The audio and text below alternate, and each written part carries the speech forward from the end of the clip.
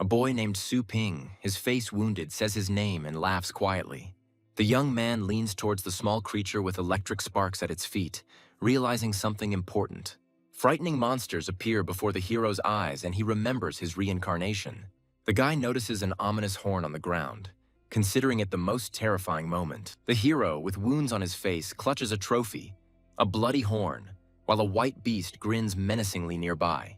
The creature suddenly rushes at the giant monsters, entering into a fight. A few days ago, the boy woke up in the dark, not yet realizing the changes that had taken place. Waking up, the young man looks in the mirror and realizes that he has become a different person. An electronic ID with his new data appears in front of the guy. The hero reflects on life with a new personality. Like everyone who finds themselves in the world after reincarnation, the world the young man found himself in was very similar to Earth. Here, the level of technological development has made great strides. However, technologies are of an auxiliary nature, and the basis of life becomes the heavenly beasts. Various types of celestial beasts are closely related to human life, performing simple work. These creatures are also actively used for military purposes. Some heavenly beasts are specially trained to destroy enemies. Even the global influence of states depends on the power of such creatures. The social status of countries is determined by the power of the heavenly beasts, because everything here is subject to their power. The boy realizes that in this world, only the strong are respected, and if he wants to survive, he needs to become stronger.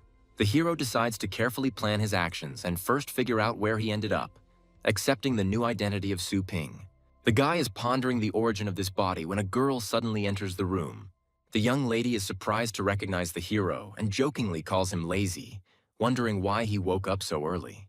The young man looks at the photograph and assumes that this girl is his avatar's sister, noting her attractiveness. The guy notices a badge on the girl's chest and wonders what it means. The girl angrily asks him not to stare at her breasts and accuses the hero of perverted intentions, attacking him.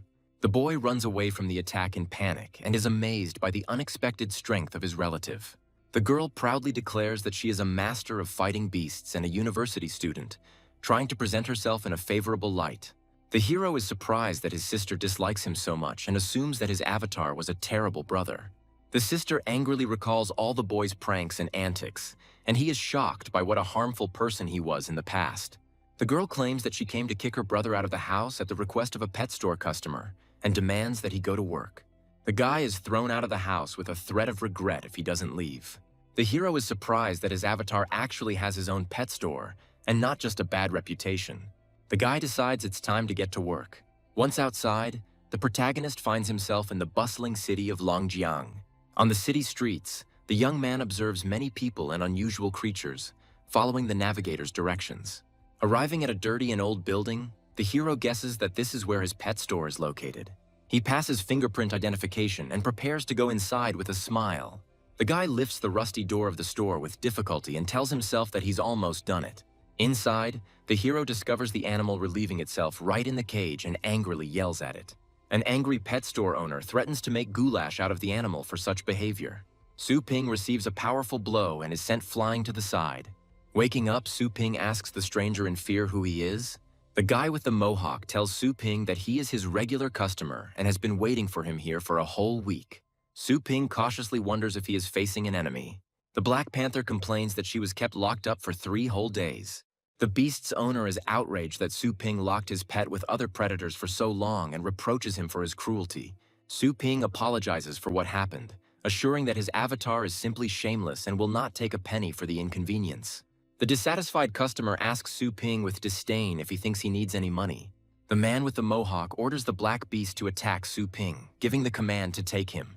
Obeying its master, the black beast rushes at Su Ping with terrifying fury, preparing to teach him a lesson.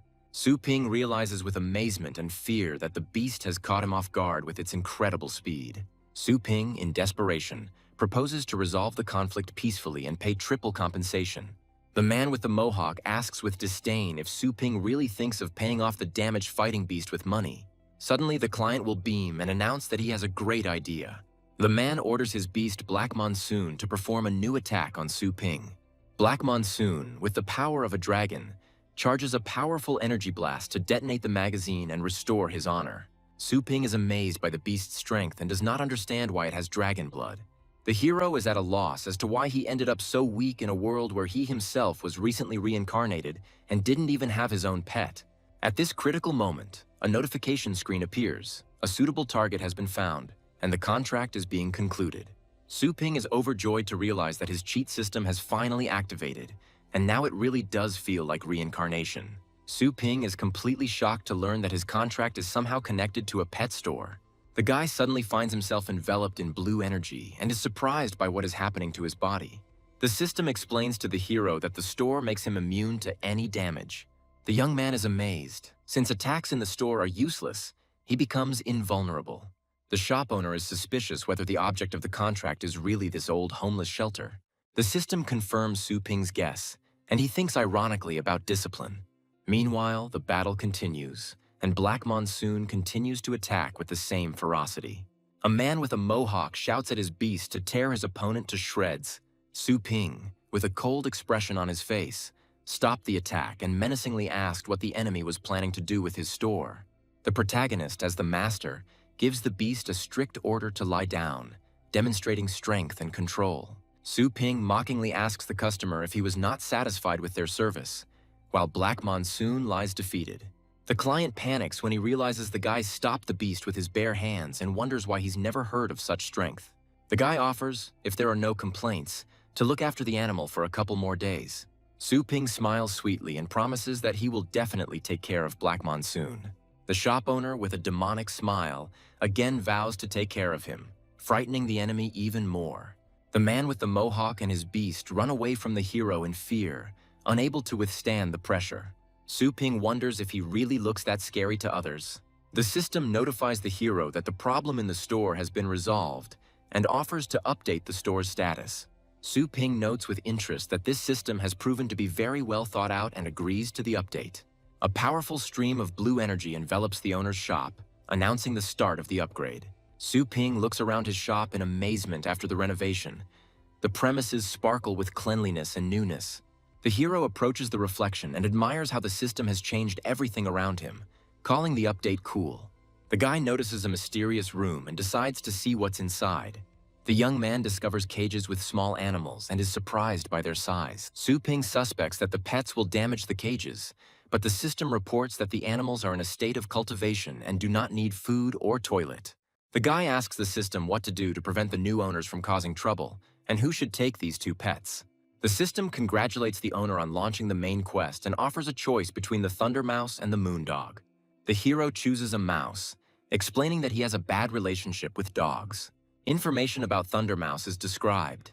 Its main skill is to be cute, which Su Ping is very surprised about.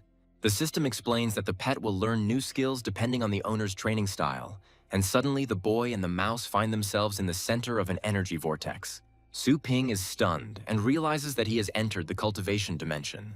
The hero and the mouse are delighted by the huge tree and strange crystals, marveling at the local inhabitants. Su Ping notes that the place is terrifying and jokes about meeting meter-long beasts. The boy encounters a giant creature, the king of beasts, which terrifies him. The protagonist comes to his senses covered in blood and doesn't understand anything, wondering why he's still alive. The system informs Su Ping that he was killed by the Beast King, but is now in the resurrection space. The guy is perplexed why the system didn't warn him about such a danger and asks about his scores. The system informs the young man that free resurrections are unlimited, but points are deducted for mission failure, and permission to evaluate is not yet available due to insufficient points. The hero sarcastically notes that the system is in no hurry to help and expresses its dissatisfaction. Su Ping and his pet enter into a temporary contract, illuminated by energy. The system informs Su Ping that his mental state has successfully merged with the Thunder Mouse and wishes him a successful search. The young man notices the peaceful herbivorous animals and decides that this is a chance for victory while the enemy is not dangerous. After signing a temporary contract, Su Ping begins to sense the pet's fear and senses approaching danger. A 10-meter giant sandworm appears before the hero, inspiring terror. Su Ping instantly recognizes the threat and prepares to act along with the mouse. The guy decides that the kids are less than 100 meters away and orders his pet to attack. The protagonist strategically aims the mouse to attack the worm in the neck. Su Ping understands that the Thunder Mouse's strength is clearly not enough, but he is happy with the possibility of endless resurrections and gradual progress. The mouse successfully resurrects after being defeated. The hero has an infinite number of attempts. Su Ping commands the pet to constantly approach the beast and use agility to dodge and circle around the enemy. The young man commands to attack the gap in the enemy's shell and use the dash right now. The hero happily notes that they managed to inflict damage. Su Ping activates Resurrection, supporting Thunder Mouse in battle. The guy reactivates Resurrection to avoid giving up in the fight. Thunder Mouse is resurrected again and ready to attack. The system informs that due to the high concentration of thunder in the environment, the mouse has mastered a new ability. Now the dash has become thunderous. A delighted Su Ping notices that the mouse skill has become stronger and can now penetrate the enemy's defense. The protagonist commands the pet to use this new skill to win the battle. Su Ping delightedly claims that his little animal has beautifully defeated the enemy, but decides to give the mouse a rest before the next hunt. Suddenly, the guy is confused by the earthquake that has begun, and he encounters swarms of giant sandworms, of which there are too many. Su Ping, seriously wounded and with broken ribs, reflects on the futility of fighting with the adults. Thunder Mouse is also exhausted and still hasn't recovered from the last battle. The guy decides that it would be wiser not to resist and to choose the tactic of resurrections with further leveling up. The hero consciously makes a sacrifice and finds himself face to face with a giant monster. Su Ping turns to her pet with hope even in a critical situation. Thunder Mouse performs a miracle and delivers a sudden lightning attack on the enemy. The boy is amazed that the pet was able to use Thunder Dash again and of its own free will. A fighting spirit awakens in the young man's eyes. He feels a surge of strength and intends to consolidate the experience he has gained. The hero takes the trophy, reflecting that even the beast did not give up completely. Su Ping resolutely declares that he too is not going to give up and will fight to the end. Despite the slim odds, Su Ping and his pet rush into battle against the enemies. The young man with the Thunder Mouse shouts resolutely that he will fight to the death. After a fierce battle, Su Ping wearily exclaims that even after death and resurrection, a feeling of fatigue remains. The hero realizes that his body is still weak and decides that serious training will be needed to improve his physical fitness. Near the numerous craters, Su Ping senses impending danger and warns the mouse about enemies nearby. The boy notices that the terrain is different from the previous battlefield and explores the hard surface of the crater. Suddenly, a 10-meter stone cockroach, smaller in size than the previous opponents, appears from underground. The monster attacks and spews a stream of acid, threatening the heroes with violence. The young man and the Thunder Mouse narrowly escape the acid, realizing the new danger. Su Ping orders the beast to be fully prepared and show the enemies all the progress it has made. Su Ping, covered in scratches and fatigue, is depicted among the remains of the monsters. Next to the owner is a Thunder Mouse. The system records 68 resurrections for Su Ping and 847 for the pet. The hero and the animal lie among mountains of corpses, and the system reports 472 destroyed enemies. Su Ping is surprised that the mouse has mastered thunder, residual perception, and as many as 10 secret techniques. The progression of combat skills of not only the mouse, but also other animals is shown, from elementary to ancient secret skills. The exhausted young man thanks the system and asks to return them home as soon as possible. The scene switches to the annual competition of Longjiang Fengshan University, which is being actively broadcast. On the final day of the qualifying rounds, spectators gathered to discuss whose celestial beast would win this year. A red-haired girl appears among the contestants, and the audience speculates about the possible favorites: Ye Hao, Jiang Xuehan, or Zhan Xiao. Introducing Su Yanying, a third-year university student and master of martial beasts, who reflects on the seriousness of the competition at the regional qualifiers. Su Yanying recalls how Jiang Xuehan won a convincing victory in the previous competition. The girl admits that she often faced talented opponents, and once she won against Ye Hao. The heroine realizes that she has already lost twice in a row, and now she faces a battle with Zhang Xiao, having only a 100-toothed tiger. She is determined to take the Thunder Mouse from Su Ping, realizing that her own strength is still not enough. According to the rules of the competition, 2 fighting animals are required, so the heroine rushes to get her second pet. Su Yanying walks into an empty pet store and calls out to one of the workers. The girl notes that she managed to arrive on time, although she is surprised that the store is almost empty. The heroine, looking for the store owner, raises her voice, saying that she has come to pick up her pet. Su Ping comes out to meet the guest and greets her. The girl confirms that she left the Thunder Mouse about half a month ago and wants to take it back. And Su Ping realizes that this is the pet's real owner. Su Ping confidently replies that everything is fine with the Thunder Mouse, but reminds the owner not to forget to pay for the services. The girl thinks that the store owner is behaving strangely and is worried about the payment. The Thunder Mouse's owner smiles and promises that despite the early visit, she will pay everything in full. The girl is genuinely surprised, not understanding what could have alarmed her owner so much. The guy says goodbye to his pet with a little sadness, saying that it's time for him to go home. Before parting, Su Ping asks the mouse not to forget him when she returns to her owner. Money is credited to the store account and is automatically converted into energy points. The system sets the following task. The young man needs to acquire his own heavenly beast in order to become a master of combat beasts in 7 days. Su Ping is surprised to realize that he can now become a master of fighting beasts. Having opened a shop in his mind, the hero wants to buy an awakening potion, but discovers a lack of energy points, although the system allows him to convert money into energy.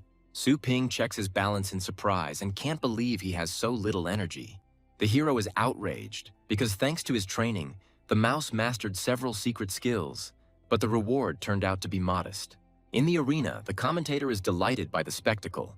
Zhang Xiao's demonic dragon dog wins with the first attack. The beast's powerful blow seriously injures Su Yanying's 100-toothed tiger, ruining her chances of victory.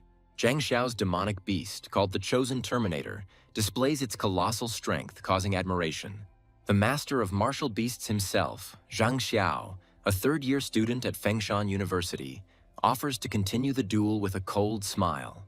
From the judges' box, observers are discussing how the fight is boring, with the wounded beast Su Yanying putting up virtually no resistance to her opponent.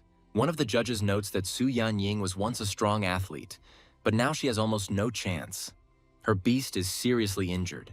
The woman with red hair says that the heroine is still young and talks about injustice.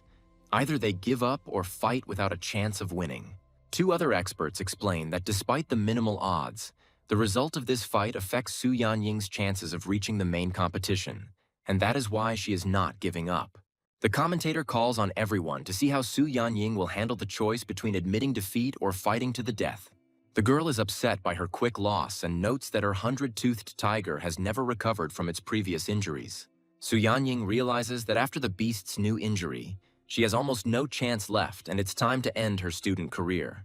Zhang Xiao disdainfully allows his demon dog to finish the fight and talks about giving his opponent a dignified death. Zhang Xiao's dog performs the fire dragon move, launching a deadly attack straight towards the opponent. At the moment of a strong blow, Su Yanying loudly announces surrender, ending the fight.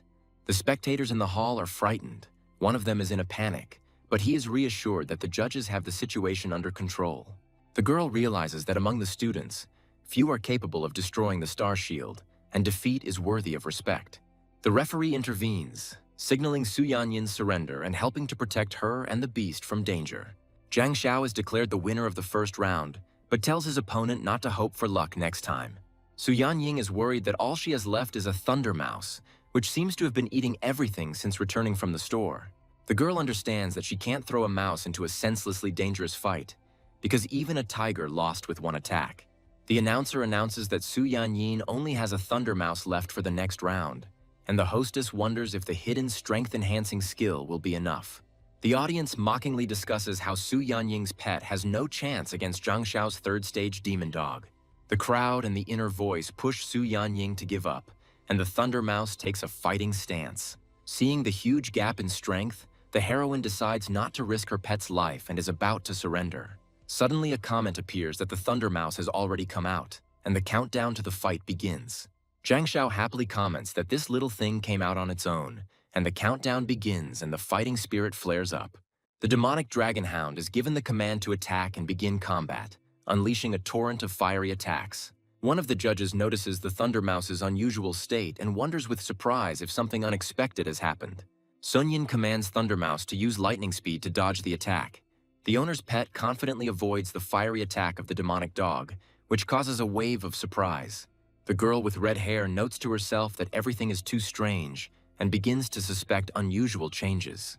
The commentator reports that the mouse was knocked down by the attacks, and Zhang Xiao happily orders his beast to finish off the enemy. The demon dog prepares for close combat, and Zhang Xiao plans not to end the round quickly, but to teach the mouse a lesson. Su Yanying urgently activated the third stage power enhancement secret skill to save the situation. The animal dodges with incredible lightning speed, taking the enemy by surprise. The judges and spectators are amazed by the mouse's impressive speed and watch the fight unfold with interest. The commentator notes that the Thunder Mouse was indeed able to avoid the blow, and Su Yanying decides to immediately go on the attack. The judge in the courtroom strains his eyes and is amazed by what is happening, suspecting something special in the mouse's actions. Thunder Mouse unleashes a 7th stage thunder attack, creating a powerful energy discharge.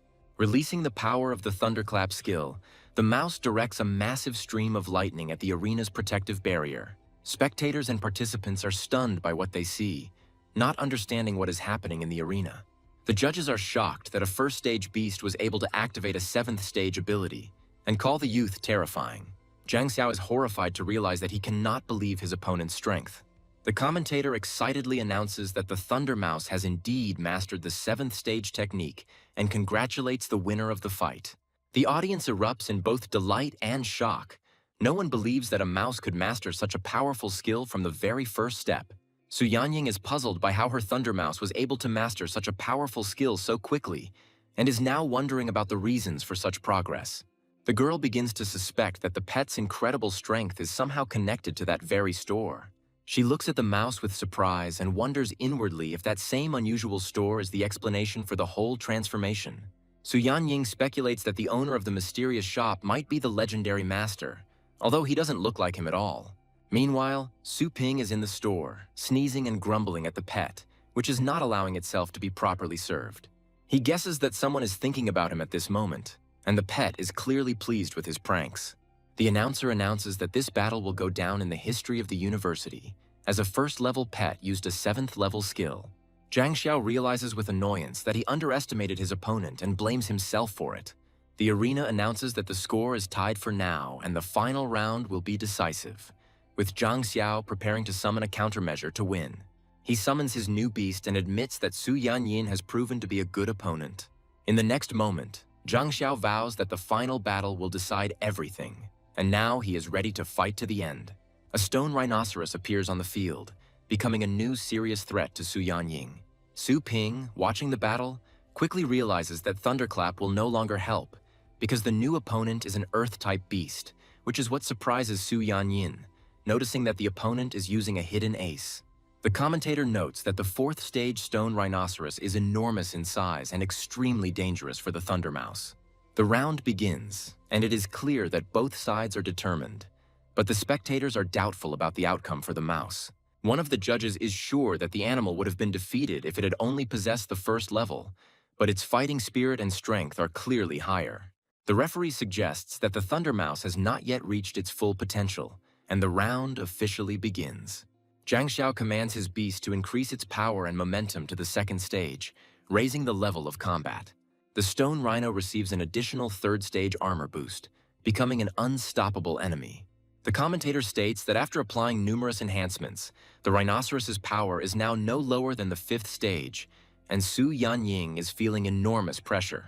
Su Yanying tries to close the distance to use the enhancement skill, but the distance is too great. As a result, the Thunder Mouse ends up next to the rhino without the necessary buff, which surprises the commentator with the participant's mistake. Zhang Xiao triumphantly orders the stone rhinoceros to crush the mouse, threatening it with instant death. The Thunder Mouse suddenly splits into two and jumps out from under the stone rhinoceros's clutches, escaping mortal danger. The judges are stunned and discuss the impossibility of a residual separation in a real fight. The commentator confirms that this residual separation is another incredible Stage 7 skill, sparking unprecedented interest among team leaders. Thunder Mouse decides not to engage the rhinoceros in combat and instead charges towards Zhang Xiao, surprising everyone. Su Ping is glad that the Thunder Mouse caught his opponent off guard and took advantage of his mistake. Zhang Xiao panics and tries to defend himself by activating his 3rd stage star shield as the mouse approaches him. Thunder Mouse and her residual clone simultaneously use Thunderclap to break the opponent's defense. The commentator explains that Zhang Xiao's shield was almost immediately destroyed by the double attack, and it is now unknown whether he will survive such a blow. The judge's Divine Phoenix intervenes to save Zhang Xiao, who is knocked unconscious by a powerful attack. The referee solemnly announces that Zhang Xiao has lost in the 3rd round, deciding the outcome of the fight. The commentator announces Su Yanying's victory, congratulating her on successfully passing the selection. Su Yanying is shocked by what is happening and is overjoyed to realize that the Thunder Mouse has mastered not only Thunderclap, but also residual cloning.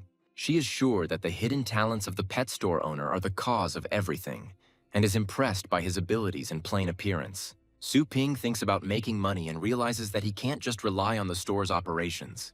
The system informs him that the store currently only offers 3 services: shelter, rental, and food sales.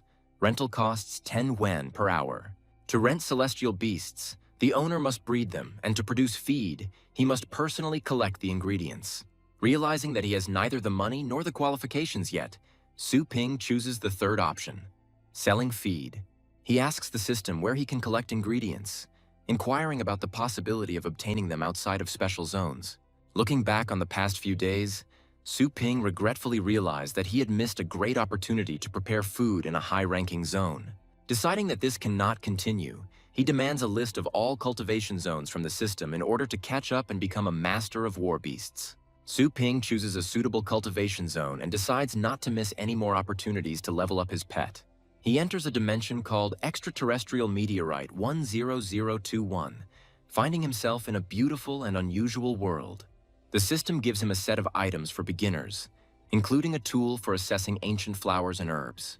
Using the power of thought, he activates the function of receiving items from the reward cube. He manages to successfully retrieve the item, and the first successes in resource collection begin. Su Ping studies the properties of the plants he finds. Some restore stamina, others heal or are used for the needs of animals. The hero realizes that the food that can be collected safely is too cheap to sell and tries to find better ones. In the grass, he suddenly discovers a dangerous beast, a stone snake of the 8th stage, and hides in shock. Realizing that the best raw materials are found only in the most dangerous places, Su Ping rushes to obtain the expensive ingredients, despite the danger and limited storage. At the last moment, he deftly dodges the attack of the stone snake, continuing to collect the most valuable and expensive herbs. Su Ping hurriedly puts the rare plant into storage, but is injured by a stone snake attack. Despite the danger, he continues to collect expensive ingredients, considering their value worthy of any effort, but falls into the jaws of a monster. Exhausted after battles and numerous deaths, the hero admits that even 30 resurrections a day tire him out greatly. However, Su Ping is confident that there will be no further problems, as he already has the necessary resources. Returning home, he decides to sort everything he managed to collect into the store's storage area. The scene shifts to the old man, concerned about his pet's health, reporting that he hasn't eaten anything for a week. A young man offers to try the latest expensive food for skybirds, assuring them of its effectiveness. The girl happily agrees to give the pet food and immediately invites him to try it. After eating the food, the bird of heaven starts to bleed black blood and a dead centipede appears, causing shock and alarm in those around it. The girl panics and explains that Xia Hui would never eat even the world's rarest dark centipede, while the man urges her to urgently go to the Celestial Beast Clinic, suspecting a dangerous heart infection. The grandfather grabs the sick scarlet bird in his arms, deciding to urgently call a doctor. A doctor comes to the family and joyfully announces that Xia Hui is now saved. The girl explains to her grandmother that Xia Hui is seriously ill and they are forced to go to Shangchun for treatment. The old man and grandmother are surprised that Xia Hui started eating, admitting that the seller did not lie. Someone explains that the scarlet bird has a pure attribute and should not eat any random food, otherwise it loses its appetite and gets sick. He also adds that the pet will recover if it eats the fruits of the rock rose, and promises to consult with anyone who has any questions. The young man is outraged by this advice, believing that dividing food into types is an invention of traders. He asks his grandmother how much the bird feed cost. The grandmother admits that the purchase cost 130 yuan per fruit, and over 1,000 yuan was spent in a week. The girl shares a rumor that many illegal shops add chemicals to pet food, causing pets to become dependent, and if such food is taken away from them, they literally go crazy. The family is in a panic when they learn that if the pet continues to eat the food, it will die, and the grandfather exclaims in horror, not believing what he has heard. The young man decides to find the suspicious store where the food was purchased and demands to know its name. Grandma recalls with excitement that it was the Ozornic pet store. Family members come to the store and demand to speak with the owner. The man aggressively asks Su Ping what he adds to the feed for the heavenly beasts. Su Ping is surprised by the accusations, but insists his food is all natural and asks if the scarlet bird has had any side effects. The man doesn't believe the explanations and demands honesty, angry that the bird couldn't tear itself away from his food. People on the street are discussing the store's previous sanitation issues and recalling revelations about pet food containing dangerous additives in illegal stores. Instead of shouting, the girl suggests sending the feed to the Producers Association for testing to ensure its quality, and the brother agrees. Su Ping angrily mentally revolted. In your opinion, I sell bad food. Su Ping intimidates the visitors with a suddenly powerful aura and demands proof of their accusations, which frightens the girl. The girl's brother angrily attacks Su Ping, accusing him of aggression against his sister. The man grabs Su Ping by the neck and threatens to kill him, asking if he wants to die. Su Ping, with icy calm and powerful strength, easily removes the opponent's hand from himself. The attacker screams in pain, overwhelmed by Su Ping's unexpected strength and feeling powerless. The humiliated guy, feeling pain, leaves the store, accusing Su Ping of rudeness, and the girl watches what is happening in confusion. Su Ping understands that if he doesn't explain things to his clients, he risks losing not only his points, but his entire clientele. He claims that his food has no problems and is ready to prove it to everyone present. Angry customers don't believe Su Ping's words and demand that the store be closed immediately. Before starting the demonstration, Su Ping asks the crowd if anyone has a low-ranking water-type heavenly beast with them. The girl replies that she has a low-ranking water-type beast. At Su Ping's request, she releases her pet, a water beast named Sprinkler, who has simple skills. The brother cautiously asks Su Ping what he is going to do with this beast. Su Ping explains that he will feed the beast the blue yuan fruit to prove the safety and effectiveness of his food. Outside, spectators are discussing how they've only heard of this type of food in specialty stores, and even joke about its purpose. After Sprinkler eats the fruit, a burst of energy is released throughout the store, leaving everyone surprised and shocked. The girl panics and asks what is happening to Sprinkler and why he is glowing intensely. It turns out that the little animal has risen in rank. It has evolved to the second stage with an increase in strength. Su Ping comments that the blue yuan fruit does indeed raise the rank of the heavenly beasts, and this food is not fake at all. He then goes on to explain the rules for rank advancement, explaining that bloodline beasts can naturally rise to high ranks as they mature and cultivate. Su Ping explains that if the beast does not train, its strength will not grow further, and the audience is amazed at how quickly the rank increase occurred. The girl's brother is convinced by the beast's appearance that its level has truly risen and compares it to federal relics. He comes to the conclusion that if such feeding is available in a regular store, then the owner's personality is too frightening. The girl is surprised and asks Su Ping if he was replaced, because the result is truly stunning. The brother apologizes for his rudeness and admits that he and his sister went too far. Su Ping coldly accepts their apology, and his brother says that they were blind and asks for forgiveness. He comically declares that 8,700 per fruit is a great price and he is an honest businessman, and everyone is amazed. The brother happily agrees to pay, believing that it is incredibly profitable for such a result, despite the fact that the sister is sorry for the money. Su Ping muses stonily that the price is still very low considering his own efforts and the dangers involved in extracting it. Trying to raise the prices, Su Ping is rejected by the system, and then advises using the leaves of the colorful surbud for the animal, and to continue the course of the berries of the rock rose for the bird's recovery. The sister sighs with relief, and the family's son confidently declares that he will cover all the expenses, surprised by the effectiveness of the feed for such a low price. Livestock breeders in the crowd are vying with each other to sell them the miracle product, not believing that such an effect is possible so cheaply. The seller happily reassures customers, urging them to respect the queue, while everyone around them is eager to buy blue fruits. The protagonist triumphs, happily ordering the system to open the store, having finally saved up enough money for the awakening potion. The young man looks at the bottle of green liquid, knowing that now he can become a master of war beasts, and excitedly swallows his saliva. The guy decisively drinks the potion he bought, mentally urging himself not to doubt. With the essence of awakening within, Su Ping feels a powerful surge of energy, accompanied by a bright golden light. The hero's eyes fill with a new radiance, and he realizes that his moment has finally come. Su Ping proudly exclaims his success as he stands in the golden light, confirming that he is now a true master of the fighting beasts. Meanwhile, one of the clients is amazed to notice that even his reaction speed has increased, having managed to easily catch an ordinary fly. The protagonist studies the requirements for using the Chaos Spirit Pool and realizes that the chance of obtaining a valuable pet is very small. The guy decides to upgrade his pool to the second level, hoping to increase his chances. Having made sure that there is enough energy, the young man carefully starts the process of the emergence of a new beast. A powerful pillar of light shines through the hall, radiating magical energy while the ritual lasts. The system reports the successful use of the second-level pool, and the hero anxiously awaits the result. A strange figure appears in a thick cloud, and the boy is surprised to realize that a small skeleton has come to him. The young man is indignant that he spent 100 points on a funny skeleton, and the pet only laughs embarrassedly in response. Su Ping reasons that even with all the bonuses in the cultivation zone, it will be difficult for the skeleton to survive. But by investing in killing skills, one can reap benefits. On the monitor, the hero sees the requirements. Even the Thunder Mouse was stronger than the skeleton, and the skeleton itself is rated as the lowest level pet.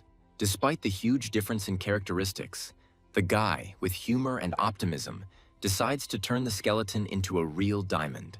The hero hears the client's voice and is surprised by the familiar address, holding a small skeleton in his arms. Two girls with a pet appear at the door and call the store owner, surprised that their pet store is located in such a remote place. The young man greets the visitors with a displeased tone and immediately clarifies the amount of the debt, inquiring about the purpose of their visit. The red-haired heroine angrily corrects the guy's name, introducing herself as Su Yanyin, and asks him what he did with the Thunder Mouse.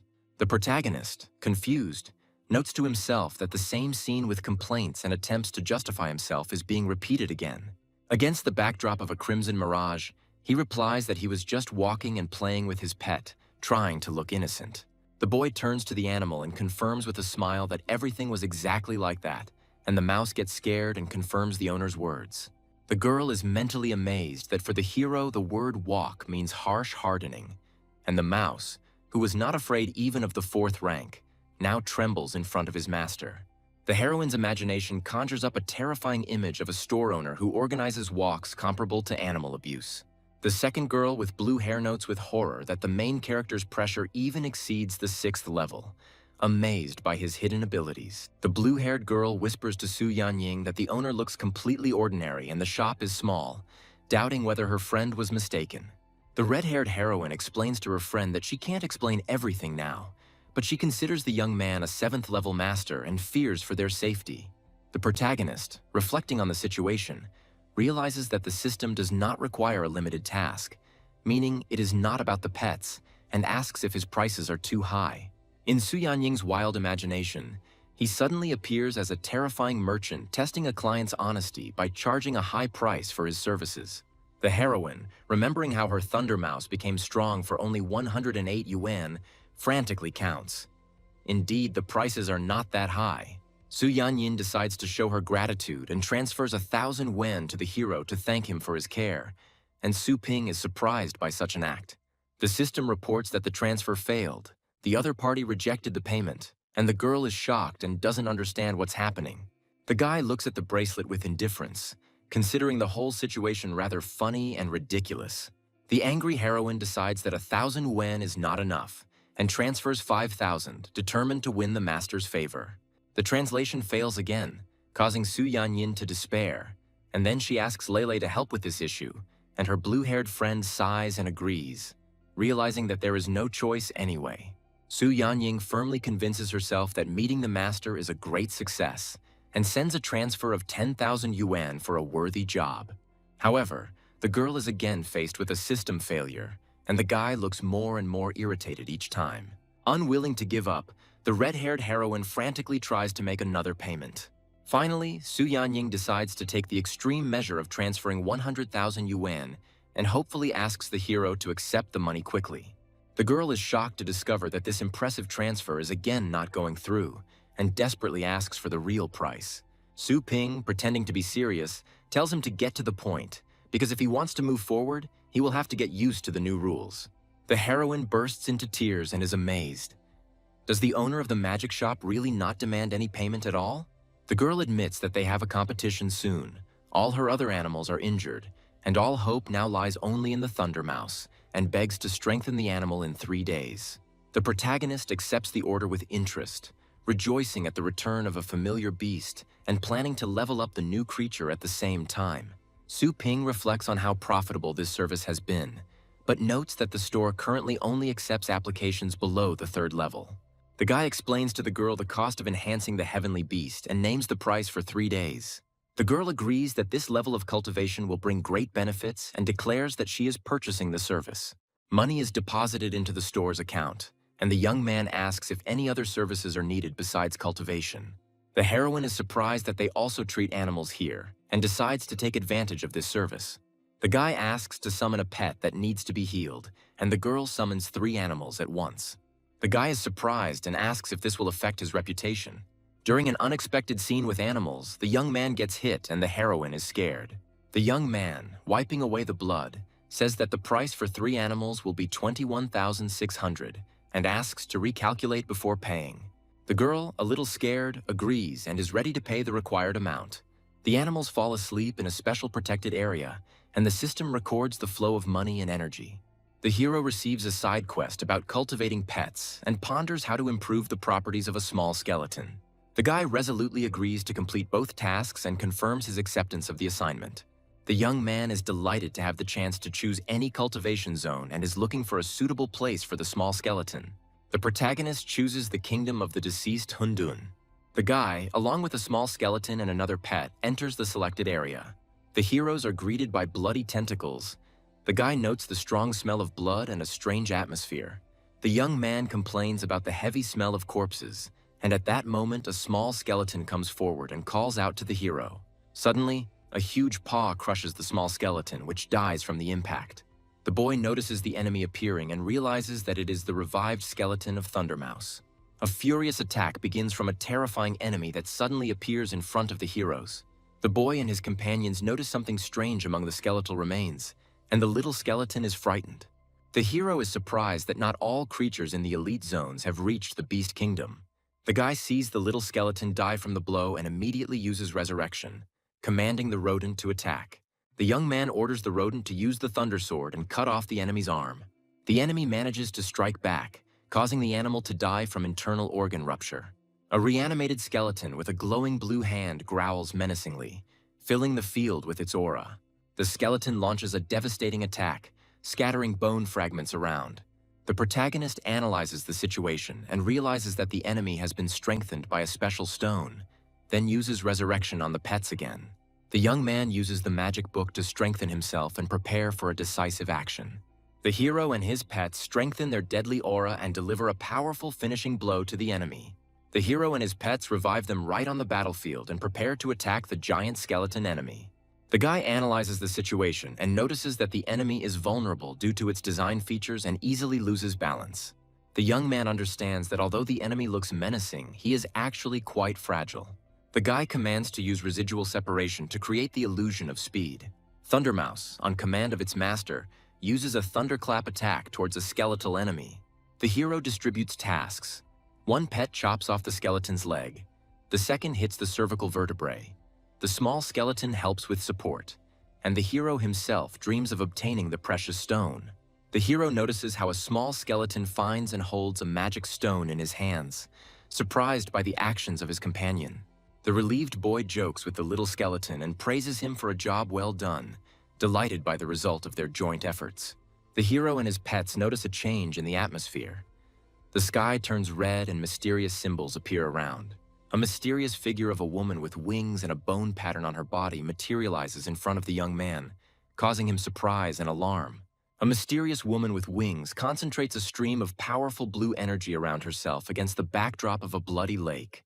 The guy notices the barrier and is surprised that his identifier does not work.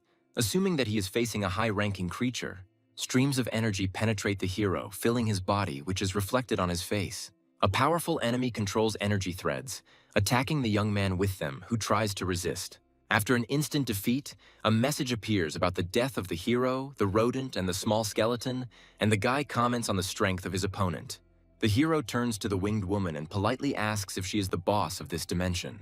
The guy waves his hand with a smile and ironically asks the enemy about her intelligence. The young man doesn't have time to finish speaking. He's struck again by a powerful energy attack, and the flow envelops his head. The guy, sitting in a red glow, is disappointed in the dialogue, reflecting that the language is not understood and that the attempts are in vain. Gradually, the hero teleports to a new safe place where he finally feels at peace. A guy in an unexpected place is surprised by the surroundings, looking around at the giant spikes. The young man sees before him a strange landscape with a huge army and wonders where he has ended up. The guy notices a hooded woman among his surroundings and recognizes her as an old acquaintance.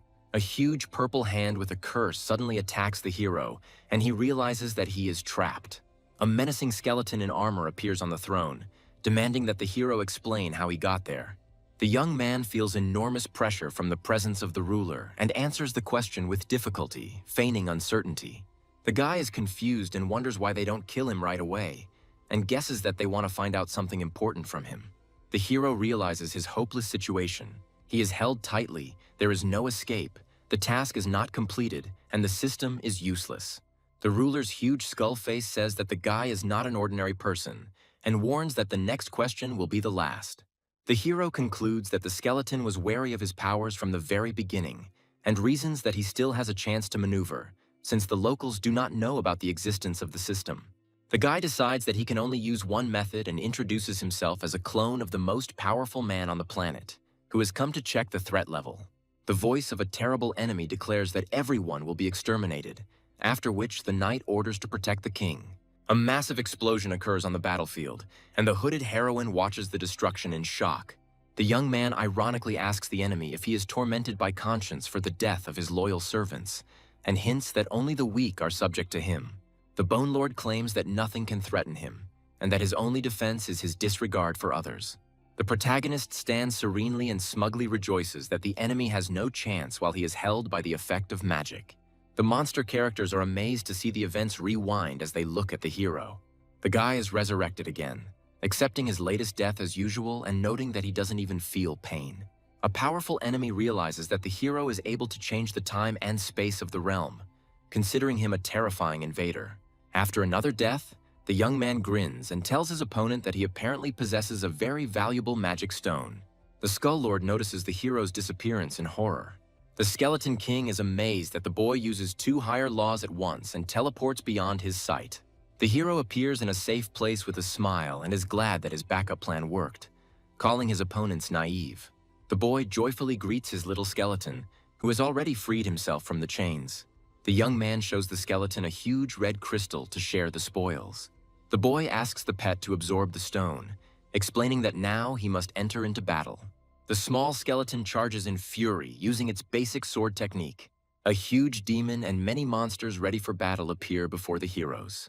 A guy with pets watches the waves of enemies and entrusts all the experience to a small skeleton. A young man sits on a pile of bones among endless corpses, contemplating the endless waves of small enemies. A huge monster with a red core emerges from the remains, and the young man is confused, thinking that this enemy has not yet been defeated. The guy happily notes the strengthening of his pets, speaking of their murderous intent. The demon decides that he can advance further if he destroys the hero and rushes into attack. A huge shadow looms over the hero and his companions. The boy calls upon the small skeleton to use the basic art of the sword. The small skeleton deals a powerful blow to the monster using a red energy wave. The monster summons an army of blue creatures that attack the guy and his companions. The skeleton, the young man, and the rodent find themselves captured by the hands of blue monsters, and the hero is shocked by what is happening. The boy realizes that he is captured again and calls the rodent for decisive action. The boy commands his pet to attack the monster's core with a thunderclap. The monster blocks the attack with electricity, and the guy is surprised that the enemy was able to defend himself. The hero analyzes the situation and realizes that he cannot determine the enemy's identity, but he discovers two important weaknesses. Damage to the arms has no effect, and the core is indeed vulnerable. The boy, grabbed by many hands, orders the rodent to use Thunderclap and cover his body with electrical energy. Thundermouse activates its electrical defense, releasing a powerful charge despite its grip. The hero is surprised to notice that the pet unexpectedly uses some skill. Multiple hands are engulfed in an electric discharge. The pet breaks free from the grip. The guy finally gets free and immediately gives the command to the little skeleton to attack. A small skeleton with glowing eyes makes a furious attack on the enemy. The hero happily notes that the small skeleton, having absorbed part of the Bloodstone's powers, has significantly increased its power thanks to the absorption skill. The guy returns to the store and prepares to look at the characteristics of his pets. The young man is surprised by the results of the test.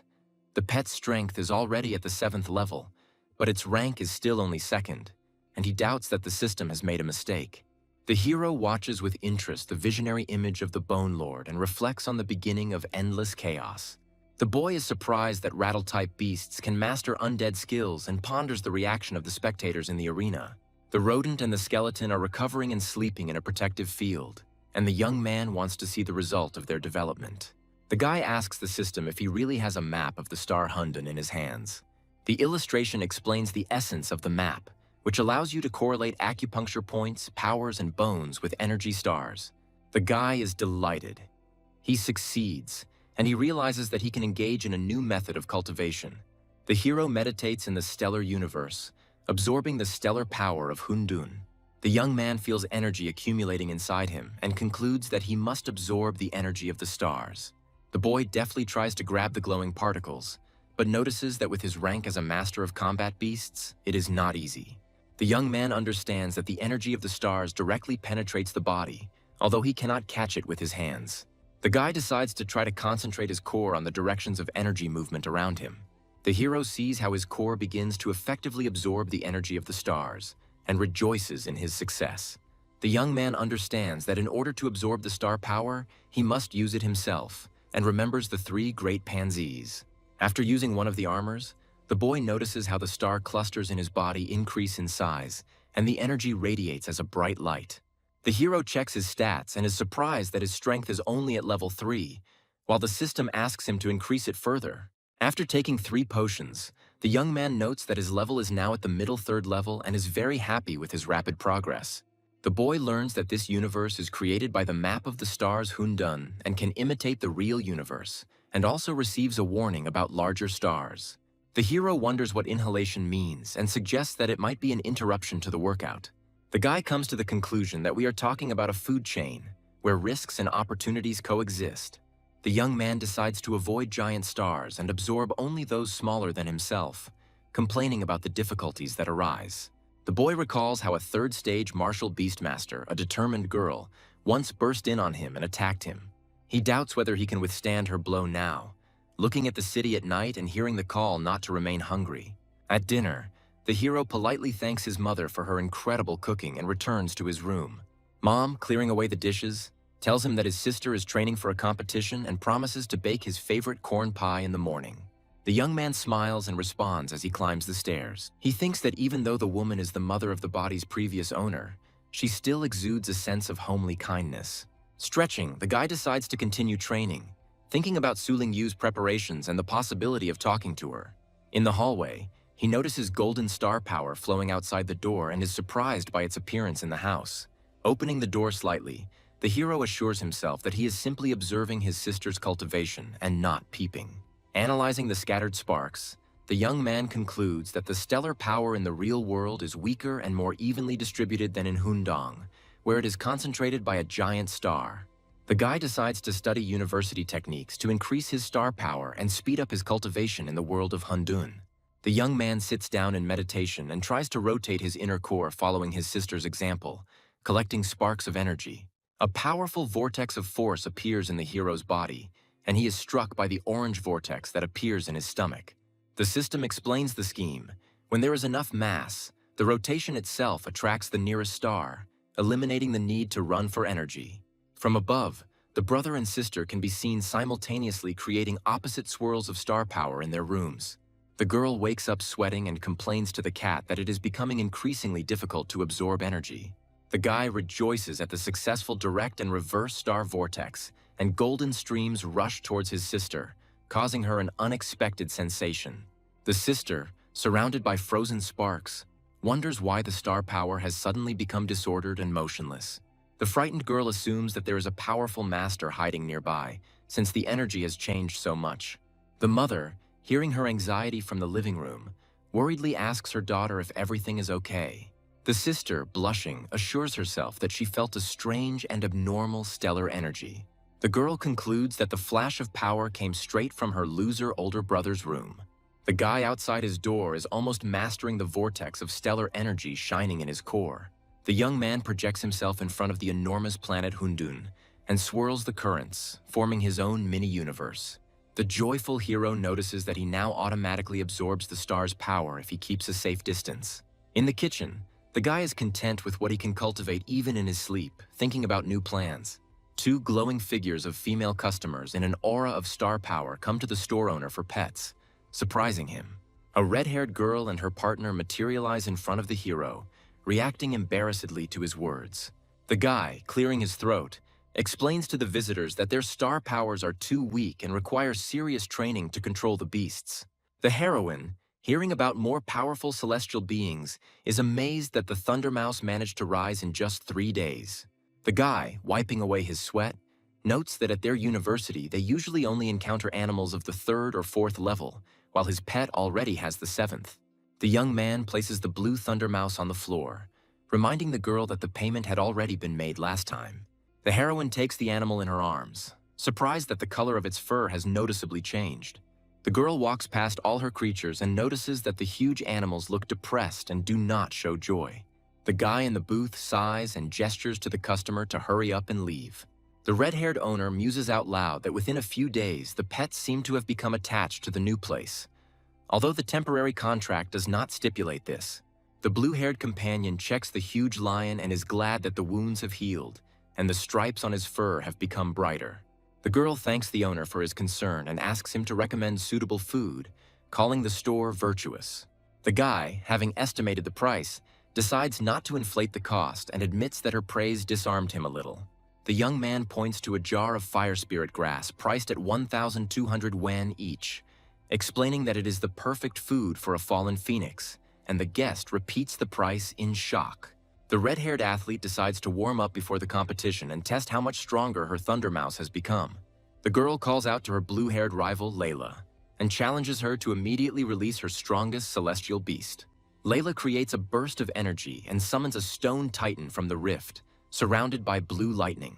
The humanoid golem materializes in a puff of steam, and the summoner sarcastically warns her opponent not to cry. The redhead assesses the situation, realizing that Layla has put forward her favorite trump card, a high-ranking 5th stage beast. She runs alongside the blue mouse, hoping that her pet will survive the fight, relying on the thunderclap and the residual separation. Thunder Mouse, with pink lightning in his eyes, rushes to attack. Layla orders the golem Kshiti to toy with her opponent, and he rushes across the glittering arena floor to intercept her.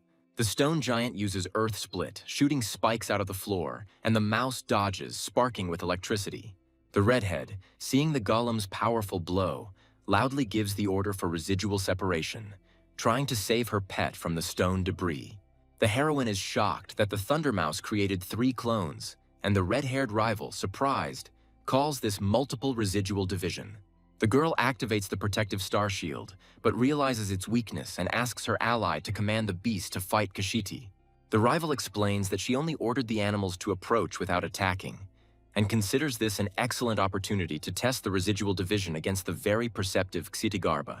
Both girls are shocked to notice that the golem has managed to grab one of the mice.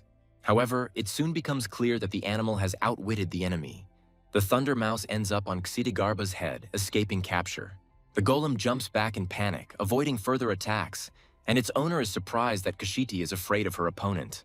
The red-haired athlete asks to be released from her stone shelter, realizing that the Thunder Mouse is very fast. The girl is stunned that her high-ranking pet was so scared of a low-ranking Thunder Mouse. The heroine admits that the pet's strength has now crossed all boundaries, and is delighted with this result. At this moment, the host in the arena announces the start of the next stage of the annual Fengshan University competition. A new second-year star, the red-haired heroine Su Yanying, steps onto the left side of the arena. A professional competitor, a guy with blue hair who made it into the top 10 last year, comes out to the right side of the arena. They introduce their opponent as the most insightful, Li Ji, and they participate in turns, releasing 3 pets. The judge announces the rules. The winner is the one who defeats all of the opponent's animals first, and gives the command to begin. Spectators are discussing Li Ji's release of a weak beast and questioning his choice, but others are warning not to underestimate his tactics. The red-haired girl analyzes the enemy. The aquatic beast is good at surprise attacks but of average origin, and prepares to summon a counterpet. Su Yanying summons a fallen phoenix clad in red-orange flames. The commentator from the podium is amazed, noting the high rank of the phoenix and warning that for an aquatic beast it is a very powerful enemy. Li Ji calmly raises her hand and declares her surrender. The guy confirms that he lost in the first round, which completely surprises the judges and spectators. The commentator announces Su Yanying's victory in the first round, and the heroine herself watches her opponent smile with suspicion. The rival says with a cold smile that sometimes you need bait to catch your prey. The girl notices her opponent's strange actions and reacts warily to what is happening in the arena. A huge ground-based hunter appears on the field, and the guy explains that the fallen phoenix is the most difficult opponent for his beast. The rival explains that the thunder mouse and the heroine's other pets are land animals, and his pet is capable of crushing them with ease. However, the air phoenix attacks fiercely, although even a 5th stage beast has a hard time dealing with a ground giant. The guy, confident of victory, apologizes to the girl and categorically states that she lost. However, the attempt to stop the phoenix proves futile. The protective barrier cannot withstand the pressure of the fire. The next moment, the opponent realizes with horror that he himself is engulfed in real flames, and he panics in front of everyone. The red-haired heroine looks around calmly and asks with a smile if he has finished his statements. The blue-haired guy commands to attack the arena with the ground spikes technique, targeting the phoenix. The red-haired heroine commands her fallen phoenix to dodge dangerous sharp thorns. The girl activates the speed boost and wants to quickly get rid of the opponent's trap. She commands the flaming bird to use a fire slash to attack from the air. The enemy summons a ground hunter and a defense golem to help contain the phoenix's attack. The heroine is surprised by the earth beast's resistance to fire when her pet's attack does not produce the expected effect. The blue member explains with a grin that the phoenix will not be able to resist an adult ground-based catcher and declares the reception conclusion. The entire arena is shrouded in a net, a confinement skill that can restrain both low-ranking and very powerful pets. The net is rapidly narrowing, and the girl and the phoenix find themselves trapped, forced to find a way to escape. The red-haired contestant calls on her firebird to find a way out, realizing that both are in mortal danger. The red-haired heroine uses the 3rd stage power enhancement to try to escape the trap. The net continues to shrink around the girl and the phoenix, completely ignoring the enemy's fire attacks. The participant finds herself trapped in an energy grid but refuses to give up and calls for her pet. The girl desperately calls out to the fallen phoenix, while her opponent advises her not to resist, so as not to get further injured. The guy calmly states that this outcome was part of his plan and demands that his opponent surrender. The hero is holding on with all her might, but on the verge of a breakdown, she is ready to give in under the pressure of circumstances. At this moment, the phoenix suddenly releases a powerful attack. A bright beam pierces the trap and reaches the enemy. Everyone watches in shock as flaming beams appear, one blow of which immobilizes the ground hunter. The spectators are amazed that the phoenix has displayed an advanced 8th-tier skill that is not typical for its class. The masters discuss how, despite its low stats, the girl's pet unexpectedly demonstrated exceptional strength, something fallen phoenixes typically lack. The girl with short red hair notes that the fallen phoenix of a teenager has truly accomplished a feat and emphasizes his promising future, as he has not yet reached maturity. Scientists notice that the heroine also has a thunder mouse with a unique attack skill and wonder who she is. The vice-rector informs that the girl's name is Su Yanying, and the dark-haired student replies that she has been following her for a long time. The teacher admires her inwardly, considering the heroine a genius who can lead the university to new successes. In the audience, everyone recognizes the heroine as the owner of the Mouse King and compares their pets with her achievements. The red-haired participant looks in delight at the phoenix, which evolves, its power reaching the 4th stage, and its technique to the 8th. The girl is amazed by her pet's talent and cannot believe that the phoenix is still her animal. The heroine recalls a pet store service that not only heals, but also dramatically enhances the animal's abilities, and mentally suspects the seller of dishonesty. The referee announces Su Yanying's victory in the 2nd round, and her opponent is furious, believing he was simply unlucky. The guy recognizes the beauty's phoenix power, but is determined to face the final battle, foreshadowing a difficult test for the heroine. A 4-winged wind demon appears in the arena, causing everyone to feel a sense of true terror with its enormous appearance. The hall is discussing that the beast possesses the power of the highest 5th level, and the teacher is outraged by the violation of the rules for students. There is a dispute with the masters about the danger. Some consider it a challenge for the competition. Others ask not to worry. The director explains that the university is rich in high-ranking teachers and judges, so there will be no serious problems. The curator thinks to himself that the beast did end up in the arena in an unusual way and promises to sort it out after the fight. The opponent prepares the beast for an attack, commanding the wind demon to use a nature slash. The boy, in despair, realizes that the difference in ranks is great and admits that he was barely able to summon this dangerous pet. Su Yanying activates several enhancements at once: strength, impulse, perception, and durability. The girl commands the fallen phoenix to attack with flaming beams directly at the enemy's master to end the fight. The phoenix's charge is so fast and powerful that the heroine is shocked and amazed by the speed of the attack. The judge announces that participant Su's pet was destroyed by the wind demon in just 1 second, and the girl herself does not understand what is happening. The teacher notices that despite Su Yanying's defeat in the round, the wind demon continues to attack and does not stop. The guy with blue glasses falls to his knees, losing consciousness in front of everyone due to the loss of control over the beast. The heroine, in a state of shock, tries to stop the monster, and the host and judges shout to immediately stop the fight because the beast is out of control. At this moment, a mysterious figure in a black cloak appears and summons a divine phoenix to confront.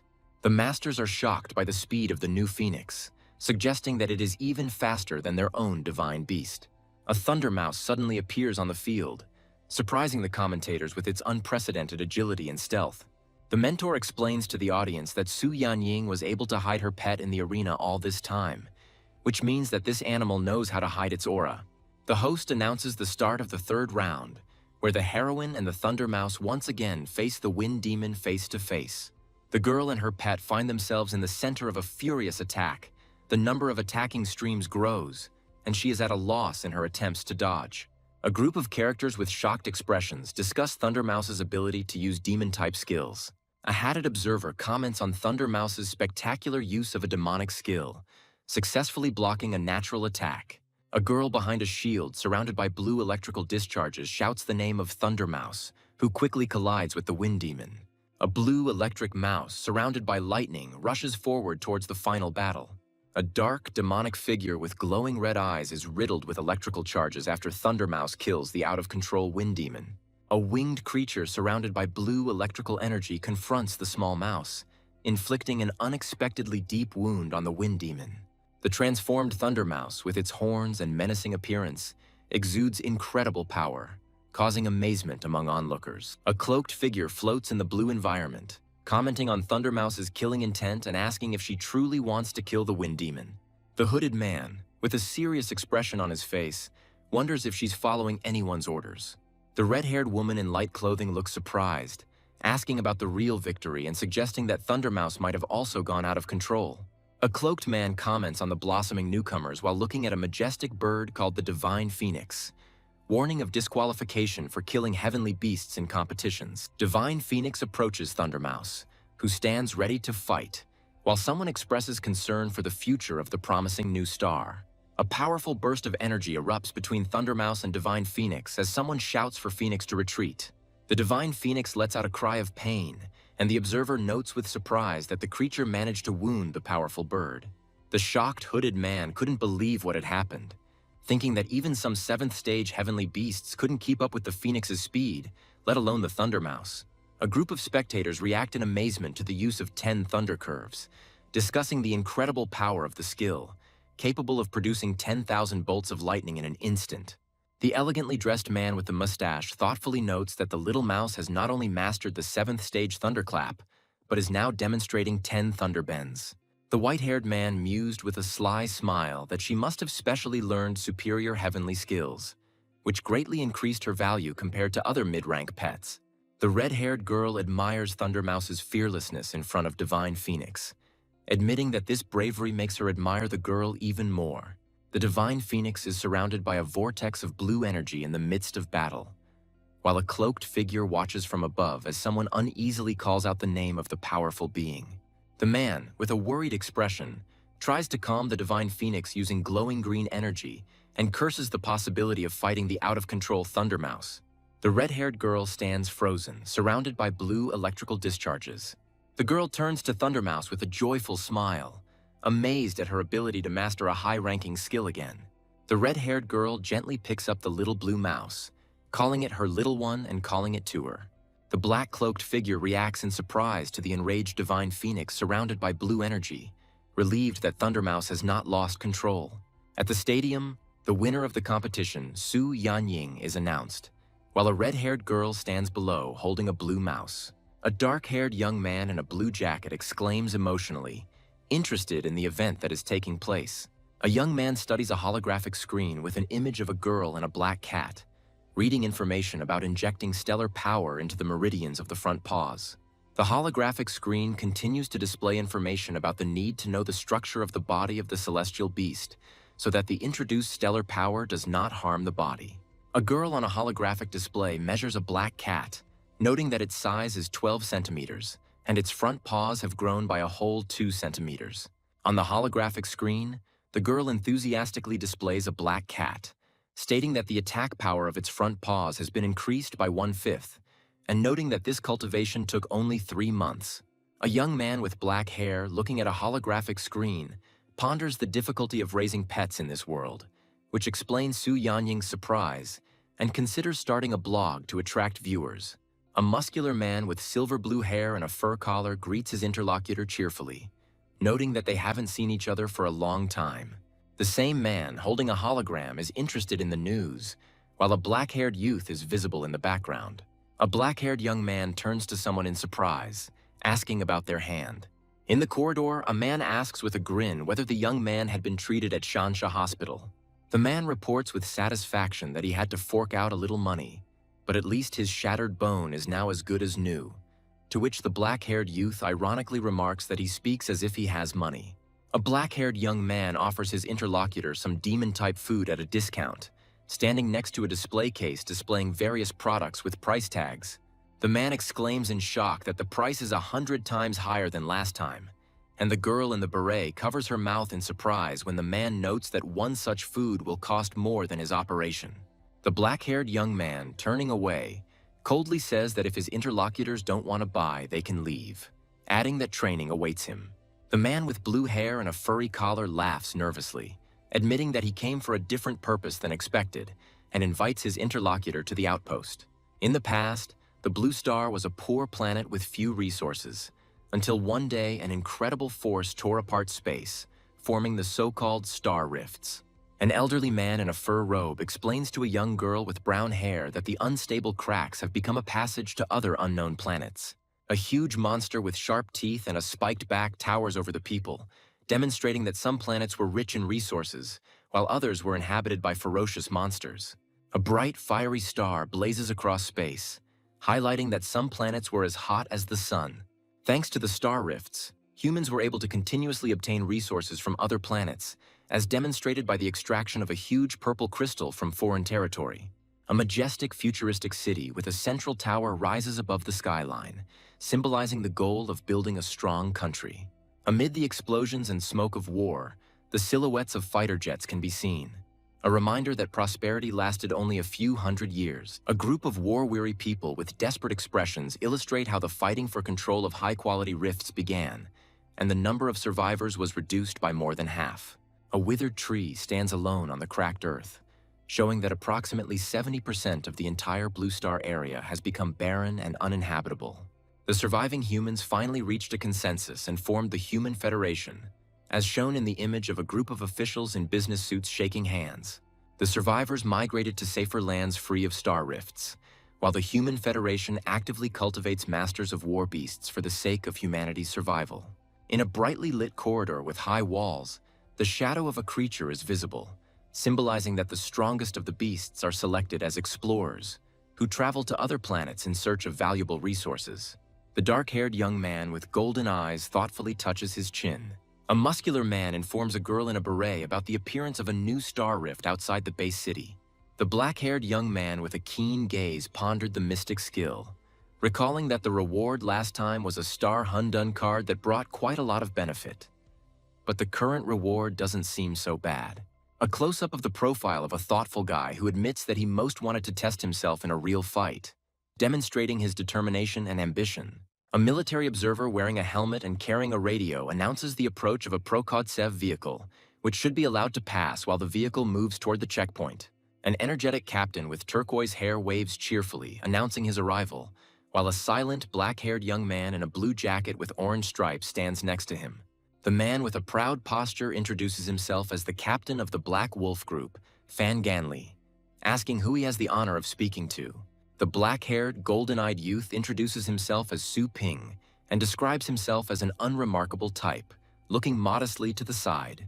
The fair-haired Li Ying, with a sly smile, tells the young man that they heard about him from Fan Yujin, and at first glance it is clear how young their hero is, asking if he has turned 20. Su Ping, with a serious expression and a hint of surprise in his eyes, simply answers 18. Captain Fan Ganli, his deputy, and the third member of the team are frozen in shock against the backdrop of flashing lightning when they hear the age of the young prodigy. The deputy captain, with a cold expression on his face, clarifies whether this means the guy has not yet graduated from the University of Combat Beastmasters, and asks where he studies. The captain says the self-taught man with amazement in his eyes, to which the confused Su Ping responds with bewilderment. Fan Ganli, with a serious expression, explains to the newcomer that the star rift is 100% life-threatening, and they need to register it before entering. Surrounded by a reddish aura, Su Ping calmly agrees, but immediately clarifies that he has no intention of joining their group and only intends to find his lost pet. An irritated Li Ying, with a disdainful look, notices that the young man, although very young, does not watch his words, asking whether he really thinks that he can join them just by emoting. The captain calmly stops his hot-tempered deputy, reminding him that Brother Su is Xiaofan's guest, so he should be polite, to which the blonde only remains meaningfully silent. The hero's menacing eyes, surrounded by scarlet lightning, sparkle, accompanying the command, emitting a powerful aura. A flash of red light reveals a small skeleton with a metal collar emerging from the shadows, ready for action. The team looks in shock at the lurking little skeleton, while the hero, calmly observing the situation, calls his servant personally. Su Ping holds a red energy stone in his hands, saying that after 8 days of diligent absorption, this thing is sufficient for his further use in the wasteland. The captain, turning to the hero, is surprised that he recently acquired this pet, to which Su Ping calmly confirms. Expressing concern, the captain explains to Su that the personalities of their leader and his deputy could create difficulties if he lets them down. Smiling, the young man places his hand on the little skeleton's head and assures the captain that he can be trusted, because he will not disappoint. The small skeleton, responding to its master's command, draws a sword that glows with powerful energy, ready for battle. The entire squad, including the captain, watches in amazement at the incredible speed of the little skeleton, who has already managed to sheathe his sword. Glittering attack circles spread out from the point of impact, creating destructive force. Su Ping asks in confusion whether the young man has completed his skills at this point, and the man standing next to him is surprised that the hero only graduated from high school and is only 18 years old. The blonde assistant warns the hero that temporary employees may be eligible for merit, but they will still not have full privileges. The man points the way for the hero, directing him to the registration corridor, clarifying that for any crime he will be tried as an ordinary civilian. The cheerful captain cheerfully assures Su that if he has any problems with the police, he will definitely come to his aid, which makes Su think sarcastic thoughts about this talkative comrade. In a spacious technical room, the captain offers the hero something for self-defense, emphasizing the dangers of desert areas. Pointing to rare and expensive items, the captain explains that such equipment is rarely found even in the market, which Su understands and accepts with interest. The hero looks at a display case containing a mysterious artifact surrounded by bright energy circles, wondering if these items were really obtained from other planets. The captain reminds the hero of the time limit, asking if he found anything interesting. Su Ping points to one of the display cases, clarifying that he would like to take the item displayed there, causing surprise among his companions. On display is a book with basic skills for a master of war beasts of levels 1 to 6, worth 10 merits, which causes a loud surprise in the squad. The fair-haired deputy asks the captain with a grin who he brought into the group, making fun of the situation. The silver-haired man convinces Su Ping to take self-defense equipment, noting the danger of the upcoming mission, but the hero is reluctant to take anything until his task is completed. The captain ponders the hero's capabilities, suggesting that he is either incredibly confident in his abilities or acting impulsively. Su Ping looks at the box containing the unusual black equipment with confusion, wondering what kind of item it is. His partner explains that it is defensive armor capable of withstanding attacks from 5th stage beasts, adding that failure by their group is unacceptable. The boy with golden eyes coldly agrees to the plan, demonstrating confidence and a willingness to act without hesitation. Finding himself under the night sky, Su Ping asks his partner for information about the star rift, to which he receives a response about its classification as a demonic type. With a slight smile, the hero reflects out loud that he has chosen the right place, while simultaneously clarifying the situation with the 2 wounded. The partner mentions that the deputy has already called the second assistant, warning Su Ping to be careful not to anger him. At a tense moment, Su Ping turns around abruptly and with surprise and caution asks the stranger who he is. Lich Meekin calmly remarks that the others are too slow and jokes that he almost fell asleep waiting for the command. A guy in a black suit helps his friend up, and he assures him that his determination will not break and that all weaklings below the 6th level simply pale in comparison. The captain teases Meekin about the disappearance of their group's blood fox, and he reluctantly admits that he feels insecure without it and is glad that he can now be with a pro. A burly man with tanned skin smiles and agrees that it would be foolish not to take professionals into the wasteland, while Su Ping watches the conversation from the sidelines. Someone looks at him suspiciously and wonders who this guy is, noting that he is not in the database. The blue-haired captain explains that Su Ping is Xiaofan's acquaintance and asks him to explain what happened, noticing the surprise on Mikun's face and his sarcastic remark about his first visit to the wasteland. Mikun assesses the situation with disdain, saying that the newcomers are clearly asking for trouble, and if they are unable to cope with such a threat, then there is no place for them in the wasteland. In response, the captain claims that although his comrade is not as experienced, he has truly good abilities as a master of combat beasts, and his strength level is quite up to standard. The silver-ranked entrancer turns to face him, insisting that strength alone isn't enough. You also need to be a true member of the team, and warns that once you enter, everyone acts according to his rules. Su Ping, with a cold gaze, says that he brought the people here himself and will be responsible for them himself, demonstrating confidence in front of the team.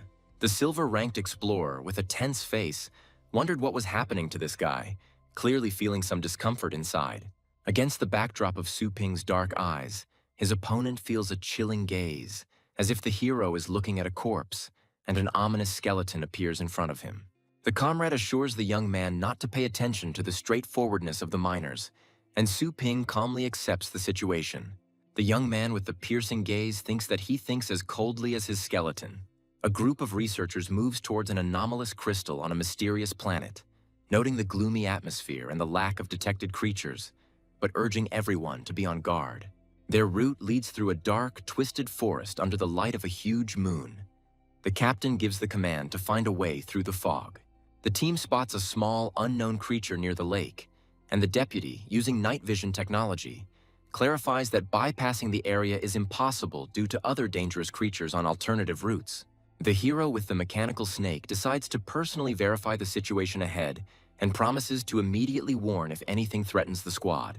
Through the darkness of the night, they use their instruments to notice that the creature by the pond is actually an adult tiger tapir, possessing a strength of approximately level 5. A silver-ranked explorer undertakes to eliminate the threat, receiving instructions to do everything quietly, and Su Ping requests a pair of night vision goggles to personally verify the details. A man in a high-tech suit demands an explanation and asks if the others doubt his decision. The dark-haired man responds by explaining that tiger tapirs rarely drink water and are not found in such an environment. 2 team members discuss that tiger tapirs typically live in the tropics and cannot be exposed to the cold here. The hero, wearing glasses with a red backlight, assures the others that they are looking at an ordinary tiger tapir and considers the whole thing a waste of time.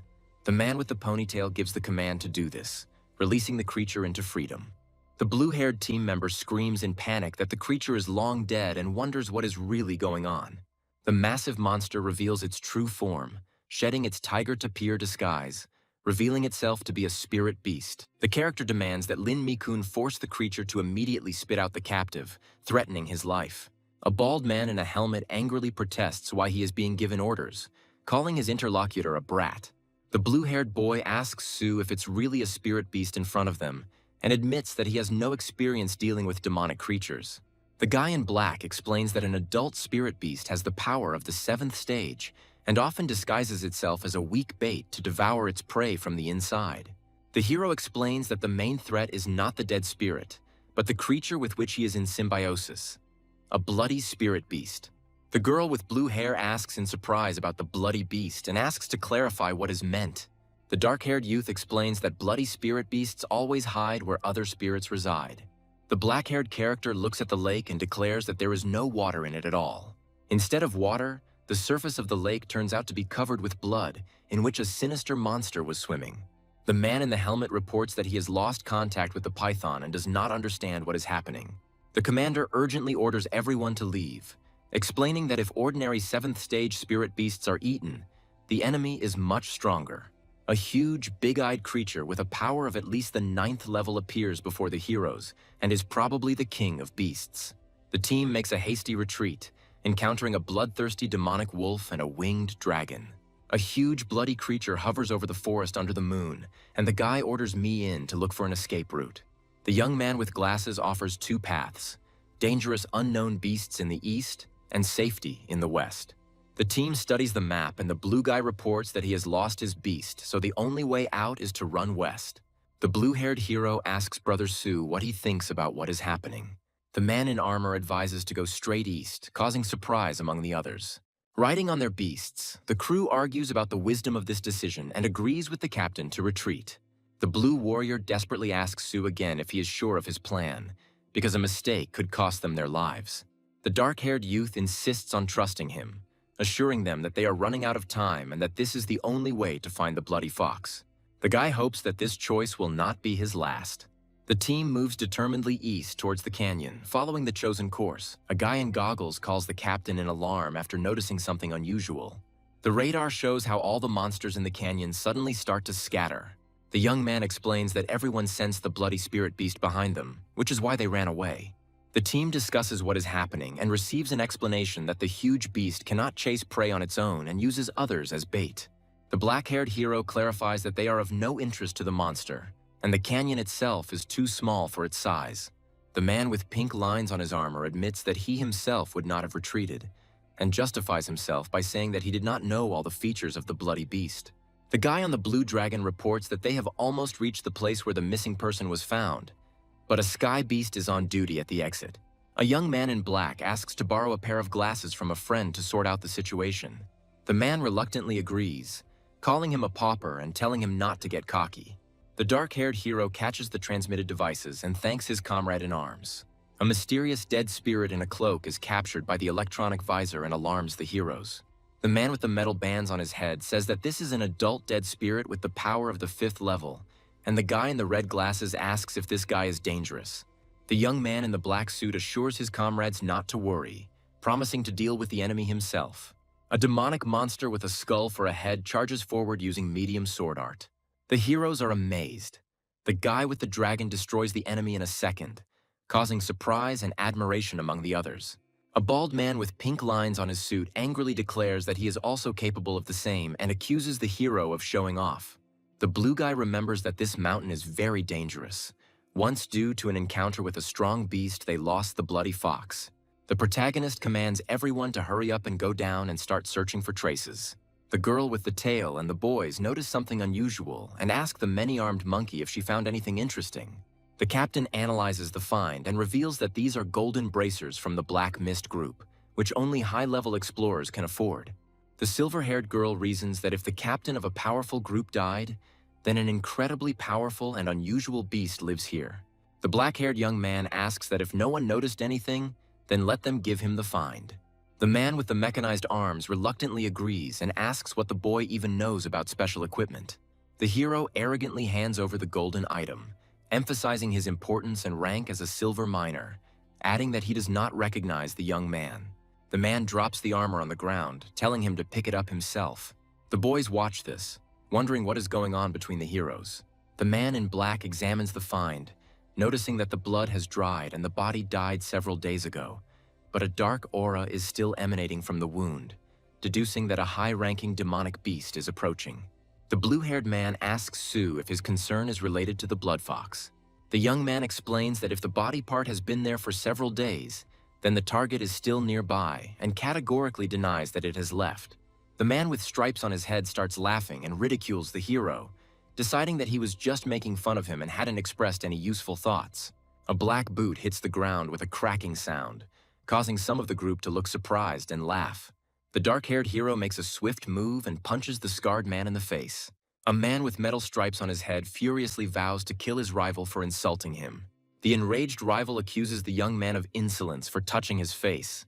The bald warrior takes out a weapon, threatening the guy with violence. The skeletal pet with chains is instantly at their side, and everyone is amazed at its speed. The guy in the suit asks to let go of the weapon, inviting the others to do the same. The silver-haired girl, in shock, demands an explanation from Sue, asking why he hit the man. The protagonist calmly replies that he asked for it. A grim skeleton with red eyes prepares to attack, accusing the enemy of constantly trying to hinder its master. A terrible darkness hangs over the squad, and the boy declares that he no longer wants to be accused of ruthlessness.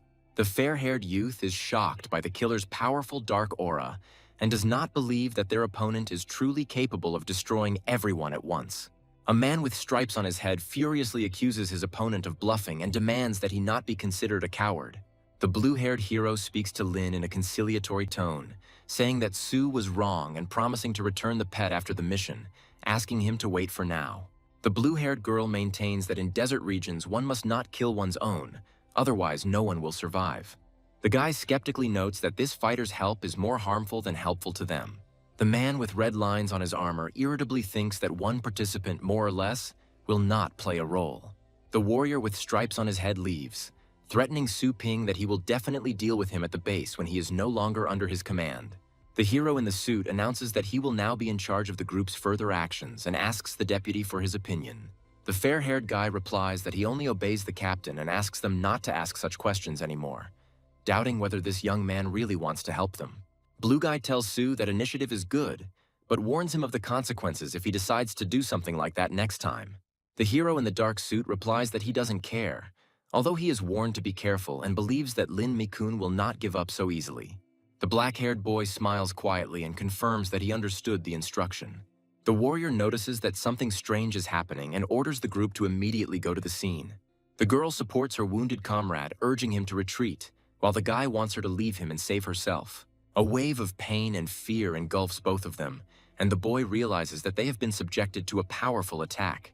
The hero feels that his body cannot keep up with his mind and cannot react to the attack. A team on a massive wolf appears and introduces themselves as the Black Wolves, stating that they saw a distress signal.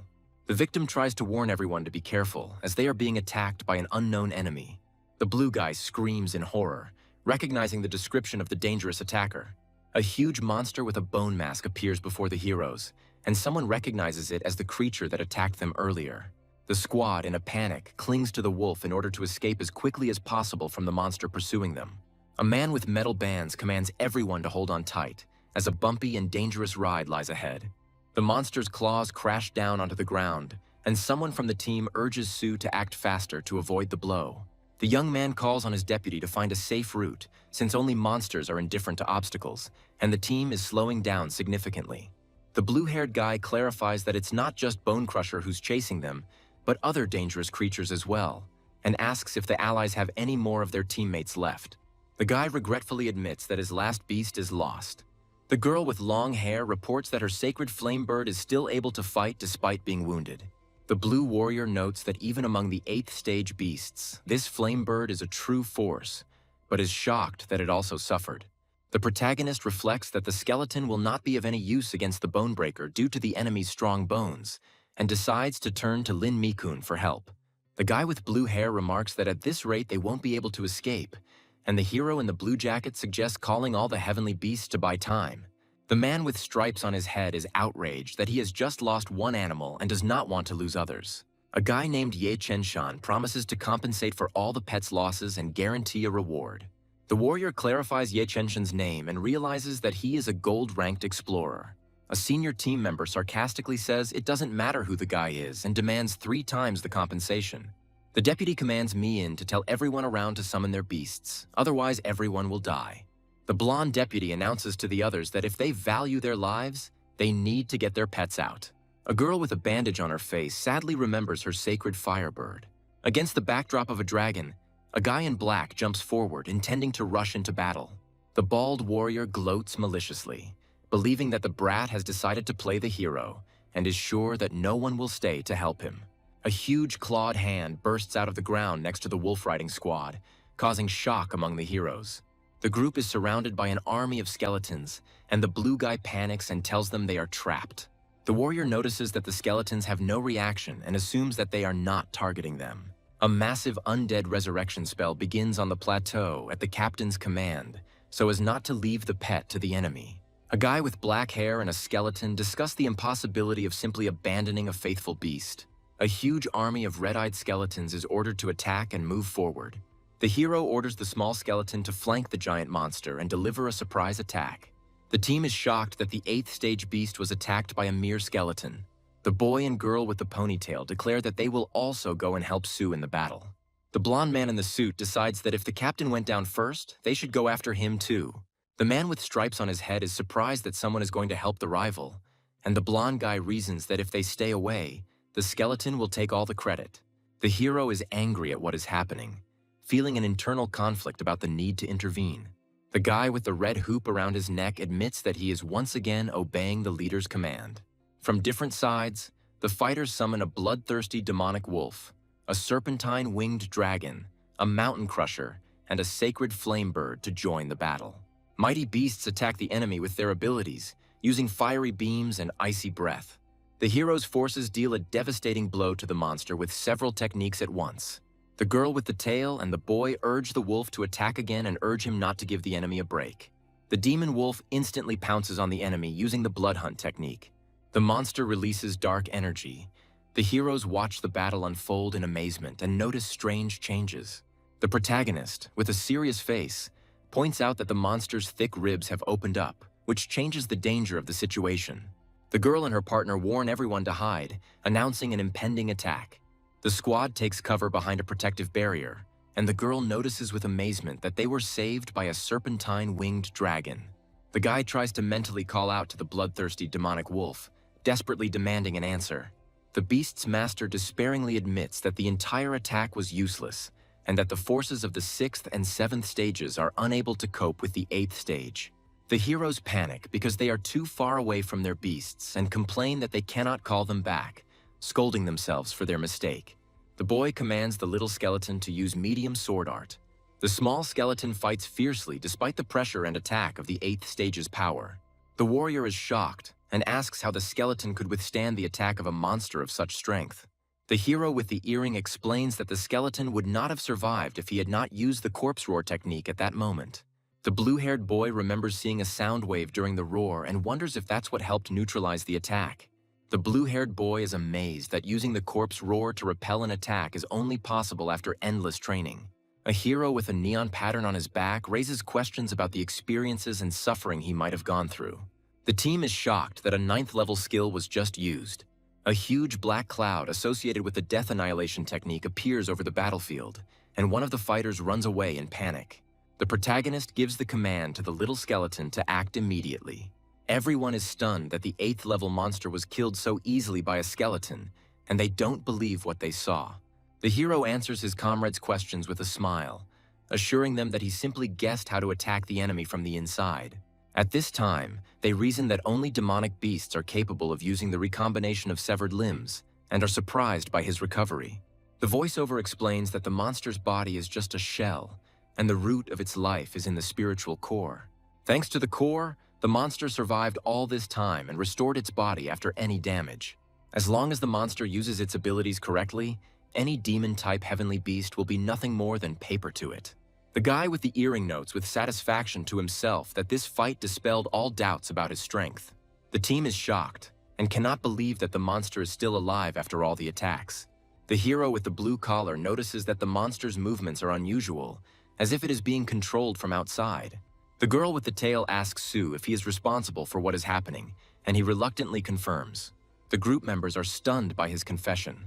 discussing how a small skeleton was able to summon an army and make a puppet out of a beast. The blue and blonde guys decide not to go into details and suggest continuing the search for the bloody fox. However, the protagonist stops them, saying that he still has unfinished business, and asks them to pretend that they didn't see anything. The blue warrior shouts after Sue to stop and listen to the command, but he stubbornly moves forward. A man with stripes on his head finds himself in a force barrier and indignantly demands to know what the hero is planning. The hero, with a gloomy expression on his face, warns his interlocutor to be careful, stating that he does not intend to do anything. In a deserted area, a battle begins where a man fights a dangerous creature armed with a glowing blade. One of the participants in the clash screams loudly in pain, having received a serious wound to the arm. An unknown young man with a cold gaze claims that his opponent will only remain alive thanks to another person. The wounded man retreats, threatening with hatred, but notices something that puzzles him. The hero with bright red eyes says that he will personally destroy the enemy if he does not disappear on his own. The partners turn warily to the blue-haired youth, reproaching him for yet another rash act. The girl with long hair declares that the man in question is too dangerous and insists on his expulsion. A group of people gather to discuss the search for a powerful creature, the blood fox, trying to gain information. The young man, confused, claims that he cannot remember the details, but the girl notes that she saw traces of this creature. The girl asks the hero to lend her a flare gun while at a mysterious object that has attracted attention. The characters find a bloody fox lying on the ground, looking exhausted. Smiling happily, the blue-haired guy announces that the search target has been found. The blue-haired boy tells the fox with relief that he has caused everyone to worry while the rest of the team watches. The young man reports that the task is completed and prepares the team for return. The hero asks to wait a little, delaying the others before leaving. The hero examines the strange glowing crystals with the small creature, noticing something inside. One of the team members offers to examine the find and begins to study the crystal. The group discusses how the discovered ore does not match any known elements and is clearly unfamiliar to scientists. The hero watches in bewilderment as several members of the team leave, leaving him to deal with the find. A man with gray hair explains that rare ores can be of benefit to miners if used correctly. He adds that the likelihood of finding valuable ores is very low, comparing it to searching for gold in sand. The hero listens as another participant advises him to simply report back upon his return, as the government will take care of the ores. The boy notices that the small skeleton is extremely fascinated by the ore, suggesting that it might be unusual. The heroine hands the hero her business card and shows a desire to continue communication. The girl, smiling, invites the hero to visit the university and mentions that she wants to introduce him to the rector. The protagonist, holding a business card, thanks for the invitation, thinking to himself about his past experience at the university. The guy apologizes for the rush, notes that he is interested in something else, and promises to discuss everything later. The heroine reflects with disappointment that she should have been more straightforward and immediately offered him the job of teacher. In the morning, the hero yawns and lazily wakes up, preparing for a new day. A girl in a yellow jacket catches the hero off guard early in the morning, making fun of his lack of sleep. The hero, turning his back to the girl, answers her with a question, suspecting that she also did not sleep enough. The girl demonstratively declares that she is not like him, calling him a loser brother, and mentions her morning workouts. The hero, walking down the stairs, raises his finger up, says that he is proud of her, and calls her a good girl. The girl angrily stomps on the floor, declaring that she does not need his pride and showing her character. The hero encounters a mysterious system, asking what it is, seeing a strange symbol with an eye. The voice of the system tells of the power of the Golden Raven, which destroyed most of the primeval universe. The surprised hero looks at the hologram, shocked by the power it speaks of. The system reports the inevitability of the hero's transformation into a golden raven demon who must rule the Celestial Empire. The hero looks at his hand with concern, wondering if he will become a monster, and notices that it looks like the story of a villain. The hero asks a rhetorical question about the possibility of a normal life, realizing the surrounding realities. The fight scene suggests that the weak in this world live without respect and can only survive by changing. The young man, with a frightening smile, agrees to play by the rules of the world around him, accepting its challenges. The hero controls the workers who deliver boxes of materials, indicating where to place them. He notes the convenience of delivery from the Federal Tunnel storage facility and successfully scans the cargo. The young man explains how he earned merit along the way and activates the water armor of the new defense system. The materials for the first level of the Golden Crow's demonic body have already been collected, which the hero finds effective. He reflects that creating a demonic body will give him access to dangerous territories and new opportunities. The young man takes the ore with a thoughtful look, thinking about its meaning and what to do next. The hero asks the system if it is possible to put the found crystal into the inventory, while continuing to study the obtained resources. The hero examines the crystal and learns from the system that upgrading the slot requires payment in the form of energy points. The young man offers the system to transform the ore into sections for the celestial animals, promising to provide the materials. He confidently notes that all these efforts are aimed at cultivating heavenly beasts. The hero ponders the possibility of an upgrade, rejoicing in the freedom of action despite the side effects. On the hologram, the system displays a list of necessary materials that the hero can obtain from the storage. The young man notices a lack of energy points and decides to temporarily close the shop to focus on cultivation. A girl with long red hair receives a message from the hero and is surprised that he called her. An image of the heroine appears on the hologram, and the young man asks if she is satisfied with the power of the Thunder Mouse. The girl enthusiastically replies that she is very pleased, but does not know how to express her gratitude. The heroine happily agrees to help the hero, considering this an opportunity to become closer to him. A guy tells a girl that he wants to record a short video with her, which makes her feel embarrassed. The girl, blushing, begins to wonder why he intends to film this video, imagining different scenes. The hero explains that if the girl agrees, she will be able to become famous, but otherwise he will find someone else. Having realized the proposal, the girl agrees and says that she understands his intentions. The girl comes to the hero's store dressed in an elegant dress and says that she has arrived. The guy, confused, notices that she is dressed especially nicely today, while the girl reminds him about the video. The hero, without changing the plan, asks the girl to summon the Thunder Mouse, saying that it will not interfere with the filming. The girl is surprised to hear about the task of summoning a Thunder Mouse, asking the question with bewilderment. Together with the summoned Thunder Mouse, the heroine begins to resent the fact that this must end in trouble for the hero. The guy, remaining calm, explains that he plans to make a video where the mouse produces the effect of a thunderstorm and a clap of thunder. The girl asks with disbelief and surprise whether her efforts are really required only for such a simple task. The hero explains that he wants to record a video showing the fruits of his efforts and asks if she forgot anything important. The girl happily replies that she took everything with her and shows the Thunder Mouse. Turning enthusiastically to the young man, she informs him that despite the end of the competition, there is still a final test ahead. The heroine explains that she is about to fight the champion Ye Hao, inviting the young man to go on stage with her for advertising. The young man asks in surprise who champion Ye Hao is, not understanding why he was chosen for the fight. She explains that Ye Hao possesses a 9th stage beast and that she never expected to get this far in the competition. The hero, intrigued by the power of the 9th level beast, reflects that the university has found a worthy opponent for the Thunder Mouse. The panorama of Fengshan University highlights the importance of the site for upcoming events. A young man and a heroine are walking down the street, discussing the popularity of Thunder Mice among the locals.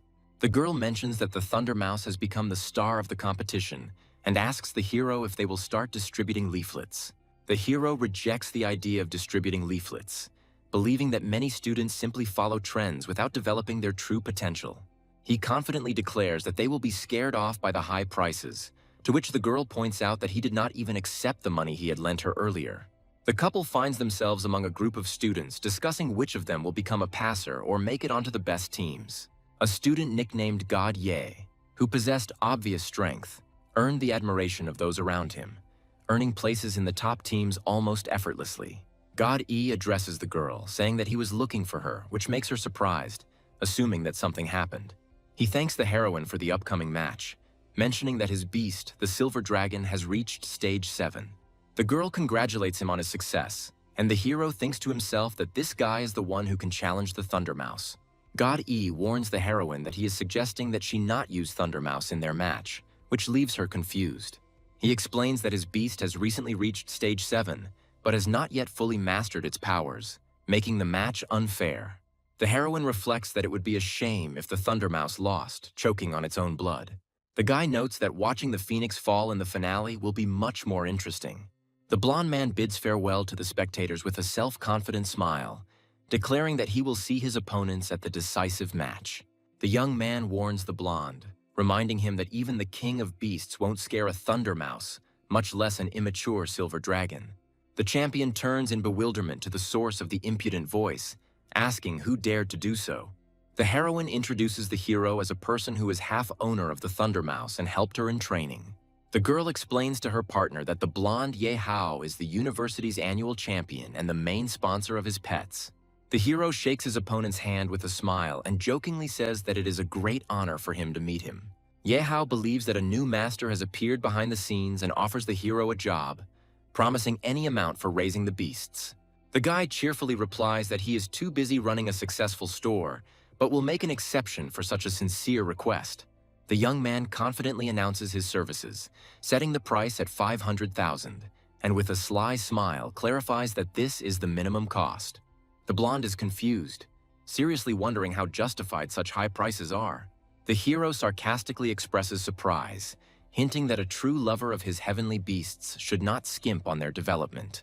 The blonde finally gathers his courage and declares that money is not a problem if the hero really has the strength to fulfill his promise. The guy takes on the challenge with a confident air, thinking that he has encountered the right audience for his skills. In the battle arena, the blue beast fights with a show of power, but is suddenly faced with a strong counterattack. In another battle, spectators watch as dark green energy engulfs a girl and her pet, empowering them before attacking. A huge dark flame erupts in the arena, and the commentators declare Su Lingyu the winner for her impressive move. A girl from the audience admiringly discusses her tactics, and a young man thoughtfully notes her professional skills. Despite the praise, the hero notes that there are shortcomings in Su Linyu's actions that could become decisive in the future. The commentator discusses how there are too many strong competitors in the current season, and some of the animals seem ordinary. Another observer confidently states that the champion will be a rare dragon beast with a 9th stage bloodline. The third expert notes that the girl could have become a star if she had had a more experienced mentor. The hero and heroine discuss how success in competitions often depends on luck as the start of the final match is announced. The second-place winner is introduced into the arena with her thunder mouse, showing confidence ahead of the final. Ye Hao appears accompanied by a huge blue dragon, confirming his status as the annual champion. The girl in the yellow suit in the audience cannot believe that the hero is also participating in the events. The young man gently strokes the thunder mouse, reminding him of the time when they fought together. Thunder Mouse suddenly retreats, surprising the heroine, who does not understand her reaction. The audience discusses that the Thunder Mouse was clearly frightened, suggesting that the silver dragon was the cause. The blonde arrogantly advises the heroine to follow his instructions so as not to make a fool of herself. The girl calls upon the fallen phoenix, casting a powerful spell to attack. The commentator delightedly notes that the heroine suddenly launched an attack to demonstrate her skill. Ye Hao orders his silver dragon to have fun with the heroine, showing confidence in victory. The enemy dragon uses its 8th stage ability, impressing the audience with its power. The heroine commands the fallen phoenix to repeat the attack, encouraging him not to give up. The blonde smugly marvels at her opponent's endurance, declaring that now she will see the real difference in their abilities. The silver dragon struggles to hold on to the phoenix's rays, in a battle between confidence and underestimation. Despite all the phoenix's efforts, it is unable to inflict significant damage on the dragon. The power of the 9th stage bloodline proves too great. The spectators are shocked, discussing that the power of the beams belongs to the 8th stage, but to the dragon it seems like a simple attack. The observer notes that despite using an 8th tier ability, the fallen phoenix itself is only a 5th tier beast, inferior to the silver dragon. Ye Hao commands his dragon to show its true power, clearly enjoying the dominant position. The silver dragon uses fire, ice, and wind simultaneously, causing the public to admire his skill. The girl inspires her fallen phoenix to not retreat, increasing its speed against the enemy's whirlwinds. Under the powerful onslaught of attacks, the heroine is forced to go into deep defense, defending herself from the devastating scope. The fallen phoenix makes a mistake that immediately causes damage, weakening its position in battle. The fire beast is knocked down by a powerful blow from the silver dragon, demonstrating the champion's clear superiority. The heroine worries about total defeat and wonders if the Thunder Mouse will be able to change the outcome of the battle. Ye Hao addresses the heroine with obvious disdain, mocking the strength of her pets and doubting their value. The final scene shows Ye Hao's menace, his killing intent illuminating the arena, heightening the tension.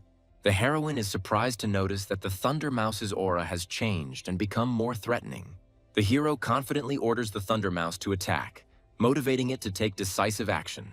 The mouse rushes into battle, using the Undead Claw ability and dealing a powerful blow to the Silver Dragon. Commentators marvel at how the mouse was able to penetrate the dragon's armor despite its 9th stage lineage. Yahao activates the 4th stage power boost, emphasizing that such power makes victory meaningful. The Silver Dragon attacks with a frosty stomp, freezing the ground and restricting the movement of enemies. Thundermouse finds himself cornered, apparently on the verge of defeat. The hero points out the dragon's weakness, inspiring the mouse to use the combination attack he taught it.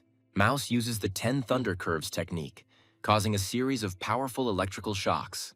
Thundermouse uses multiple residual split, creating copies of lightning to attack the dragon and break through the defense. Yahao notices 3 Thunder Mice and tries to determine which one is real. One of the mice launches a swift attack, using thunder armor to defend itself, ignoring the enemy's efforts. Yahao is confused when he discovers that the attacking mouse may be a clone and doubts his strategy. The hero reveals that all the mice were a distraction to lull Yahao's attention. The real Thunder Mouse suddenly appears on the back of the Silver Snaketail Dragon, dealing a critical hit. The mouse attacks the enemy's weak spot, the mouth, the only unprotected part of the dragon's body. The spectators are amazed by the mouse's incredible strength, which surpasses the 7th stage beast Yahao. Yahao begins to doubt his status as champion if he has to admit defeat. Yahao's anger and despair intensify as his dragon takes another powerful blow to its most vulnerable spot. The Thunder Mouse's final attack destroys the dragon's armor, confirming its absolute superiority in the battle. The Silver Dragon strains for a powerful attack against the heroine, who is unable to dodge due to the frozen ground. The hero looks at what is happening with condemnation and notices that the actions against the dragon seem unfair. Thundermouse deals a powerful blow with a thunderclap, wounding the dragon and creating a huge wave of energy. The Silver Dragon falls into the arena, and the commentators are stunned by the announcement of the Thundermouse's victory. Spectators are shocked to hear the Silver Dragon's unexpected and humiliating defeat in battle. Yahao was at a loss, wondering whether the Thundermouse was hiding its abilities or whether it was the hero's doing. The commentator is delighted that the hero with the Mouse King has destroyed the status of the annual champion. The hero jokingly asks his opponent whether he will pay for the service in cash or by bank transfer. Yahao, flushed with embarrassment, agreed to pay later, but asked if his dragon could reach the strength of a Thunder Mouse. As he leaves, the hero confidently replies that anything is possible, but only he decides whose turn it will be next. The purple-haired boy notices that the young man who commanded the Thunder Mouse is clearly not as simple as he seems. The girl confirms that he controlled the fight the entire time, despite the enemy's icy attacks, regretfully noting that there is no room for new members on her team. Vice Principal Du asks his colleague what class this amazing student is in, and is told that information about him is scarce. The teacher with the gray mustache reflects with disappointment that none of the mentors have reported on such a gifted student. On the door of the Vice Rector's office, there is a sign marking the importance of the upcoming meeting. The girl explains to the hero that they have been invited to a special reception, and the mentor really wants to introduce them to an important person. The young man slowly jokes about the importance of the meeting, pouring himself some tea, despite his friend's attempts to encourage him to behave more seriously. The commander of the White Crane enters the office with high-ranking officials, beginning to discuss the potential of the young man. The hero, sipping tea, arouses the guest's interest in his amazing success, while the heroine, in a panic, tries to calm him down. A dangerous tension hangs in the air as the commander delivers his praise, accompanied by the presence of the Shadow and Iron Hand squad leaders. The Vice Rector asks whether the young man is a second-year student and who his mentor is. The secretary clarifies that the young man is not a university student at all, leaving the Vice Rector puzzled. Despite this, the Vice Rector offers the hero to study for free and promises him a high-ranking beast upon completion of his studies. The heroine is shocked by the generous offer and cannot understand why the hero receives such privileges. The guy, showing no interest, refuses, which greatly surprises the Vice Rector and those around him. The Vice Rector tries to persuade him, offering additional conditions and a monthly stipend. The secretary reminds the Vice Rector that the young man is the one who killed the 8th-level Bonebreaker and saved the influential members of the Tunnelers. The Vice Rector, shocked by what he heard, realizes that the hero has unique abilities and is right in front of him. The Vice Rector's companions discuss the hero's origins, admitting that he may belong to one of the great families. The vice-rector's team concludes that the hero's power is so unique that its origin remains a mystery. The girl indignantly explains to the guy that because of his rude tone, they could lose an important opportunity.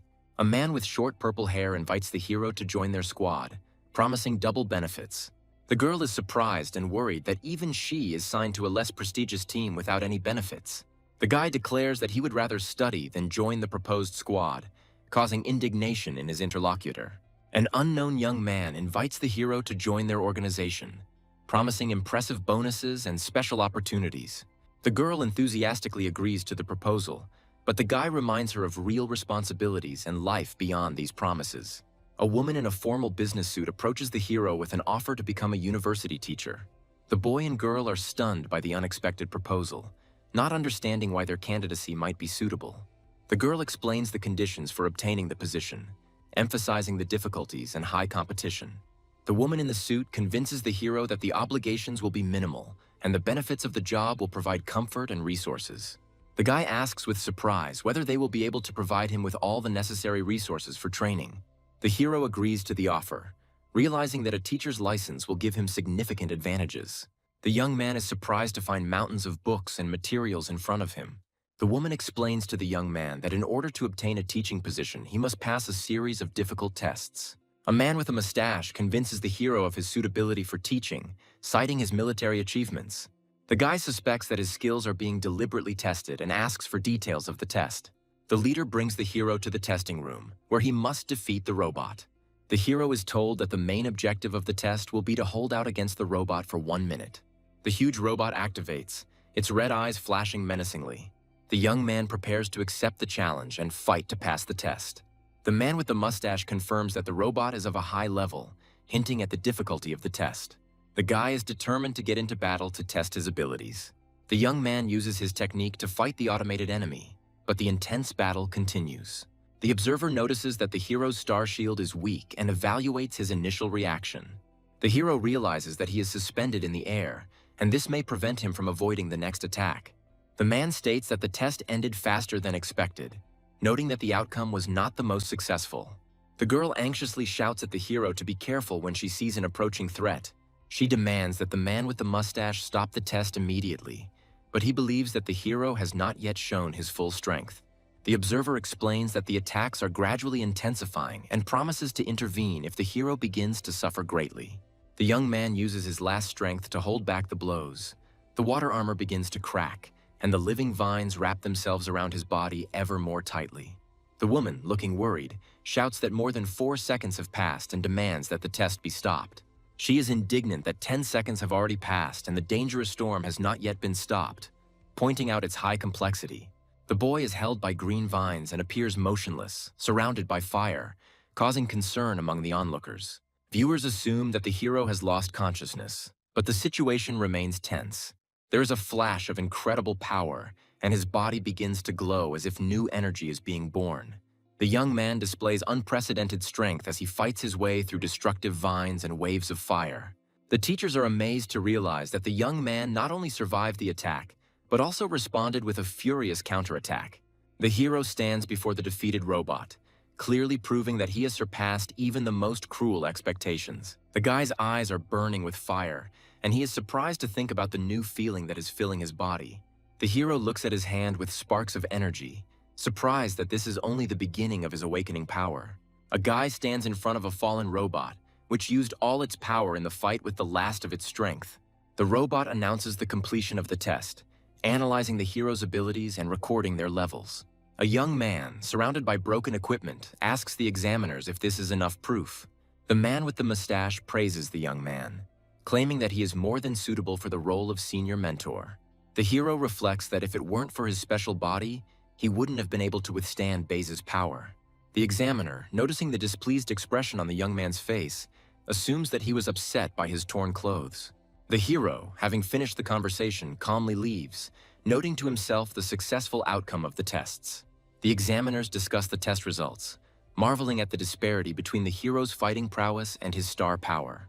One observer suggests that the young man is using secret training, having only recently begun to train.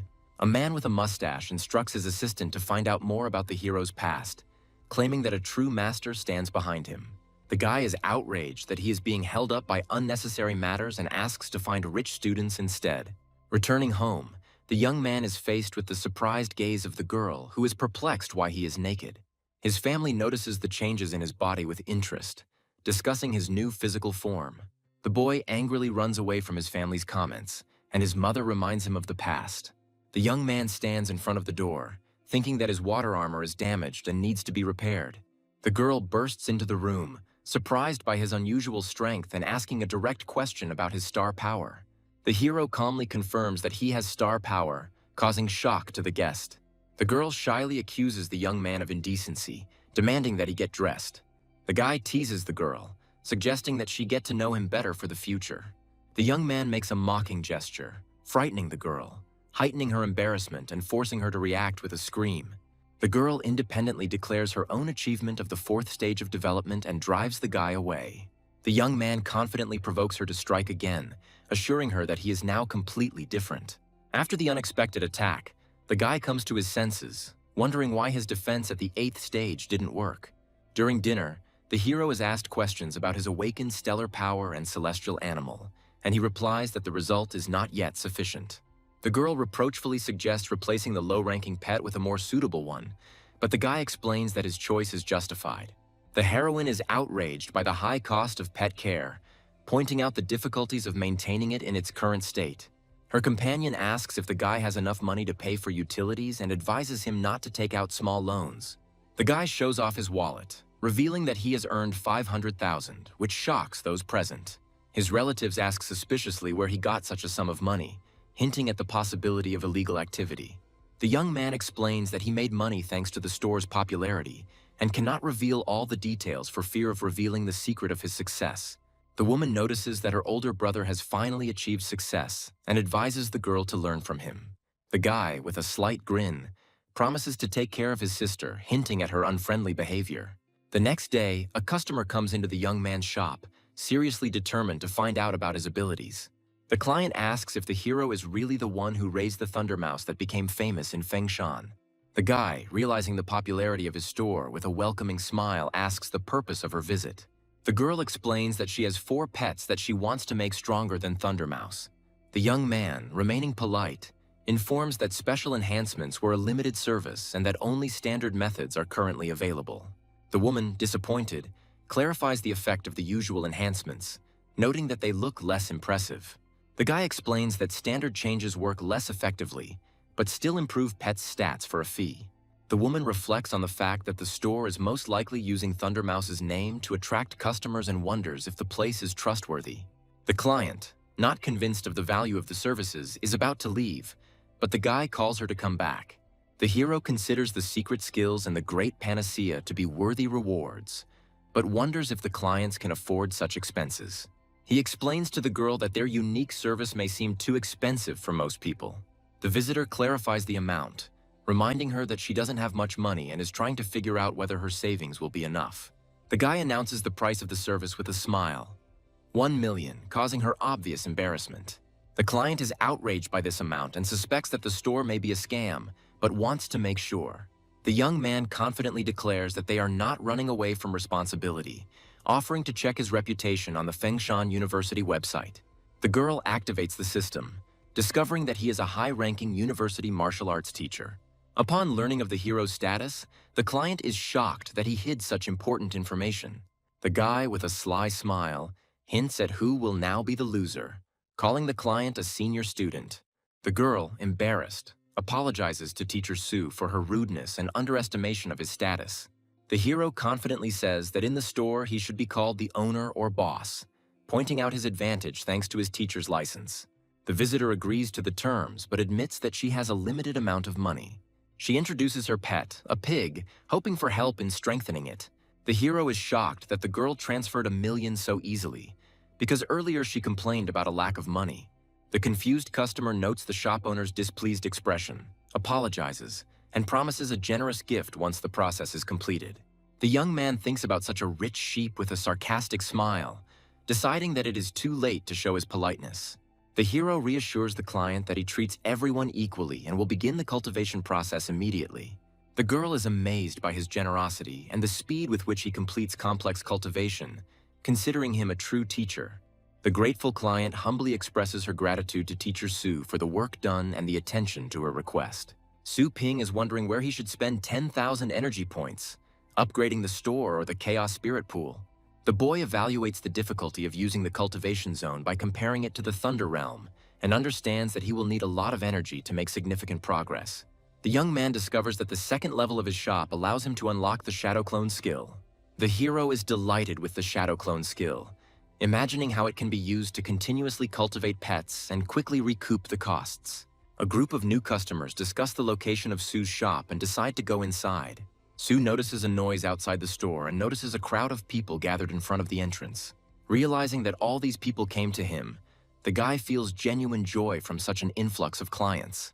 Customers enthusiastically ask the boss if he can strengthen their celestial beasts and improve their stats. Su confidently declares that he will accept all clients, guaranteeing the successful fulfillment of their requests.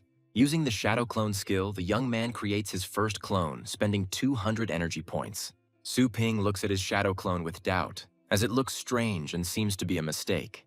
The hero reflects on the place where the elements merge, where the strong attributes of the environment contribute to the more successful development of fire beasts.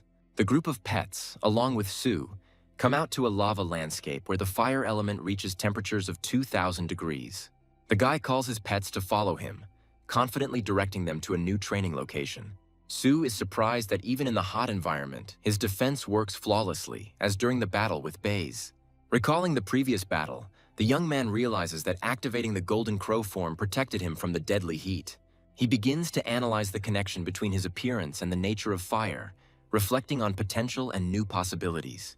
The hero decides to test the fire element, confident in his ability to return to life after failure. The fiery streams begin to obediently obey Su, which confirms the unique talent of the Golden Crow. However, his imperfect clone continues to irritate him, despite all attempts to get results from him. Su decides not to waste time and starts cultivating his pets, preparing for difficult training. He encounters a system that offers to immediately resurrect pets, questioning their fire qualities.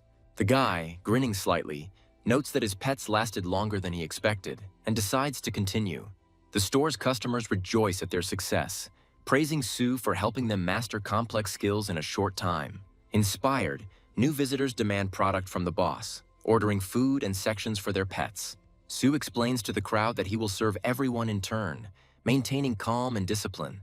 Looking around the occupied sections, the young man realizes that the energy will pay off faster than he initially expected. The hero wonders if it's worth investing in a high-level cultivation zone for his pet. The young man makes a decision by asking the system to improve the Chaos Spirit Pool. With a strong determination, Su activates the enhancement process, anticipating new opportunities for his pets to grow. Su notes that using the Chaos Pool costs thousands of dollars, wondering if the investment would be worth it. The guy makes a request in the system, hoping to get a 6th-level pet, indicating that he does not expect anything more. Visitors on the street begin to notice strange changes in the weather, wondering what is happening. A bright burst of energy illuminates the shop, calling the Shadow Serpent to cultivation.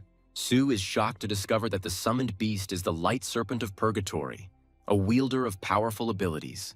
The hero is delighted to realize that the case was a success, since the pet of the 9th stage was worth all the costs. Su notes the greatness of the new serpent, emphasizing its strength and the severity characteristic of dragons. The man copes with a pet with a difficult character, noting his determination and willingness to go all the way. While talking to the snake, Su offers to make a contract while remaining calm and confident. A reminder of an upcoming lecture leads the hero to the idea of returning to his teaching duties. Fengshan University prepares for a lecture, and the director of the combat department notes a lack of discipline and time. A woman in a formal suit explains that Su Ping might be lost as he is new to the place.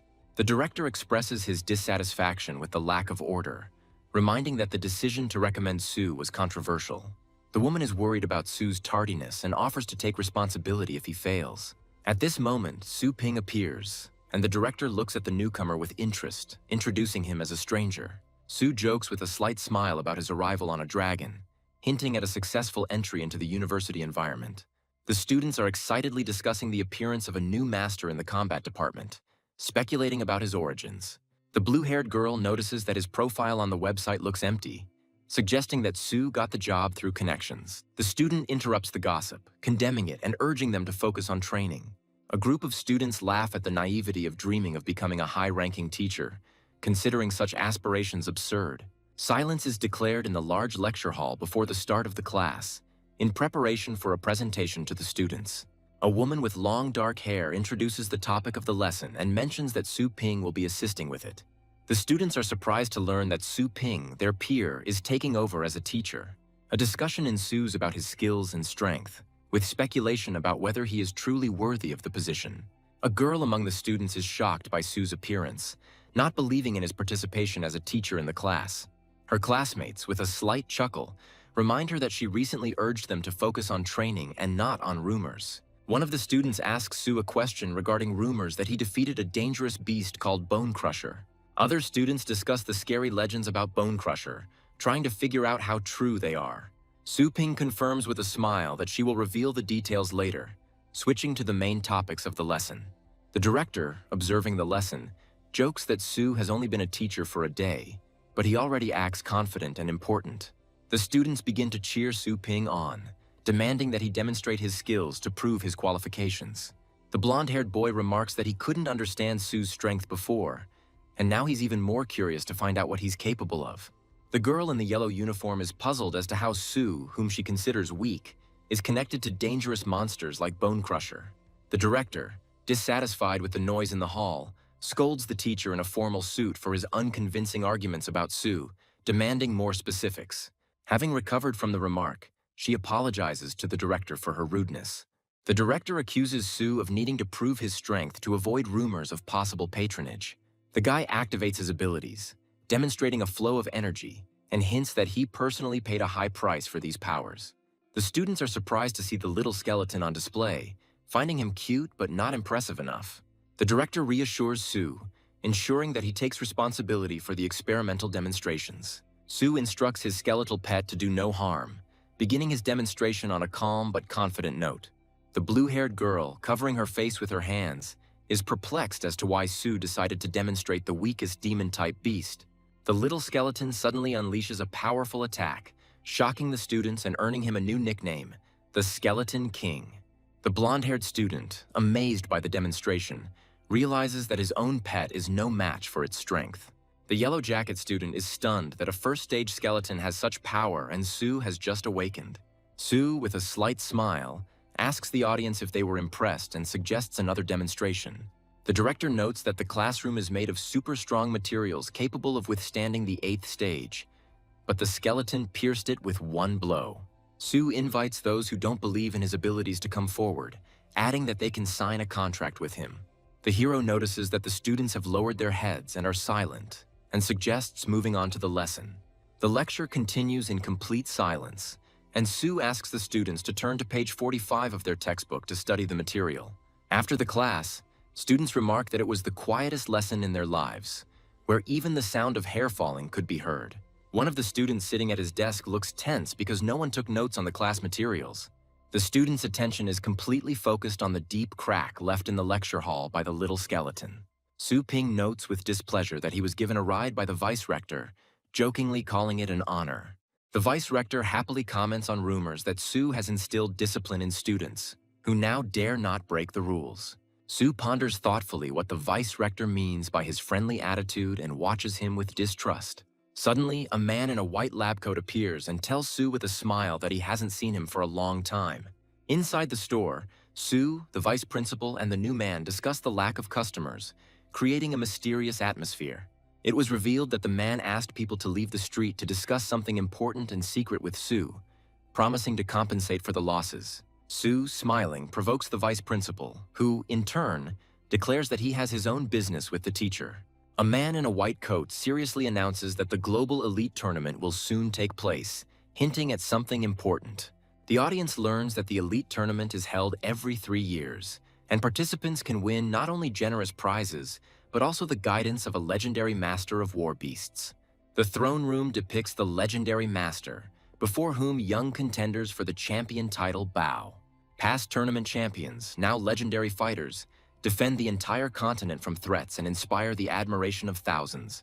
The vice principal tries to lure Su into participating in the tournament by promising him a paid year's leave and the rewards he has received.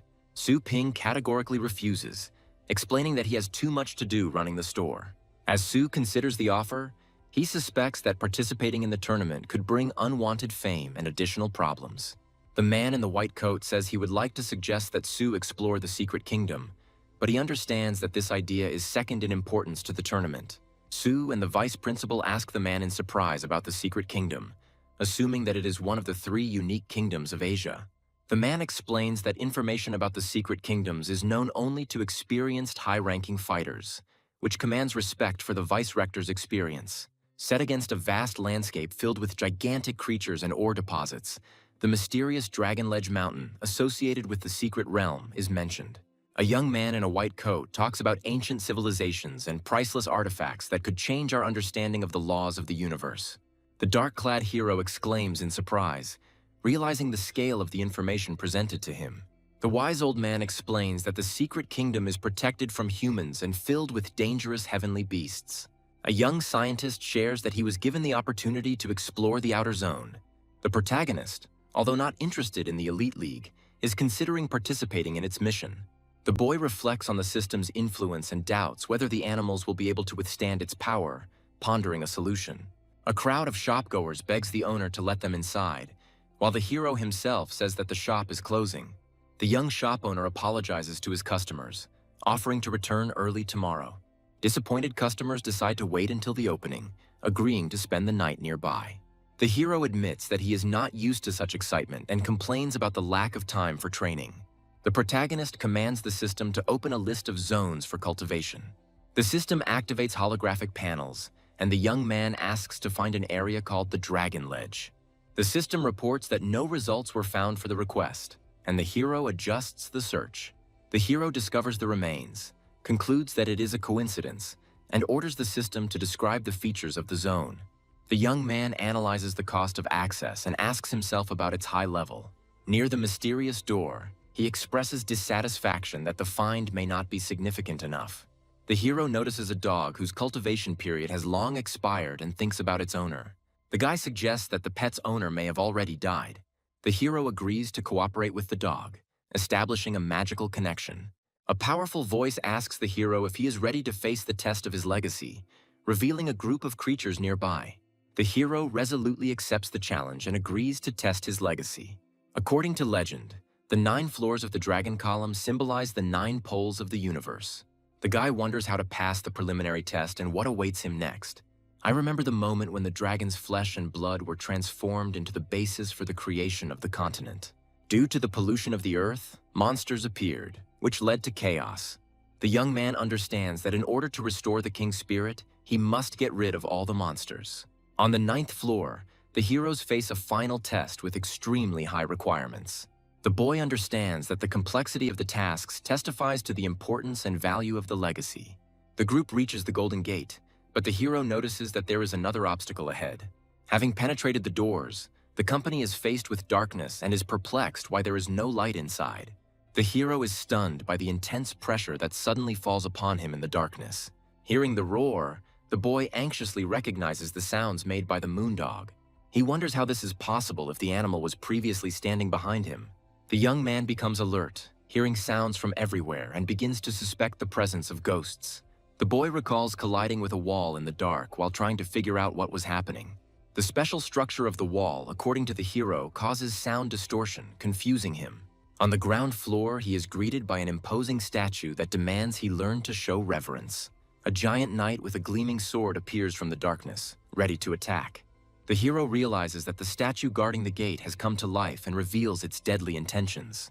The knight's sudden blow wounds the boy, forcing him to curse the situation. The hero blames himself for his slowness and realizes that a concentration of stellar power could have saved him from the blow. He orders his little skeleton not to interfere, believing that he can handle it on his own. The young man concludes that showing reverence means avoiding eye contact with the dragon. After quickly completing the test, he heads forward with his group of creatures. The hero notices that his senses, as a master of combat beasts, are much sharper than those of ordinary people. The inner perception is subject to pressure from the being that creates threats around. Understanding the rules of the first floor, the guy focuses on controlling perception against pressure. He considers passing the first level an easy task and continues moving forward. Suddenly, a deadly aura appears in front of him, causing alarm. The hero notices a flaw in this aura, realizing that it does not come from a living being. The hero successfully completes the first floor test and is instructed to proceed to the second level. He notes with a smile that he reached the 8th floor without much effort. But for others, this might be a problem. The boy reflects on the fact that even having mastered powerful abilities, his skeleton is too weak in front of the 9th floor guard. The girl, watching from the side, decides to expose the hero, considering him a weakling, incapable of being an influential master. During the journey, the protagonist raises questions among his acquaintances, arriving at the place earlier than usual. A group of customers joyfully greet the shop owner and approach him with requests. A girl standing aside is surprised at how much those around her trust the hero, seeing him as a savior. The guy orders everyone to line up, emphasizing the importance of maintaining order. A new character easily tries to cut in line, causing outrage among those waiting. Everyone unexpectedly receives the newcomer with respect, realizing that he is an influential person. The crowd is astonished to see Ye Hao's arrival, causing a loud response from those present. The girl in the hat looks at the situation suspiciously, wondering why such an influential person is here. The protagonist asks Ye Hao, perplexed, about the reason for his unexpected visit.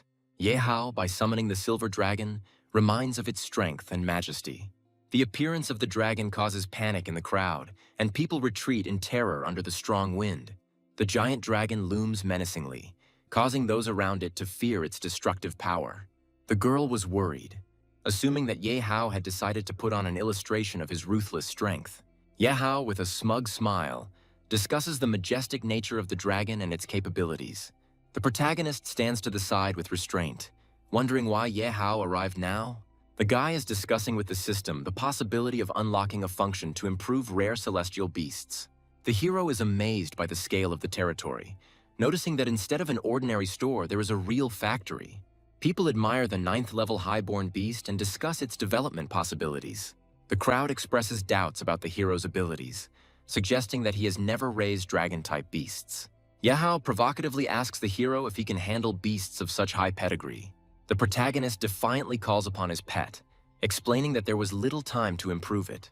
The crowd is terrified by the powerful aura of the pet, who suddenly unleashes his power on them. The girl is surprised by the scent of power emanating from the pet and is perplexed as to how the hero tamed such a formidable creature. The hero's pet, the light-bearing serpent of purgatory, appears before the public for the first time, striking them with its grandeur. Ye Hao struggles to cope with the pressure, recognizing this as a manifestation of the dragon's true power. The majesty of the Lightbringer serpent is so overwhelming that even the silver dragon bows before it. Even the silver dragon, which was larger than the others, felt the superiority of the light-bringing serpent of purgatory. The hero tells Ye Hao that the main reason for subjugating dragons is not greatness, but bloodline. Ye Hao was stunned to hear that at the highest levels, it was the bloodline that played the key role. The protagonist explains that 9th level beasts have a huge reserve of durability, which puts them in a special category. He emphasizes that the dragon race has the strictest hierarchy among the celestial beasts. The young man offers to make sure that the light-bearing serpent of purgatory is a clear proof of the highest level from birth. Ye Hao suddenly recognizes the hero's professionalism and feels uneasy about his unfounded confidence.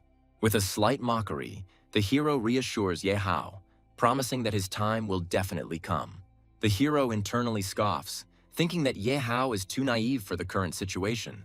The girl, pondering what she saw, is amazed by the list of rare high-level beasts and the hero's abilities. The girl is surprised to realize that her older brother is truly incredibly competent and deserving of admiration. Clients with pets line up and ask Master Su to help them cultivate their pets again. The protagonist jokingly addresses the already familiar animals, reminding them of payment for their services, while they look at him in amazement. In the evening, the hero checks his account, seeing that all received funds have been automatically converted into energy points. He begins to consider the need to expand the store to 3,000 square meters, realizing the high cost of the project. The hero analyzes the pros and cons of upgrading the store, realizing that it will increase profitability but will be an expensive investment. He thinks with horror about how to earn the necessary 150 million to implement his plans. The young man considers alternative ideas, including using his pet as collateral, but dismisses this option due to the risks. Having decided to use his status as a high-ranking teacher, he comes to the conclusion that this is the most reliable method. The action moves to the base city of Longjiang, Shangcheng district, where the next stage of his journey likely begins. The guy in the room complains about the lack of demonic specialists on official websites. The hero reflects on the difficulty of finding craftsmen for rare species of animals. The young man finds himself in the upper part of the city and is surprised by the high prices. The security guard at the entrance tells the guy that outsiders are not allowed to enter. The young man is surprised at his situation, looking at something on his wrist. The guy introduces himself as Xu Kuang's guest and asks the security guard for permission to enter. The hero observes the training robot and realizes that its defense has been raised to the highest level. The combat robot activates martial arts mode, forcing the hero to use his skills. The robot fails due to significant damage, and the guard announces the arrival of a guest to Xu. Xu Kuang greets the elder joyfully, expressing his respect and joy at his arrival. The hero notices that the training ground is of impressive size and is intended for rich people. The boy warily considers the young age of the stranger in front of him. Xu Kuang initially mistakes the hero for an assistant of a famous person. Xu Kuang is stunned to find that the person standing in front of him is Longqian's first handsome man. The hero confirms his identity and offers advice based on his knowledge of demonic beasts. Xu Kuang wonders if anyone with a weaker aura can give him proper advice. Xu Kuang feels embarrassed, considering it humiliating to call the hero his elder. The hero directly asks Xu Kuang if he has tested his star power. Xu Kuang is amazed that the hero guessed that he was analyzing him. The hero confidently explains that he understood this from the expression on his interlocutor's face. The hero suggests that Xu Kuang use his star power to try and hit him. Xu Kuang decides to put maximum force into the strike to show off his full power.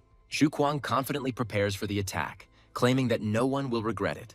Xu Kuang begins to have problems concentrating his star power, which causes him anxiety. The guy notices that the star power seems to have frozen, and he cannot use it. The hero calmly repels the attack and demonstrates his strength with a loud cry. Xu Kuang is shocked to see how the hero is able to control such a large amount of star power. Xu Kuang notices that the hero's strength is on a level no lower than his own, and attributes this to a unique phenomenon. The hero reveals his true power, surrounded by a fiery aura and impressing those around him. Xu Kuang thinks about the hero's high rank and wants to know what level he is. The hero says that the enemy does not need to know his rank, but offers him to try 2 more attacks. The opponent, ready to continue, calls on the elder to give him instructions. A guy analyzes a threat while facing a swamp robot and a 6th stage soul eater. The miasma emanating from the enemy creates difficulties in the hero's vision. The hero explains that natural conditions and sand reduce the swamp robot's actual combat power to the 5th level. The young man uses the Golden Crow form, which he had previously upgraded, to enhance his attacks. The hero demonstrates combat, increasing his power to the middle 6th stage and successfully defeating the swamp robot. The opponent expresses dissatisfaction with the defeat and explains that he had expected to use the swamp robot's abilities. The guy sarcastically remarks that his opponent's idea sounds good if the side effect can be avoided. The hero coldly warns that he intends to finally drive out the enemy. The hero remembers hearing the creatures roar many times and uses this memory to focus and strengthen himself. The guy increases his voice and makes a dragon roar, which impresses the enemy. Xu Kuang was stunned, doubting how a martial Beastmaster could master a high-level dragon skill. The hero assures that he has slightly strengthened his body and critically notes the fighting skills of his interlocutor's animals. Xu Kuang is confused by the hero's comments about his animals and acknowledges his observation skills. Xu Kuang enthusiastically discusses the aesthetics of the demonic beasts and remarks that their facial expressions are extremely interesting to watch. The boy admits that raising demonic beasts is difficult, as it leads to disapproval from others. The hero points out the flaws in Xu Kuang's tactics and explains how he relies too much on the power of rare beasts. Xu Kuang sincerely asks the hero to teach him how to act in such situations. The hero hands Xu Kuang a hellbone lotus, explaining that it will improve the demonic beast's intelligence and expand their tactical arsenal. Xu Kuang is amazed by the hero's generosity and gratefully confirms his desire to accept the valuable gift. The hero sternly states that payment is required first, adding to the cost the manual and shipping costs. The young man is surprised to learn the exact price of the hellish bone lotus and realizes that the deal will bring him great profit. Shu Kuang enthusiastically agrees to the hero's proposal and prepares for new instructions. The hero gives advice on how to use the bone prison to fight flying beasts. Shu Kuang writes down recommendations on how to use the bone prison, and the hero suggests another strategy involving the mint mist. He thanks the hero for his advice before he takes off in a taxi to an unknown destination. Shu Kuang, unable to arrange any further contacts, is left confused as he watches the hero leave. Later, the hero returns home, where he is asked about the reasons for his late arrival and offered to eat the prepared dinner. At the table, the hero explains that he was busy with business, while those who greet him remark that the dinner looks festive. The hero notices that usually only the remains of food remain when he arrives, but this time was an exception.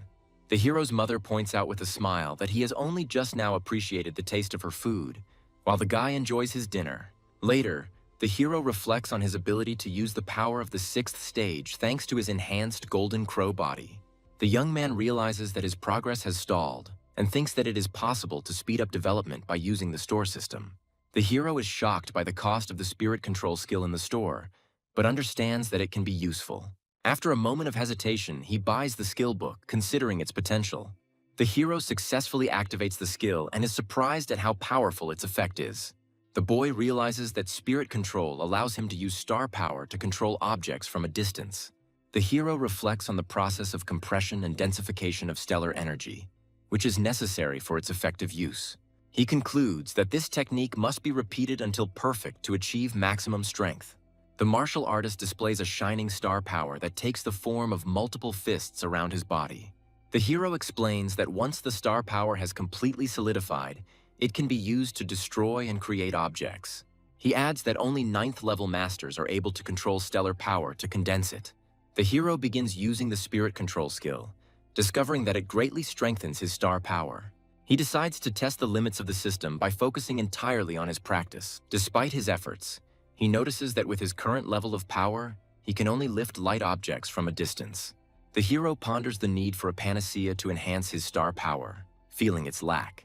On the street, drivers watch in shock as a cyclist boosted by star power overtakes their car. After another experiment with the skill, the hero realizes how effective its use was. He realizes the new possibilities of using spirit control and begins planning to further enhance his abilities. Some students are discussing the presence of a famously arrogant young man nicknamed Ye Hao at the school. The group approaches and demands information from the other students about Ye Hao's whereabouts. One of the students reports that Ye Hao should personally come out and greet the guests from Jianlan University. A verbal altercation begins between the students and tension mounts. One of the guys indignantly declares that those who came can find Ye Hao themselves if they are so strong. A fight breaks out and one of the students grabs the other by the arm and threatens to teach him a lesson. The violent confrontation leads to the worried students promising to find Ye Hao. One of the students grins and reminds them that they were promised that Ye Hao would be brought to them, and insists on continuing the search. The big guy makes it clear that leaving won't end that easily, and the situation needs to be discussed.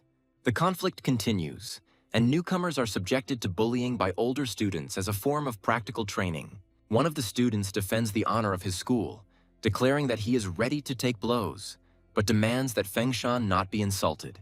One of the attackers ironically agrees to fulfill this interesting demand. Suddenly, the hero appears, demanding that the pursuers release the victims. The guy, with a serious expression on his face, repeats his demand and physically stops their aggression. One of the attackers is outraged that the hero dared to touch the students of Jianlan University and grins maliciously. The hero, with a smile, advises the attackers to leave the place, stating that it does not concern them. One of the opponents suspiciously asks the hero if he is also a student of Fengshan. The attackers begin to laugh and mock the hero for his old bike and appearance. One of the opponents arrogantly declares that the guy would be better off giving up the bike and walking. The hero, surrounded by spirits of power, hints with a cold grin that it would be more appropriate for the attackers to crawl. One of the opponents is struck down, falling to the ground and angrily trying to understand what just happened. His comrades scoff, suggesting that he simply tripped on level ground. An officer from the opposing camp notices that he didn't even have time to notice the hero's movements. Another opponent accuses the hero of using force, but receives a cold response explaining the situation. The hero calmly invites the enemy to come closer, without retreating and keeping the situation under control. The enemy leader activates his power, threatening to break the hero's legs for his actions.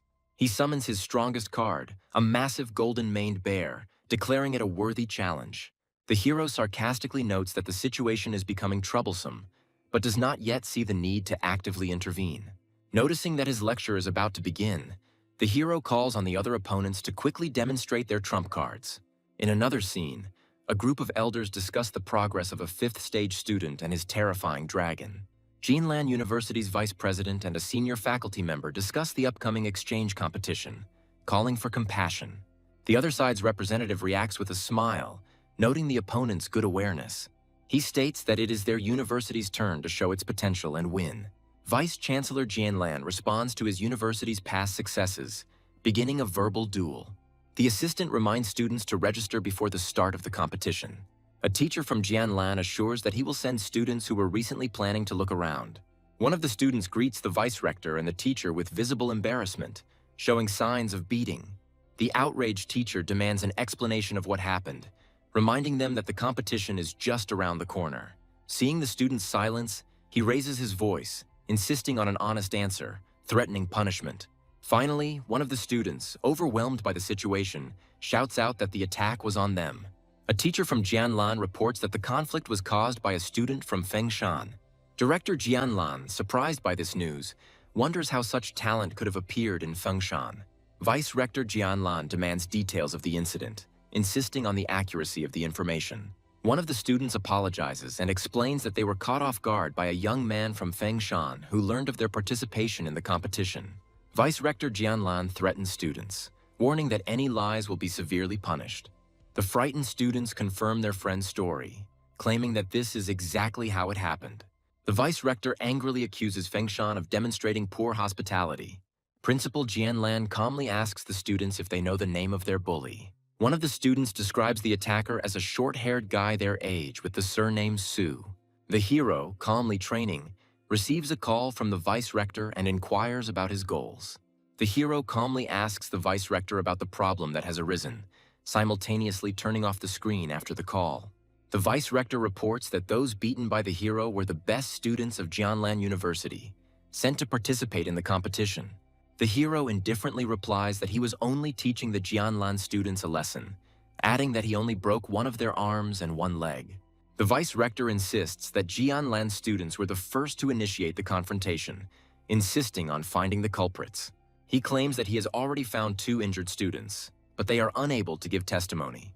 The hero learns that someone deliberately silenced the victims in order to hide the true causes of the conflict. The guy with the cold gaze asks if the vice-rector assumes that he is ready to take full responsibility. The vice-rector assures the hero that he must not react impulsively to Jianlan and promises to sort out the situation. He advises the hero to avoid the university for the near future in order to stay safe. At the same time, discussions begin about the upcoming competitions, where they hope to destroy the myth of Jianlan's invincibility. The arena announces the entry of 5 Fengshan martial Beastmasters, each the strongest in their respective annual competitions. The Fengshan participants enter the arena, encouraging each other and preparing for the upcoming battle. A representative from Jianlan University enters the arena, attracting the attention of everyone present. It turns out that only one third-year student is participating on Jianlan's side, which is puzzling. In the audience, Jianlan students discuss why the mysterious single-player strategy was chosen. Rumors begin to spread that Jianlan students were attacked by someone from Fengshan before the match. Outraged Jianlan students are demanding a rigorous investigation and an apology from Fengshan. The girl from Fengshan responds indignantly, denies the accusations and demands proof. One of Jianlan's students accuses Fengshan of using dirty tricks to avoid fair competition. In the center of the arena, a conflict begins to brew between representatives of Jianlan and Fengshan, with each demanding an apology. One of the participants from Fengshan suggests that his opponent from Jianlan should forget about the match and just enjoy the battle. Fengshan representatives explain that they do not intend to use numbers to pressure them, considering such behavior unfair. The Jianlan disciple confidently points out that his opponents do not understand the full danger they face. The hero and his Jianlan rival exchange glances, discussing how the meaning of the battle is gradually changing. The enemy summons his beast, declaring that this is punishment for everything that happened. One of the participants from Fengshan was struck by the powerful aura emanating from the enemy beast. High-ranking spectators comment that the opponent is using a 9th stage beast, the Dark Black Dragon. Fengshan representatives are called to seriousness and summon their strongest beasts. The enemy mocks Fengshan's strength, claiming that even the combined efforts of the 5 of them cannot defeat him. In the final moment, Fengshan is defeated in just 1 instant, highlighting the incredible difference in strength. The spectators from Fengshan are perplexed by the huge difference in strength and are surprised that even Ye Hao couldn't defeat his opponent. Jianlan's disciples gloat after Fengshan's abrupt defeat, calling for more attacks. The scene shows bloodshed in the arena, where a rival from Jianlan defeats one of Fengshan's strongest participants. One of the observers from the stands demands that the match be stopped immediately, but is told that the referee is on the opponent's side. Another observer reports that the key truth will be revealed once the witnesses wake up. Jianlan's teachers remind us that the witnesses are still unconscious and demand that their recovery be expedited. A Fengshan spokesman claims that the opponents are simply stalling for time to avoid exposure of their actions. One of Fengshan's students holds his ground despite pressure from a rival who mocks his attempts at resistance. The girl from Fengshan is surprised that her team still refuses to give up and tries to contact her brother. The hero responds to the contact, assuring his sister that he is ready to intervene in the situation. The hero observes the arena and notices that the situation has gotten out of control, assessing it as terrible. Vice-Rector Jianlan notices the hero's appearance and wonders why he is here, while the Vice-Rector declares that it is necessary to investigate. The hero, with a self-confident smile, explains that he came simply because he happened to be nearby and wanted to take a look. The Vice-Rector, irritated by his appearance, mentions that he asked the hero not to interfere. The hero calmly replies that his sister insisted that he come, so he could not refuse. Jianlan's High Master accuses the hero of arrogance and urges him to surrender without resistance, but he calmly ignores the threats. An argument arises between the Vice-Rector and the Mentor, with the Vice-Rector defending Fengshan and forbidding anyone to touch him without proof. Mentor Jianlan threatens to hand over the hero to him, but the Vice-Rector firmly refuses. The hero openly admits the fact that he beat up Jianlan's disciples, calling them insignificant forces, which angers the Mentor even more. The Vice-Rector, warning the hero about the enemy's strength, declares that he will do everything possible to resolve the conflict peacefully. Vice-Chancellor Jianlan proudly declares that Dai Yang and his comrades are among the strongest students in the university. An unexpected revelation is made. The hero, who was initially mistaken for a student, turns out to be a high-ranking teacher. One of Fengshan's senior mentors regards the hero as an exceptional possessor of the unique power of 4th-level stellar energy. The hero notices that his strength has already been quietly tested, and then offers to explain. Teacher Jianlan contemptuously refuses to explain, calling the hero a second-rate teacher. The hero offers a bet with a grin, claiming that he can even make his opponent bow his head and ask for forgiveness. The mentor, angry at the insolence, challenges the hero to the arena for a fight to show who is stronger. Vice-Rector Fengshan tries to prevent the duel, warning the hero about the responsibility for a possible loss. The hero calmly admits that Fengshan's loss will call into question their strength and lead to the resignation of the teachers. The Vice-Rector insists that the hero should not accept the challenge, since not only his honor, but also the reputation of the entire university depends on this duel. The hero sarcastically wonders what will happen after his defeat and rejects honor, calling it long lost. The Jianlan mentor mockingly questions Su Ping's intelligence and suggests they fight elsewhere. The hero confidently replies that he accepts the challenge right now, refusing to postpone the battle. The commentator announces an urgent change to the rules of the competition. It is now a match between teachers. The teacher from Jianlan mocks the participant from Fengshan, promising to show the difference between him and the student. The Jianlan students, led by Fei Yanbo, gloat in anticipation of an easy victory over Fengshan. Spectators from Jianlan are surprised that Su Ping looks the same age as them, but are confident that he will not be able to defeat their experienced teacher. The girl from Fengshan is shocked that her brother decided to challenge such a strong opponent. Medics carry previously defeated participants out of the arena, making room for the upcoming battle. The announcer announces the entry of high-ranking teachers Su Ping of Fengshan and Fei Yanbo of Jianlan, calling for their opponents to descend into the arena. The hero takes a powerful step forward with a determined expression on his face, confidently declaring that he will be the first. A majestic figure in a formal suit displays destructive power, surrounded by a vortex of magical energy. There are 2 people in the room, one of whom is perplexed, noticing the absence of the third, presumably Su Ping.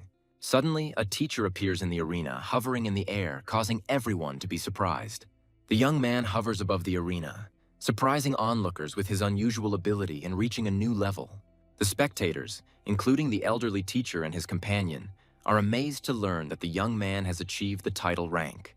The man in the suit is confused, realizing that this guy could not possibly have such enormous strength. Another participant watches the young man, trying to figure out the reason for his defeat and reflecting on his perfection in controlling his power. The girl is alarmed to realize that her older brother has reached the title rank, while she is confusedly holding her cheek. A boy with traces of beatings begs a teacher named Sue, being in a state of deep helplessness. A group of observers scream in horror about the impossibility of what is happening, discussing the unknown creature from Fengshan. The young man confidently declares that he is ready to begin, demonstrating calm composure. The judge solemnly announces that both participants must call upon their fighting pets to begin the fight. The man with the mustache reflects on how the young man could have raised a heavenly beast using all his strength. The enemy attacks with a huge energy blast with disdain, intending to demonstrate his fighting skills. A giant purple shadow fox emerges from behind one of the participants, causing shock among the spectators. A disciple in the crowd points to the 8th level of the bloodline beast's power with fear, amazed at its might. The audience begins to discuss the superiority of the shadow fox, calling him the most ferocious beast in the element of thunder. One of the participants gleefully declares to the enemy that his side is dangerous and knows no mercy. The hero, with a cold gaze, laconically assesses the enemy, mentioning his 8th stage. The guy blocks the enemy's attack with a slight grin, arguing about the coincidence of circumstances. His pet, in the form of a huge dragon, makes an impressive appearance in the arena, and the opponent notices the Lightbringer Serpent of Purgatory in horror. The audience screams in fear, feeling the powerful impact of energy even through the protective barrier. The mustachioed man assesses the abilities of the young man's pet, calling it one of the best dragon-type creatures. He orders the energy barrier's defense level to be raised to maximum to contain the growing power of the battle. The young man stands confidently next to his dragon, declaring that he no longer needs to be polite. The enemy underestimates the strength of the youth's beast, claiming that its power is only at the level of the lower 8th stage. The man fills himself with the energy of the 8th stage, raising his fighting potential to the limit. The opponent's shadow fox reaches almost the 9th level of strength despite the overwhelming influence of the great dragon. The opponent is surprised why the guy doesn't strengthen his pet, while it is preparing for the next move with slight confidence. The young man asks with a slight grin if that's all, pointing out that the enemy hasn't yet reached the level of 1 against 2. The opponent, with a furious look, declares that his purple shadow fox has 8 thunderclaps. The golden-haired boy is shocked to realize that the Thunder Mouse's power is quite serious, and the purple shadow fox can use it 8 times at once. 8 thunderclaps neutralize the hero's attack, which raises questions among observers about his next move. Purple Shadow Fox creates clones of himself with the Thunder Bite skill, making it difficult to distinguish the original. A blinding flash of purple energy creates tension, leaving the audience wondering if the hero managed to dodge the blow. The hero emerges from a cloud of purple smoke and notes with slight irony that the opponent's clones have weak illusions. The enemy, in a panic, demands to regain control of the Purple Shadow Fox and strengthens their teams. The fox attacks with its head with great force, continuously firing with all its might, which plunges the audience into awe. The small commentator declares that the consequences of the attack are simply incredible, suggesting that the outcome of the battle is near. A guy with gold inserts on his uniform egged on his interlocutor, offering to deal with the enemy and comparing him to his former teacher. Observers of the fight are discussing the gap in combat experience and believe that the outcome of the fight was a foregone conclusion. The hero confidently asks the question, making everyone wonder who said that everything had already been decided. The Lightbringer Serpent of Purgatory manifests defensive skills such as stone and vine armor on its body. Thanks to these defensive skills, the snake can withstand powerful enemy attacks and remain unharmed.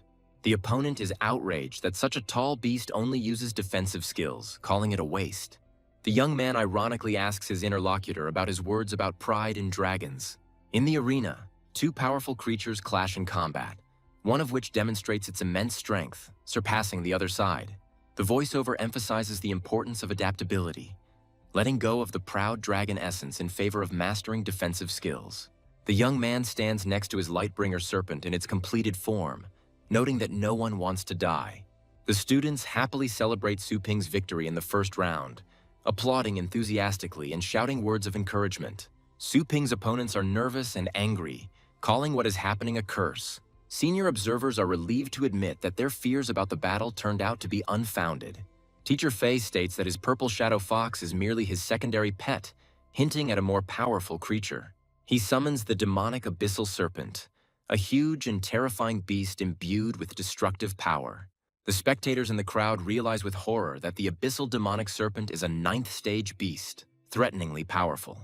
The opponents confidently declare that after the previous battle, the light-bearing serpent of purgatory has exhausted its strength and will no longer be able to win.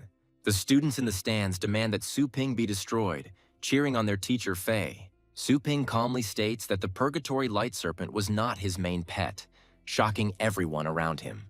A mysterious creature with glowing eyes emerges from the rift, raising a storm of questions about its true nature. The spectators are puzzled, looking at the summoned little skeleton, wondering why the fight has suddenly become so cold. The girl in the yellow uniform notes the strange changes in the skeleton's appearance, admitting that she has never seen anything like it. Teacher Fei mockingly suggests that the young man summon another pet, not taking the skeleton seriously. However, Fei feels an inexplicable fear, noticing for the first time that his demonic serpent has more than just a desire to kill. The skeleton attacks instantly, and the enemy is struck by its speed, not having time to react. The demonic abyssal serpent is wounded in an instant, causing confusion among all onlookers. The young man offers to take the injured pet, as he is in a depressed state and requires medical attention. Teacher Fei is in a panic, refusing to believe that a low-ranking creature could defeat his carefully nurtured beast. The young man confidently protects himself with a golden barrier, dodging his opponent's questions and inviting him to find out the truth himself. With a slight grin, he avoids answering, asking a counter-question: is he obliged to reveal the essence of what is happening? The crowd applauds loudly, celebrating Su Ping's victory and calling it his first big win in 10 years. Students in black and gold uniforms discuss the hero's success, admiring his actions and calling him a heartbreaker. A man with gold accents on his clothes angrily demands that Su Ping not be released from the arena, accusing him of attacking his pet. A group of students in uniform become aggressive, loudly demanding an explanation and apology from the hero. The young man, with a slight smile, calmly replies that he will provide an explanation by activating the connection. Su Ping's little assistant links the device to the screen, offering to show the evidence on the large monitor. Opponents from the other team are perplexed, wondering who will testify and what the hero is planning. Su Ping, reacting with restraint to what was happening, asks to step aside and give an opportunity to show what happened. The man with the gold badge recognizes the two students the hero plans to bring on screen and says that he was expecting this. Taking the whole situation in stride, the enemy remarks with a terrifying grin that the two pose no threat due to their severe injuries. Su Ping shows footage of two injured students who have already recovered with local medicine and confirmed their willingness to talk. The opposing leader becomes furious and perplexed, not understanding how this is possible. An elderly observer asks with interest who these people are that Su Ping brought onto the screen.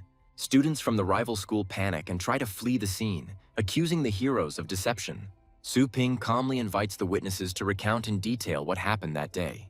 The injured student explains how a group from the enemy school surrounded them and beat them, trying to extract information. A second witness confirms that a hostile group attacked after class, but they were saved by Su Ping. The spectators from the other school sit in stunned silence, lamenting the loss of their leader and team. A young woman in a yellow uniform confidently declares that it has been proven who launched the attack first, rejecting the accusations of her rivals. The vice-rector intervenes, forcing the opposing leader and his team to acknowledge their defeat. The red-eyed senior mentor sternly warns of the consequences if anyone dares to lie. The enemy leader is horrified to realize that he faces expulsion and loss of the right to interact with the heavenly beasts. The elderly man humbly takes responsibility for the actions of his students and promises to reimburse all expenses. The teacher reminds Su Ping that he has forgotten something, hinting at his next steps. The man offers Su Ping rare animals or valuable rewards as compensation for the conflict. Su Ping smirks and says that he doesn't need any big gifts, but asks him to kneel down and apologize. The opponent responds indignantly to the demands, accusing Su Ping of arrogance. The young man calmly reminds them that victory in their fight shows that the enemy's words no longer matter. One of the senior council members tries to persuade Su Ping to give up his demand, but he insists on his own. Su Ping confidently asserts that there is a need for an apology, pointing to the importance of fairness. Su Ping announces to everyone present that any provocation against Fengshan will lead to severe consequences. He also emphasizes that there is no friendly relationship between their schools, adding that the other school's resources are now under their control. The students of the opposing school are forced to kneel in submission, causing indignation among the senior teachers. Su Ping's shop becomes a popular place, with a huge line of people wanting to buy pets and food. Passers-by wonder why such an old store attracts so much attention and becomes a center of attraction. The talk among the customers is that the shop owner has a title and his methods of raising animals are surprisingly effective. Some students from Fengshan are asked to keep the store's popularity a secret in order to maintain an advantage for themselves. Su Ping realizes that his intervention in the competition not only resolved the conflict, but also strengthened the reputation of his business. A girl from Fengshan school pushes her way through the crowd to reach Su Ping, determined to talk to him. Su Ping sarcastically notes that she didn't even say hello, adding mockingly, "Why would such an important person stand in line?" The girl states that, being Su Ping's sister, she does not want any privileges, striving to achieve success on her own. She gratefully adds that she wants to take advantage of the opportunity to become stronger by showing determination. The young man calmly asks what level her beast is at, in order to understand what it will be working with. The girl reports that her pet, a cat named Snowball, recently reached the 4th level. Su Ping explains that the 4th level is considered average by the standards of heavenly beasts, and his work at this level is quite expensive. The girl is surprised by the cost of his services, realizing that her income does not even cover one time for a year. The young man, jokingly giving his pet a new name, confirms that he is ready to continue working despite her doubts. She sheepishly admits that she forgot to take the money, but Su Ping confidently agrees to pay for the expenses out of his own pocket. The young man reflects on his business and notes that his system and approach are still aimed at raising strong animals. In conclusion, he adds that he has recently mastered the technique of client cultivation, assuring that now they are even. The girl is surprised how Su Ping was able to improve his skills so quickly and reach heights, despite her constant training. Su Ping confidently states that his strength has reached the 9th stage, and he strives to use this level to study new knowledge. The hero calls upon his pets for courage, directing them to attack the enemy's blind spots, executing a well-thought-out battle plan. In the midst of the battle, Little Skeleton delivers the decisive blow, restraining the powerful dragon and causing it to roar uncontrollably. Su Ping comments on the transition to a new level of confrontation with a slight grin, calling it the 2nd stage. The enemy's forces increase, causing the Beast King to appear, making it the perfect moment to test the Little Skeleton. Su Ping is amazed by the increased pedigree of his pet dog, which has acquired a new skill: dragon armor. A huge black wolf, befitting the status of the new bloodline, inspires fear with its menacing appearance. Using coordinated teamwork, Su Ping dispatches pets such as the Tianjin pig and dragon dog to deliver the finishing blow. He ends the battle by commanding Phantom Fire Beast and Lightbringer Serpent of Purgatory to engulf the battlefield in flames, clearing out the remaining enemy units. The Little Skeleton displays incredible abilities thanks to his absorption of the Bloodstone, making him virtually invincible. Su Ping orders the Lightbringer Serpent of Purgatory and the Dragon Dog to unite and destroy the remaining enemies. Su Ping happily realizes the comfort of working with dogs' intelligence skills, planning to use them to determine the quality of food. The guy jokingly wonders why another pet has more survival skills in its arsenal than offensive abilities. As Su Ping examines the two pets, he lists their strengths and finds ideal roles for them to use in battle. The very next morning, a huge line of people lined up outside Su Ping's shop, wanting to strengthen their pets.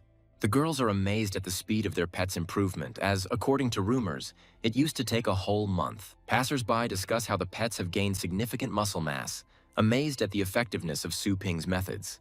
Su Ping encourages those who are hesitant to try the store's services to experience the effectiveness of its approaches. A funny scene unfolds when Su Ping's team angrily expels doubting customers, ending the hero's working day. Su Ping looks out at the crowd with confidence, knowing he no longer has anything to prove. His results speak for themselves. The hero curiously activates the hidden function, expecting to gain a mystical skill. He learns about the demon god's overwhelming fist ability and evaluates its potential. Su Ping finds himself facing giant beasts equal in strength to the Beast King and studies their attack mechanics. The hero's powerful energy strike demonstrates his abilities and destroys the surrounding space. A vision of the 5 stages of the new skill's impact is projected around the character, detailing its capabilities and risks. Su Ping is asked to make a decision, to overcome the power of the demon god's overwhelming fist, as only the Golden Crow can withstand its backlash. With a slight grin, the hero comes to the conclusion that for the Golden Crow's body, this is the ideal skill. Filling him with excitement, Su Ping confidently decides to learn a new skill, seeing in it great potential for his future victories. As the power is absorbed, a bright golden glow weaves around the hero's figure, heralding his new level of mastery. Su Ping realizes that learning the first style will open the way to the next level of power. As he contemplates the upcoming trials in the Secret Kingdom, he realizes that he must personally become stronger so as not to let Little Skeleton down. The hero decides to temporarily close the store, devoting all his time and effort to training the overwhelming fist. After 2 days of intensive practice, Su Ping completes the main stage of training in the lands of the Dragon King's heritage. He is surprised by the speed of his progress, noting that his Golden Crow demonic body has strengthened significantly. At one of the bases, the hero and his group are met by other participants, who wonder why they need the help of newcomers. Senior Masters Mo Lao and Chen Long discuss the possibility of revealing their secrets as they prepare for an important mission. Captain Ni Chenkong, who leads the group, declares that he is interested in a valuable ancient find. He warns that this treasure is guarded by a powerful beast, which will require at least 6 masters to defeat.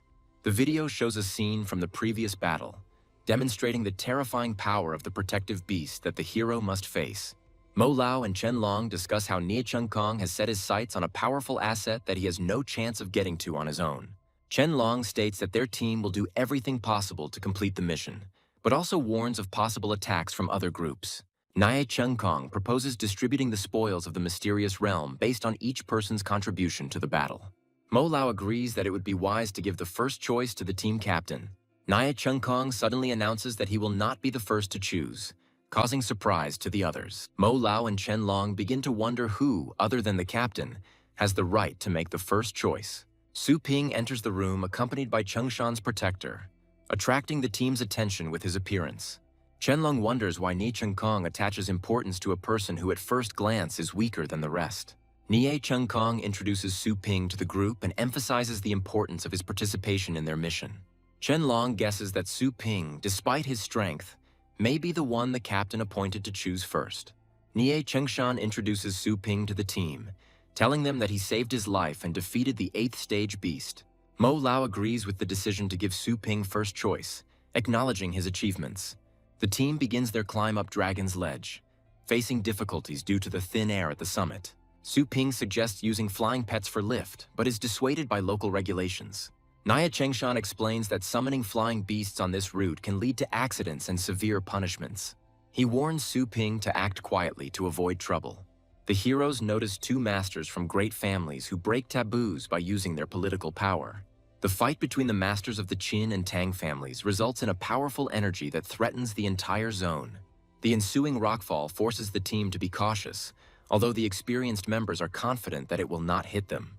The hero watches their calmness with a smile, realizing that the situation could get out of control at any moment. Su Ping, faced with a rockfall, uses his power to destroy the falling rocks and protect the team. His actions inspire the other members of the group, and Nie Chengshan agrees with his initiative, realizing that it is impossible to avoid threats.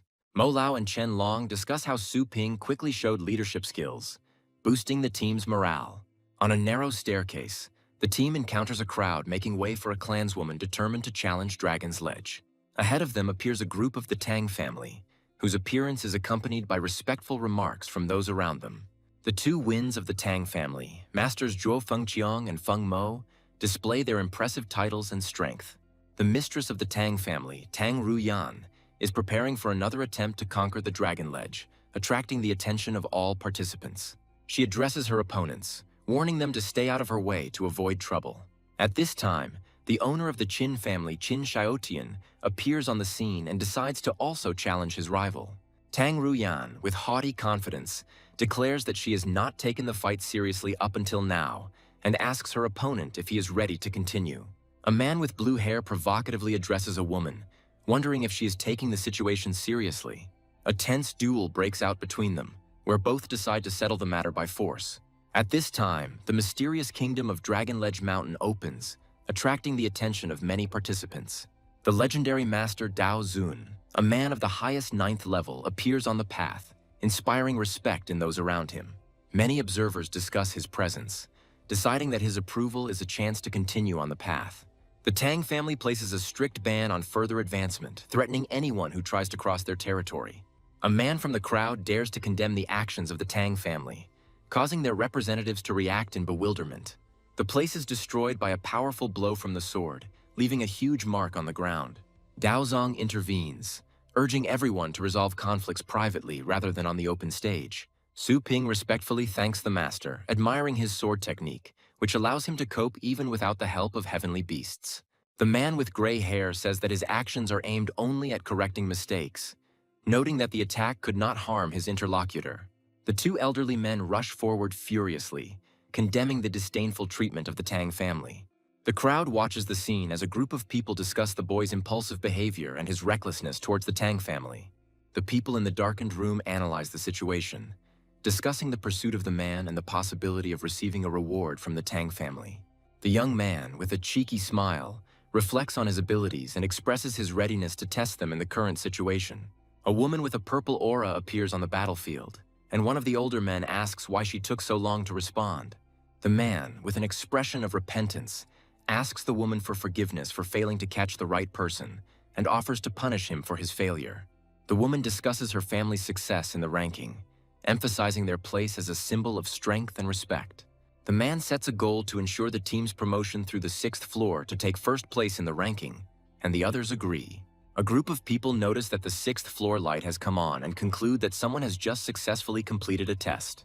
The tower lights up with fire, symbolizing the conquest of the 7th floor and the remaining 2 levels to complete.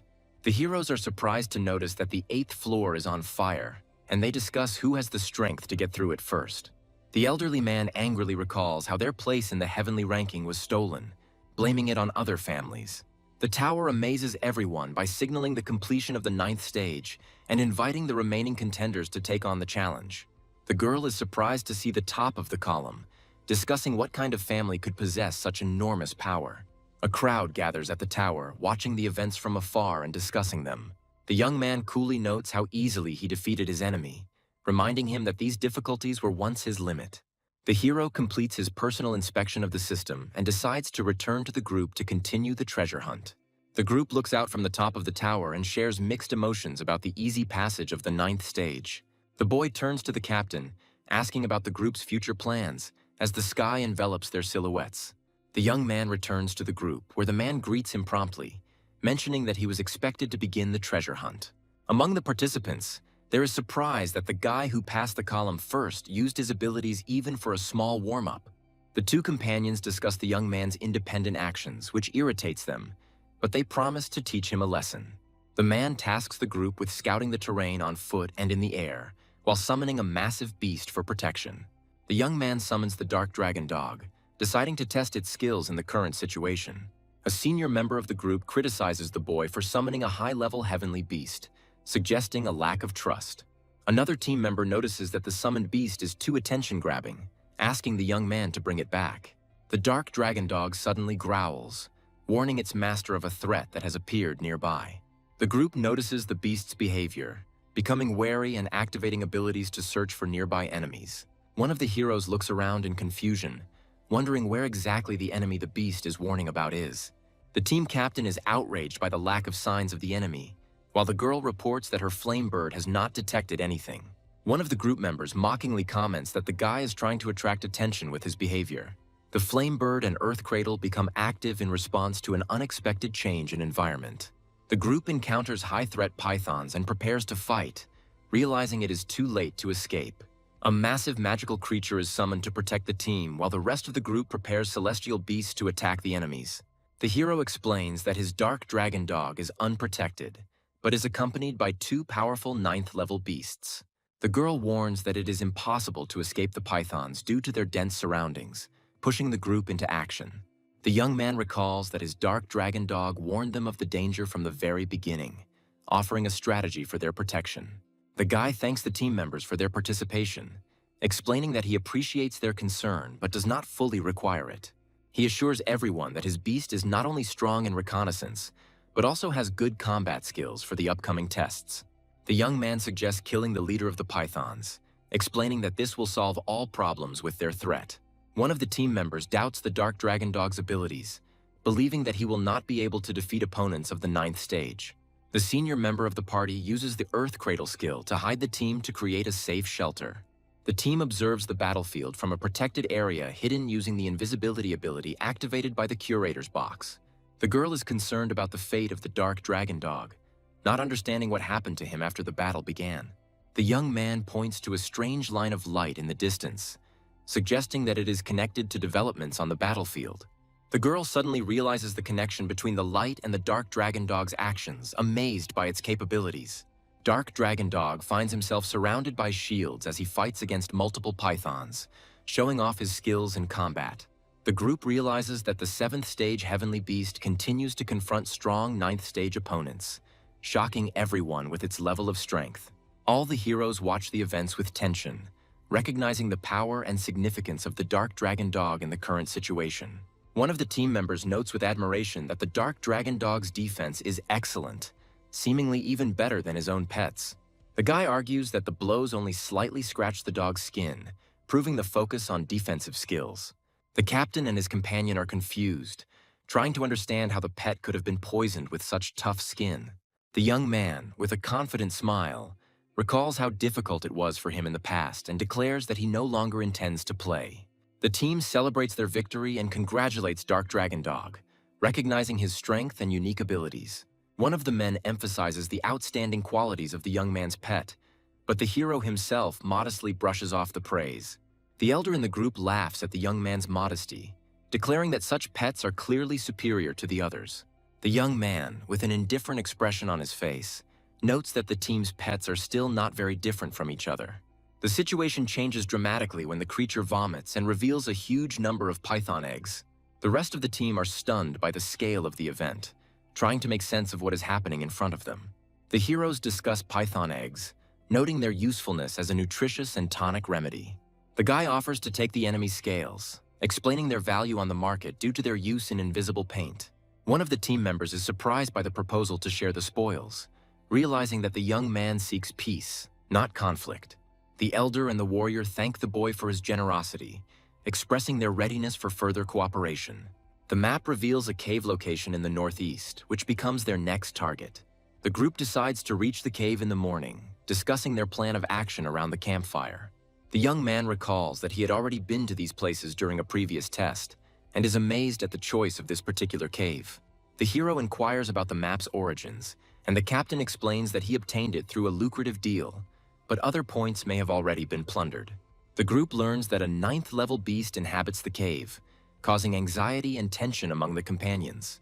The hero assures the others that he will cope with the danger, despite the fact that the team has not yet entered the cave.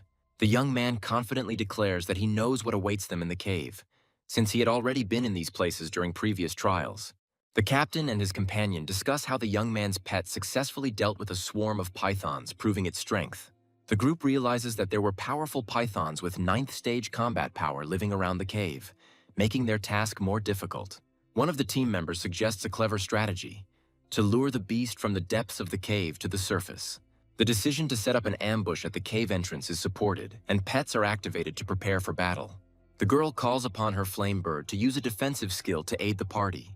Having prepared everything for the ambush, the captain declares that he is not going to wait and decides to lure the beast out personally. His companions are concerned about his dangerous plan, but the captain confidently explains his strategy and readiness to fight. The young man, noticing the anxiety of his comrades, agrees to go with the captain to support him in case of danger. The young man says that he will also take care of the situation, causing surprise and admiration among his companions. The captain, with a slight smile, expresses confidence that with Brother Sue's participation, everything will be under control. One of the team members warns about the thick, toxic air in the cave, advising Sue to stay outside, but he assures him that his armor will protect him from any toxins. The young man points out that the captain chose the most dangerous mission, questioning him about his real motives. The hero observes his surroundings, noting the absence of anyone, while his interlocutor offers to share information. One of the group members says that the cave contains a unique spiritual tree with impressive properties. The tree is displayed, revealing its rare fruit, capable of stimulating the potential and reviving the abilities of war Beastmasters. The young man suspects that the captain risked his first choice for the sake of this fruit, receiving categorical confirmation. Standing by the woman's bed, the captain explains that there are things Sue shouldn't ask, as his goal is to save someone close to him. The captain declares that even great benefactors have no right to reproach him for possible actions related to obtaining the fruit. His words indicate a willingness to go all the way for the sake of the tree, regardless of any risks or relationships with others. The young man reflects that the fruit of the spiritual tree may be an ordinary treasure, but for the captain, it clearly has special value. One of the heroes warns that the beast guarding the place is on the highest 9th step and uses powerful psychic attacks. The young man is perplexed by his knowledge of the beast, but suggests simply following him without asking unnecessary questions. The group discovers a spiritual lamp capable of resisting psychic attacks and discusses its properties. The young man says that he has seen this artifact before, but it could not be used outside the Dragon King's testing area. With the lantern raised, the hero confirms that they can continue on to the tree without delay. The group is suddenly hit by an attack, which they barely manage to repel thanks to the active artifact. The young man notices that the attack was not directed at them, but remains wary of the presence of enemies nearby. The group engages in a brutal fight using pets and rockfall, with the elder heroically summoning his war beast to attack. After a successful victory, the crew rejoices, assuring the captain that all threats have been eliminated and they are ready to move on. The young man and the captain discover that they are late at their destination and are unexpectedly confronted by the enemy. The enemy attacks the flame bird, which desperately defends itself while the team tries to figure out what's going on. A huge 9th-level beast appears, causing the situation to become increasingly tense. The team realizes they are trapped in an illusion where their allies risk killing each other and attempts to use the spiritual lamp. The young man orders the captain to infuse the star power into the lamp to counter the illusion's attack, to which he agrees. The team members suffer from headaches caused by the enemy and try to keep from going beyond the lamp's protective zone. The young man jumps down, strengthening the protective zone, and calls on everyone to stay within it for safety. The team joins forces and channels stellar energy into the lamp to destroy the illusory field. The lamp begins to show activity, and one of the heroes notices movement as the object's power increases. The enemy attacks from all sides, and the team led by Brother Sue begins the battle to protect the spiritual lamp. The hero tries to protect his comrade by using the star shield to block a powerful attack. The guy calls on his enemies to stop hiding in the shadows and come out to resolve the conflict. A massive creature appears, while a group of mercenaries can be seen in the foreground watching the battle. The group's leader, Poison Fang, apologizes, explaining that he is acting on orders from his boss. The captain is shocked by the betrayal of the Poison Fang group, believing that there was no enmity between them. The enemy leader scoffs, explaining that the map was only a deception to use them as bait. It becomes clear to the captain that they were used from the very beginning to lure out the Blood Flame Dragon. The leader of the Poison Fang threatens violence if the heroes try to attack him. The young man activates his weapon and prepares for battle, despite the enemy's threatening plan. With a cry, the hero rushes into the attack, decisively engaging in battle with superior enemy forces. The Poison Fang leader realizes that the supreme 9th stage Blood Flame Dragon has been temporarily immobilized. The heroine and her partner, having been wounded, discuss with bewilderment what happened and the successful blocking of the dragon. The young man appears before his enemies in the air, insisting that they wanted to destroy them, and now it is time for retribution. The mercenaries are shocked to discover that there is a young master of the title rank in the squad, and they realize their mistake in not taking into account the intelligence. The leader loudly orders the panic to stop and the attack to be carried out, reassuring them that the situation is under his control. The long-range scorpions prepare to attack, but the young man stands motionless and condemns their methods. The leader commands, mocking their confidence, but is unexpectedly wounded. The captain, bleeding, asks the crew to hold on, while 2 of his companions are in serious condition. One of the squad members reports that 2 of their comrades, Mo Lao and Chen Long, were unable to complete the task and fell in battle. The young man stands in the center, ready to take control of the situation and continue the fight. He and the captain run towards the tree, despite the bad feeling, trying to reach their goal. The captain asks the young man to guarantee that the fruit of the spiritual tree will be obtained in the event of his death, to which he is asked about the meaning of such an act. The captain reveals that the fruit is meant for his daughter to save her from an incurable disease. The captain explains that the fruit will be able to stimulate the development and rebirth of war beasts, which is important for healing. A group of enemies reaches the tree and discovers that it is impossible to take it all, starting to harvest the fruits. The Poison Fang leader orders the tree to be destroyed so that no one else can have it.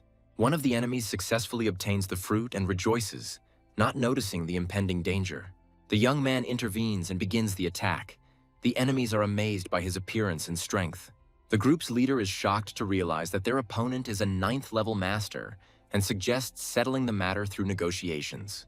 The enemy leader offers to divide the find in order to avoid further confrontation, trying to buy time.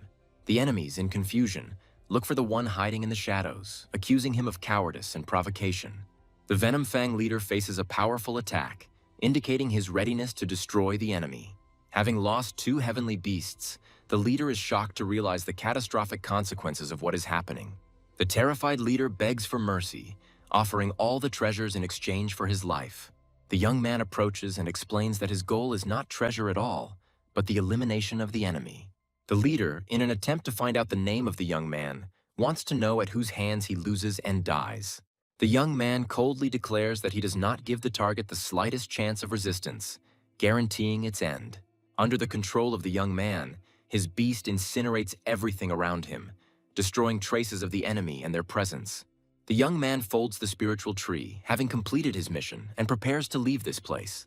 He analyzes what happened and concludes that survival in such dangerous places is only possible by adapting and strengthening one's abilities. At night, at the base of the miners, the group's future plans after recent events are discussed. Inside the base, the heroes decide to bury the captain and deal with the consequences of the fate of Mo Lao and Chen Long. One of the companions thanks the young man for saving him, admitting his own weakness and expressing regret for the losses. The young man announces that he has unfinished business and hands over the spirit tree to the captain's daughter. The heroine wonders why the young man refuses such a valuable artifact and wants to know how he knows about the captain's daughter. The young man says that the details are not important and asks to fulfill the captain's last wish, to which the group agrees. He points to hidden treasures found in the cave and offers to give them to the families of his fallen comrades. The heroine asks in surprise why the young man refuses all the treasures, to which he replies that he has already received the most important one. The young man shows the artifact he has found and explains that he intends to donate the treasures he has found to society to help people. At the exit from the base, a warning sounds about the need to hand over finds to the checkpoint and the obligation to comply with the rules. The young man joins his companions after an emotional conversation, offering to go through the upcoming stage together. The team passes through a checkpoint where rare finds such as crystals and artifacts are recorded and graded. In the adjacent sector, other groups discuss their findings, including poisonous rocks and orders for rare materials. One of the companions explains to the young man that among the inspectors present there are high-ranking masters who are ready for any unexpected event. The participating teams discuss the Star Cloud spiritual tree, admiring its rarity and significance. One of the leaders tries to find out the price of the tree's fruits from the heroes' team, clearly showing their interest in buying. One of the young man's companions answers for everyone, firmly declaring that the fruits are not for sale and suggests discussing other finds. Tensions mount when one of the interested representatives begins to insult his companions, trying to provoke a conflict. Representatives of the other group believe that eating the fruits will give them a huge advantage and increase their rank. The leader of the other group mocks the young man, doubting that he, with his powers, can stop the masters of the highest 8th stage. The young man is outraged by the actions of the federal inspection, suspecting them of exploiting the miners, and decides to complete the inspection. The two opponents react mockingly to the young man's decision to leave, wondering who he thinks he is. They rush at the young man with an attack, declaring that the examination will end only when they say so. The crowd notices the tense situation and wonders why the young man was hit, but he assures them that he is fine. The opponents, citing the article of the law, believe they have the right to suppress the young man by force and take advantage of the situation for their own gain. The crowd begins to discuss what happened, recalling other incidents, and some recognize the young man as the one who previously challenged the Tang family. A mysterious voice emerges from the shadows, denouncing the pettiness of what is happening and attracting the attention of the crowd. A man is found on the ceiling who advises the young man to be brave and show his abilities. The mysterious man points out that only the strong will be able to pave their way, leaving a hint of his own strength. The young man considers the advice of the powerful stranger and thanks him, thinking about his future in the new world. Two opponents rush at the young man with threats, full of self-confidence in their strength. The young man uses an ability to knock out opponents with a powerful burst of force. Once on the ground, the enemies realize with horror that the young man is a master of the title rank. The youth, surrounded by an aura of power, draws the crowd's attention, demonstrating that even a young warrior can reach the highest levels. He subjugates the Star Cloud spiritual tree with the spirit control technique, proving his exceptional skills. The crowd is astonished when the young man disappears, suspecting that he was using a spatial artifact. The opponents discuss the situation without understanding who this person is and complain about their failure.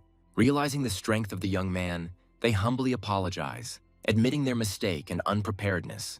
However, the young man rejects their apologies, claiming that the blow was for a friend and demands compensation of 20 million.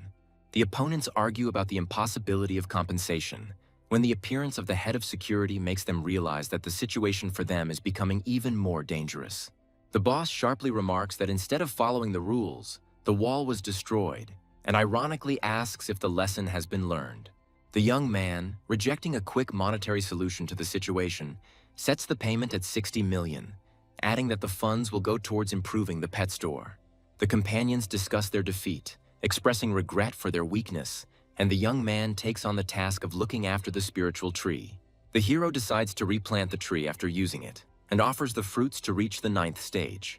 The companions are surprised by the young man's generosity, and the heroine shyly notes his ability to help others. The young man instructs his war beast to guard the territory, while he himself dives underwater in search of treasure. He finds himself in a mysterious underwater place, remembering that a great treasure must be hidden here. A young man discovers an ancient temple that possesses incredible power, capable of moving mountains and filling the seas. Once inside, he finds a secret scroll hidden in a secluded place and realizes its uniqueness. The scroll turns out to be a tool for creating spatial storage, which impresses the hero despite its limitations compared to system storage. The young man studies the ability of an artifact that can create space and increase its capacity as its stellar power grows. The hero notices suspicious activity in the sky. A bird is watching what is happening from above. Deep underwater, a boy ponders the undead demon fruit and its unique properties. The hero and the dark dragon dog discuss the location of the bird and the fate of the demon fruit. The two 8th stage martial beastmasters resent the bird's pursuit, feeling threatened. The hero attacks the guys on the cliff with a powerful blow, which causes them to react with alarm. A mysterious old man with a magical artifact and a bird on his back stalks strangers in the forest. The masters of the fighting beasts are surprised to recognize a representative of the Tang family in front of them and begin a dialogue. A girl in an elegant dress demands the return of the stolen item, reminding her of her status. She warns them not to give in to greed and reveals that the demon fruit was stolen from them. Two martial beastmasters attempt to escape by activating the so-called 36th plan. The titular old man accumulates star power, demonstrating his might and stopping the fugitives. One of the opponents falls to the ground, trying to protect the artifact, but notices that his plans are ruined. The magician threatens the fugitives, offering to avoid further conflict if they remain silent forever. The old man uses magic to forcibly take possession of the artifact, leaving his opponents no choice. The 9th stage Shadow Asura appears, causing chaos and displaying its combat power. The hero commands his dragon and allies to use defensive abilities against the Shadow Asura. The guy uses the dragon patron technique, breaking the enemy's defense and attacking the Asura. The Shadow Asura is defeated, causing shock and fear among the enemies who realize the hero's power. The old man realizes that the enemy suppressed the Shadow Asura in just a few blows and tries to understand how this happened. The old man, in a rage, discusses with his ally the decision to leave the hero no chance to escape. The master uses powerful light attacks, causing a cascade of destruction and demonstrating the power of his title. The hero appears with his ally, a small skeleton preparing for battle. A giant beast appears in front of the heroes, and the guy realizes that the trap has failed. The older opponent is surprised that the young man has reached the title rank at such an age and decides to stop him. The enemy releases a demonic beast, accusing the hero of killing his pet. A girl from the enemy camp is amazed by the destructive power of a small skeleton. The eldest of the enemies attacks with swords imbued with star power, pointing them towards the hero. The enemy unleashes the clan's most powerful attack, unleashing a barrage of energies. The young man prepares to use his power with an expression of confidence, finally testing his strength. A bright golden attack flashes across the battlefield, causing enemies to be surprised due to its divinity. The elder mage is seriously wounded by the hero, who is struck by the extraordinary strength of the young man. The Dragon King is commanded to rescue his mistress by carrying her away from danger. The hero and his ghost animals block the path of those fleeing, preventing them from escaping. The wounded mage launches a secret technique, convinced that the outcome of the battle is not yet decided. The hero realizes that the enemy is using the secret art of the Tang family, known for its powerful destructive force. The girl finds herself caught in a deadly trap of a magical technique that sacrifices the owner's body. A huge phantom enemy materializes in front of the hero, threatening to take his life. The ghostly spirit begins to laugh, confident in its invulnerability to the hero's attacks. The enemy declares that even after his death, he will destroy the hero, threatening him with an incredible curse. The phantom is perplexed as to why he cannot possess the hero, suspecting hidden protection. The young man holds in his hands a secret treasure of spiritual protection, causing the enemy to become furious. The girl is worried that the Dragon King of Earth might betray her and attack her. The guy notices the girl's appearance and asks about her presence with slight irony. The heroine, in irritation, forbids anyone to call her young mistress, hinting at contempt for the hero. The girl begins to suspect that the aura of her ally, Old Feng, has disappeared and expresses bewilderment. She discovers Old Feng's remains and is shocked by the defeat of a warrior with the power of the middle ninth stage. The heroine angrily asks the hero about the reason for his attacks on the members of the Tang family. The bodies of 2 defeated war Beastmasters who died in the fight are visible on the battlefield. The girl states that his actions are dictated by the law of the jungle, despite their status. The young man, with a sly smile, hints at the weakness of his opponents, increasing his psychological pressure. The hero stands surrounded by dark energy, preparing to deliver the finishing blow while his ally raises his weapon. The heroine realizes that the fallen winged king, who possesses the power of the 9th stage, feels threatened. The guy sets a condition for showing sincerity in exchange for negotiations, demonstrating his superiority. The girl is surprised by the actions of the hero, who releases the magical creature from the contract to gain an advantage. The heroine decides to break the connection with the help of her power in order to maintain control over the situation. The fallen winged king and the howling wolf appear on the battlefield with the sole purpose of destroying the hero. The girl is shocked to realize that her plan is falling apart and, disappointed, utters the word curse. The young man decides to end the dispute by preparing to physically destroy the connection between the opponents. The heroine reacts tensely when she notices the hero has a spatial treasure that could change the course of the battle. The young man is inside the mysterious space of the scroll and hears the heroine's question about why he did not kill her. The guy, with a mysterious smile, declares that the heroine can die, but only after he has extracted all the value from her. The girl notices the shiny mark of the air on the young man's forehead, which shocks her. The heroine laughs in disbelief, realizing that the hero was able to overcome 9 floors of the column, contrary to all expectations. The girl warns the hero that he is on the verge of death and threatens him with a legendary martial arts master from the Asian region. The young man threatens to use tricks if the heroine does not tell the truth, hinting that her photo could fly around the world. The girl admits that the heir to the Dragon's Ledge has been appointed a man who is ready to destroy all potential rivals. The guy ironically explains how 4 large families fighting for their inheritance can confront the real threat of the 9th floor. The young man notes that the entire secret kingdom is ultimately controlled by the legendary Master Yuan, emphasizing his strategic goal. The hero's light-bearing serpent destroys enemies on the battlefield, emphasizing the youth's strength and his superiority over the 4 families. The hero reflects on his success in the battle against the King of Beasts, acknowledging that his victories were achieved through countless mistakes and perseverance. The young man realizes that no one saw his triumph through the Dragon's Ledge column, but prepares himself for a possible investigation by the legendary master. A guy arrives in a town where a crowd of people has gathered outside a store waiting for its owner. Customers eagerly discuss upgrading their pets, bombarding the hero with requests to upgrade their abilities. The hero tries to calm the visitors, asking them to maintain order and assuring them that everything is under control.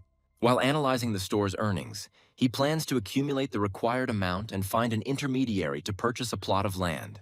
He contacts a virtual assistant to expand his store and purchase a plot of land nearby. The assistant clarifies that the required area is 3,000 square meters, after which she confirms the store address. The hero is astonished by the rising real estate prices attributed to the start of the Global Elite League, which complicates his plans. Remembering his rare blood flame dragon, he considers selling a top 9th stage wild beast to cover expenses. The virtual assistant reports that a wild beast above the 9th level is rare, and the current market price is 400 million. The guy decides to sell the animal for the offered 250 million in order to raise the necessary amount for his purposes. The youth discusses with the system the possibility of finding a more difficult cultivation zone than the Dragon King's heritage land.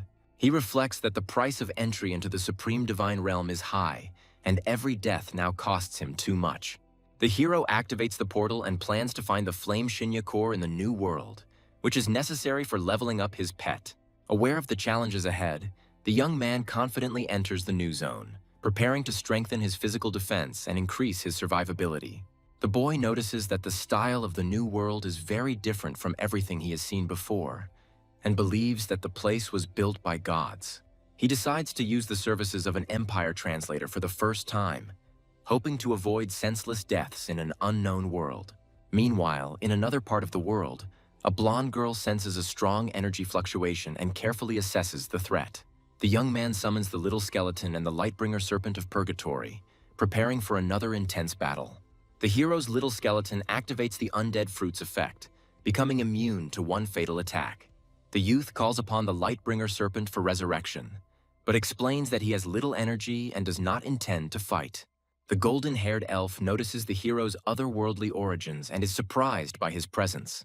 The guy is amazed how the elf found out about his arrival from another world and demands an explanation. The girl arrogantly explains that this is the domain of the gods, and that mortals cannot live here without outside help. The elf clarifies that humanity sometimes contacts the gods and gives birth to offspring, marveling at the backwardness of the hero's world. She dismissively remarks that even a student of her level is considered superior, even though the hero uses the heavenly beast. The elf begins to suspect that behind the hero's incredible aura lies something far superior to ordinary mortals. She bows her courtesy and asks demandingly how the young man got to the central lands of the gods. Appearing in all her power, the girl with wings demands to know who is behind the hero, threatening him with her power. The hero, with a slight grin, asks his interlocutor whether she is really talking about the central lands of the gods, and notes that this is a semi-divine kingdom. The young man analyzes the girl's reaction and notices that the name Demi-Divine Kingdom deeply offends her. The guy decides to put aside thoughts about his interlocutor and focus on his current goal, strengthening his own strength. Finding himself in a new area, the hero notices the strangeness of the ground beneath his feet, indicating the presence of a mysterious force. Suddenly, he is attacked by a huge monster that tries to swallow the hero, but he remains calm. The youth uses Divine Fist, attacking the beast and dealing it a crushing blow. The heroic blow leaves the creature battered, and the boy sarcastically remarks on its missing teeth. The hero summons his allies, Little Skeleton, Lightbringer Serpent, and Dark Dragon Dog, relying on their power. The hero's squad joins forces, preparing for a deadly battle with a powerful enemy. Led by the Lightbringer Serpent of Purgatory, the hero uses the legendary Dragon Patron technique for a powerful final attack. The Lightbringer Serpent of Purgatory unleashes a flame dragon strike, attacking the enemy with devastating force. The hero commands the Little Skeleton and the Dark Dragon Dog to deliver the next attack to the monster's eye. The Dark Dragon Dog sacrifices itself in battle and dies, falling into the enemy's mouth. The Little Skeleton rushes at the enemy, activating his powers, while the hero calmly watches, analyzing the situation. The young man orders the skeleton to not give the enemy a chance to catch his breath, continuing the intense offensive. The hero attacks the enemy together with the Lightbringer Serpent, using the Flame Dragon technique, delivering a decisive blow. Finding the Divine Crystal, the boy discovers that it enhances physical strength and allows one to master divine skills. The hero decides to give the found crystal to the Dark Dragon Dog, speaking about the importance of strengthening allies. Dark Dragon Dog happily accepts the gift, while Little Skeleton dismissively dismisses its significance. The boy teases Little Skeleton, reminding him of the Lightbringer Serpent's importance as a powerful ally. The hero notices that the new panel includes a line about divinity, suggesting that it must be completed in order to transform. The boy and his allies hear a sound from below and begin to suspect that someone or something needs their help. They descend to find divine beings battling giant beasts. A student from the small squad, on the verge of despair, cries out for help, realizing that his own strength is insufficient. The young student tries to defend himself from the beast, but his weakness leaves no chance of success. The hero's light-bearing serpent intervenes at the most opportune time and saves the young student from certain death. The young man rises on his dragon with his new allies, asking them how they ended up in such a dangerous place. One of the survivors explains that the star beasts are invading through space-time rifts, which their group is tasked with clearing. The hero examines the damaged nest, and his new comrade is surprised by his presence on the divine lands. The young man indifferently replies that he was passing by, and sarcastically remarks that even gods have problems with aggressive creatures. The demigods explain to the hero the greatness of divine wings, emphasizing the honor of dying for the expulsion of the Zerg-like creatures. The young man realizes that the girl with wings he met could indeed be a pure-blooded goddess. The hero reflects on the incredible power of the goddess, comparing it with the power of his companions and acknowledging her superiority. During the discussion, the hero's companions admit that they have never heard of her because they live on the outskirts. One of the companions tells of a legend of the supreme divine realm, where one day of cultivation is equal to a year in the real world. The hero is puzzled as to why this place is considered inaccessible, despite its description as a cultivation zone. The young warrior expressed regret that he was unable to enter the supreme divine realm, even for a short time, to strengthen his abilities. The senior companion denies the possibility of the legendary place's existence, claiming that it is better to focus on real skills. Suddenly, the group notices that they are once again being pursued by hostile creatures that threaten their lives. The student, horrified, desperately asks how they can defeat the enemies, foreseeing imminent death. The warrior man takes the initiative with determination and sends his comrades forward, considering this moment his hour of glory. The hero, observing what is happening, ironically notes the warrior's self-confidence, aiming at the divine crystals of their opponents. The youth discusses the inaccessibility of the supreme divine realm, symbolically comparing the struggle with unknown perfection. One of the companions is surprised by the powerful impulse emanating from a person of the student's level and begins to doubt his assumptions.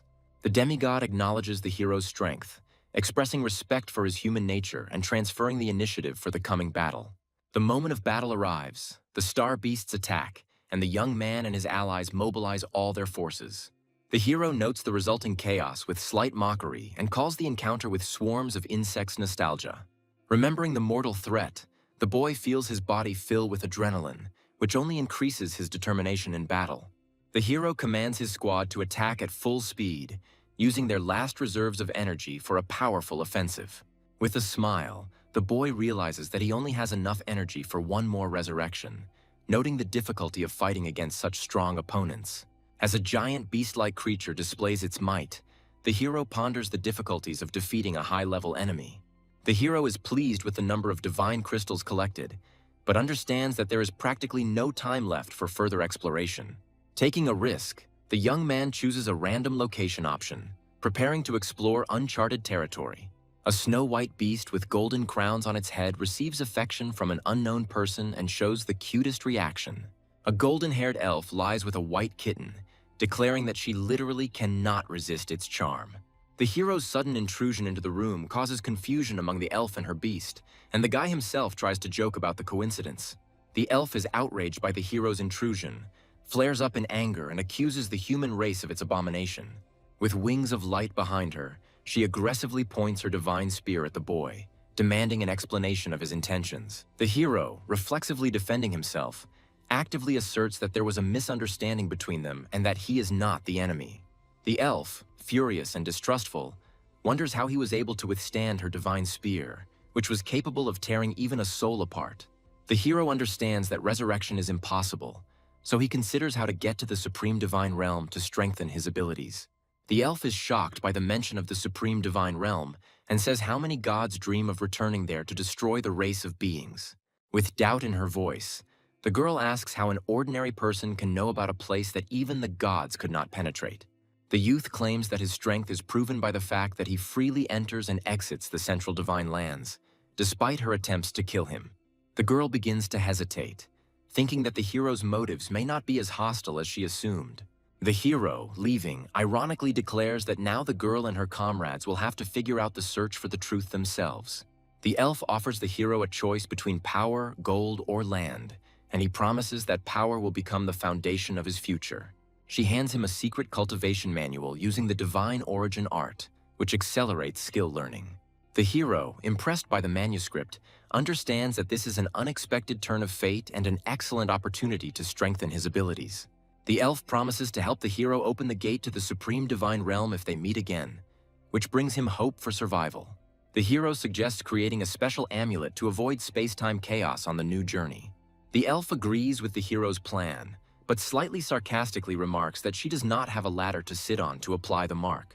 The young man activates the contract and wonders if he can control her by signing a magical agreement with the heavenly beast. The elf is surprised to discover that the hero's contract involves absorbing a pet and underestimates the human's power. She displays a mirror divine sign on her body, emphasizing that she is ready to respond with an equally powerful ritual. A magical surge occurs and both try to seize control by making and breaking contracts. The elf taunts, saying that when the hero becomes her pet, he will have to reveal all his secrets. Suddenly, time freezes and the hero finds himself surrounded by chains, which causes surprise and confusion in the elf.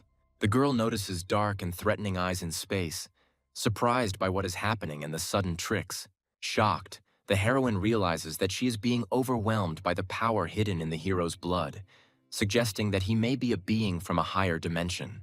The hero watches in confusion as the elf weakens after breaking the contract, trying to understand the reason for her depressed state. The guy calls the system to consult about the current situation and possible ways of interacting with the heroine.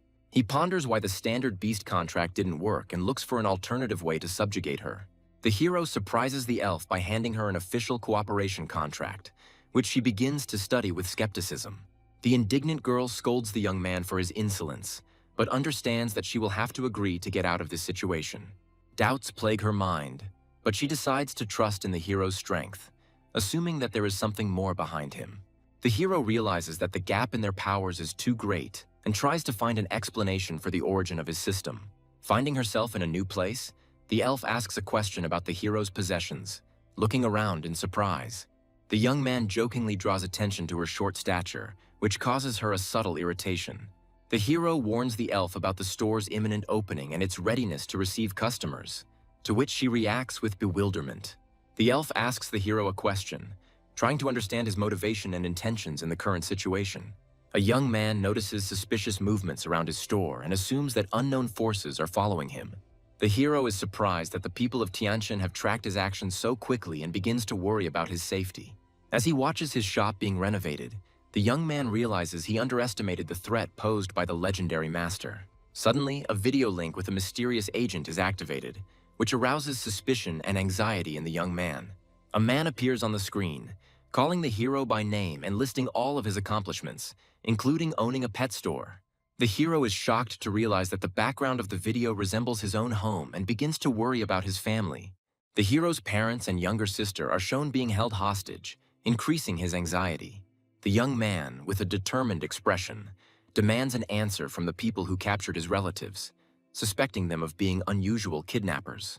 The hero makes a confident move, declaring that their real target is himself, while demanding that they free his family first. A man in a suit activates a holographic screen to report the target's location. The man on the holographic screen transmits information to Yuan regarding the location of the object. The legendary Master Yuan decides to find out who dares to claim the dragon legacy. A crowd of people notice the titular masters floating in the sky and discuss their strength. In a remote area of the city, an intense battle begins, shocking passers-by with its scale. 5 servants of the great families discuss the man associated with the column and warn of his possible death. The legendary Master Yuan and the titular warrior Dao Zun prepare for battle without wasting precious time. The young men in yellow uniforms discuss the power of the 2 great masters in awe, sensing their terrifying presence. An older man orders the young people to leave, emphasizing that it is none of their business. A huge warrior with a crimson aura threatens to destroy the store, challenging the owner to a duel. The masters discuss with surprise why the door does not react to their attacks, assuming the presence of a complex defensive formation. A guy in sportswear comes out to meet the masters and asks them not to involve his family. The young man confidently asks his opponents who was looking for him and what they want. Dao Zun is surprised that this young man has skills on the level of legendary masters. One of the masters threatens the young man, stating that he is not in a position to set conditions. All the masters present join forces, intending to capture the youth, whom they consider too daring. Suddenly, a powerful burst of energy appears, and someone calls for the fight to be left to high-ranking masters. The legendary Master Yuan emphasizes that the youth's strength is much greater than expected, and suggests that he plan his actions carefully. The girl and the young man are held captive by spies while the legendary master expresses his admiration for their determination. The young man, unable to contain his rage, attacks and demands that his loved ones be left alone. The guy, in desperation, checks the girl's condition and asks what happened to them. The legendary master reassures, saying it's just anesthesia, and adds a philosophical comment about losing control. The young man sarcastically asks his opponents if the legacy of the Dragon's Ledge is really written in his name. One of the masters indignantly reproaches the boy for his boldness, questioning his right to the inheritance. The legendary master warns his allies of the threat emanating from the shop and asserts his dominant status in the region. Master Yuan comes face to face with the young man, wondering how they can both be in the same room, like two equal legends. Yuan offers the boy to submit to him and promises to provide mentorship to develop his potential. Daozong comments suspiciously on Yuan's intentions, viewing his proposal in terms of power and influence.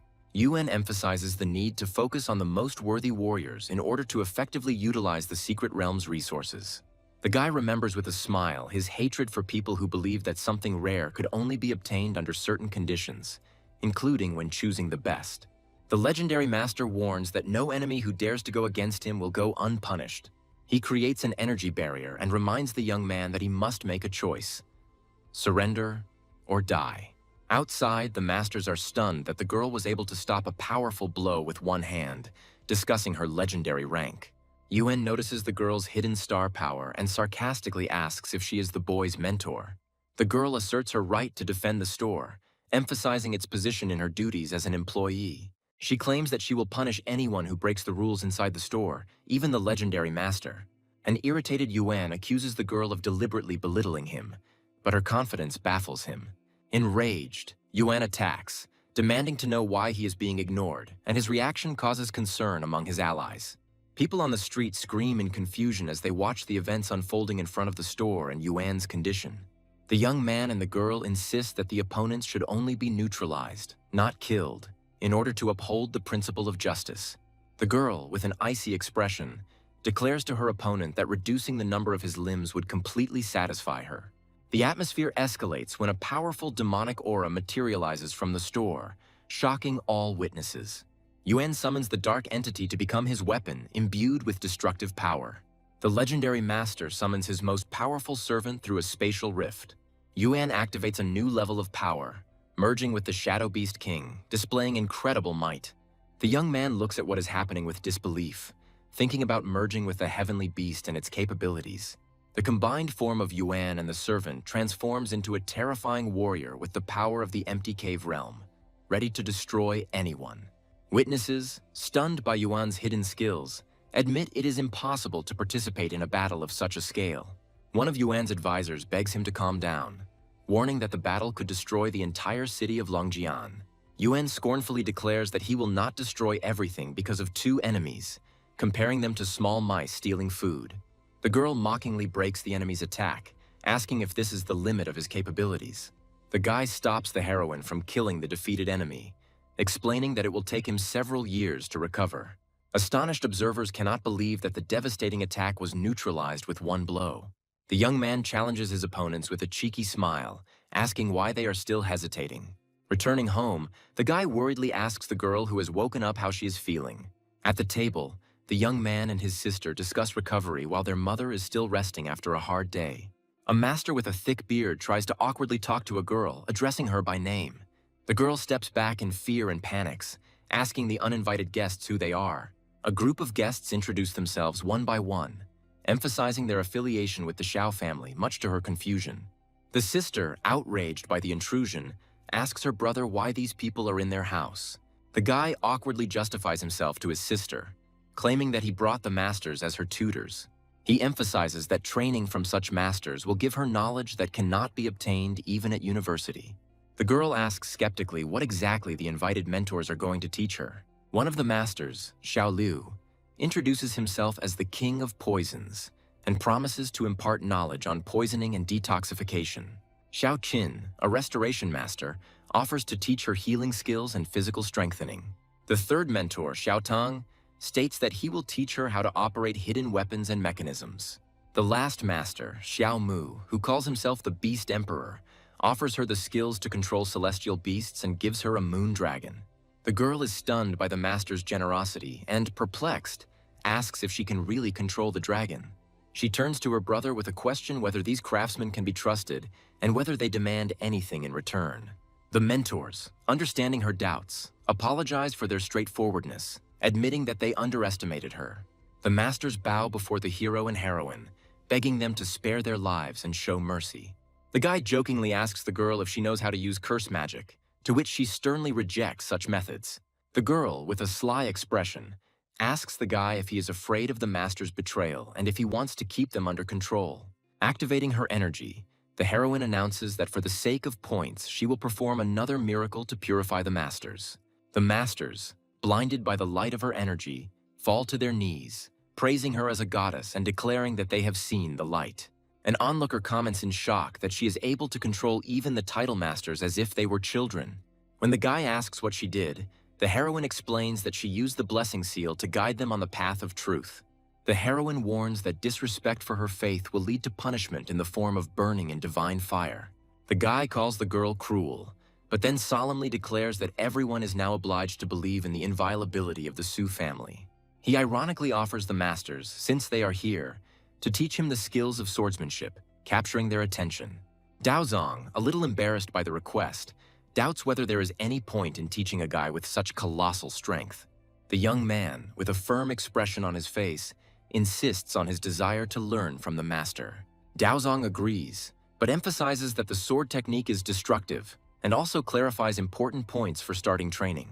The master notices that the boy's fighting style is more like fist fighting and inquires about his intentions in using the sword. The guy confidently replies that he will take care of organizing the training field, offering to leave contact information. The young man reminds her that learning from the masters is a rare opportunity and asks her sister to make the most of it. Having contacted his partners via a holographic interface, the guy discusses the sale of a fire dragon and real estate. He thanks the professional team for the speed and offers to complete the transaction in his store. After looking at the energy interface, the young man plans to upgrade the store to level 3 to expand its capabilities. Reflecting on the possibilities, the guy makes plans for additional income, discussing them with an invisible ally. The guy is decisively upgrading his store, happily noting that it is beginning to resemble a full-fledged pet store. Using a holographic interface, he carefully carves out 300 square meters of living space for his family. The girl, impressed by the power of this force, is surprised that the created objects can exist forever without the need for energy replenishment. The young man continues the layout, allocating part of the space for reception and office space. The next step involves dedicating a fifth of the store to a feed storage area to simplify inventory management. He uses the remaining space for growing sections and experimental zones, completing the store's design. Satisfied with the result, the guy confirms all the changes, believing that this will be enough to keep the store running. Outside the store, a mother and daughter wonder if they have the wrong address when they see a familiar name. A large building with a sign attracts their attention, emphasizing the grandeur of the new store space. The hero greets them inside with a smile, asking if they managed to take everything and if they are ready for the next steps. The two craftsmen inform the guy that all the things are packed and loaded into the truck, and say goodbye, heading off according to his instructions. The guy gives permission for the trucks to leave and begins preparing for a new organization of the space. The sister is surprised to see the store has expanded significantly and explains that the teachers vacated their house early in the morning. The young man calmly replies that it's a long story, but he'll explain everything on the way and offer to go to the store. The first customers appear at the entrance to the store, trying to impress the elf, but receive a cold response for their attempts at flattery. The heroine, holding 3 creatures in her hands, jokingly scolds the young man for calling his clients ants. The guy asks his sister to look after the store, citing his busy schedule with other things. The sister is delighted to discover that they now have their own swimming pool, and her joy lifts everyone's spirits. She is delighted with her new room with a soft bed, noticing how much better the conditions have become. When asked about the cost of the house, the guy explains that the money was received from clients from elite areas of the city. The guy assures the family that the elite clients are happy with his work and pay for it easily, and the house is too big for their convenience. The sister jokingly says that she is taking over the responsibilities of running the house, and then asks who the attractive girl in the store is. The young man recalls the heroine's contradictory images with confusion, but calls her his new employee. The mother suggests that the boy invite the elf to dinner to get to know her better as part of the team. Joanna greets her family members elegantly, emphasizing her respect for them. At the dinner table, the girl's mother asks her name. The sister touches Joanna's hair curiously, noticing its softness and fluffiness, while the boy reacts with slight irritation. In an informal conversation, Joanna's mother asks questions about her background, age, and personal life. Joanna replies that she is from the Outlands, is 18 years old, and has not yet thought about romantic relationships. After dinner, the guy ironically asks Joanna why she behaves so normally with his family, and she jokes about the possibility of raising her ratings. The young man sarcastically tells the elf that he will increase her personal rating if she continues to work just as effectively. The mother wonders how the hero and his employee managed to run the store together. Joanna calmly replies that the current flow of visitors is enough for the two of them, but additional tasks could complicate the work. The guy notes that thanks to Joanna's abilities, he can even reduce his participation in the management of the store. The young man, with a sly smile, thinks about plans related to the young mistress of the Tang family who remains locked up. The girl appears in the guy's room and irritably asks what he is up to while he calmly answers her question. After examining the room, she realizes that she is in the hero's house, deciding that he is not prepared to defend himself. The girl is thinking about an escape plan, planning to break a window and escape, only to return with the support of her family. She soon rushes towards the exit with revenge in mind and the intention of gathering the Tang family's elite for an attack. Promising revenge for her capture, she clenches her fists and speeds away from the hero's house. The girl angrily hits the window, but finds that it is too strong for her to escape. Having exhausted her strength, she falls near the barrier, blaming the guy for her current state due to long days locked in without food. In a last-ditch effort, she calls out furiously to the boy, demanding an explanation of his intentions. The guy, with a mysterious smile, replies that his main goal is to understand her value and use her abilities. In response to his remark, the girl points out his strange intentions with apprehension, suspecting a perverted plan. Gathering her strength, the heroine asserts that she will not allow him to do with her what he wants. She states that the Tan family has prepared her for any difficulties, but adds that hunger still weakens her. In a furious and confused state, the girl eats the offered buns, while simultaneously threatening the guy for her fate. The young man, with a sly smile, offers her to sign a temporary contract, adding that she will have to pay for the food. The next day, the store attracts many customers who admire the beautiful employees, thinking it is a fashion show. Joanna and the elf greet visitors, suggesting that they split into two lines, one for service and one for section rental. Joanna notices a door in the room and decides to escape, claiming that she cannot be stopped. The guy reminds her of the contract she signed, which prohibits her from leaving the store for a year. The girl, ignoring his words, angrily rushes towards the exit with the thought of breaking through at any cost. Realizing that she can't break down either the door or the window, Joanna angrily calls the store magical and capitulates. The guy asks the elf to teach Joanna everything so that she can get used to the job faster, which she accepts calmly. Reporters appear at the door, asking which of those present is Mr. Su. The guy confirms his identity and discusses ordering a video shoot to promote the store. During the filming, he demonstrates his power by summoning a 7th-level dragon, which leaves the assembled spectators in shock. One of the reporters asks the guy about the store's slogan, to which he replies that the main thing is the type of dragon and the name, which speak for themselves. The boy's sister says that masters of the title rank followed her even in the most unexpected places, threatening her with their presence. The guy laughingly explains that these masters were hired by him to protect her and cannot harm her. Joanna notices 2 masters, identifying one of them as an elder with the title of Snakeheart. Joanna, reflecting on what happened, suggests that her family may still be informed thanks to her skills. The star-titled master transmits a voice message to another elder, who is amazed by what is happening. The heroine tries to explain to the elder that she was captured by the guy and is being held against her will, begging him to release her. The elder asks in surprise if there was anyone else before her who was also caught by this young man. Joanna is relieved to realize that the elder didn't notice her, but his words make her deeply suspicious. The boy instructs the masters to guard the school grounds from the outside and gives them free access to the training field. Joanna can't believe her eyes when she sees the title masters bowing down to the boy and wonders how he achieved such influence. The guy records in the system that Joanna received 1 point, justifying her usefulness for training a new employee. He reflects on the slow progress in uncovering the spiritual tree, which has been in the works for thousands of years. The hero discusses the possibilities of the spiritual tree, suggesting that it could transform into a heavenly beast, and is delighted with the prospects. The young man understands that his next step after becoming a master is to become a mature educator, but admits his lack of experience. He activates the panel for further improvements, planning to enhance his combat power and increase his authority. The guy decides to become so strong that no one would dare interfere in his affairs, ensuring the safety of his family. The elf senses a familiar aura, noticing that the young man's strength continues to grow. Tired from intense training, the hero returns to himself, rejoicing in his victory over a serious opponent. He notes the progress in his training and is proud that his store is also generating high income. They bring him food, and despite his caution, he calmly states that it is impossible to poison him in the store. The boy, sitting in his room, explains to the elf that he used the power of the law of space to reach the divine border. He is surprised by the girl's insight in finding out where he was and invites her to express her thoughts. The elf states that she wants to accompany him next time to use her power to help him in his training. The guy guesses that she has something else in mind, but agrees to go about her business alone.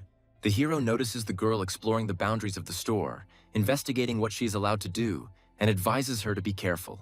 The elf is surprised by the guy's decision to take her with him, which is why he jokes about her possible antics. Joanna, tired after a hard day, falls asleep in a chair, and the goddess casts a sleeping spell on her. The guy jokes that even the apocalypse shouldn't interrupt her sleep when she's completely exhausted. The hero suddenly activates the portal and calls the girl to follow him in order to use the moment for important matters. They find themselves at the World Tree, and the elf is amazed by its ability to easily move between dimensions. The guy points out that the elf is not a good employee and asks her to show him the way to improve his level. He asks which kingdom the main god is in, and the elf explains how their structure is arranged. The girl talks about the 5 levels of divine realms, and mentions that no one has been able to reach the highest level for a long time. Suddenly, a winged guest of the goddess appears and greets her, and the guy asks who he is. The guest asks them to hold his hand to transport him to another world, which causes the hero slight bewilderment. They arrive at a majestic hall where the divine source has been prepared, to which the guest leads them. The guy notes that the elf takes her preparation seriously, even changing her clothes before the procedure. The divine source activates, creating a grand spectacle, and the hero notes its incredible effectiveness. The elf explains that immersion in the spring is only available to the best, and points to a specially prepared arena for training. The girl offers a deal. Every time the guy returns her to the kingdom, he gets access to the source, but she asks him to stop hunting the star beasts. The guy wonders why the elf is against his battles with the star Zerg, because they have the same goal. The girl brings clarity by stating that she can smell divine crystals, mined from her kind, on his body. The young man evaluates her words and, not finding anything strange, explains his interest in these crystals. The elf points to the giant world tree, recalling its significance to her people. She tells that after death, the bodies of the gods turn into divine energy, which returns to the tree, which gives birth to new gods. The guy explains that the star Zerg absorb this energy, as a result of which it does not return to the tree. The elf explains how cultivation level affects the amount of energy returned, confirming his words. She laments how the Zerg attack lost as much divine power as new gods. The girl confirms that with the loss of the supreme divine realm, her people have lost the opportunity to reach the realm of the supreme god.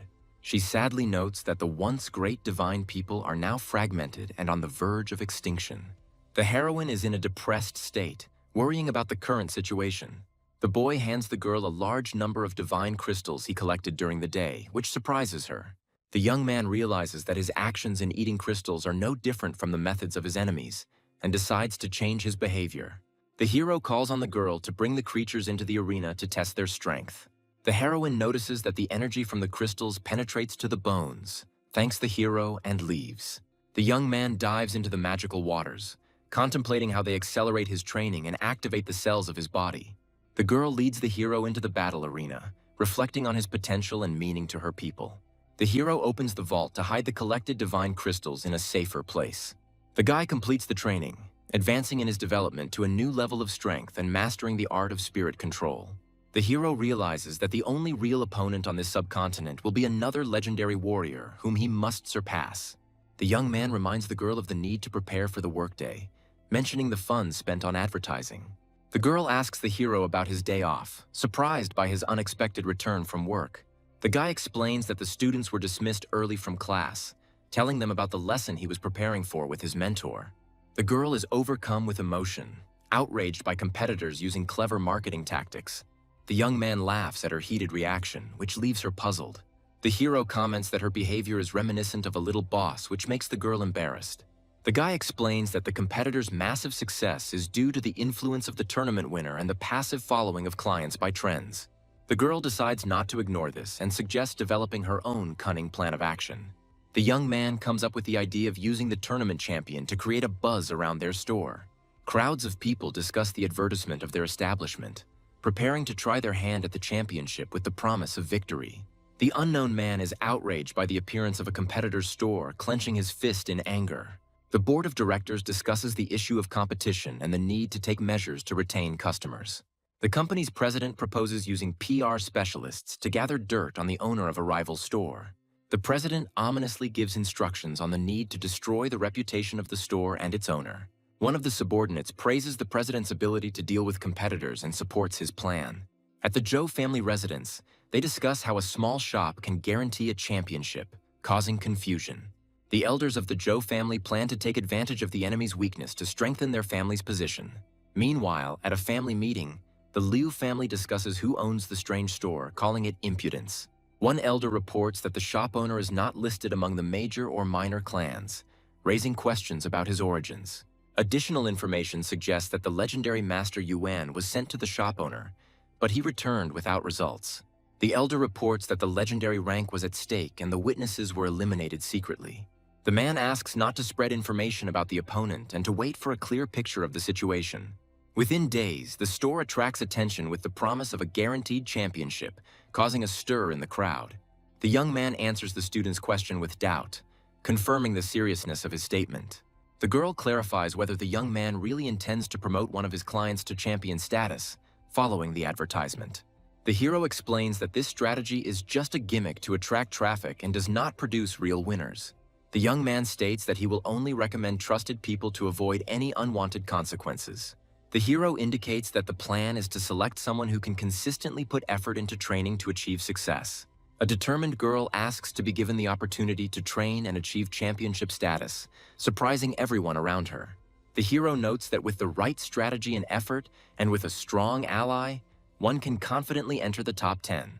The girl resolutely declares that she wants to become stronger and follow in the hero's footsteps, since being in the top 10 is not enough for her. She admits that the hero has undergone difficult training, for which she herself is ready to work to reach his level.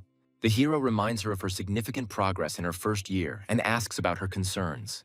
The young man warns that the fight for the championship will bring confrontation with the city, competitors, and even former friends. The guy adds that the upcoming tournament will require her to sign up for a life-or-death fight. The girl confidently replies that she realized this when she became a master of fighting beasts. She mentions the day she felt the strong aura of a hero protecting them behind their backs. The girl screams that she is no longer a child and wants to use this opportunity to protect others. The hero replies with a smile that he will think about her decision. The young man agrees that her aspirations deserve discussion and further action. A crowd of people is demanding a refund. Outraged by the situation around the store, the hero feels a strange reaction from the system and thinks about what is happening outside. One customer claims his pet was injured by the store and is arguing for contractual rights. The crowd begins to discuss rumors about a possible store error and suspicions of hormone use. The customer makes accusations against the store and claims the money invested, demanding an answer. The panicked man accuses the store staff of coercion and threatens to call the police. The heroine appears in the background, but the hero stops her further actions with a strict order. The man shows off a brightly glowing artifact, claiming that everything will now become clear. A client's pet, exposed to magic, suddenly becomes weakened, causing outrage. The hero asks the man if he had been in the store before and intends to find out the details of what happened. The hero presents the documents and the man's signature confirming the agreement regarding the heavenly beast, but he tries to reject them.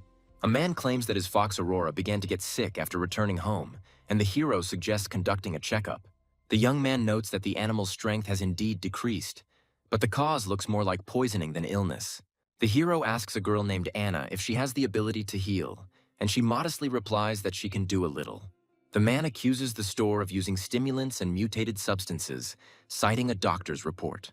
Anna intervenes, interrupts the accusations, and declares that she will take care of healing the beast herself. Anna pushes the noisy man aside with one movement, ordering him to get out of the way. Shocked onlookers watch as Aurora the fox recovers almost instantly and gets back on her feet. The man, seeing the result, apologizes for his accusations and says that he will leave them alone. As he leaves, he calls for the restored beast to follow him, acknowledging the shop's craftsmanship. The hero stops the man with the fox Aurora and asks him to come upstairs for further investigation. The young man notes that the man's nervous reaction to curing the fox is suspicious and asks who sent him. The man attempts to deny his actions, threatening to call the police if he is not released. The hero increases the pressure, forcing the man to reveal information by using his magic and the power of the fox. The hero recalls that the title rank allows for punishment without charges, and asks the man if he is willing to experience this for himself. The frightened man confesses that the Liu family, who run another pet store, is behind him. The hero asks the man if the Liu family is connected to the famous Fei Fei chain of stores and demands more information. The man explains that the heavenly beast was seriously injured, and the Liu family offered free treatment in exchange for placing the blame on the hero's shop. The guide tries to find out the identity of the man from the Liu family, but the man claims that he does not know his face because he was wearing a mask. Anna, with a cold look, answers the heroes that the gods do not use disgusting methods like mind reading, rejecting such a possibility. The hero notices that the man speaks too easily and precisely in his explanations, as if he had prepared everything in advance. Anna suddenly intervenes, approaching the man, which frightens him and causes him to call the fox Aurora for help. Anna uses a soul search spell, revealing the man's memories and the reason for his actions. The flashback shows the man receiving threats from the Zhou family and being forced to carry out their plan with the heavenly beast. The man recalls being promised a level 8 bloodline if he betrays the hero's shop, but he also acknowledges his guilt towards the fox Aurora. The hero angrily grabs the man and declares that he is an undead for his actions, frightening him to the point of trembling. The man begs for his life, promising to take better care of the fox and correct his actions. The hero demands that his contract with the fox Aurora be annulled while Anna watches what is happening. The fox does not respond to her former master's order to return, confirming that the man is no longer worthy of her trust. The frightened man finally surrenders, asking the hero not to kill him, and acknowledges his submission. The hero, holding the man, throws himself from a height, emphasizing that he does not like to get his hands dirty. Against the backdrop of the hero's titular rank, a group of accompanying creatures appears, striking the witnesses with their strength. The hero demands to summon the head of the clan, marking his arrival as the owner of the Azornic store. The servants of the Zhou clan ask the hero to wait, stating that the head has already been notified of his visit. The hero, demonstrating the power of the luminous purgatory, warns that he does not have much patience. The elite army of Zhou emerges from the clan's courtyard, blocking the hero's path and promising to prevent his advancement. The hero coldly states that he needs a leader, adding that he will not wait long. The commander of an elite army with a level 9 combat power warns against entry without permission. The hero decides that if the head of the clan does not come out himself, he will have to knock on the door. The hero's secret techniques have a stunning effect on the soldiers of the Zhou army, who recognize the uniqueness of his fighting style. The commander of the Zhou family's elite army orders all might to be used to repel the hero's attack, claiming that the intruder will be killed. The soldiers form a powerful defensive barrier, but the hero manages to break their formation, shocking the army. The army commander is confused by the hero's unwavering strength and accuses him of planning to destroy the Zhou family. The protectors of the Zhou family enter the fray, declaring that they would rather die standing than live on their knees. The hero uses the Xuanwu burst-style technique, crushing the Zhou family's defenders with a powerful blow. The commander, defeated along with his soldiers, thanks the protectors for their attempt at resistance. The head of the Zhou clan comes out, remarks on the strength of his elite army, but reproachfully asks how they became so useless. The clan leader, who possesses the combat power of the highest 9th stage, admits that he had to intervene due to the incompetence of his subordinates. The army commander falls before the clan leader, begging for a second chance to correct his mistakes and catch the hero. The hero, appearing against the backdrop of his powerful beasts, directly addresses the head of the Joe clan, asking if it is true that he is the one in charge here. The hero demands that the head of the Joe clan hand over the culprits who plan to damage his store. The clan's protectors, who possess the combat power of the 9th stage, are outraged by the hero's demands and try to threaten him. The elite Joe army fully mobilizes and launches an attack, intending to crush the hero. The hero contemptuously compares the army to useless creatures, saying that they are of no use. One of the protectors uses a powerful spell, forming a giant energy creature. The hero mockingly comments on the monster's unexpected appearance and continues to accuse the clan leader of harboring criminals. The clan leader sarcastically remarks that the hero is still arrogant in the face of threat and emphasizes the difference between their power levels. He mentions the divine punishment of Qinglong, which is at the limit of the 9th stage, which is insurmountable for the title rank. The chapter's spell manifests a massive green dragon capable of rivaling legendary ranks. The hero summons his strongest beasts, the light-bearing purgatory serpent and the dark dragon, to show the Joe clan that he is ready for battle.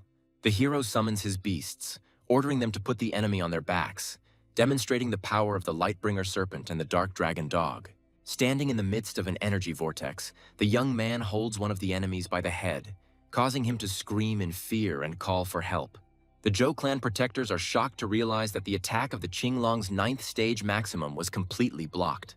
The hero responds coldly to the threats, destroying one of the opponents and declaring that he has no intention of negotiating.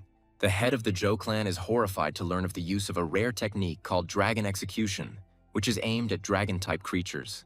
He activates his most powerful defensive technique, Joe Ku's Molten Armor, in an attempt to escape. The hero mockingly says that the leader remembered to use the armor too late and warns that it will not save him. With one crushing blow, the hero pierces the armor, causing the enemy to vomit blood and realize his defeat. The weakened right protector of the Joe clan confesses to his companions that he hoped to lure the hero in to harm the Liu family. The hero, with a menacing look, asks the head of the clan if he intends to continue to cover up for the guilty, demanding an immediate answer. The hero demands that the clan leader bring all those responsible for the attack and emphasizes that he does not intend to wait any longer. The clan leader, reflecting on the situation, realizes that the hero turned out to be much more dangerous than he expected, comparing him to the god of death himself. Those involved in the conspiracy are led out under escort, begging for mercy, while the clan leader monitors their condition. Chief Joe declares that these people are ready to be punished for their misdeeds and invites the hero to do so. The hero watches over the prisoners, giving the order to check whether all the culprits are there. One of the captives cowardly declares that he does not know the others, denies knowing them, and tries to escape punishment. The hero realizes that the memories of these people were probably erased to hide the real customer. In the background, the right protector admits that key parts of the memories were deleted, preventing the truth from being revealed. The hero categorically declares that he will not allow the head of the clan to hide behind deception, and demands that the real culprits be handed over to him. With a menacing look, the young man finally warns that the insult to his store must be washed away with blood.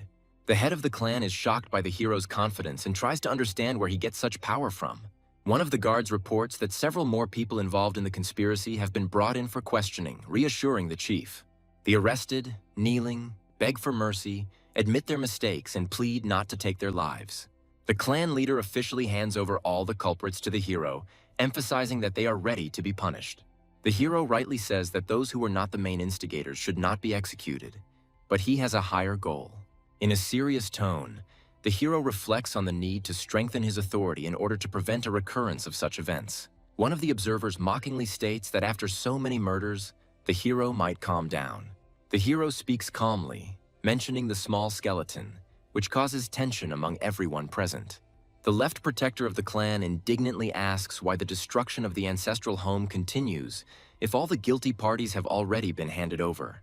He responds coldly, questioning the justice of his actions, and warns that he will find out the truth by the process of elimination if the organizer is not exposed. The hero threatens to start with the head of the clan, calling upon the light-bearing serpent of purgatory to force him to answer.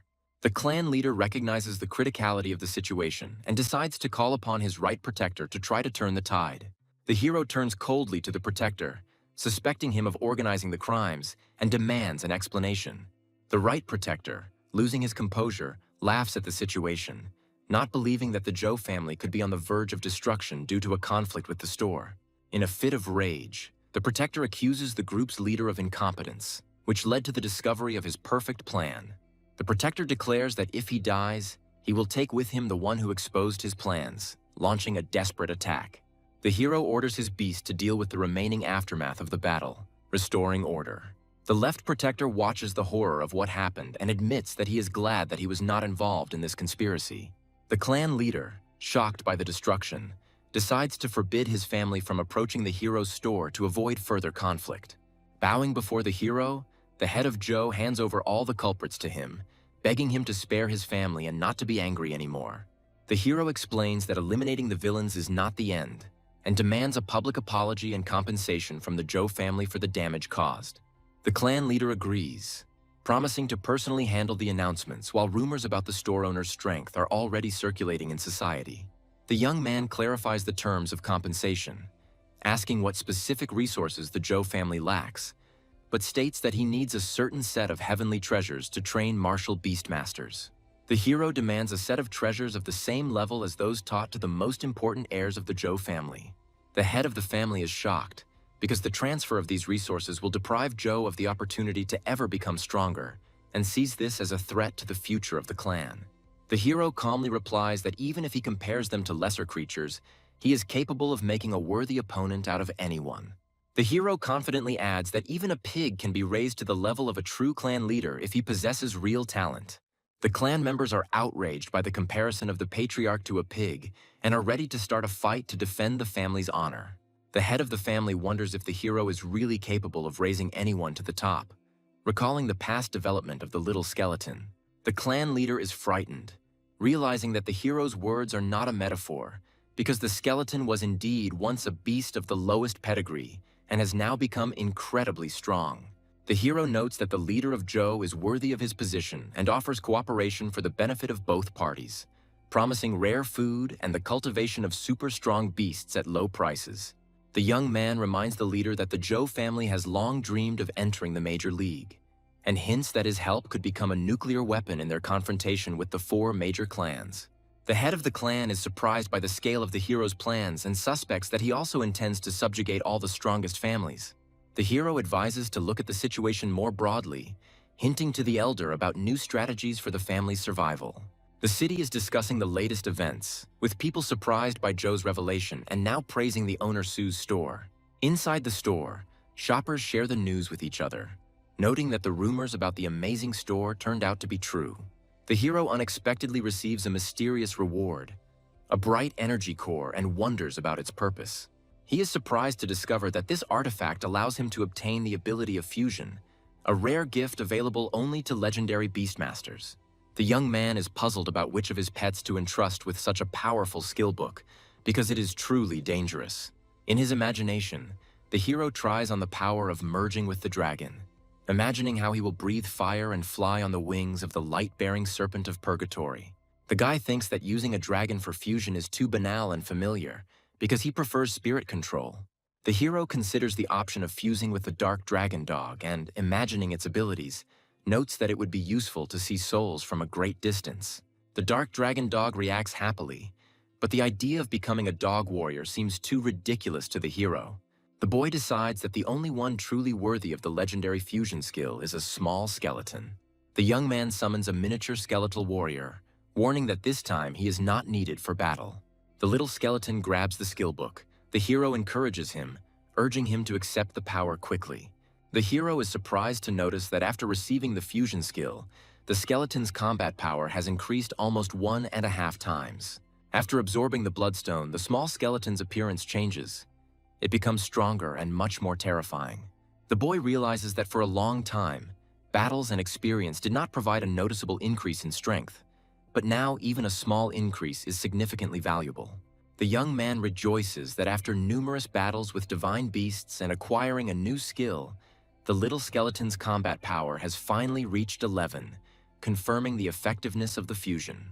The hero's shop finally finds peace, and he decides to train newcomers for future victories. The girl and the boy are discussing the unexpected appearance of a strong fighter who is now in contact with Su's boss.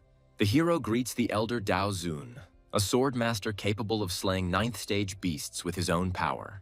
The sword master is surprised by the changes in the shop and invites the hero to finally begin training in the art of the sword, specifying his preferences regarding the training location. The young man chooses an open and safe area with mountains and sea for training, emphasizing the danger of the master's art. The elder was amazed by the realism of the chosen hologram, and the hero assures him of its reliability for a training duel. Dao Zun agrees to reveal the secret techniques and asks the hero to prove himself in action, expecting a real sword fight. A tense duel begins.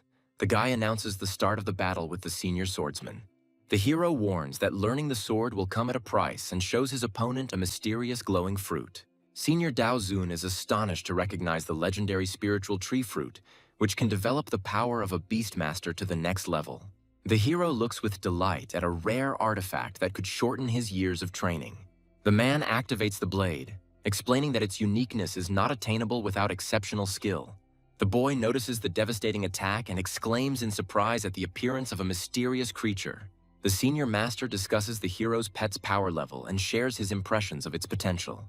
The heroine reflects on how destructive this little skeleton is. The master is determined to train his pet in the art of weapon mastery at any level. The hero, full of determination, actively prepares for training, sparing neither effort nor time. On the battlefield, two blades clashed, causing surprise among those watching the clash. The hero gathers his allies, claiming that he is now ready to head into the dangerous region. In a combat vehicle, a young man and woman discuss its power and exceptional nature in light of their current mission. The hero informs his companions that he has arranged for a free place to stay temporarily, including the preparation of transport. The girl is surprised by the mention of combat armor and asks about yesterday's incident. The young man explains that a clash with an influential family was inevitable, but he managed to defend justice.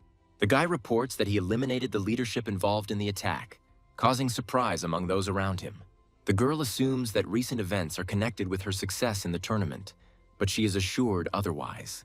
The hero philosophizes about the power and inevitability of confrontation, emphasizing that the problems are not her fault. The guy admits that he doesn't strive to be a champion, but emphasizes the value of training for his companions. The group discusses plans to prepare for the tournament, where the leader confirms that he has sufficient strength. A devilish creature appears on the field, and the allies decide to postpone the battle for a while. The girl releases a fire beast that attacks enemies, creating a fiery whirlwind. The girl warns her sister about an approaching enemy, offering to block his next attack. A young warrior summons the moon dragon to face a powerful foe. Combining her power with the summoned creature, she attacks the enemy using the moon claw technique. The group rejoices at the victory over the enemy, finally easing the tension. A girl protects a comrade from a surprise attack by a creature with spiritual power. The enemy uses toxic fumes to hide from the team's attacks. The young heroine uses a treatment method to cope with the poison. The girl reacts to her comrade's joke, and the team realizes that the enemy is calling for reinforcements. The hero decides to unite the forces of his creatures for a final attack on the enemy. The young man solemnly assures that their coordinated actions will allow the battle to be concluded in their favor. The girl invites the guy to coordinate for an attack, confirming his ability to work in a team. The hero decides to contain the hostile couples and builds a strategy for the future, reflecting on his plans. The young man gives the girl an expensive drug, emphasizing her contribution to their survival. The master declares the end of the training day and suggests that everyone rest, but the heroine wants to continue fighting. The girl shares her enthusiasm for the battle, and the boy explains that he is raising money to promote his dragon. Based on the merit calculation, the operator announces the results, registering the achievements in the system. The man happily accepts the challenge to count his merits and asks about his results. The scoring system is explained to the hero, detailing the difference in value between killed animals of different levels. The base's staff recall previous records and joke about the hunter's gradual progress. A group of competitors called the Night Wolves demonstrate their results with an impressive number of points. The Night Wolves group discusses the distribution of over 1 million merits among its members, which causes envy in those around it. The boy is outraged by the low credit he receives for his efforts in solo hunting and decides to join a group. The operator calls the next team, representing 3 registered participants. The hero and his 2 companions collect a record-breaking 2 million merits, stunning the other participants. Observers are amazed at the number of points received, calculating how much each team member earned on average. The hero renounces his share of the credit, allowing his comrades to share it among themselves. The guy suggests that the heroine take a little more credit, but she insists on an equal distribution. Other participants express dissatisfaction with the unfairness of the merit system. The girl silently listens to the arguments of her group, who accuse her of inaction and unwillingness to fight for points. The boy explains to the girl the importance of effectively using the acquired merits to improve future opportunities. The senior participant, addressing the newcomers, emphasizes that they should be grateful for the internship opportunity. Young hunters admit their mistakes, but justify their failures by their inexperience in difficult battles. A group of students are outraged that the work they have done, including killing high-level beasts, is being valued so low.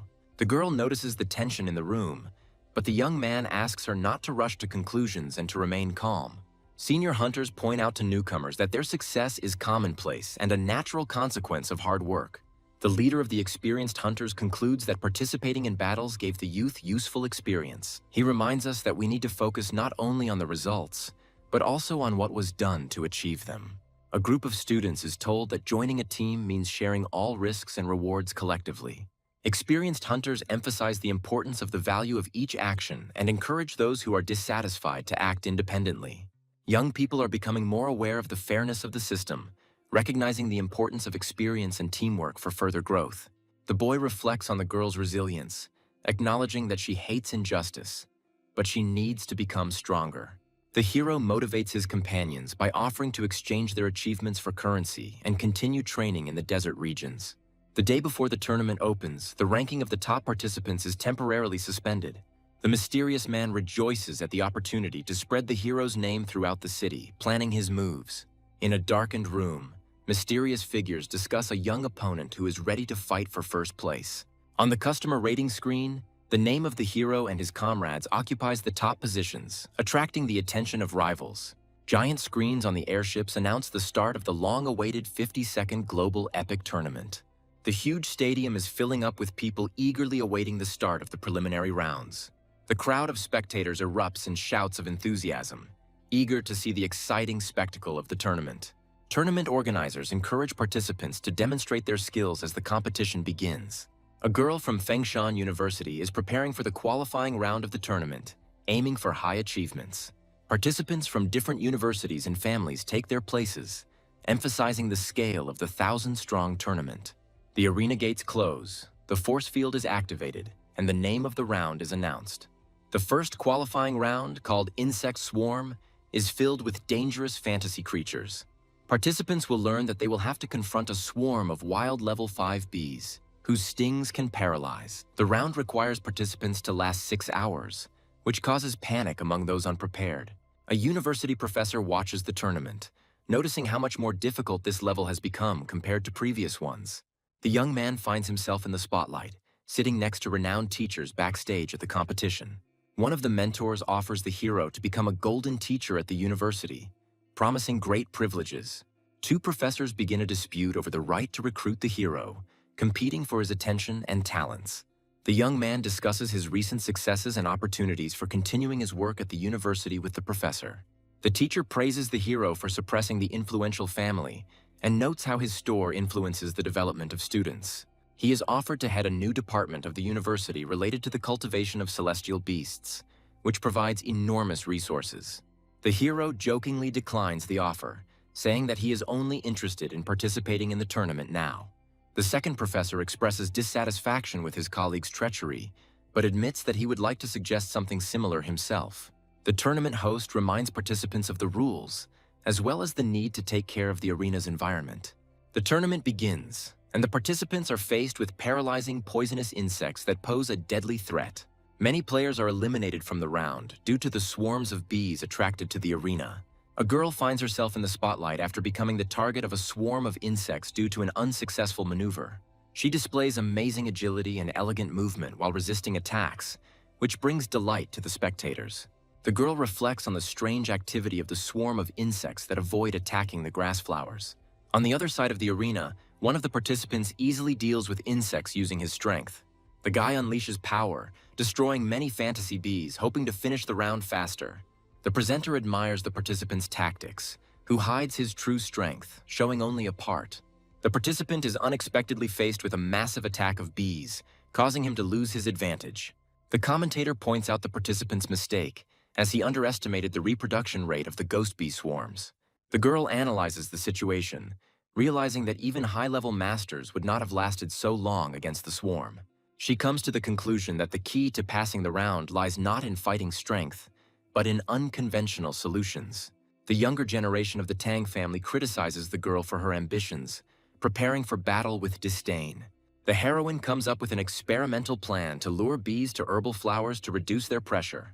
The insects continue to ignore the grass flowers, which increases the girl's suspicions about the swarm's bizarre behavior. The heroine comes to two possible reasons. Either the swarm is being controlled, or the flowers somehow repel them. The girl guesses that special rules for protecting flowers may explain the current situation in the arena. Behind the scenes, the teachers learn about the Tang family's weapon, which is capable of fatally wounding even strong opponents. The girl successfully repels the attack, unexpectedly wounding her opponents, causing them shock and confusion. The announcer reports the defeat of 3 strong members of the Tang family who were attacked by a swarm of bees. One of the participants calls upon his fire frog to create a wall of fire to protect himself from insects. A group of participants uses a fire barrier for cover, but begin to argue about what to do next. The heroine realizes that the secret artifacts that repel insects have not been found and searches for them among the bees. She continues to move around the arena in search of a possible treasure that holds the key to victory. The girl decides to use star power to determine whether secret artifacts are hidden inside fantasy bees. She quickly catches one of the bees and begins to examine it to confirm her guess. While examining the captured insect, she discovers a hidden treasure inside it, confirming her suspicions. The commentator happily announces that the participant has found the correct way to complete the round in just 1 hour. The girl stands proudly in the arena after winning the first round, which draws admiration from the audience. The remaining participants begin to realize that the treasure is hidden in the bees, but regret their failure. Backstage, teachers discuss how Su Lin Yu's skillful technique helped her defeat difficult opponents. One of the senior mentors comments sarcastically upon discovering the girl's connection to the Tang family. The protagonist lightly replies that there is nothing special about teaching the girl, strengthening his calm. The Tang family participants who lose the round leave the arena under the care of medical assistants, which concludes the round. One of the participants successfully repeats Su Lin Yu's method, receiving the key to passing the first round. The round is declared over, allowing the advanced participants to prepare for the next stage in 3 days. The heroine notices the importance of her discovery and is glad that it prevented possible tragedies in the arena. As she leaves the arena, the girl jokes about returning home and is noticed by a hidden rival from the Mu family. The Mu family's secret technique leaves a blood mark, provoking beasts to become aggressive. The opponent explains that using this technique will split the load between the participant and their heavenly beast. A swarm of insects controlled by a member from the Mu family rushes towards Su Lin Yu, causing horror among the onlookers. Viewers are outraged by the injustice of what is happening, assuming that the heroine was deliberately attacked. The commentator explains that there is no direct rule against attacking other participants, leaving the situation open to condemnation. A member of the Mu family, ostentatiously declaring himself to be the future champion, directs his full power at the heroine. The girl activates the summoning rift, summoning her powerful celestial beast to counter the enemies surrounding her. A fantasy fire beast appears, possessing high speed and destructive power, which confuses the opponents. The enemy is shocked that the heroine was hiding such a powerful battle beast. The enemy attempts to regain control of the battle situation by using the 8th stage demonic claw. The fire beast activates the nightmare paralysis ability, immobilizing the enemy and depriving them of control over themselves. The heroine explains the weakness of the blood mark, pointing to the owner's decreased concentration due to sharing the load with the heavenly beast. She disarms the enemy and destroys the source of his power, avoiding unnecessary violence. Leaving the arena, the heroine easily and confidently declares that she does not kill enemies, following her brother's instructions. The Mu family's hope lies defeated on the field, as their entire younger generation was mercilessly destroyed. The young men watch in horror at the crushing victory, not believing that such cruelty comes from a fragile girl. The calculating young man realizes that all the rumors about the heroine's incredible strength turned out to be a frightening reality. Powerful figures rush to congratulate Director Su, trying to profit from the success of his talented sister. The sycophants look at the empty space in confusion, not understanding where the person important to them has disappeared to. The girl feels watched with icy calm, preparing for a new hidden threat. A ruthless mercenary looks forward to dealing with Su Ling after receiving orders to eliminate his daring rival. The client demands not just to kill, but to brutally maim the girl, ruining her life and career forever. A squad of thugs known for their cruelty prepare to catch their prey, anticipating dirty fun. The bandits lurked in the dark corridor, waiting for the unsuspecting Su Ling to appear and walk straight into the trap. A treacherous shadow reaches out from the darkness to seize the lonely Su Ling. A sudden grip paralyzes the heroine, depriving her of any chance of escape. The heroine explodes with the power of the fifth stage, instantly breaking the grip. Su Ling's furious strike slams into the invisible barrier set up by her mysterious opponent. An angry Su Ling scolds her brother for the dangerous test, worrying about his recklessness. The young man, with a warm smile, praises his sister's talent, reminding her of the real purpose of his visit. Suspicions creep into the heroine's soul when her brother confidently leads her in the completely opposite direction from the parking lot. The young man's cold gaze confirmed his worst fears. An ambush was already waiting in the parking lot. A squad of ruthless cutthroats emerges from their hiding place without finding the long-awaited prey. Instead of a defenseless victim, the mercenaries encounter a diminutive but deadly warrior whose appearance leaves everyone in shock. The tiny pet leaves a trail of destruction and darkness in its wake, displaying terrifying power. A sudden encounter with Daozong takes the brother and sister by surprise right in the middle of the city. The mighty Daozun sheepishly makes excuses, only interested in the small skeleton. A shocked boy tries to unravel the mystery of the strange friendship between the pet and Daozun. The young man entrusts his pet to his mentor without hesitation, banking on the little warrior's future power. The elf reports a pitiful offering from the Zhuo family, who are trying to make amends. The defeated Zhuo family humbly offers treasures and their loyalty in exchange for forgiveness. The faithful assistant contemptuously calls the gifts trash and suggests destroying the offenders. A bright light bursts from the open box, foreshadowing incredible riches within. Blinded by the brilliance, the hero understands that trash for the goddess is untold wealth for man. The brother persistently offers his sister priceless treasures for training. But Su Ling is confused by such a generous and incomprehensible gift. Xiao Tang suddenly appears and interrupts their conversation, claiming that these artifacts are too dangerous for an inexperienced girl. The mentor mockingly explains that attempting to absorb such power will lead to inevitable death, calling her brother's plan complete madness. The young man pauses to think, realizing that the warning comes from Tang Ruan, the heiress of a great family, and that changes everything. The guy's gaze turns icy, and with a frightening grin, the hero calls Xiao Tang over for a serious conversation on which his sister's fate depends. The brutal training begins in the water, where Xiao Tang uses tickling and humiliation to break the will of the bound Su Ling. The teacher, with a sadistic smile, justifies her methods, assuring that this is the only way to keep her student from going mad. The heroine's body is pierced by unbearable pain, while the girl, tied up and helpless, tries to understand what kind of hellish ritual is being performed on her. An hour earlier, the boy begged Tang Ruan to reveal the secret of using the treasures to help his sister. The arrogant assistant demands payment for her knowledge, hinting that her help will not be free. The arrogant mentor is ready to give in, but sets her own conditions, unaware that the game is about to change.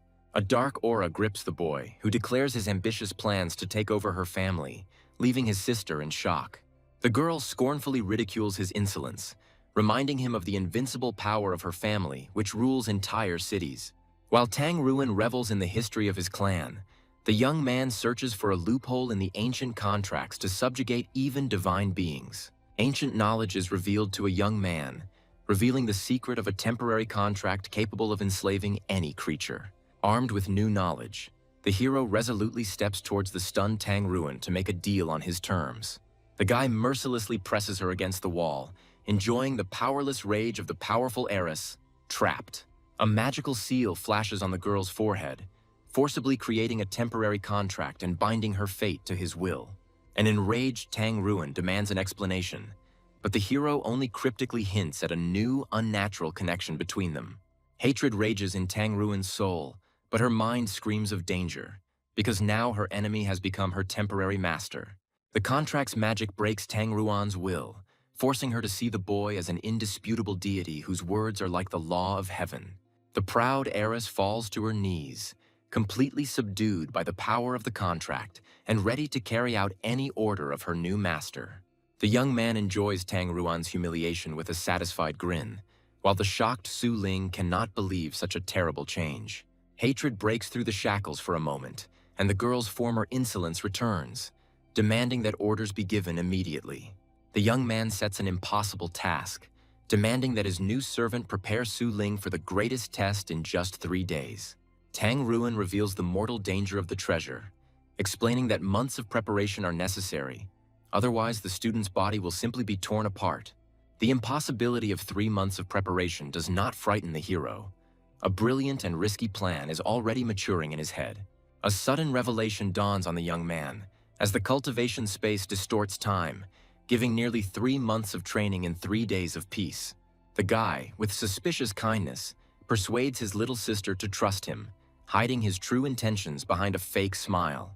The hero makes a temporary pact with his own sister to forcibly transport the unsuspecting girl to a dangerous dimension.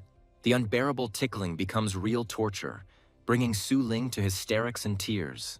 While the heroine begs for help, her brother remains deaf to her suffering, intently preparing for his own triumph.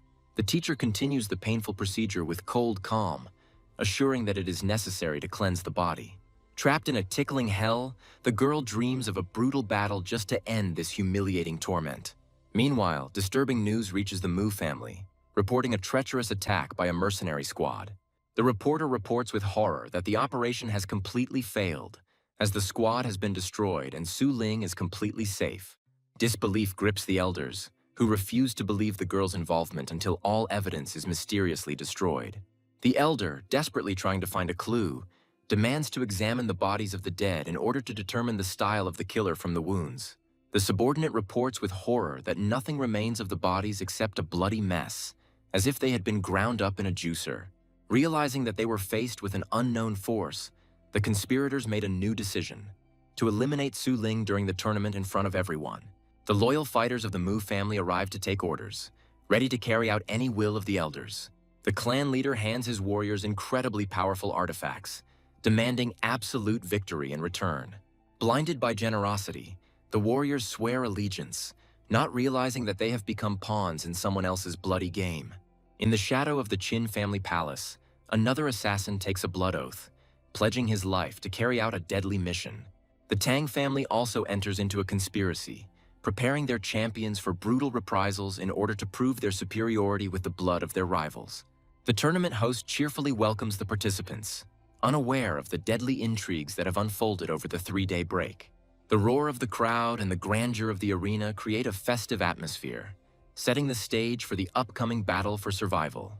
The rules are changing, and now participants will have to demonstrate not speed, but pure combat power and tactical thinking.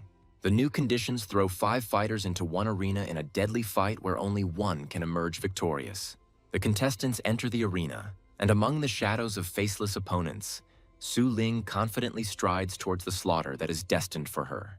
The grand opening of the tournament thunders over the stadium, hiding deadly intrigues behind the festive atmosphere. Influential figures discuss the arrival of mysterious guests from the starry sky, while the young man silently absorbs the disturbing rumors. The director speaks with disdain about the powerful organization, not understanding what dark purpose brought them to this city. Terrifying rumors of the merciless destruction of an entire clan because of a treasure hang ominously in the air, foreshadowing disaster. The story of a ruined city, nearly destroyed by wild beasts, makes your blood run cold. The hero, with cold calm, realizes the enormity of the situation, realizing that now all that remains is to hope for a miracle. Su Ling enters the arena with trepidation, praying that their family will not become the next target of the ruthless treasure hunters. The gong sounds like a death sentence, and the 5 fighters freeze in the arena, ready to tear each other apart for the sake of victory. Zhang Shou's vile gaze pierces the girl, and he is already anticipating how he will break the main contender for victory. The huge Ma Zun, with a menacing grin, promises the heroine a quick and painful reprisal, considering her easy prey. Ge Shu presumptuously suggests that Su Ling surrender, but receives only a cold and defiant look in response. Young Yu Jijiang looks at the formidable opponents with anxiety, not understanding how his sister can be so calm. The boy, with childish naivety, suggests joining forces, fearing that they won't be able to stand up to the three of them alone.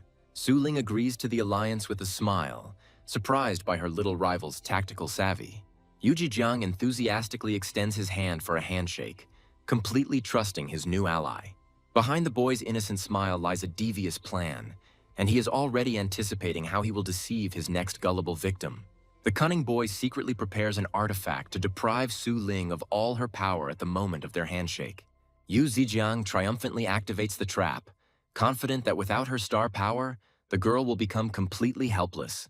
Instead of the expected effect, the artifact turns against its owner, and a powerful discharge pierces the boy's body. Yu Jijiang falls unconscious, and the stunned opponents cannot understand how Su Ling was able to repel such a treacherous attack. Paralyzed by his own poison, Yu Jijiang is horrified to realize that his insidious plan has become a tool in the hands of the heroine herself. The girl, with a mocking grin, reminds him that she simply accepted his offer, completely outplaying her arrogant opponent.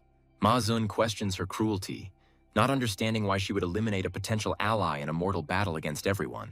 Su Ling ruthlessly exposes the conspiracy, claiming that the treacherous boy belongs to the same Mu family as her formidable opponent. The heroine continues her deadly analysis, accurately naming the names of the families of the remaining conspirators and plunging them into complete confusion. The girl explains condescendingly that their clumsy disguise was revealed from the very first step into the arena, because every little detail gave them away. Remembering his brother's instructions, Su Ling is enveloped in a fighting aura, declaring a merciless war on all four great families. Enraged and frightened, the opponents decide to attack together, summoning their heavenly beasts in a desperate attempt to defeat her. The heavenly beasts of the two families rush into a furious attack on the shadow wolf summoned by Su Ling's invincible power. In the midst of the battle, Ge Shui furiously shouts at Ma Xun, demanding his help and not understanding the reasons for his treacherous inaction. The calculating Ma Xun refuses to attack blindly, fearing Su Ling's hidden trump cards and remembering his recent loss. The allies furiously accuse Ma Xun of betrayal, but he only coldly hints at their imminent defeat. A horrifying truth is revealed to the conspirators as the shadow wolf single-handedly crushes their sky beasts. In desperation, Gosiu decides to use his family's secret medicine, forcing his ally to take extreme measures to survive. Zhang Shuo reluctantly summons the puppet snake, unleashing his clan's deadly treasure. Beasts empowered by artifacts surround Snowball, creating a deadly ring and leaving him no chance. Contempt and rage fill Su Ling as she sees a crowd of cowardly enemies attacking her faithful Snowball. 2895. Su Ling realizes that Snowball's mental attack has been repelled and begins to suspect that the enemy possesses a secret treasure. The heroine's blood resonates with her pet, and the awakened demonic power transforms the girl into a deadly warrior. In a single move, Su Ling and Snowball strike with lightning speed, appearing out of nowhere and leaving their enemies in absolute shock. Panic grips Ge Shui, and she desperately orders the beast to ignore the phantom and attack Su Ling herself. A single burst of rage transforms Su Ling and Snowball into a fiery whirlwind, unleashing a deadly claw attack on their enemies. Panic grips the conspirators, who are unable to even touch Su Ling, whose bestial ferocity and agility exceed all expectations. Zhang Shuo is horrified to realize that Su Ling's demonic form puts her on par with the most powerful battle beasts. The calculating Ma Xun stands aside, coldly analyzing Su Ling's unique tactics to find its weakness. A chilling discovery astounds Ma Xun. In the girl's movements, the warrior recognizes a secret technique available only to the elite of his own Mu clan. Trying to turn the tide of the battle, Zhang Shuo desperately shouts commands, directing his beast into his opponent's blind spot. Observers note Su Ling's incredible synchronization level, close to 90%, which places the girl on par with the greatest masters. The Mu family's royal technique reveals the terrifying truth of complete synchronization, allowing the consciousness of man and beast to merge into one. Breaking all imaginable limits, Su Ling and Snowball's synchronization level reaches an unimaginable 200%. The demonic entity completely consumes Su Ling, turning the girl into a ruthless killing tool aiming for its first victim. An incredible force descends upon the arena as Ma Xun's shadow dragon cuts off Su Ling's attack with a single blow. The tournament's dark horse, Ma Xun, finally reveals his mighty dragon, the true king of the arena, to the world. The dragon's terrifying aura descends upon Su Ling, causing the girl and her pet to writhe in agony from the unbearable pressure. Ma-zun mockingly reveals his insidious plan, aimed not at the pet, but at Su Ling's own mind. Under the pressure of the aura, Su Ling's mind breaks, and the heroine loses control of her demonic essence, unable to maintain resonance. Observers regretfully admit that the intervention of the Mu family and their mighty dragon deprived Su Ling of a well-deserved victory. The defeated opponents see their chance for revenge, preparing to pounce on the weakened and defenseless Su Ling. The situation becomes critical when Zhang Shuo and Ge Xue team up to finish off the weakened Su Ling, who is trapped in the dragon's aura. Despite the dragon's overwhelming power, Su Ling's spirit is unbroken, and with cold determination she prepares for the final, decisive move. Ma-zun watches the proceedings with an arrogant grin, already considering himself the winner and pitying the foolish Tang and Qin families. The girl revels in the failure of her enemies, whose precious treasures were wasted while the real winner simply bided his time. Realizing that they are just pawns in someone else's game, Ge Xue calls on his exhausted allies to unite against a common enemy, Ma-zun. The heroine appeals to the reason of her opponents, forcing them to choose between a chance of victory and a humiliating defeat at the hands of a cunning manipulator. Zhang Shuo is about to give in to persuasion, but Ge Xue's cold calculation stops him, proposing a more cunning and cruel plan. The cunning Ge Xue proposes to pit two of the strongest enemies against each other, so that she can then finish off the weakened winner and avenge the humiliation. Ma-zun's rage explodes at this betrayal, and the warrior threatens to destroy the cowardly conspirators first. The conspirators accept the challenge with equanimity and begin to recuperate, leaving Ma-zun with a difficult choice. Ma-zun realizes that time is against him, as while his enemies are recovering, his own advantage is fading with each passing second. Forced to act, Ma-zun launches a swift attack on Su Ling, hoping for a quick and crushing victory. The invincible Su Ling and her faithful Snowball rush towards the enemy, preparing a devastating counterattack at extremely close range. In a desperate fight, Snowball breaks through the dragon's defenses, but the cost of this attack is too high. Thrown back by the blow, Su Ling looks at her wounded pet in horror, while Ma-zun mercilessly attacks the girl herself. The insidious trap snaps shut, and the warrior's body becomes entangled in a net, but even this does not prevent him from delivering a crushing counterblow. The heroine has difficulty coming to her senses, overwhelmed by the dragon's aura, but finds the strength to be glad that Snowball was not harmed. The girl desperately searches for the enemy's weakness, realizing that Snowball's paralyzing technique for some reason did not work on the dragon. Ma-zun, with arrogant confidence, offers to surrender, promising a quick and honorable death for her insolence. Su Ling realizes that Snowball's mental attack has been repelled and begins to suspect that the enemy possesses a secret treasure. The enraged Ma-zun finally loses his patience and orders his phantom beast to attack his stubborn opponent. The warrior himself rushes into the attack, dividing his forces to personally deal with the impudent girl and her pet. Snowball uses his strongest attack again, but this time the full force of the nightmare paralysis is directed at the eyes of the mighty dragon. Snowball's nightmarish paralysis descends upon the mighty dragon, but an invisible barrier repels the attack. The heroine triumphantly exposes the enemy's secret, but Ma-zun only grins confidently, because knowledge does not guarantee victory. The source of Ma-zun's invulnerability is revealed, as an ancient dragon bone artifact makes him invulnerable to mental attacks.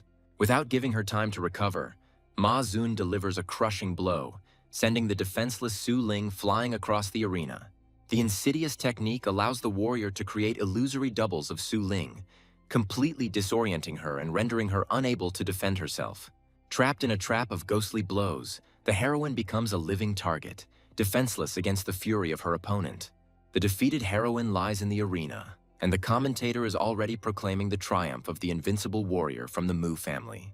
Victory did not come easy for Ma-zun, and now the warrior is impatiently waiting for his wounded opponent to finally lose consciousness. A sudden burst of green energy envelops the girl's body, and before the shocked Ma-zun's eyes, her wounds begin to heal. The invincible Su Ling rises from the ashes through the supreme art of restoration, ready to rush into battle with renewed vigor. Ma-zun's rage reaches its limit, and the warrior, in a rage, vows to rip out the heart of his invincible opponent. A frantic attack of clones descends upon Su Ling, but the girl meets the mortal threat with icy calm. The cunning clone strikes from behind, hoping to catch the heroine off guard and finish her off with one blow. Su Ling's blow hits nothing, as the clone's attack was merely a distraction for the real fatal blow. The cunning trick works, and Ma Xun's crushing blow hits its target, breaking through Su Ling's defense. The injury turns out to be a brilliant trick, and the heroine, feigning weakness, catches Ma Xun in a death grip, sealing his power. Deprived of his star power, Ma Xun turns into an ordinary human and in desperation calls on his dragon for help. A mighty dragon rushes to the aid of its master, preparing to incinerate the girl who dared to challenge its power. Su Ling gives the order, and Snowball, having neutralized the artifact, unleashes the full force of the nightmarish paralysis on the dragon. Left without the dragon's support, the mighty Ma Xun finds himself completely defenseless and is knocked out by a crushing blow. Ma Xun's last ally was intercepted in mid-air, leaving the warrior alone against two dangerous opponents. The situation in the arena changes again, as the two surviving conspirators now join the battle against Su Ling. In the face of a common enemy, old grievances are forgotten, and three powerful families join forces for a decisive blow.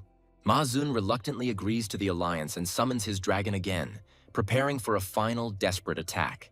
The combined might of the three families falls upon Su Ling, and even the commentator admits that her chances of winning are slim. At the most critical moment, the girl hears her brother's mysterious voice in her head, ordering her to use the hidden trump card. The young man looks at the arena with regret, realizing that his brilliant plan failed due to the hatred of the great families. The hero's eyes light up with a golden fire, and the boy telepathically orders his sister to stop hiding and release all her power. Surrounded by an army of dark beasts, the heroine looks defiantly at her enemies and calls upon her last, most powerful ally. From the icy vortex emerges a gigantic white dragon, whose devastating power is capable of freezing the entire world for thousands of miles around. A chilling fear grips the three warriors when they recognize the giant beast as a legendary dragon of the highest rank. The moon dragon's frosty breath unleashes upon the arena, instantly freezing all enemies and their powerful pets. The legendary technique of freezing for thousands of miles is in action, and now the commentator is delighted to see its devastating power. With one gesture, Su Ling ends her attack, and her three opponents fall limply to the icy arena, defeated and unconscious.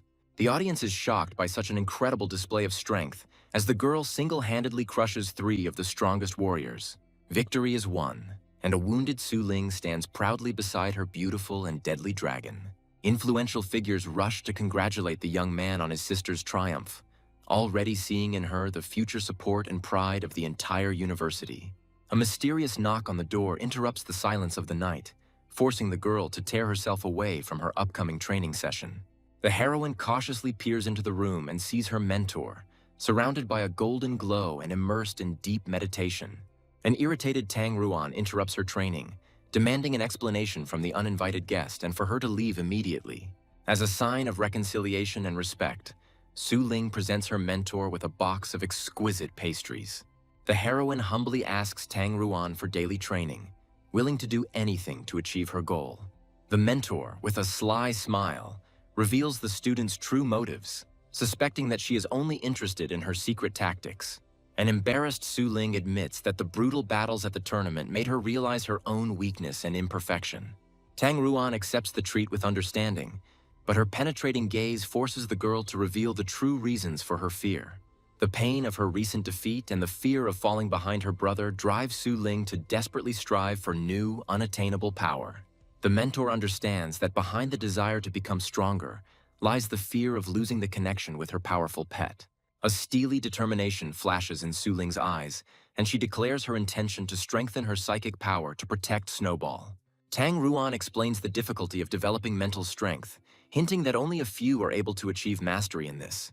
The mentor, with a mysterious smile, offers to show her clan's secret technique, accessible only to women, and asks to summon a dragon. The mentor points out her student's stupidity with disdain, explaining how to properly control the power of a mighty dragon in a confined space. Obedient Su Ling, embarrassed by the criticism, begins the summoning ritual, opening a portal for her powerful pet. The icy majesty of the moon dragon descends upon the room, but Tang Ruan meets its crushing aura with unperturbed calm.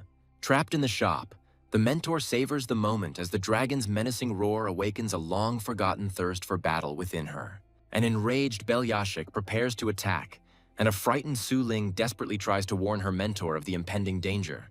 With one graceful movement, Tang Ruan deflects the fierce attack, easily demonstrating the superiority of his secret technique over the dragon's power. Shocked, Su Ling realizes the full power of what she has seen, as this technique grants its owner almost absolute physical and mental protection. The heroine's eyes light up with hope, and the girl begs her mentor to teach her this art, which can change the course of any battle. As payment for her tuition, Tang Ruan demands something strange, and the naive Su Ling readily agrees to buy her salty food every day. The cunning mentor reveals her true motive, as Su Ling will become her ideal and secret sparring partner to hone her forbidden technique. The young man gathers a secret council, using soundproofing to ensure the elders' reports remain strictly confidential. The enraged ancestor of the Mu family reports the patriarch's displeasure, as the humiliating defeat has made Yu Er their main threat. The wise ancestor of the Qin family warns his young master against a reckless fight, recognizing Yu Er's overwhelming power. The Tang family's ancestor doesn't care about the tournament at all, as all the clan's efforts are focused on searching for the mysteriously disappeared Lady Ruin. The cunning ancestor of the Liu family laughingly declares the neutrality of his clan, which wisely decided not to get involved in a dangerous game. The unexpected neutrality arouses the young man's suspicion, and the hero tries to unravel the true motives of the reserved Liu family. The elder reveals the secret of their alliance. As in the past, it was the intervention of the Liu family that saved Yuer from the wrath of other clans. The hero turns his attention to the main threat, receiving a report about a mysterious messenger from the Starry Sky organization. The young man gives orders to take care of a participant named Shui Kuang, ending the secret meeting and preparing for the next step. The hero's eyes glow with determination, as the young man is certain that the powerful organization Starry Sky is pursuing its own secret goal in this tournament. Deciding to put aside unnecessary worries, the young man remembers his duty and goes to his weekly training with Joanna. The faithful assistant obediently awaits the order, and the hero invites the girl to the divine source for joint cultivation. The cunning elf senses the alarm in her master's voice and offers him a faster and more seductive path to power in the supreme divine realm. The hero freezes in horror, realizing that his secret thoughts have been heard, and now he will have to explain himself. The young man tries to wriggle out of it, using the terms of the contract as a cover, but Joanna is already ready to offer a more profitable deal. Seeing that the owner did not fall for the trick, the assistant shyly offers him a special method, ideal for quick strengthening. Joanna tells of the heavenly trials, a brutal selection process that takes place on the brink of life and death, tempering the body and spirit. A mighty warrior with the body of a divine bull prepares for the test, dreaming of a promotion and a place in an elite squad. At the peak of divine thunder, amidst raging lightning, the most severe and dangerous test in the world begins. Feeling the colossal pressure even from a distance, the guy understands that they are too late, and the most desperate warriors have already begun their mortal battle. The young man admits with a slight smile that he hasn't yet gotten used to the new environment, but has already managed to think about the store's future. Joanna wonders why Su Ling and Tang Ruin remained in the palace, not realizing that their training requires privacy. Observers are gushing over the incredible talent of Team 7, whose thundercloud radius has already reached 10 miles. The hero watches what is happening with interest, trying to assess the strength of local talents and compare it with the capabilities of his pets. A bolt of heavenly lightning strikes the warrior, but he takes the blow with a furious roar, trying to withstand the crushing power of the test. In his agony, the warrior calls out to the mother tree, begging for help and the glory that successful completion of the test will bring him. A second lightning strike pierces the warrior's body, breaking his horns and will, depriving him of his last hope of victory. Having lost his mighty horns, the warrior falls to his knees, completely broken and defeated by heavenly punishment. The shards of horn fly apart, and the warrior's lifeless body falls to the ground, marking his complete and utter failure. The storm clouds disperse, and observers note with disappointment the failure of yet another daredevil who failed to conquer the skies. The onlookers are horrified to realize that even the most powerful protective treasure could not withstand the fury of the 10-mile thundercloud. Although the warrior survived, his body was crippled and his spirit broken, turning the once mighty champion into a helpless cripple. Realizing that the warrior's fate is sealed, his comrade, with a heavy heart, prepares to perform the coup de grace. Death in the heavenly trial is cruel and final, as the loser's body crumbles to dust, leaving no chance for salvation. The young man begins to worry about the question of probability, but Joanna explains that this brutal selection has nothing to do with luck. The elf reveals the cruel truth of the test, where not only combat power, but also innate talent determines the strength of heavenly punishment. Joanna mockingly points out the fear in her master's eyes, reminding him that even gods are mortal, and he is only a man. The hero casts aside all fears with cold determination, realizing that failure in this test would be too high a price for him. It is the hero's turn, and the young man calmly accepts the challenge, ready to challenge the heavens themselves and prove his right to strength. Joanna calls upon an ancient treasure, lending her master divine power for the coming, most important battle of his life. The Guardian proudly presents the Shield of Asius, a legendary treasure capable of granting its owner absolute invincibility. Joanna explains that outsiders are not allowed to attend the trial, but the goddess is willing to make an exception to protect such an important warrior. The Guardian, with tears in his eyes, thanks him for the honor and vows to protect his new ward even at the cost of his own life. The overconfident Guardian assures that with the Shield of Asius, even a 1,000-mile thundercloud poses no threat. Observers are perplexed, as interfering with the celestial trial is not only pointless, but could also disgrace the goddess's reputation. A sense of foreboding grips Joanna when a sudden change in the weather foreshadows the beginning of something terrible and unpredictable. The sky opens up into a blood-red funnel, from which lightning bolts of unprecedented strength and fury are ready to burst forth. The Guardian looks up at the sky in horror, recognizing this phenomenon as the rarest and most deadly heterochromic celestial trial. The terrifying truth is revealed to the young man, for this test appears only once every 100 years and possesses unimaginable destructive power. Doubts creep into the minds of the observers when they realize that the power of this test is 3 times greater than usual. Joanna, horrified, speculates that the Shield of Asius has caused such heavenly wrath because its owner must have committed a terrible sin in a past life.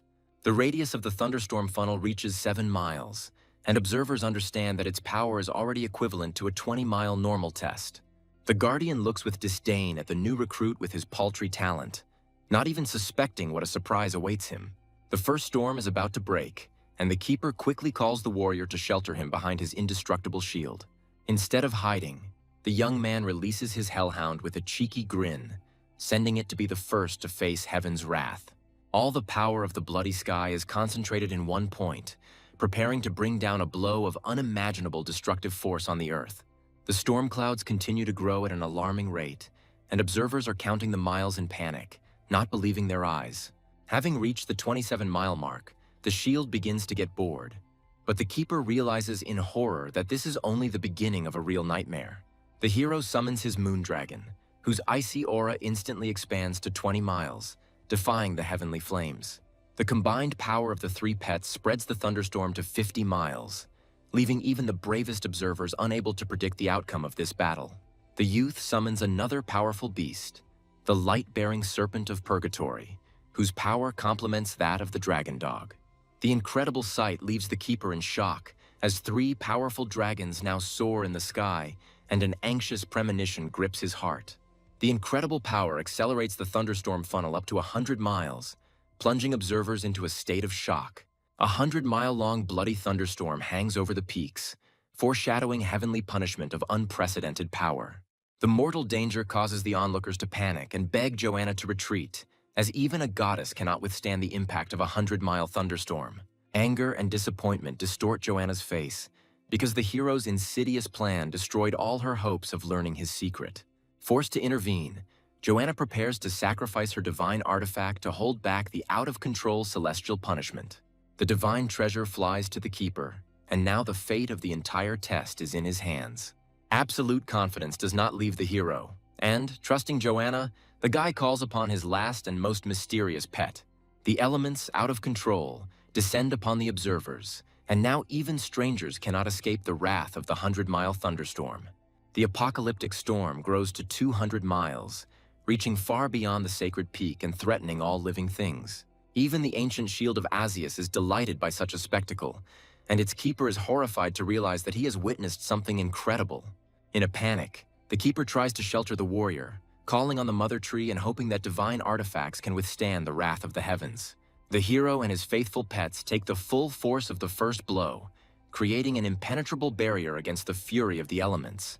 The heavenly punishment proves too strong, and the souls of all the pets, except one, are completely destroyed by the crushing blow.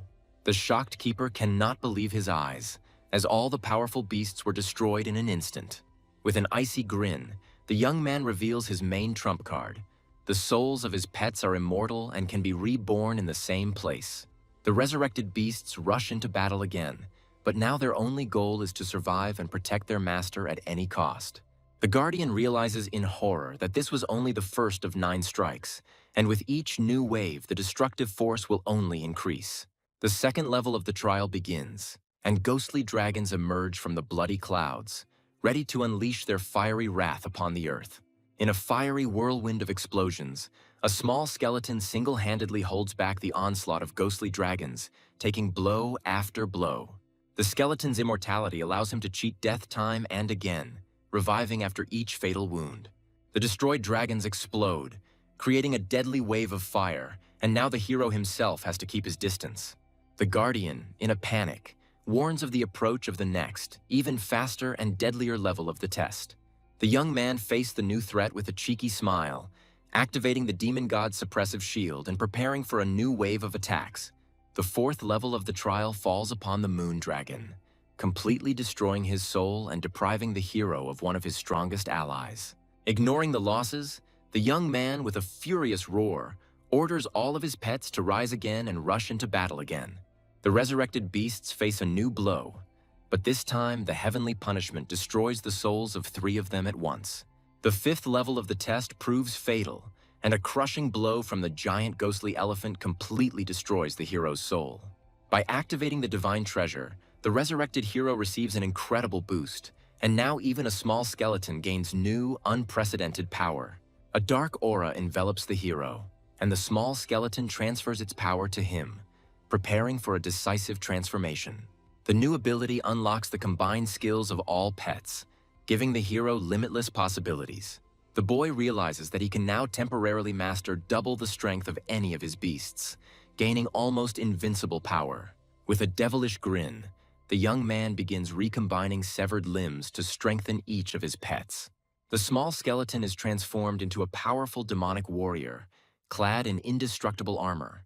A giant bloody palm appears in the sky, preparing to bring down a blow on the earth capable of wiping out all life from the face of the earth.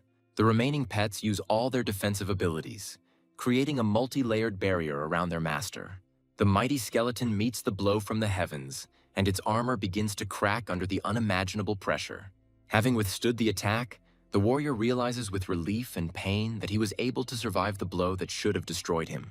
The Guardian watches in horror and delight, not believing that someone dared to challenge the heavens themselves. Inspired, the shield of Asius rushes into battle, leaving its astonished guardian far behind. The ancient shield merges with the skeleton's armor, granting it divine protection and unbreakable power. With newfound strength, the warrior defies the heavens with fury, ready to push back against the divine protection and strike back. A golden aura envelops the hero, and he unleashes the full might of the demon god's overwhelming fist on the ghostly dragons. Realizing that strength alone is not enough, the warrior decides to use the power of the Prism Star Core to deal hundreds of crushing blows. A furious barrage of blows rains down upon the heavenly wrath, and with each hit, the warrior's fury only grows. Blow after blow, the warrior breaks through the heavens' defenses, and his attack finally begins to bear fruit. In a single impulse, the hero and his pet deliver the decisive blow, merging in a whirlwind of golden and bloody energy. The onlookers gaze in admiration at the brave warrior, whose courage and strength make them understand why the goddess favors him so much. Joanna recognizes the ancient art of the Golden Crow clan in the hero's fighting style, and dark suspicions creep into her soul. The onlookers gaze in admiration at the brave warrior, whose courage and strength make them understand why the goddess favors him so much. The triumphant gleam in the warrior's eyes gives way to surprise, because he was able to stand firm and win. The jubilant guardian congratulates the young man on his incredible victory, as he managed to pass the most difficult heavenly trial. Joanna, in the guise of an angel, descends from heaven to personally assess the condition of the warrior who has undergone a baptism of thunder. The hero delightedly feels a surge of new strength, as his body has become stronger, and his energy level has increased to unprecedented heights. The Guardian and the Shield bid farewell with gratitude, but the hero notices a strange scale above the god's head, foreshadowing a new discovery. The system opens access to the Path of Thunder, and the young man realizes that he can now imbue his pets with the power of lightning. The new ability grants access to 999 skills, and the hero can now customize them to suit the characteristics of his beasts. Returning to the store, the young man is delighted to discover that his dragons are fully prepared for a new boost. The hero chooses the most powerful skill for his dragon dog, Thunderous Kill Zone, turning it into an indestructible tank. For his second dragon, the hero chooses the Thunderbolt, granting it the ability to deliver irresistible and deadly ranged attacks. The young man looks forward to future battles, as his dragons have become even stronger and the mysterious Shui Kuang will receive reliable support. 1,000 of the best fighters who have passed the preliminary selection and are ready for a new challenge gather at the central arena of Longjiang City. A new stage, the Nightmare Hunt, begins, and now 1,000 participants will have to fight for the right to reach the final 5. The crowd roars in anticipation as the brutal battle, in which only 5 out of 1,000 will survive, promises to be incredibly exciting. Participants are placed into a deep sleep, and the terrifying abyssal dream beast transports their consciousness into a virtual world created specifically for the tournament. The new rules transform the battle into a merciless hunt, where every kill earns points and death in the game means instant elimination. Over the course of 5 hours, the participants will have to kill each other, and only the 5 strongest, those with the most points, will advance to the finals. Su Ling looks to the future with confidence, knowing that she will be able to use one secret treasure that will give her an advantage in battle. The hero watches what is happening, because a new rule that reveals the location of the strongest turns them into desirable prey. The sleeping gas fills the capsules, and Su Ling, with icy calm, wishes everyone a fun game in the world of deadly dreams. The minds of thousands of participants are transported into a virtual world created for the most brutal hunt of their lives. Director Faye is surprised to find Yu next to her, not even suspecting that this is not a coincidence. The hero and the director put on special glasses that allow them to watch the battle from any point. But Faye doesn't know the price he paid for this place. The Nightmare Hunt begins, and Su Ling, finding herself in the forest, immediately takes a defensive stance. The girl decides not to take any risks and first looks around, realizing that in an unfamiliar forest, danger can lurk behind every tree. The heroine activates her secret treasure, the Serpent Heart, gaining access to advanced scanning technology. The puppet owl soars into the sky, and now Su Ling can see everything within a 20-mile radius, remaining completely safe. Meanwhile, the other participants, lacking such tactical savvy, engage in a noisy and reckless battle. Hiding in the grass, the cunning hunter watches with disdain the fools who, with their noise, have made themselves easy targets. With a predatory grin, Su Ling glides silently through the branches, transforming into a deadly night hunter. The heroine's demonic nature allows her to easily eliminate opponents, becoming a real nightmare for other participants.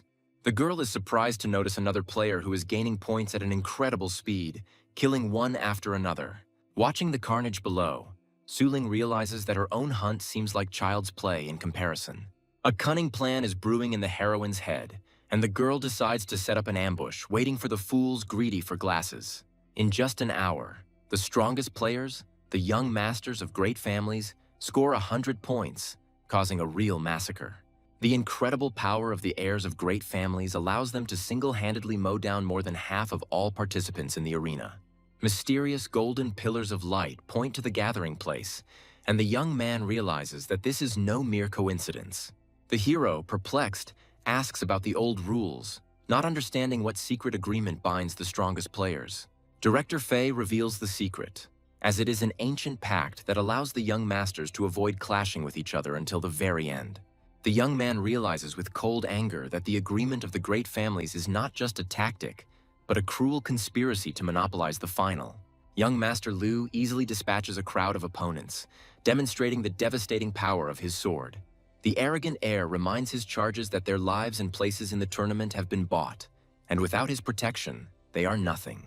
The sons of influential businessmen and politicians humbly swear allegiance, realizing that their future depends on the will of the young master. A sudden pillar of golden light attracts attention, and at the same time, Su Ling is surprised to see an identical beam of light in the distance. With a devilish laugh, Shui Kuang charges into the thick of the battle on his dragon dog, reaping a bloody harvest of points. Enchanted by his own power, the boy orders his pet to destroy everyone, enjoying an easy and quick victory. Meanwhile, in another part of the forest, Liu Qingfeng encounters a mysterious and powerful stranger who is ready to teach him a cruel lesson. Su Ling continues her hunt, but now her target is not weak players, but those who dare to challenge her strength. Seeing the two strongest players moving towards Shui Kuang, the girl realizes that she must hurry to help, otherwise it will be too late. Following the pillar of light, Liu Qingfeng finally finds his target, unaware that he himself has become the prey. Shui Kuang confronts the powerful heir with a bold challenge, and Liu Qingfeng notes his courage. The guy admires the power of Liu Qingfeng's sword, but declares that he is not going to run away, because their meeting is predetermined. Liu Qingfeng's sycophants look down on the impudent upstart, advising him to give in and not tempt fate. Shui Kuang listens to the threats with mockery, confident that the pitiful minions will not be able to understand the true difference in their strength. Without wasting time on words, Liu Qingfeng strikes, sending two deadly waves of energy rushing towards his opponent. The blow misses, and a shocked Liu Qingfeng cannot believe that anyone was able to dodge his attack. Before Liu Qingfeng can land a second blow, Shui Kuang interrupts him with delight, preparing to introduce himself. Without letting him finish, Liu Qingfeng unleashes the full force of his technique on the insolent man, creating a whirlwind of wind and rain. The minions watch the proceedings with glee, certain that the insolent scum who dared to challenge their master are doomed to die. From the smoke and fog, the silhouette of a giant wolf appears, and Shui Kuang proudly calls out his name, shocking everyone. An irritated Shui Kuang reproaches his opponent for his cowardice, as he only dared to attack when he was distracted. Spectators are perplexed by the incredible size of the dragon dog, unable to understand how an ordinary beast could grow to such gigantic proportions. The familiar name makes director Fei wary, and he tries to remember where he has heard about the mysterious Shui Kuan.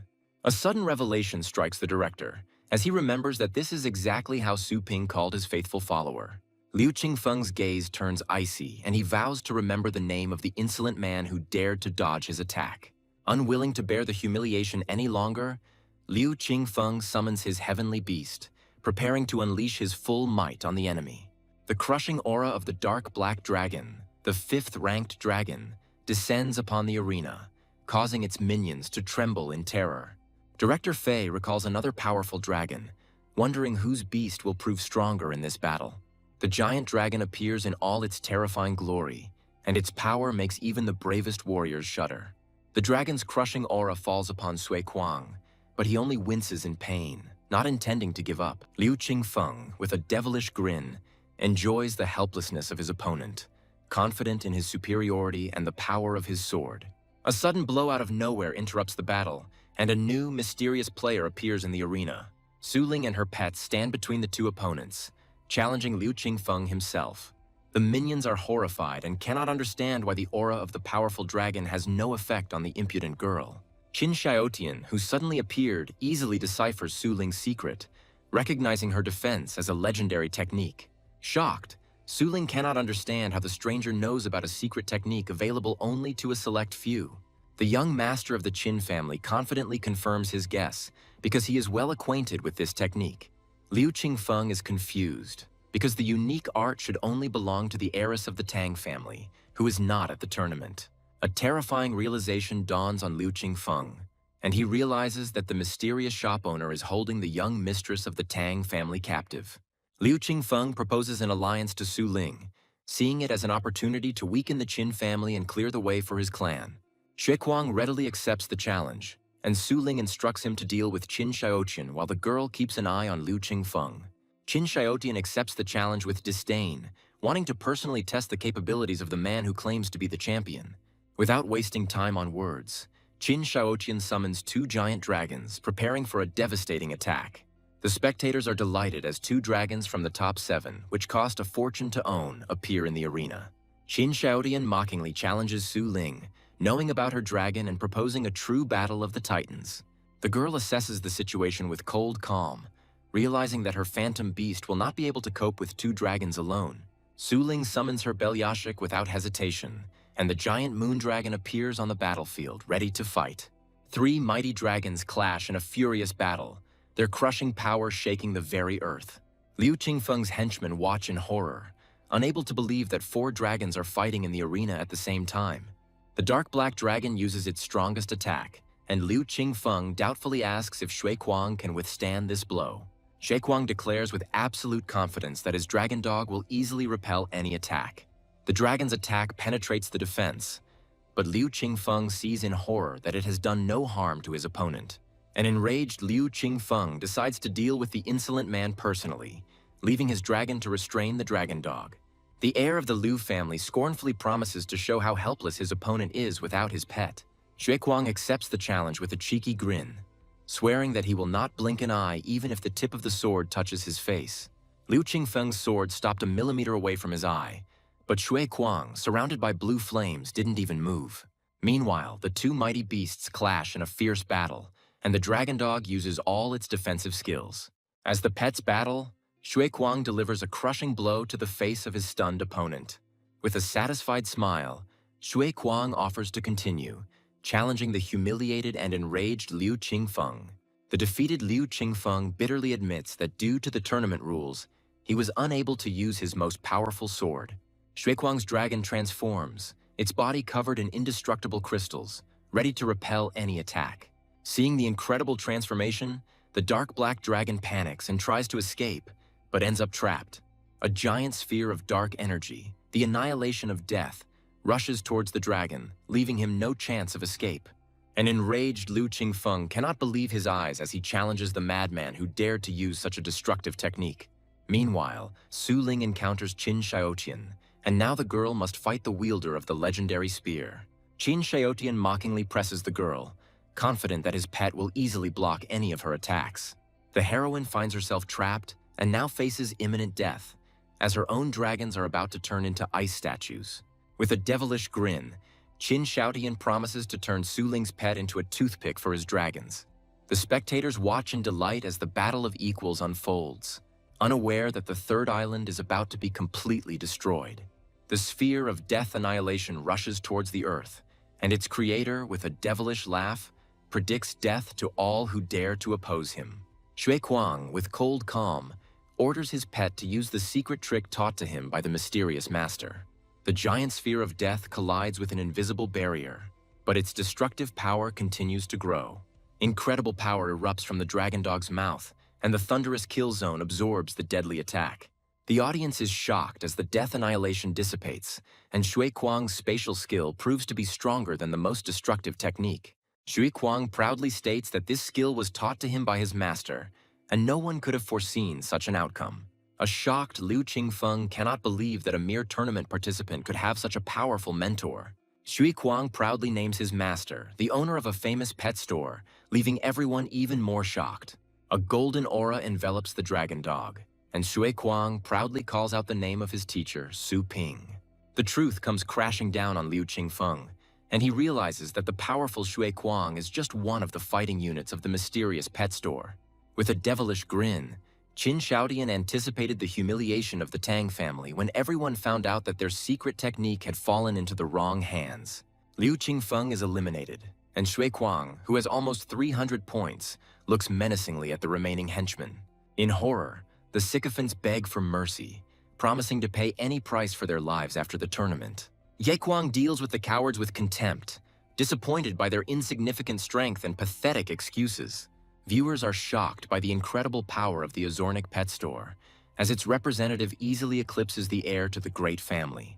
Director Fei is worried that such a resounding victory might be seen as a slap in the face to the great families, but Yuera doesn't care at all. The hero lends his dragon dog to Shui Kuang, who cannot believe his luck and the opportunity to control the master's own pet. The young man explains that pet rental is a common service and offers to sign a temporary contract for money.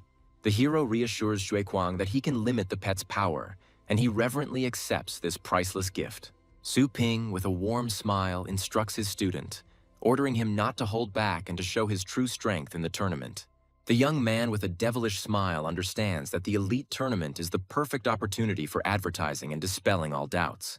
The time has come to break the monopoly of the great families, and a divine figure appears in the sky on a mighty dragon. The celestial figure releases a thunder arrow aiming straight at Qin Xiaotian, and the announcer screams in horror at the unprecedented skill. Feeling a mortal threat, Qin Xiaotian summons his two strongest pets, Blood Demon Squire and Nature's Patron. The presenter is shocked, because the Bloody Demon Squire is one of the most cruel and difficult to tame beasts.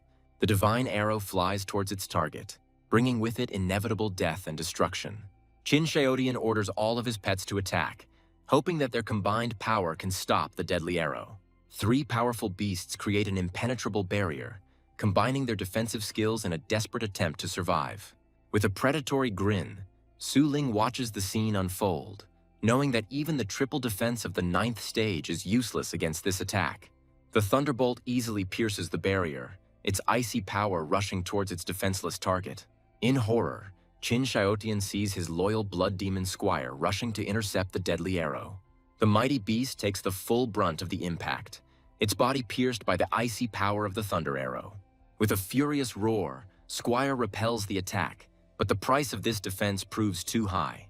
The shockwave from the collision destroys 36 participants, and Su Ling watches his score rise with an intoxicating sense of power. The commentator is shocked, as the terrifying skill passed through 2 defenses, and only Squire's incredible abilities allowed him to parry the blow. Qin Xiaotian looks at Su Ling with disdain, confident that her best blow has been blocked and the outcome of the battle is now decided. The Blood Demon Squire unleashes his true power, and an ominous red aura envelops his body. 2 powerful beasts rush at Su Ling with incredible speed, leaving her no chance of escape. The heroine meets the attack with icy calm, creating an impenetrable barrier of pure ice around herself. Seeing that the enemy is not inferior in speed, Su Ling summons his Belyashik, and the giant dragon is ready to join the battle. With a cold smile, Su Ling announces that the first attack was just a test, and now the real battle will begin. Dozens of thunder arrows rain down on the enemy, and Qin Xiaotian, horrified, realizes that he cannot withstand such power. Su Ling becomes the second player to reach 200 points, and the commentator panics and shouts that no one can stop these two. The 2 remaining heirs watch with a grin as their rivals are defeated, confident that it is now their turn. Unresisted, Su Ling and Xue Kuang continue their bloody hunt, mercilessly destroying everyone in their path. With their targets divided, the heroes begin the cleansing, and Xue Kuang watches in delight as his new chariot sows death and destruction. The invincible duo approaches the last survivors with devastating speed, and the commentator anxiously awaits their reaction. The heirs of the Mu and Ye families look with disdain at the approaching threat, confident that they were simply lucky. Realizing that they cannot stand, the last 2 heirs flee in panic, leaving their enemies with nothing. With only 5 survivors remaining on the field, the host happily announces the end of the nightmare hunt. The defeated heirs bitterly admit their defeat, and Xue Kuang becomes the leader in points by an incredible margin. Xue Kuang is ecstatic about his victory, but Su Ling reminds him with cold calm that there is still the final round ahead. The girl feels a lot of pressure and, having given up on the holiday, decides to immediately start training. The defeated opponents approach to introduce themselves, and Qin Xiaotian respectfully admits his defeat, hoping for a rematch. Qin Xiaotian smiles and reassures Su Ling, admitting that his true goal is not winning the tournament, but entering a prestigious academy. The news of his admission to the #1 academy shocks everyone, and even Liu Qingfeng enthusiastically offers to repeat their fight. An enraged Liu Qingfeng cannot understand how anyone could want to fight a monster like Xue Kuang. Unable to bear the humiliation, Liu Qingfeng runs away in a rage, leaving his stunned opponents in disbelief. Feifei's director, Liu Yuan, approaches Liu Qingfeng with a sly smile, proposing a new, even more cunning plan. An enraged Liu Qingfeng hits Liu Yuan hard, accusing him of being the one who dragged his family into this dangerous game. The Tang family's followers are horrified to recognize Su Ling's technique as the legendary immobile glazed body and rush to report it to the family.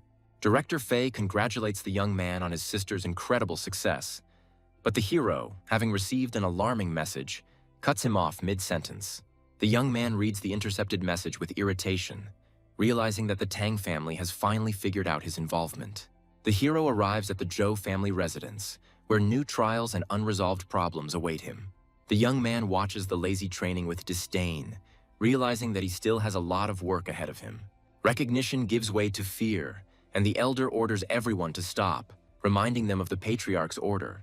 The warriors reluctantly greet Master Su, but their hostile glances indicate a complete lack of respect.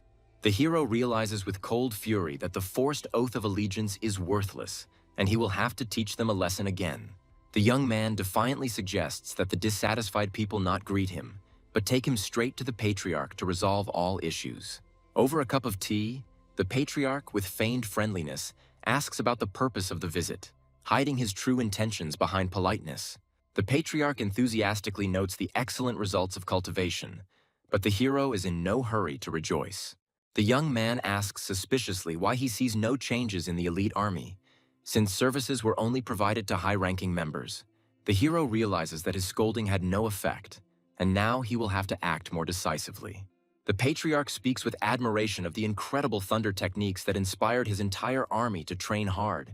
Unwilling to listen to empty words any longer, the hero orders an army to be assembled to personally test their newfound strength. With a cold smile, the young man announces that the time has come to build up strength, and now no one will be able to sit on the sidelines. The testing treasure, a snake of average combat power, is preparing to attack on the Zhou family's training field. The attack is repelled, and the snake, having created a protective barrier, prepares to strike back with a poisonous blow. The warrior proudly shows off his 7th level bat, but his joy is short-lived. The suddenly appearing enemy easily overpowers him by summoning a powerful thundercloud beast. The thunder beast's crushing blow breaks through the defense, and the snake's poisonous tail flashes with a blinding light. The soldiers are shocked by the incredible increase in strength, as in just 1 month their pet has advanced from the lowest to the highest 8th level. The old warrior looks at the young genius with envy, realizing that with such talent he will become a protector in a few years. The high-ranking son mockingly offers the old warrior to compete for a position, knowing that he has long been stuck at his level. The young genius scornfully advises the old man to retire, as the services of the Azornic pet shop pave the way to unlimited power. With a mysterious smile, the young man reminds us that this genius's pet has already been bred in his shop several times. The hero notes with slight disappointment that the pet has only risen a few kingdoms in a month, and orders the elite army to prepare for testing. The entire elite army lines up on the field, and at the hero's command, each warrior summons his heavenly beast. The young man looks at the animals with interest, noting their wild power, but then notices something strange that he shouldn't have seen. Among the mighty beasts, the hero spots Ancient Vine, a pet he personally trained, and orders it to step forward. The hero examines the Ancient Vine with interest, recognizing its potential as a protector and healer. The arrogant youth disdainfully calls the Ancient Vine a piece of trash, incapable of either attack or healing. Ignoring the insults, the hero sees a unique combination in his pet and decides to grant him a new, unprecedented power. The hero directly engraves the Thunder Dragon Wave onto the pet, granting it devastating attack power. The stunned warrior can't believe his eyes, as his humble pet healer has just gained a deadly attack skill. In search of a wounded man to demonstrate healing, the hero grinningly finds a new target in the face of an arrogant, insolent man. A crushing blow from the demon god's overwhelming fist breaks the arm of the arrogant youth, who falls to the ground with a scream. At the hero's command, Ancient Vine is enveloped in a glow and prepares to use its new, deadly skill. A thunderous dragon wave crashes down on the wounded man, and he realizes with horror that the healing could prove fatal. Instead of the expected death, the young man's body is enveloped in a healing light, and his broken arm is restored before the eyes of an astonished audience. The shocked young man looks in amazement at his completely healed hand, not feeling the slightest pain. The patriarch and the elders are shocked, because regeneration of a severed limb is a technique available only to 8th level masters. The incredible sight makes them realize that there is a skill in the world that can both attack and heal at the same time. The Ancient Vine's master is delighted, as his humble pet has just demonstrated a terrifying and unprecedented power. The hero, with a satisfied smile, promises that thanks to his teachings, every student will be able to fully realize their potential. The soldiers, realizing their mistake and Mr. Su's incredible generosity, decide to follow him so as not to miss this unique chance. The entire elite Zhou army falls to its knees, swearing allegiance and promising to follow its new master until death. The young man accepts their oath, but announces that they will undergo grueling training to achieve unprecedented power in a short time. The patriarch watches what is happening with alarm, not understanding why the young master needed to directly control his army. The hero catches a falling leaf with a mysterious smile, hinting that big changes are coming to Longjiang. A disturbing message from Snakeheart reveals a devious plot in which the Mu and Tang families plan to unite to destroy a common enemy. The final of the elite tournament is approaching, and the 5 strongest fighters enter the arena, ready for the decisive battle. Under the spotlights of the city's main arena, a champion will be determined today who will bring fame to his city throughout the world. The heads of great families gather in the VIP stands, and one empty seat arouses general interest and bewilderment. Enraged, the head of the Tang family, Tang Longzhan, curses the mischievous pet shop for dragging him into this dangerous and humiliating game. The head of the Mu family, Mu Beihai, smirks as he reassures his ally, promising that he will not stand by if the ending is ruined. The wise head of the Liu family, Liu Tianzong, watches the proceedings with interest, wanting to personally verify the power of the mysterious mischievous one.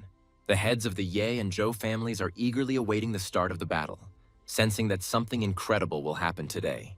The Star Guard, an elite squad that will judge and maintain order in the final battle, enters the arena.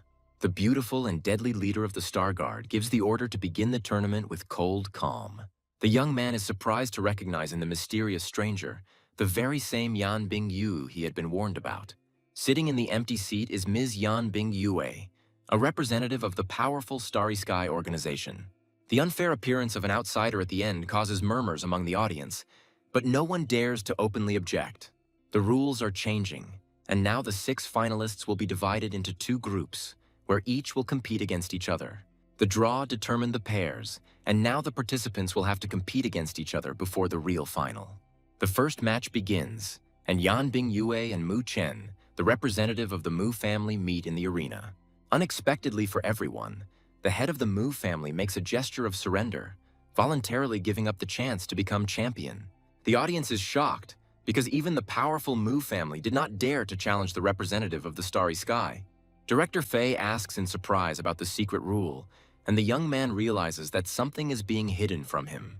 The hero realizes that the elite tournament is not just a competition, but a brutal struggle for resources and influence, where the base cities have no say. Director Fei angrily realizes that the outsiders' victory will set their city's development back several years. The second match begins, and the undefeated Yan Bingyue appears in the arena once again, this time against Ye Longtian. The head of the Liu family, with a predatory smile, understands that the Mu family is trying to get rid of the mischievous one with the hands of the Starry Sky. The Ye family, following the Mu family's example, also gives up, and Yan Bingyue reaches the finals without a single fight. The head of the Ye family threateningly advises old Zhou to sacrifice his young master so that Su Ling can live. It's Group B's turn, and Su Ling and Zhou Wen, the representative of the Zhou family, meet in the arena. Old Zhou dismisses the advice with disdain, warning that next time the Starry Sky may not come to the rescue. Suddenly, the head of the Zhou family announces his surrender, shocking his old rival and everyone present. News of the Zhou family's surrender spreads through the stands, and the audience realizes that Mischievous has gained a powerful ally.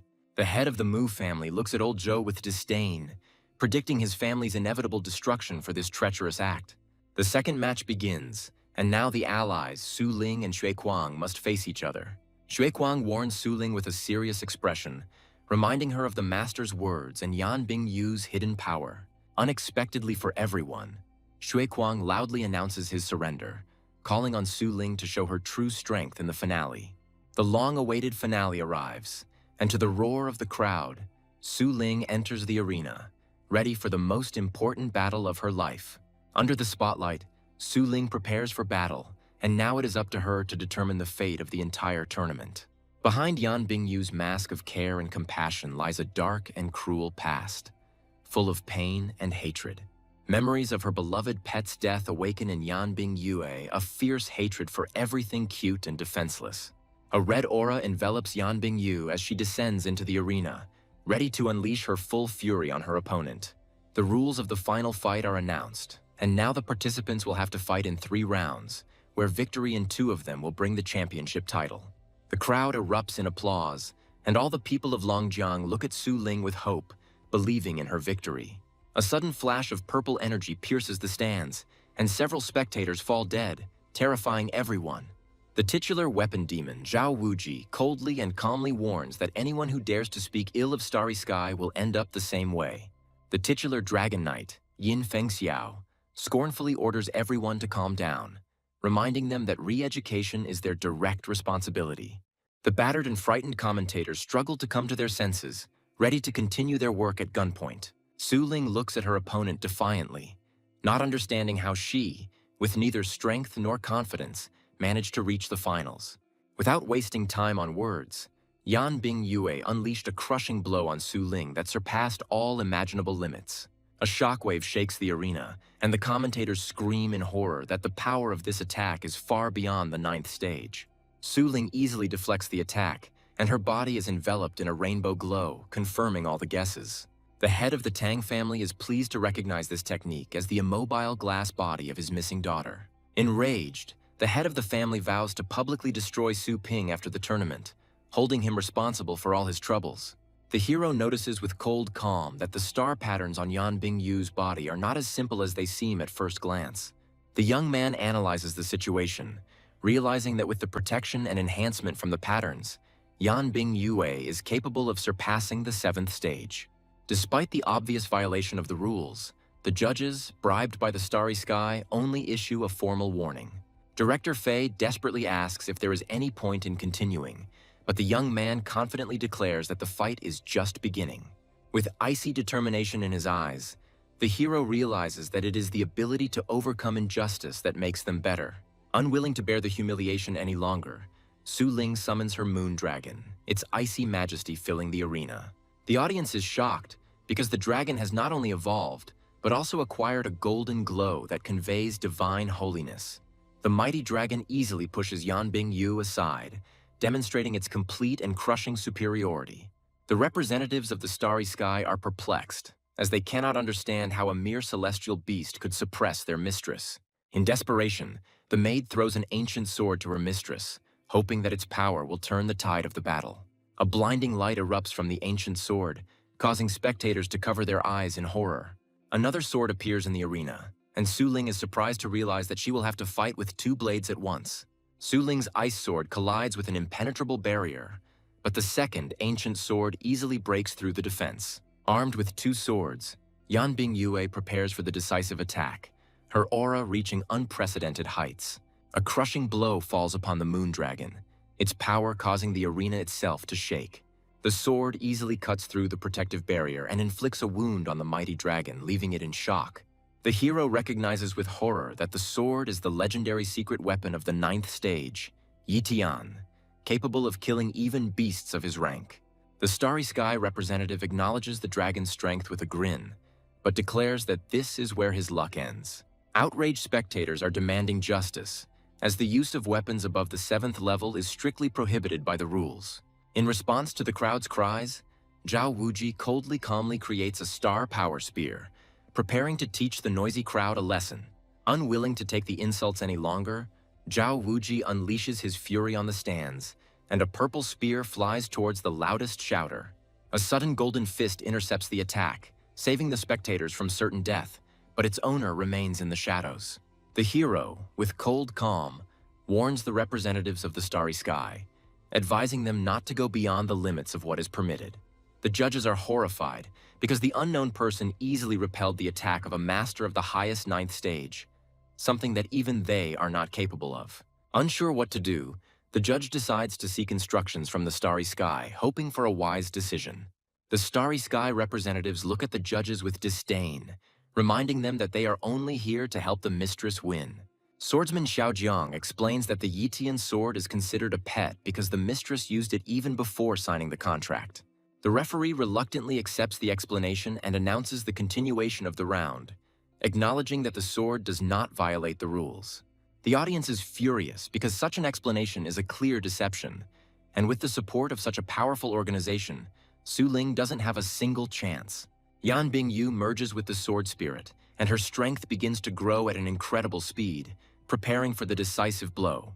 Empowered by the sword spirit, Yan Bingyue summons 3 powerful war beasts, and their ominous shadows fill the arena.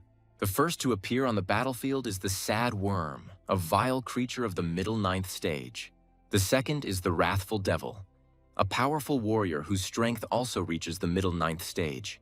The third and most powerful is the Asuran Dragon, which ranks second in the dragon rankings, with the power of the highest ninth stage. 3 terrifying beasts rush to attack, and the announcer screams in panic that they will not leave a single trace of Su Ling. Unwilling to give up, Su Ling activates the beast blood resonance, and an icy aura envelops her body, ready for the decisive battle. The Asura Dragon unleashes the Asura Flame, concentrating all of its destructive power into one crushing blow. In response, Moondragon uses his strongest technique, 1,000-mile freeze, preparing to meet the enemy with an icy storm. 2 streams of crushing energy collide in the center of the arena, and the battle of 2 elements, fire and ice, reaches its climax. Su Ling and her dragon strike together, and the Moonclaw rushes towards the enemy, bringing with it icy death. A unique spirit unity technique allows the Wrathful Devil to strike twice at once, catching the Sad Worm off guard. Suddenly, dozens of thunder arrows appear on the battlefield, and the 2 mighty beasts find themselves in a deadly trap.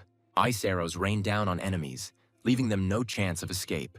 Yan Bingyu understands with cold calm that in order to defend against the irresistible arrows, it is necessary to destroy their source. The girl realizes that a surprise attack is always a surprise attack, and it is foolish to hope that it will work twice. Without wasting a second, Yan Bingyu goes on a frontal attack, rushing into the thick of the battle. Su Ling easily parries the blow, proving that she is capable of fighting on equal terms with Lady Yan herself. The war beasts of both sides clash in a fierce battle, and their strength proves to be absolutely equal. The battle in the sky forces Su Ling to retreat from her pet, and now she cannot use the full power of blood resonance. Having lost her advantage, Su Ling finds herself under attack from Yan Bingyue, and now has no choice but to dodge. Surrounded on all sides, the Moondragon finds itself in a deadly trap, and the situation becomes increasingly difficult. The 8th tier Divine Skill, Divine Wing Slash, rains down upon the enemies, sending golden rays piercing through their bodies. With one blow, the Moondragon heavily injures 3 9th stage war beasts, and now the outcome of the battle seems certain. Zhao Wuji looks at the scene with disdain, reminding her that the lady's war beasts were not the trash she had encountered before. Completely ignoring their wounds, the 3 mighty beasts prepare for a suicidal attack to destroy the Moondragon at any cost. In desperation, Su Ling summons her second pet, Snowball, and now she must fight alongside him. Yan Bingyu's war beasts are at their limit, and Su Ling knows that if he and Snowball can hold out, victory is within their grasp. Yan Bingyu easily sees through the trick, realizing that the fire vortex is just an illusion and is incapable of harming her. Surrounded by a net of red rays, Yan Bingyue waits with a grin for the real beast to attack her from behind. Having figured out this trick too, Yan Bingyue, with cold calm, prepares to deliver his counterattack, a crushing blow. A crushing blow falls on Snowball, and Su Ling watches in horror as her faithful pet is blown to pieces. Yan Bingyu, with a devilish grin, enjoys her opponent's despair, confident that there is no one to save her now. An incredibly fast sword strike rushes towards the defenseless Su Ling, and the commentator screams in panic that she won't have time to dodge it. At the last moment, Su Ling manages to activate the Ice Goddess's protection, and an indestructible barrier blocks the fatal blow. The heroine bitterly realizes that the further she is from her pets, the weaker her own strength becomes. Su Ling realizes that Yan Bingyu's strength far exceeds her own, and now only Belyashik can compete with her. The mighty dragon lets out a furious roar and throws Yan Bingyu back, giving its mistress precious time to catch her breath. Unwilling to give up, Yan Bingyue dodges the attack and prepares for another, even more devastating blow. A sudden flash blinds Yan Bingyu, and she is surprised to realize that the Ice Goddess's protection is still active. With a sly smile, Yan Bingyue reminds her opponent that she got what she fought for. The Moondragon hesitates, and his indecision becomes a fatal mistake in this mortal battle. Taking advantage of the moment, Yan Bingyu's beast latches onto the dragon's neck, leaving him no chance. In a desperate attempt to save himself, Moondragon uses 1,000-mile freeze, but finds himself in a deadly grip. A crushing blow falls upon the dragon, and its death roar echoes throughout the arena. The sad worm's tentacles wrap around Su Ling, and the girl gasps as she tries to utter a word of surrender. Both of Su Ling's pets are seriously injured, and the girl herself is tied up, and now the judges are ready to deliver their verdict. Despite the obvious defeat, the judges announce the continuation of the round, and the outraged spectators erupt in screams. The representatives of the starry sky disdainfully declare that the strong always bully the weak, and call on the lady to teach the impudent woman a lesson. Bound and helpless, Su Ling is suspended in the air, and now she must endure humiliation and pain. Spectators turn away in horror, unable to bear to watch the cruel and unjust reprisal taking place before their eyes. The heads of families look on with disdain at what is happening, convinced that the arrogant upstarts deserve such humiliation. Just as the sword is about to pierce Su Ling, it is stopped by an invisible force, leaving Yan Bingyu frozen in confusion. The hero suddenly appears and saves his sister, and the girl is surprised to realize that the first round is over. A crushing blow shatters the protective barrier, and the commentator screams in horror as a huge hole appears. The judges reluctantly announce Yan Bingyu's victory in the first round, as Su Ling had already announced that she was giving up. Yan Bingyu looks at the mysterious savior with bewilderment, feeling an inhumanly frightening aura in him. A golden glow envelops the hero, and his appearance begins to change, turning into something divine and terrifying. The representatives of the starry sky contemptuously recognize in the savior the same Su Ping who dared to interfere in their affairs. An enraged Yin Fengxiao descends from the stands, considering Su Ping's appearance in the arena an attempt to mock the weak. A crushing pressure falls on Yan Bingyu, and the girl falls to her knees, unable to withstand Su Ping's terrifying power. The hero asks threateningly if one small skeleton would be too much for this battle. An enraged Zhao Wuji is not about to sit idly by while an outsider interferes in their affairs and puts his pet into the arena. The young man explains with a cold grin that pet rental is a common service, and his skeleton is no exception. The hero calmly declares that he is simply fulfilling his duties, since Miss Su rented his pet in advance. The young man mockingly reminds that the Yitian sword also has its own caretaker, hinting at the double standards of the starry sky. The representatives of the starry sky are furious because they cannot allow some upstart to injure their mistress's pets. Su Ping disdainfully suggests recalling the weak beasts that do not have sufficient combat power. With a devilish smile, the hero declares that numbers don't matter, and the main thing is that they admit their defeat. The heads of the families are horrified because the impudent youth not only challenges the starry sky, but also gains the upper hand over them. Two powerful warriors of the starry sky accept the challenge, preparing to personally deal with the insolent man who dared to humiliate them. 5 terrifying beasts emerge from a mysterious portal, their ominous aura leaving the audience trembling in terror. The mighty beasts easily break through the protective barrier, and the commentator screams in panic that their strength is close to the 9th stage. Su Ping's 5 pets are revealed in all their glory, and their combined power completely changes the atmosphere in the arena. Inspired by the support, Yan Bingyue thanks her allies and vows to make the insolent ones breathe their last. The hero, with a cold grin, offers his sister to sign a temporary contract with the little skeleton so that she can fight. Su Ling is terrified because the difference in strength between her and the skeleton is huge, and the forced contract could kill her. The skeleton extends his hand with a noble gesture, and Su Ping orders his sister to trust him.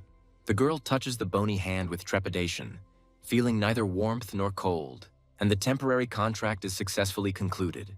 In her subconscious, Su Ling sees the weakened but living souls of her pets and promises to heal them. Suddenly, the girl realizes that something is missing and is alarmed to realize that she cannot find the consciousness of the little skeleton. In the depths of her mind, Su Ling finally sees the one who accompanied her brother on his journeys. The girl understands that if she loses, the championship will go to Yan Bingyue, and she herself will be humiliated and disgraced. The hero calms his sister with a smile, assuring her that the little skeleton will figure everything out on his own. The round begins, and Yan Bingyu shouts furiously as he orders his beasts to tear their opponents apart. An army of powerful beasts rushes into attack, and their combined might is ready to wipe out all life from the face of the earth. Gathering all her willpower, Su Ling looks at the little skeleton with hope, trusting him with her life and destiny. A flash of undeath erupts from the skeleton's eyes, and a beam of red energy pierces the giant dragon's head. In an instant, the small skeleton decapitates 2 powerful dragons, leaving everyone in a state of shock. The representatives of the starry sky cannot believe their eyes, because they did not even have time to follow his movements. Having accomplished the impossible, the little skeleton does not stop and with a devilish grin rushes at the next victim. The infinity slash of the chaos stars falls upon the last enemy, and a bloody whirlwind tears it apart. The ninth stage's illusionary art, Eternal Prison, proves useless against the skeleton's crushing might. Yan Bingyu watches in horror as her last and most powerful beast is destroyed by a single roar from the divine skeleton. The Starry Sky representatives scream in panic, begging the skeleton to stop, but their pleas go unanswered. Showing no mercy, the skeleton pierces Yan Bingyu with his sword, and her blood spills onto the icy arena. There are two types of dangerous creatures in nature: those that openly display their strength and those that hide it until the very end. Su Ping, like a predator, became one with the environment, hiding his true power behind a mask of indifference. Yan Bingyu realized with horror that the little skeleton defied any classification, because its strength went beyond all imaginable limits. Chilling disharmony, pure blackness, that is what this small but deadly warrior represents. At the last moment, Yan Bingyue activates her protective treasure, but even it cannot save her from the fatal blow. Su Ling is delighted to realize that now that her main opponent has been defeated, the man who put Belyashik in a hopeless situation is left defenseless. The family heads are horrified to realize that either they have overestimated their strength, or Su Ping's true power is beyond imagination. The elders understand with awe that the Poison King was not exaggerating, and this guy's strength is truly divine. Old Joe admits with a grin that he knew about the mischievous man's true strength from the very beginning, because he once almost died at his hands. The small skeleton pins the defeated Yan Bingyu to the ground with cold calm, ready to deliver the finishing blow. In a panic, the representatives of the Starry Sky rush into the arena, begging for mercy and declaring their complete surrender. The incredible turn of events shocks everyone, and the commentator cannot believe his eyes as the mighty Starry Sky surrenders. The hero looks with contempt at his defeated enemies, reminding them of their former arrogance and self-confidence. With icy calm, the young man asks if they are ready to give up the championship, and his voice leaves them no choice. The heads of the families are horrified to realize that this boy is a real madman who will stop at nothing. In exchange for the life of their mistress, the representatives of the Starry Sky give up their championship, ready to leave everything in the past. Yan Bingyu's wound is not healing, and the thick, dark energy of the corpse poison continues to corrode her flesh. The hero asks with a cold grin if they are really ready to leave everything in the past. With a devilish laugh, the young man reminds them that they themselves made a mistake, and only on the brink of death did they suddenly become magnanimous. The enraged representatives of the Starry Sky threaten to destroy the entire city if their star falls, reminding them of their omnipotence. Ignoring their threats, the hero repeats their words with contempt, asking if they will be able to stop someone who finds themselves in a death grip. A sudden blow knocks back one of the warriors, and the small skeleton once again proves his superiority. The second warrior rushes into the attack with a furious cry, not believing that someone dared to attack them, representatives of the Starry Sky.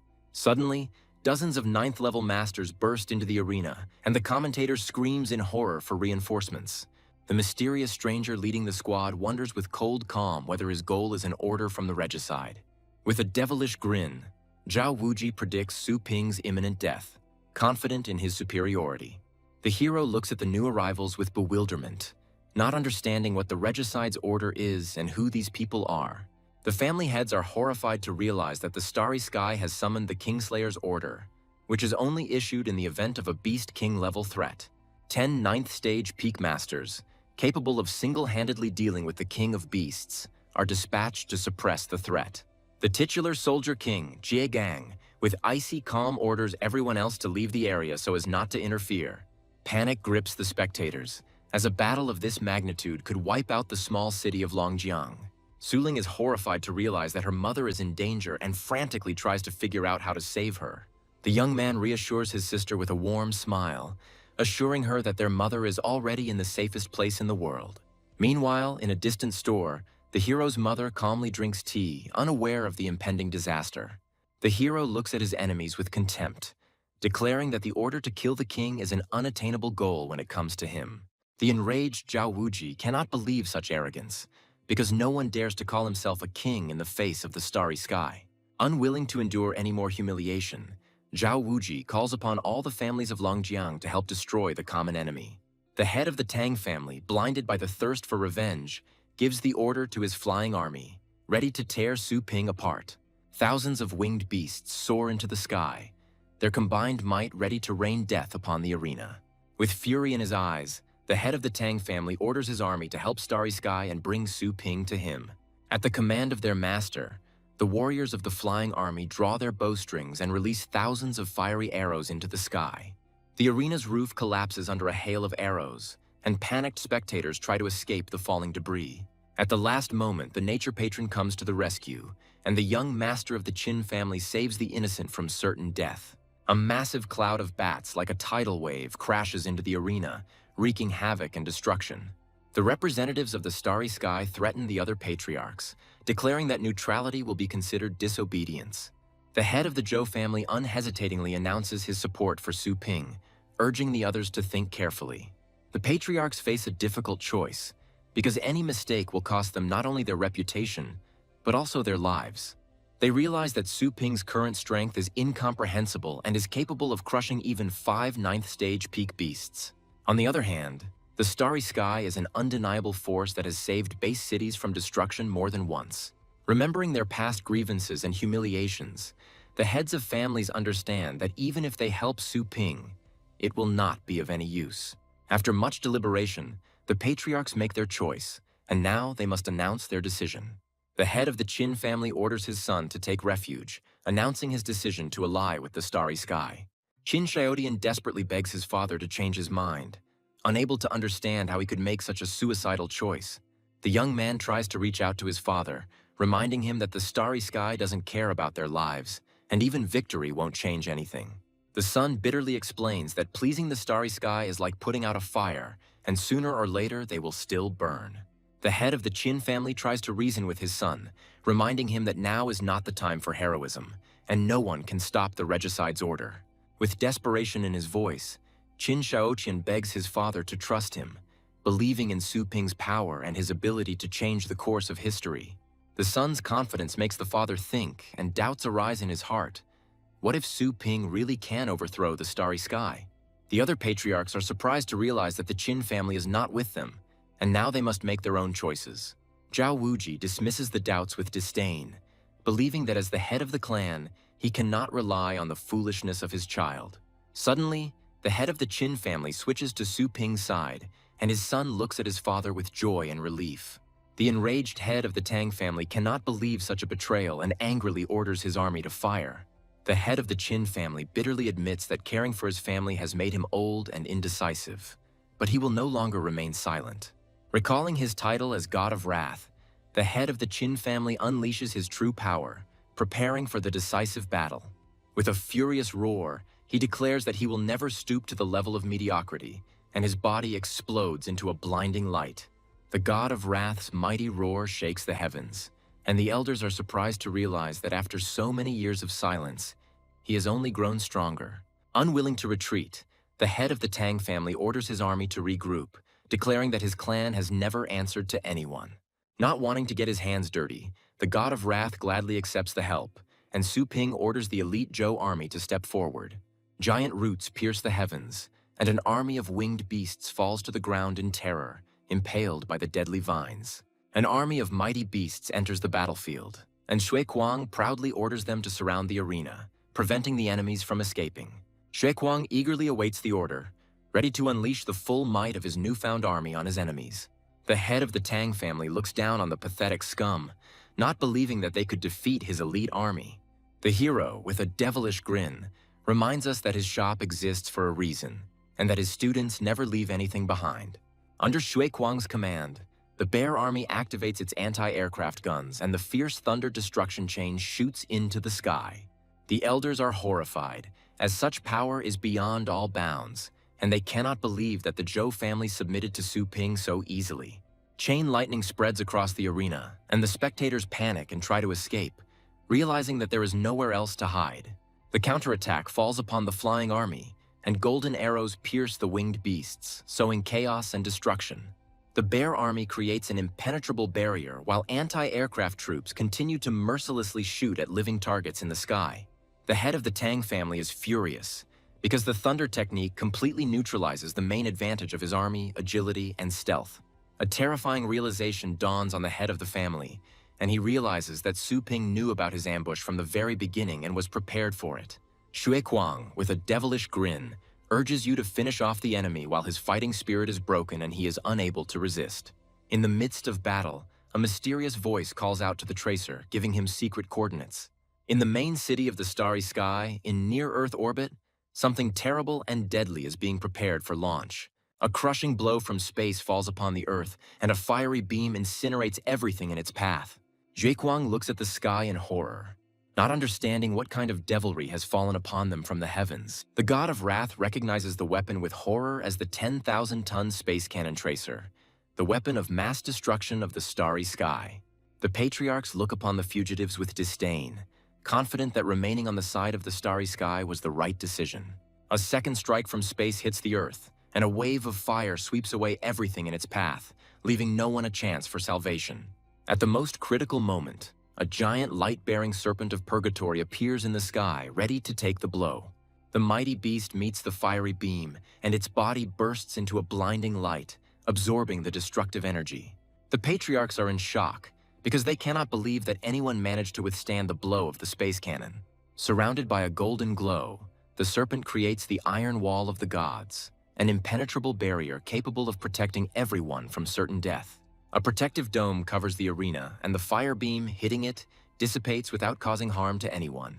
The hero is surprised to realize that his snake was so frightened that it even used its most powerful defensive trump card. The representatives of the starry sky are horrified, because in the past, Tracer's cannon destroyed even 9th stage beasts. With a satisfied smile, Ji Gang acknowledges Su Ping's strength, declaring that the test is over and he is satisfied with it. Unwilling to retreat, Ji Gang calls upon his entire army, preparing for the decisive and final battle. Hundreds of 9th stage rifts open up in the sky, and Qin Shaoqian realizes with horror that Starry Sky is going all out. A mad and terrifying scene unfolds in the arena, and even the bravest warriors tremble before the power that the starry sky has always been proud of. Jai Gang challenges the battle, wanting to personally test the true strength of Su Ping and his mysterious army. The hero returns the rights to the skeleton with a cold smile, ordering him to take care of Su Ling while he deals with the others. Qin Shaotian panics and tries to stop his brother, reminding him that their opponent is the starry sky, which is capable of killing the kings of beasts. The hero merges with his pet, choosing the most destructive skill, Infinity Slash of Chaos Stars. The Starry Sky warriors are terrified, as they cannot believe that such a young master of the legendary rank exists. Unwilling to give up, Jie Gang calls on his warriors to join forces, confident that their combined might surpasses the legendary rank. The hero merges with the beast's soul and scornfully declares that he will show them the difference between a pre-packaged and a true legendary rank. An army of mighty beasts descends upon a lone warrior, but he meets them with a devilish grin. With one blow, the hero cuts his opponents in half, and their lifeless bodies fall to the ground. The soldiers are terrified, because the soldiers in the front row fell from one blow, and now they have to hastily strengthen their defense. Knowing no mercy, the hero continues his bloody harvest, and his blade sows death and destruction. The soldiers panic and realize that if they kill their master, his animals will go out of control and begin to attack indiscriminately. The hero breaks through the ranks of enemies with incredible speed, and his movements are impossible to track. Having broken through the front line, the guy deliberately provokes the soldiers to shoot at their own, and now their ownerless animals are causing confusion in the battle. The god of wrath watches with satisfaction, realizing that the biggest difference between a master and a beast king lies in strategy. By killing the master, the hero turns the enemy's numerical advantage into their greatest weakness, as their own beasts now turn against them. The god of wrath proudly praises his son, reminding everyone that Su Ping is a legendary master. Realizing that Su Ping is a tough nut to crack, the Starry Sky soldiers decide to deal with his allies first. Su Ling is terrified because now she and her friends will have to fight with the 9th level masters. Not wanting to let their brother down, Su Ping's allies rush into battle, ready to defend him to the last drop of blood. Surrounded on all sides, the heroes struggle to hold back the onslaught of countless phantoms, but their strength is running out. A giant dragon emerges from the bloody mist, its roar causing the very earth to tremble. Qin Shaoqian is shocked by the beast's incredible physical strength, capable of not only resisting Tracer, but also crushing opponents of the same class. Shikong rushes into battle with a furious cry, his dragon dog ready to unleash the full might of the thunderous killing boundary on his enemies. An army of mighty beasts surrounds their enemies, and Sui Kuang, with a devilish grin, gives the order to kill them all. The patriarchs are horrified to realize that they have no rivals either in quantity or quality, and now they can only regret their choice. Jai Gang, with a devilish grin, sacrifices his soldiers, turning the battlefield into bloody food for his bloodsucker demon. By absorbing the energy of the fallen, the bloodsucker demon grows larger and stronger, surpassing even the Lightbringer serpent in size. The hero realizes with a cold grin that his opponent had been preparing for this move from the very beginning, sacrificing his troops. Undeterred by size, Su Ping defiantly declares that he has never been intimidated by his opponent's size. The hero activates the second style of the demon god's overwhelming fist, preparing for the decisive attack. A crushing blow falls on the giant demon, and Jie Gang is horrified and cannot understand what kind of strange combat technique is in front of him. The defeated demon falls to the ground, and Yan Bingyue struggles to come to her senses, unable to believe that her strongest ally has been defeated. The wounded Yan Bingyu panicked and asked to be taken away from here, realizing that even the Soldier King was no match for this monster. The girl looks at her enemy with hatred, swearing that she will return with revenge when she gains strength. In desperation, the girls try to escape, but realize that the protective barrier has turned into a cage from which they cannot escape. The hero, with a devilish grin, announces that the iron wall of the gods cuts off everything, and now none of them can escape. A giant skeleton looms over two helpless girls, its shadow foreshadowing their impending doom. At the last moment, the maid pushes her mistress away, taking the blow and saving her from a crushing fall. In near-Earth orbit, in the main city of the starry sky, the fate of entire worlds is decided. In the Supreme Conference Hall, all the members of the starry sky had gathered, ready to listen to the order of their chairman. The senator anxiously asks if the seal of the abyss has weakened again, but the reason for the urgent meeting turns out to be much more serious. The chairman grimly reports that two of their best warriors have encountered someone much more powerful and have asked for help. The senator disdainfully cannot believe that in some remote place someone could appear who is beyond their capabilities. The chairman confirms that this is why he approved the Kingslayer's order and sent the Soldier King there. The senator confidently states that with the power of the Soldier King and the support of 39 masters, any enemy will be easily suppressed. The chairman, looking grim, suggests that everyone watch the recording so that they can see for themselves what happened. Incredible news hits the council as the entire squad has been destroyed and their strongest warrior, Jai Gang, has been captured alive. The name of the person in charge, Su Ping, appears on the screen, and the chairman, with a heavy heart, prepares to show them the face of the enemy. Before the council appears the image of a young man sitting on a throne made of the corpses of their best warriors. The senator reads the dossier with bewilderment, not believing that an 18-year-old boy could possess titular-level power. The chairman plays the recording with interest, wanting to see for himself what this mysterious young man is capable of. To their disappointment, the secret security technology hid all the most interesting moments, preventing them from obtaining any information. The senators are confused, as this could mean that their enemy is deliberately hiding his true strength. The chairman confidently states that there is someone of legendary rank behind this young man, and his words leave no doubt. The council is perplexed, as they cannot understand how this remote town could have attracted the legendary patron. The chairman recalls intelligence reports that Su Ping has a close relationship with Dao Zong, one of Yuan Tianqin's subordinates. Senators disdainfully discuss the fact that a commoner cannot be a legendary swordsman, since he would have been killed long ago for such imposture. The chain of logic leads them to the conclusion that behind Su Ping stands Yuan Tianqin himself, one of the few who can match their strength. The council faces the difficult question of how to respond to such a daring challenge and whether to mobilize all its troops. The chairman sadly admits that despite the loss of one of their legendary warriors, they still remain a powerful organization. Battles between legendary ranks are taboo, as they only weaken the continent and benefit the enemy. The chairman bitterly admits that they will have to make concessions in order to save face and avoid official repression. To hide their humiliation, the council decides to hush up the news by announcing that a wave of beasts has attacked the arena. The enraged chairman cannot come to terms with such humiliation and decides to personally deal with this issue. With a devilish glint in his eyes, he declares that even the mighty Yuan Tianqin must show them at least a little respect. Shui Kuang looks in horror at the bloody mess left by his enemies, and can hardly comprehend how brutally they trampled them into the mud. The young man reports to the master that there is no one left on the battlefield, but their peace is short-lived. With a cold grin, Su Ping notices the uninvited guests and prepares to welcome them with due hospitality. A titular master emerges from a mysterious portal, his aura making everyone tremble in fear. The supreme chairman of the Starry Sky arrives in person for the negotiations, and his appearance heralds a new, even more dangerous game. The fallen warriors look to their leader with hope, begging him for salvation from imminent death. Unwilling to listen to their pleas, the patriarchs use the star seal of the larynx, silencing the captives forever. The chairman can hardly contain his anger, realizing that this is clearly too much, and demands that his demands be voiced immediately. The chairman condescendingly offers the young man to do him a favor, not understanding with whom he is dealing.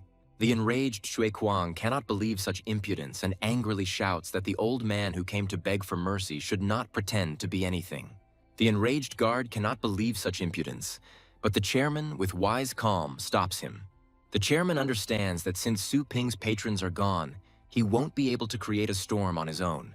Unwilling to endure the humiliation any longer, the chairman demands the surrender of the Soldier King, promising in exchange to spare the insolent man's life. The hero meets the threat with a mocking smile, asking rhetorically what will happen if he refuses. The chairman scornfully reminds that even the mighty Yuan Tianchen trembles at the sight of the Star Master. Undeterred by the threats, the hero defiantly offers to argue, confident in his strength and rightness. The Soldier King tries to say something in despair, but the hero confidently promises to get him justice. A young man with a devilish smile offers a deal. If the chairman can withstand his attack for 3 seconds, he will be able to take his people back. The chairman accepts the challenge with a sneer, confident that some youngster cannot defeat him in 3 seconds. The Soldier King, horrified, tries to stop his master, realizing that this bastard is the owner of the legendary rank. The chairman contemptuously calls his opponent an arrogant boy, confident that he won't last 3 seconds. 5 mighty dragons appear on the battlefield, and their combined might is ready to destroy anyone who dares to oppose them. The chairman was shocked, because his opponent not only wasn't afraid, but also contemptuously called his mighty beasts just these. The chairman is furious at the incredible audacity, and he cannot understand where this simple youth gets such arrogance from. The enraged chairman unleashes his true power, his body becoming engulfed in blue flames.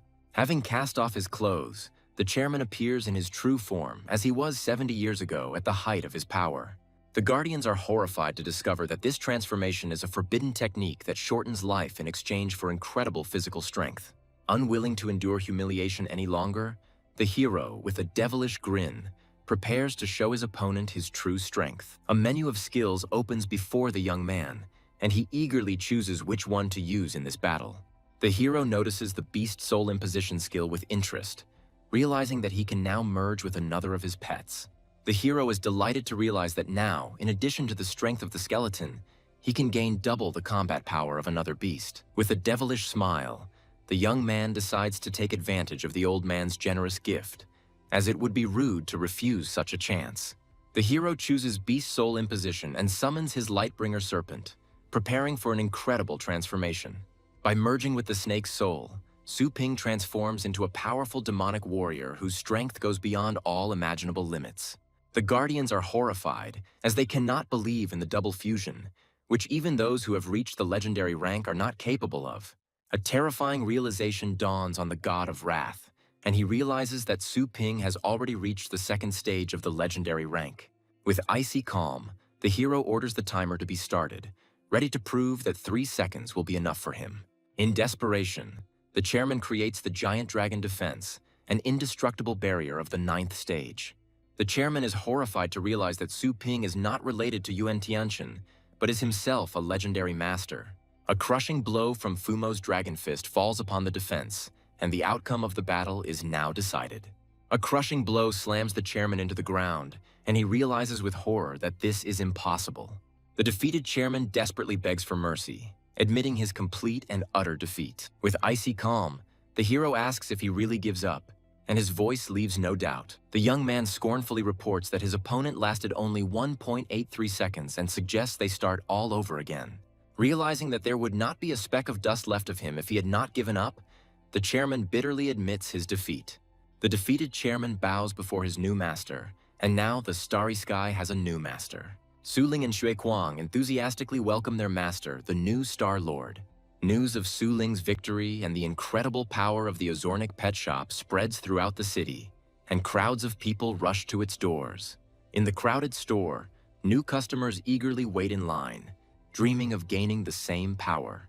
Tang Ruan is surprised to see a delegation of heads of great families who have come to personally pay their respects to the new ruler. Tang Ruan is delighted to see her father among the visitors, confident that he has come to save her. Suddenly, the father turns around and leaves, and the girl realizes with alarm that something has gone wrong.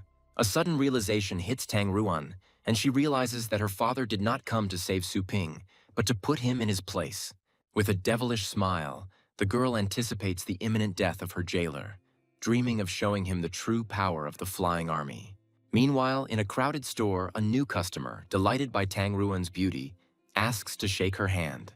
A girl with a flirtatious smile grants a fan's request, who delightedly vows not to wash his hands until the end of the month. Tang Ruan happily tells her friend that she will soon be free, as her father has joined forces with other families. The girl mockingly promises to lend a helping hand to her friend when she manages to escape. A sense of foreboding gripped Tang Ruan, as she couldn't understand why there had been no reaction to her father's actions. Su Ping suddenly appeared with the defeated patriarchs at his feet and asked with a cold smile if she was satisfied. The hero tries on the black thread armor with satisfaction, a secret treasure of the 9th stage that will automatically protect him from any attack.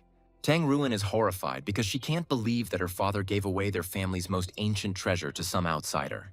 In addition to the armor, there are mountains of treasure on the table, and the girl does not understand where the simple shop owner got such wealth. Suddenly, the door of the room flies open and the angry chairman rushes inside with force. Unexpected by such an invasion, Tang Ruan was sent flying, unable to withstand the chairman's might. The girl is surprised to recognize the attackers as those who had recently been Su Ping's enemies, and does not understand what is happening. The hero greets Xiao Tang with a smile and asks her to bring him tea with unperturbed calm. With a slight hint of mockery, the young man reminds that everyone present is his guest, and they need a pour too. Confused, Tang Ruan obediently follows the order, pouring tea for the old gentleman who was recently her enemy. The chairman looks at the scene with suspicion, trying to figure out if this girl is Su Ping's most trusted servant. Tang Ruan notices with alarm that the old gentleman has suddenly started sweating and is afraid that she will be punished. The chairman apologizes in a panic, begging him not to report him to Master Su, and promises to pay generously for his silence. The girl is perplexed because she does not understand why such a powerful old man who was supposed to help her father is so afraid of Su Ping. The head of the Mu family is surprised to recognize the maid as the missing daughter of old Tang, who, as it turns out, was secretly sent here for training. The elders note with envy that the girl has become much stronger, and they have never heard of patrons improving their students. The head of the Tang family is furious because he does not understand why he himself looked for his daughter if she was secretly sent here. Tang Ruan eagerly asks her father when they will start, confident that the flying army is already on its way. The girl, in her naivety, cannot understand why her father is hesitating, since he came here specifically to save her. The father, with a heavy heart, orders his daughter to follow Master Su and work hard. The head of the Tang family explains that due to some problems, she is now under Su Ping's command, and their future depends only on her. The head of the Mu family, not wanting to be left behind, offers to invite his son to serve the powerful lord. The patriarchs compete to praise their heirs, offering them as masseurs, cleaners, and servants. Tired of being toady, the hero irritably declares that there are enough people now and he doesn't need anyone else. The patriarchs regretfully realize that they have missed their chance and look with envy at the cunning Tang family. With a sly smile, the young man clarifies that there are enough people in the main office, but this does not mean that he does not need workers in other places. The hero, with cold determination, announces that the time has come to open branches, and now he will need all their resources. Young masters will be appointed as administrators, and those who show good results will be promoted. With a devilish smile, the young man reminds them that the life of each member of their families is now in their own hands, and orders them to applaud. The hero decides to upgrade the store system to gain access to new features and further strengthen his power. With the help of the Level 4 store teleportation, Su Ping can now open branches even on Mars, and his empire is ready for limitless expansion.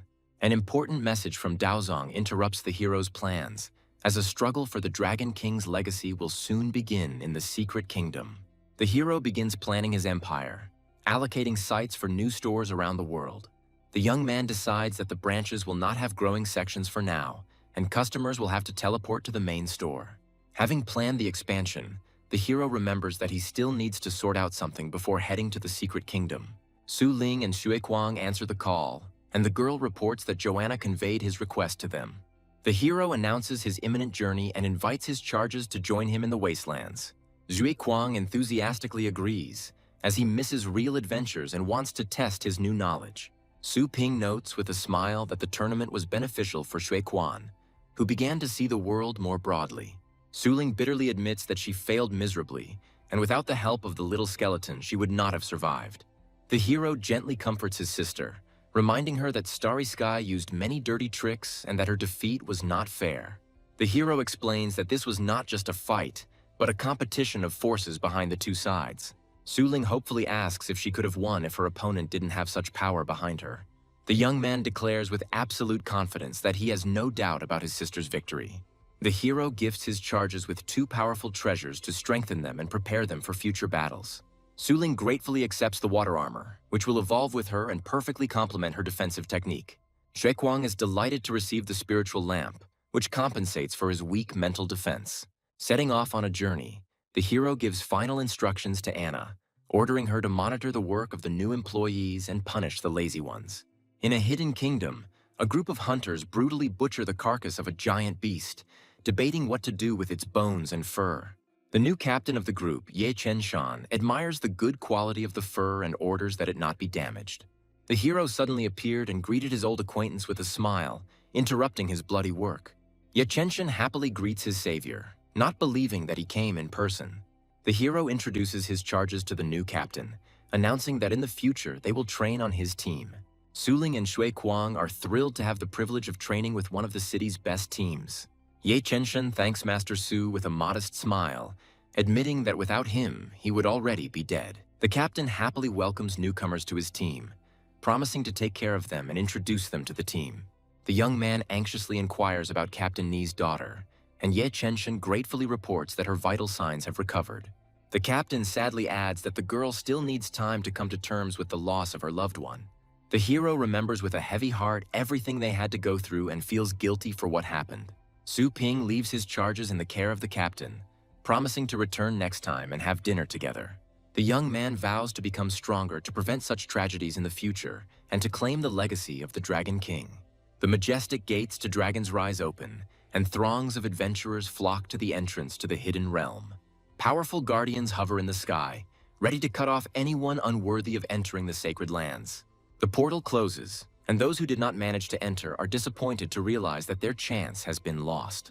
Rumors are swirling through the crowd that the last part of the continent will be cleared today, and now everyone is wondering who will inherit the legacy.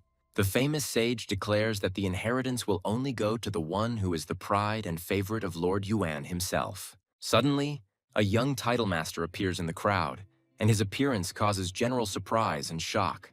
The hero appears before the Tang family with cold confidence, recalling his past victory. The guards block his way, declaring that the secret kingdom is closed to the public and asking him to leave. With a devilish grin, the young man realizes that someone is trying to take possession of the inheritance of the secret kingdom while the star rift is not open. The crowd watches the proceedings with interest, anticipating a hilarious spectacle, because this is not the first time this idiot has challenged the powers that be.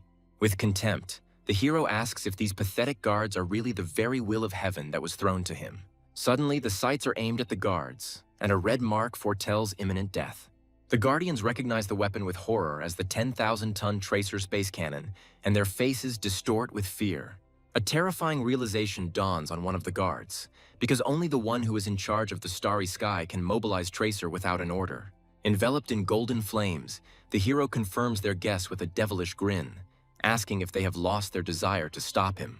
In horror, the guards fall to their knees, begging for mercy and asking that no harm be done to Lord Yuan's closest relative. The hero declares with cold calm that as long as they don't touch him, he won't touch them, and his words leave no doubt. The guards realize with horror that the culprit of all this commotion was the very guy they were trying to stop. Meanwhile, in the depths of the secret kingdom, the spiritual solitude of a powerful master is interrupted. The enraged old man struggles to suppress the divine flame, not understanding who dared to interrupt his meditation. The enraged old man demands an explanation from his subordinate, not believing that some trifle could make her feel pain. With alarm in her voice, the girl reports that the very same man, Su Ping, has entered the secret kingdom. The news of Su Ping's appearance shocks Lord Yuan, and he coughs out a blue liquid. The Lord asks with concern about the situation with the advance party that was supposed to clear the last area. The subordinate reports that the squad is ready for cleanup and is only waiting for Madame Yuan to pass the test of inheritance. Lord Yuan is furious because he understands that Su Ping came here to ride at his expense and seize the inheritance. The subordinate suggests stopping the detachment, but the Lord understands that it is useless. Lord Yuan realizes that if he stops the troop, there is no guarantee that Su Ping will not take out his anger on Xiaolu. The Lord bitterly admits that the old wounds he received at the pet store have still not healed, and he cannot compete with Su Ping. In rage and helplessness, the Lord orders people to be gathered, ready to personally deal with the insolent man who dared to mock him. The ancient gates of the secret kingdom open wide, as if welcoming a worthy claimant to the inheritance. A mysterious voice warns that his rival has already passed the 9th floor, and there is no more time to delay. Recognizing the hero's strength, the tower grants him the right to go straight to the top floor, bypassing all previous tests. The hero quickly climbs up, remembering that to pass the test he needs to stand 10 minutes against a 10-headed dragon. At the top of the tower, the young man is met by a mighty golden dragon, and he cannot understand how his young rival managed to get there. Young Yuan Linglu announces her victory with a smug smile, confident that thanks to her grandfather's instructions, she got it right the first time. Su Ping is surprised to realize that the girl has passed the test alone, and an idea arises in his head to test her strength. The sudden appearance of the stranger shocks Yuan Linglu, who was sure that her grandfather had blocked this secret realm. Shrouded in a golden glow, the hero appears before the girl in the form of an ancient dragon king, wanting to test her intentions. A shocked Yuan Linglu looks at the two men in confusion, not understanding which one is the real body of the old dragon king. The girl angrily rejects the lie, as she remembers her grandfather's stories about the man who cleared the Dragonbone Tower. The ancient Dragon King delightedly announces that he has waited 10,000 years for an heir like him. The dragon's terrifying roar makes the girl remember the legends of highly developed creatures who lived among people. Yuan Linglu is alarmed to find that he cannot determine the level of power of this creature and doubts the veracity of the legends. The girl falls to her knees in panic, begging for forgiveness and asking to pass on her inheritance, but in response receives only ridicule. The hero, with a devilish grin, explains that he showed leniency for her sincerity, and this place is just a false mound. The girl is surprised to realize that the real legacy is hidden elsewhere, and her heart fills with hope. The young man reveals the secret with a slight smile, saying that the real dragon's tomb is hidden under a mountain 72 miles from here. Inspired, Yuan Linglu is ready to set off immediately, but the hero stops her, warning her of danger. The young man explains that the tomb is mortally dangerous and orders her to abandon all her treasures and equipment, promising to take care of them. Yuan Linglu gratefully accepts the instructions, trustingly leaving his belongings and setting out on a dangerous journey. Lord Yuan is pleased to learn that the last area of the continent has been destroyed, and his granddaughter has successfully passed the 9th floor. With cold determination, the Lord declares that he is counting on this inheritance, and his precious Xiaolu must fight for it. The ancient Dragon King's soul has finally been fully restored, and he is now ready to meet his heir. After 10,000 years of waiting, the Dragon King welcomes his long-awaited challenger. Confused and angry, Yuan Linglu cannot believe that she has been deceived again and demands an explanation. The enraged dragon does not understand why he was interrupted, and the girl panics and tries to justify herself. The ancient spirit looks at the two contenders with disdain, realizing that one of them is too straightforward and the other too cunning.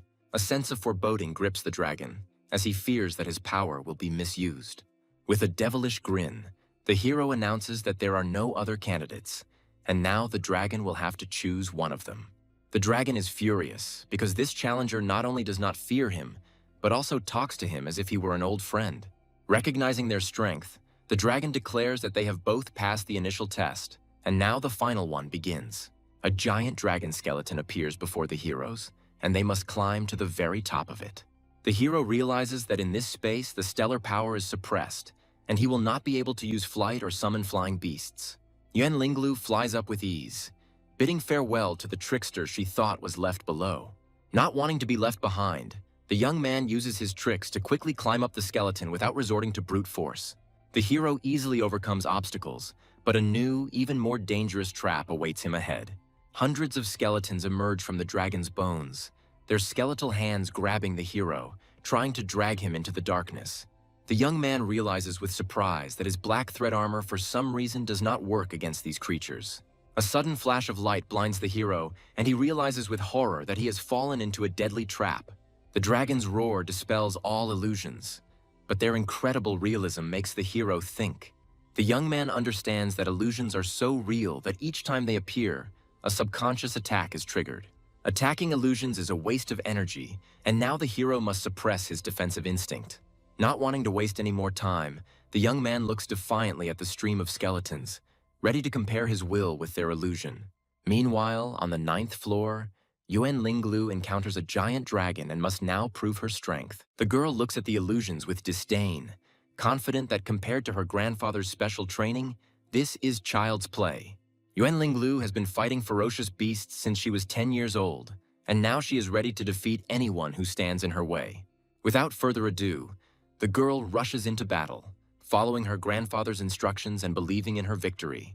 With cold determination in her eyes, Yuan Linglu declares that she should be the one to inherit the inheritance, because Grandpa is always right.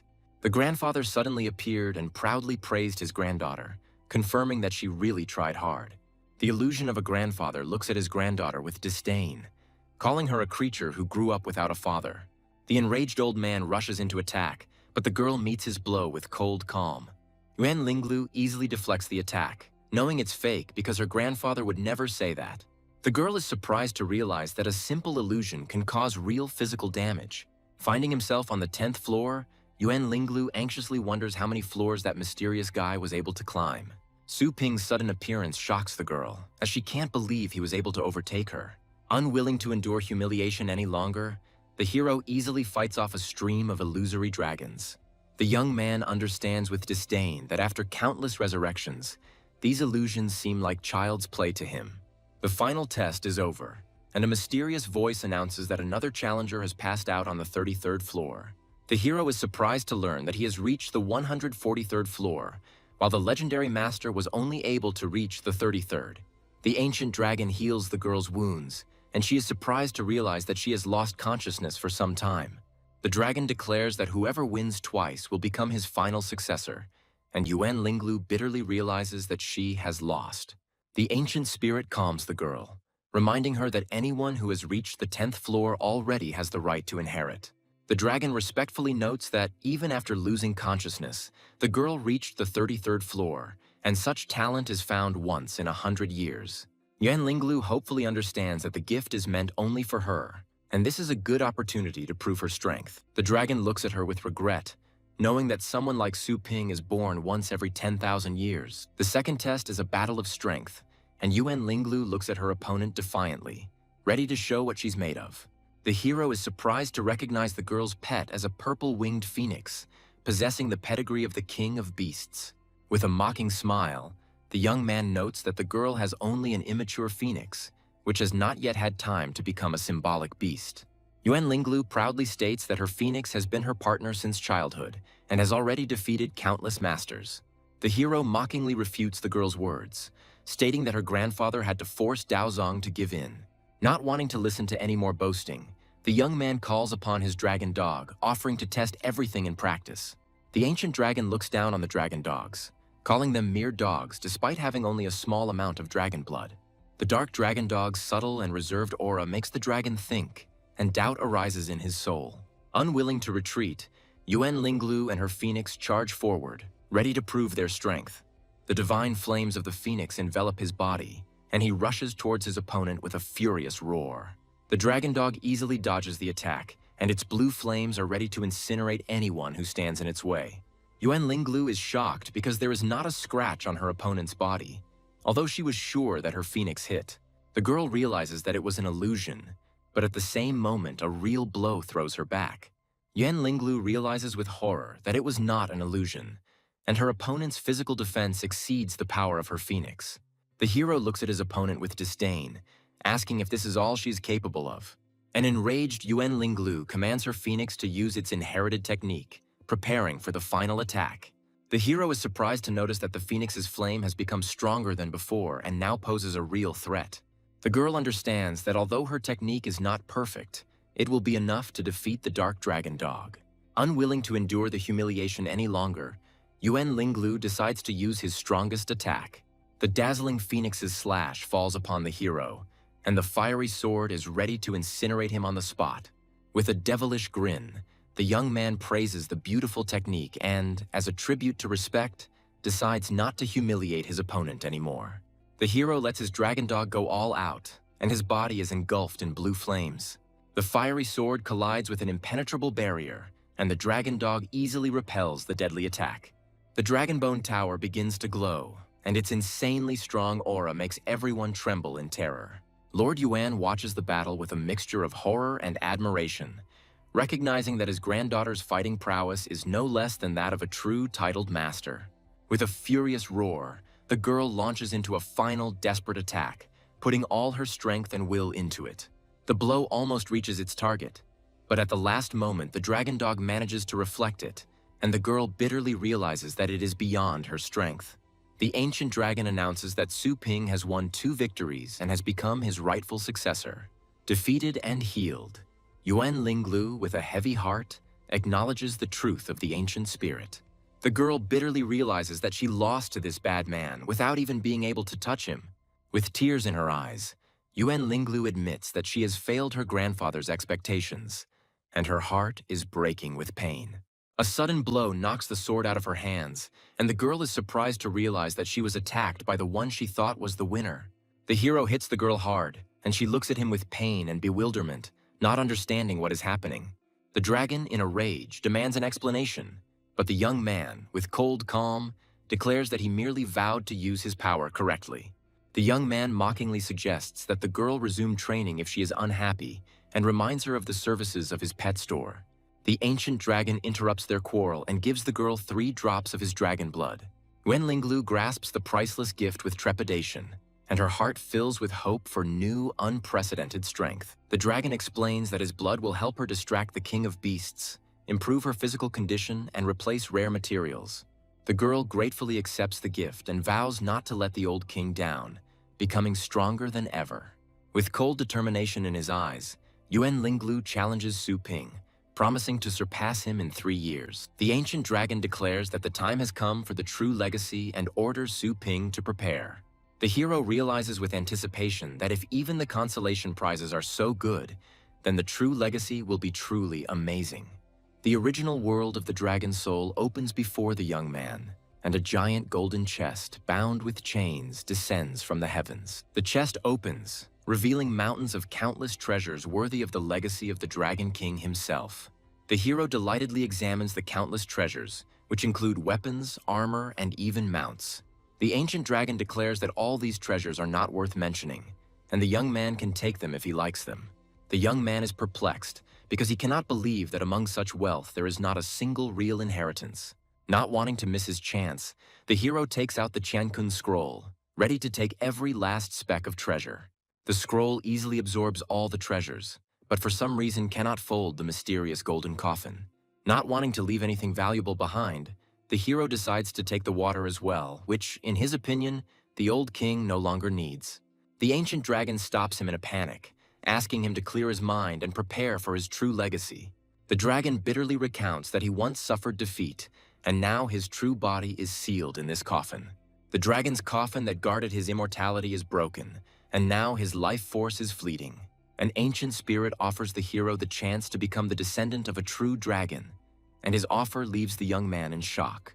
The hero panics and tries to stop the dragon, not understanding why it is so hostile to his bloodline. The ancient spirit is furious because its true essence is the golden crow demon god. The incredible discovery shocks the dragon, and he cannot believe that in front of him is the descendant of his worst enemy. The dragon desperately pleads for help, but his spirit is weakening, and now he must pass on his legacy. With its last breath, the dragon passes on its original legacy to the dragon dog, and its spirit finally dissipates. The hero is shocked because he cannot believe that the priceless legacy of the Dragon King was passed on to his dog. Lord Yuan suddenly appeared, hopefully asking if his granddaughter had received her inheritance. The girl has difficulty coming to her senses, not understanding what happened, and bitterly asks her grandfather for forgiveness. Yuan Linglu falls to his knees in despair, admitting that Su Ping has appropriated the dragon's legacy.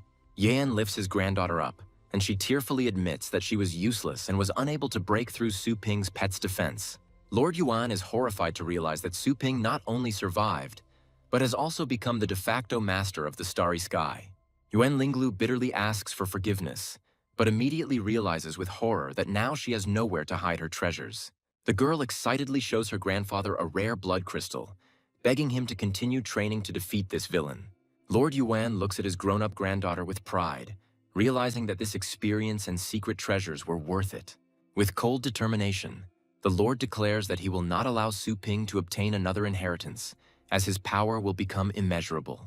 An army of adventurers enters the tower with trepidation, ready for new challenges and dangers. The hero looks with alarm at the golden cocoon in which his dragon dog sleeps, and does not understand why it is so noisy. The young man decides to stay and wait until his pet comes out, ready to protect him from any threat. While waiting, the hero is surprised to notice strange weeds that have grown out of nowhere and are reaching towards the cocoon. The young man realizes that the dragon's rich energy is coming out, nourishing everything around him, and his heart is filled with anxiety. The hero decides to seize the moment and immerse himself in the rich energy of the dragon cocoon in order to achieve great success. After 7 days, the soldiers left outside go mad with terror, begging the dragon not to eat them. Lord Yuan is alarmed to learn that the tower contains an extremely powerful spirit dragon capable of driving anyone mad. 7 days have passed, but no one has emerged from the tower, and the Lord suspects that Su Ping might have already slipped away. A sudden column of golden light erupts from the tower, and the guards realize with horror that someone is coming out. A giant golden dragon appears from the light, and the guards are horrified to recognize its rider as Su Ping. The majesty of the golden dragon of great dispersion descends upon the earth, and its roar causes the very earth to tremble. The dragon's overwhelming aura makes everyone fall to their knees, and Lord Yuan recognizes it with horror as the top 5-clawed golden dragon. The hero looks at his fallen enemies with disdain, reminding them that they just said he couldn't do anything. Lord Yuan can hardly bear the pressure, realizing that this is no longer a joke, and begs for mercy. A giant dragon, which has reached the level of the king of beasts, looms over the crowd, and its power makes everyone tremble in terror. The hero, with an innocent smile, asks what has the legendary Yuan so worried, since he hasn't done anything yet. Lord Yuan can hardly contain his anger, realizing that his opponent is deliberately mocking him. The young man, with a cold grin, reminds him that he should be the one asking what the Lord wants, since he wanted to kill him. The hero disdainfully declares that Longjiang is now his territory, and in the future he will not need their cold water. The young man threatens that he hopes the Lord will not do anything that will lead to unforeseen situations. The legendary dragon form art technique is cancelled, and the giant dragon begins to melt into thin air. The dragon dog that inherited the inheritance now possesses the power of the highest 7th stage and a multitude of new, deadly skills. The ancient dragon explains that he sealed 90% of the dog's power to prevent it from going out of control. The removal of the seals will occur gradually, and with each new stage, the dragon dog will gain more and more power. The hero is shocked because he cannot believe that after the removal of the last seal, his pet will enter a realm that is higher than the legendary one. Returning to the store, the hero receives a mysterious letter from another continent, and his heart is filled with anxiety. The letter turns out to be an invitation from the Shenzguang-based City Cultivators Association. The hero decides to accept the invitation and sets out on his journey, hoping to learn more about the mysterious city from the old scoundrel. The young man is surprised to see a flying capsule parked at the entrance and realizes that they were already waiting for him. Having met with the chairman, the hero, without further ado, asks him to tell him everything about the city of Shenzguang and its cultivators. The chairman explains that base cities are divided into levels depending on their scale and safety factor. Level A cities are impregnable fortresses, and there are only 7 of them on each continent, one of which is Shenzguang. The breeders are not just warriors, but true blacksmiths who have mastered various methods of strengthening and feeding their pets. The base city of Shenzguang is where cultivators were first born, and it has now become a mecca for all cultivators in the world. In its heyday, Shengguang was home to holy masters who could enlighten all things and raise the kings of beasts. With the fall of the saints, the number of legendary ranks has dropped sharply, and now the Association of Cultivators is looking for new talents. The hero, with cold determination, understands that despite his strength, he is still dependent on the system and needs to gain power. The chairman offers to organize a landing in low Earth orbit for the hero, but the young man is not thrilled with such attention. Not wanting to be the center of attention, the hero asks for a more discreet way, and the chairman suggests the underground train. The young man agrees to the train with a slight smile, and the information about the trip is immediately confirmed. Finding himself in a luxurious first-class carriage, the hero is surprised to realize that a ticket for this train costs a fortune. Suddenly, an enraged red dragon appears in the carriage, and its appearance sows chaos and panic among the passengers. An angry owner yells at a little girl, accusing her of feeding his dog and then dying. Hiding behind a mask, the hero watches what is happening with disdain, not understanding why such a dangerous and poisonous beast was summoned. An enraged dog prepares to attack an innocent passenger, who begs for mercy in terror. The hero suddenly appears, easily grabs the beast by the neck, and with a cold grin announces that it's time for him to sleep. A mysterious girl runs into the carriage, begging not to strangle the dog as this will only kill him. The girl confidently declares that she is a nurturer and asks to be allowed to calm the enraged beast. The hero releases the dog with a slight smile, and it falls limply to the floor, unable to resist. The girl gently touches the beast's head, and her hand flashes with blue light, calming its rage. Under the influence of the sleeping magic, the dog falls asleep, and his breathing becomes even and calm. The hero watches in amazement at how easily the girl was able to calm such an aggressive beast. The girl proudly shows off her star gloves, which help her control her star power more precisely. The enraged owner demands an explanation, but the girl, with cold calm, declares that she made his beast fall asleep, and now he has nothing to worry about. The enraged owner demands an explanation, threatening that the girl will pay if his dog gets hurt. The girl tries to calm the impudent man, explaining that his dog ate a lot of sugar and must not be woken up. Tired of the screams, the hero grabs the insolent man by the arm, ordering him to silently take his beast. With icy calm, the young man orders them to apologize and then get lost, and his voice leaves no choice.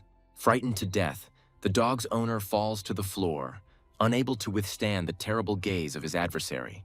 Humiliated and defeated, the man mumbles an apology, admitting that it is unethical to leave his pet alone. Having verified the hero's identity, the staff wishes him a good time, and he returns to his place.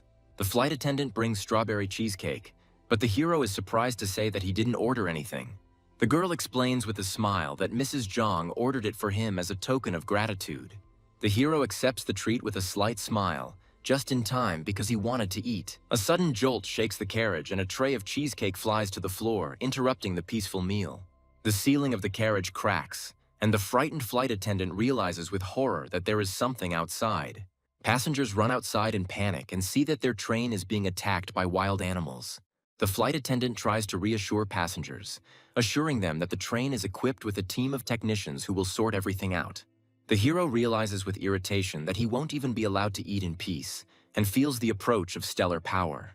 The train is attacked by stone-armored beasts, their claws easily tearing through the metal casing. The dragon suddenly appears and easily deals with the attackers, but the hero notices that this is not the end. The captain of the guard is terrified, because among the attackers there are beasts of the 9th stage, and he orders his men to distract their attention. The creature that suddenly appeared turns out to be too fast, and the captain does not have time to react to its attack. Before the beast can strike, a beam of fire pierces it, and the soldiers, horrified, cannot believe that their enemy has been killed. The captain greets his savior with gratitude, not believing that he resolved the situation so easily. The captain assures with a smile that it is usually safe here, but the hero understands with suspicion that this is not the case. The hero realizes that even if such creatures have descended from the mountains, then perhaps something much more dangerous has appeared below. The young man is haunted by these anxious thoughts, and he decides to sign a contract not only to improve security, but also to expand his business. The young man understands that the attack on the city is only a matter of time, and Longjiang must become a Tier A city as soon as possible. A sudden meeting with the same girl from the train takes the hero by surprise, and she asks in surprise if he is from Shenguang. The girl, mockingly, cannot believe that the teacher does not know where their association is, and offers to show him the way.